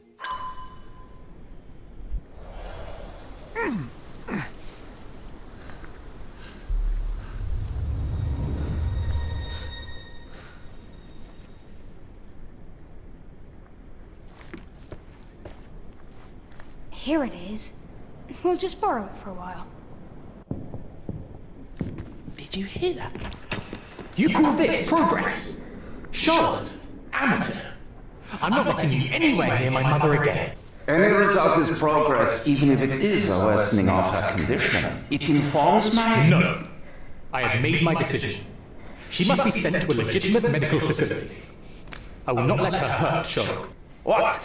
Master Holmes, you do not understand. That will be all. I expect you to have left the house by week's end.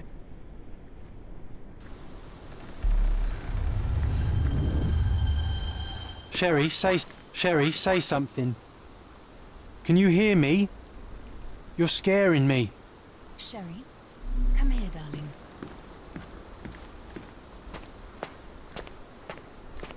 I'm waiting for you.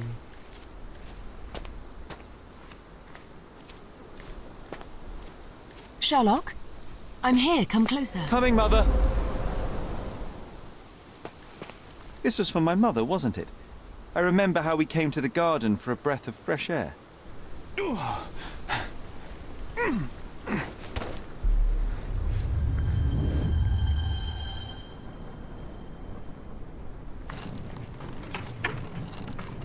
Take me to my flowers, Sherry. They must already be in bloom. As you wish, Mum.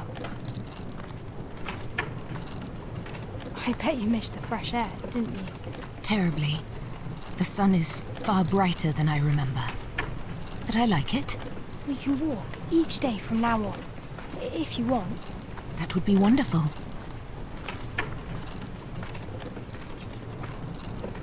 Just look at them. The stars of the earth. Even the sky must be jealous of their beauty. Indeed.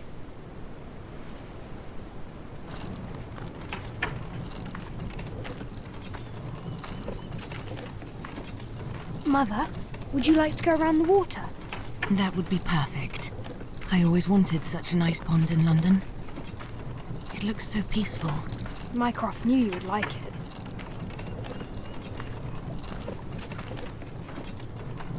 We should put some fish in it, don't you think? How about some carp? That's a nice idea.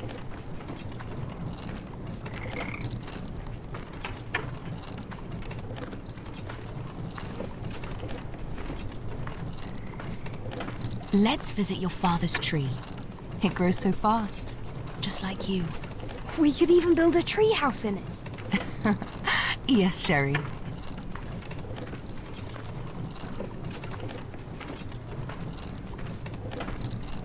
Speaking of your father, could you call him out, please? Mom! I'm sorry. He passed away. He's gone. No, he's not. I'm telling the truth. Did you forget again? No! Don't you dare say such things! You are a liar like all the others! Mother! Don't call me that! You aren't fooling me! No! Mum, it hurts! My son would never lie! Mum, stop! Who are you? Reveal yourself! Please, stop! It's me, Sherlock! You are not my Sherry!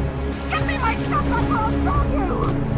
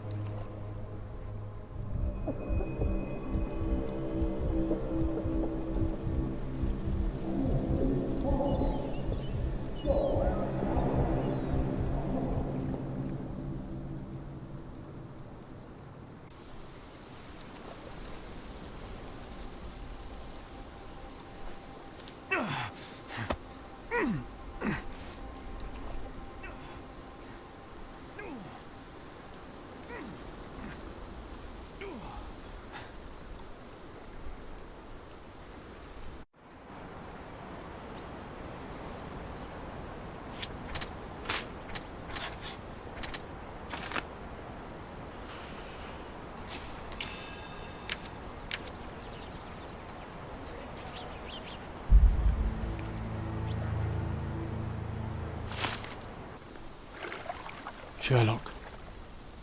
Sherlock. Can you hear me? Come on, wake up.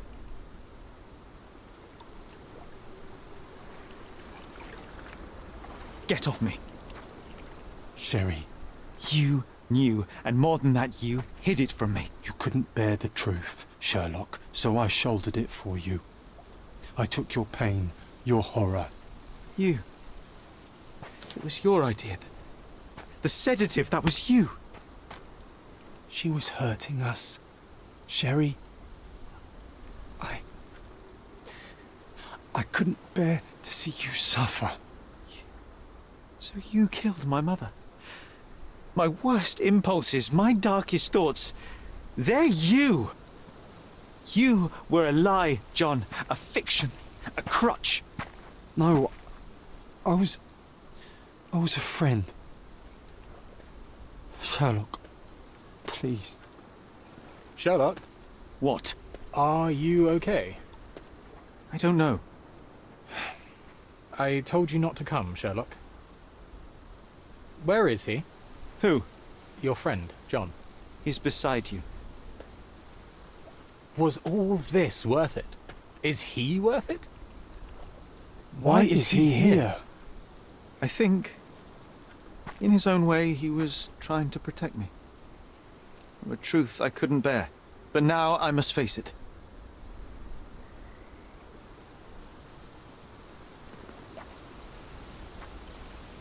Whoa, Sherry. What are you doing? There is only one way through. Through what? What do you mean? My entire life, my work, my mind, has been compromised by a malignant force, by a perversion of rationality. By you, John. You're a tumour. You're a poison. Sherlock. And like a tumour, you must be excised for the health of the patient. No, this is the lie, Sherry. I protected you. I am your friend, your brother. You know me. You know me. I was always there for you. When your mother lashed out, I took the hit. When you were alone, I held you. She was sick. She needed to calm down. I helped her. You killed her. No. Yes. No. But it was not meant. Please. Please. I'm scared.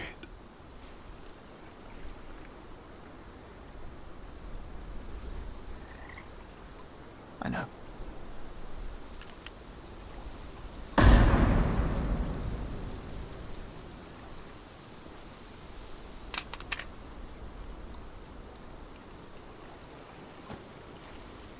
Are you all right?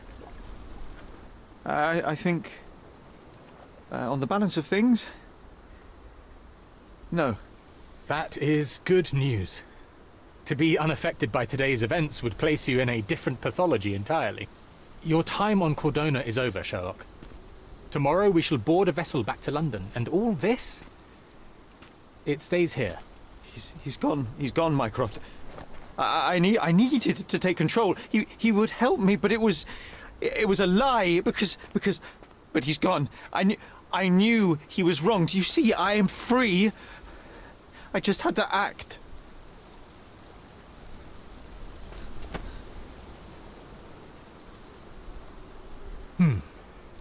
Yes. In that respect, you are your mother's son.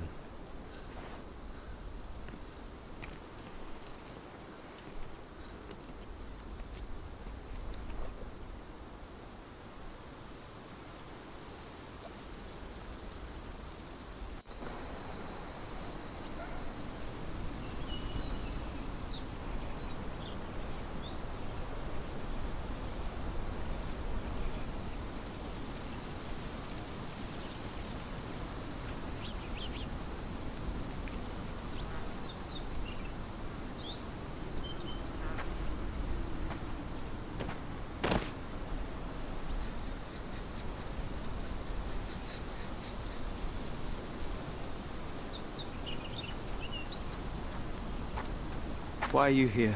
Closure, I suppose. And to help a friend. You and I are not friends. In a race between the thawing of the ice caps and our friendship, I would buy a boat. Ha! Is that right? I can see it now. I know what you did. What did I do? You needled me. From the moment we met, you were searching for weakness. You pushed me to pursue the truth about my mother. You questioned everything I did, everything I believed, to break me. To blur truth and fiction, reality, morality. A saboteur in silk. Was it vengeance, Werner? Or do you prefer Klaus? Excuse me? You are Klaus Richter, Otto's younger brother. Do you hold me responsible for his end? Pah! There was no love lost between me and my brother. I am sure you can relate. Otto was merely the gravity that pulled me into your orbit. Or you into mine. Once I met you, I could not keep away. Then why? What reason do you have for all this? To help you. You're lying. To show you that you were wrong. More lies. I know you now, Werner. Try again. To see what had happened. Or is that yet another untruth? Doesn't matter. Take your pick. Who cares? You're my masterpiece. I turned Sisyphus into Ozymandias. You could not see the futility of your quest until I helped you to let go of the rock. And now, nothing beside remains. I remain. Despite you, and to spite you. It is a matter of will and power now. Will you overcome this, or shall you decay? Oh, on that note, I brought you something. I want nothing more from you. When one wants for nothing, Sherlock, the best thing to get them is something personal. So, here you are. Now, please excuse me, but the gallery calls. I'm already conceiving my next project.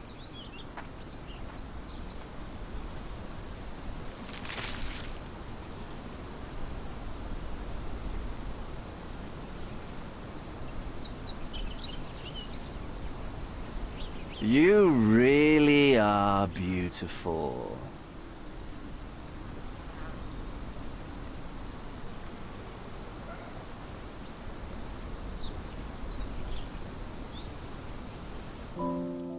I am all right. I returned to London and enrolled at Cambridge University. Their professors leave something to be desired, or perhaps I simply lack the interest in all but a few lectures. I prefer to spend my time at the local hospital pursuing things of practical use. Medical research, chemical tests and the like. Empirical truths. I try not to think about you. I try not to think about anyone unless it is in the course of an investigation. I've started to help people with their menial mysteries. It keeps the mind occupied. I cannot risk otherwise. I'm not like her. I'm not like you. I am all right.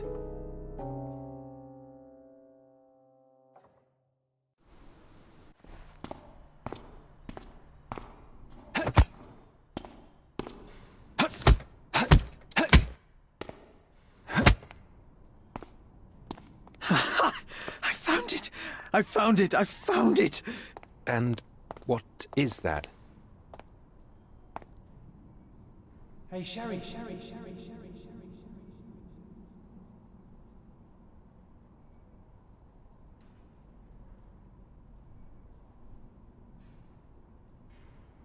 How far, bruises may be produced after death. How are you? You have been in Afghanistan, I perceive. How on earth did you know that? Never mind. The question now is about bruising. No doubt you see the significance of this discovery of mine. It is interesting, no doubt, but practically... Why, it is the most practical medico-legal discovery for years. Had we these data sooner, hundreds of men would have paid the penalty for their crimes. Cases oft hinge upon how a man died. Now, we can know which wounds he suffered alive, which occurred post-mortem, and what instrument was responsible. And ergo, one will soon be able to calculate with utmost precision when and where death occurred, sparing the innocent and damning the guilty. Well, then you are to be congratulated. Indeed. But, you came here on business. Correct again. I am looking for someone with whom to take diggings, and heard you were complaining that you could get no one to go halves with you. I have my eye on a suite in Baker Street, which would suit us down to the ground. You don't mind the smell of strong tobacco, I hope? I smoke ships myself. That's good enough. I get in the dumps at times, and don't open my mouth for days on end. Just let me alone, and I'll soon be right. What have you to confess now? It's best for two fellows to know what bruises each other carries before they begin to live together.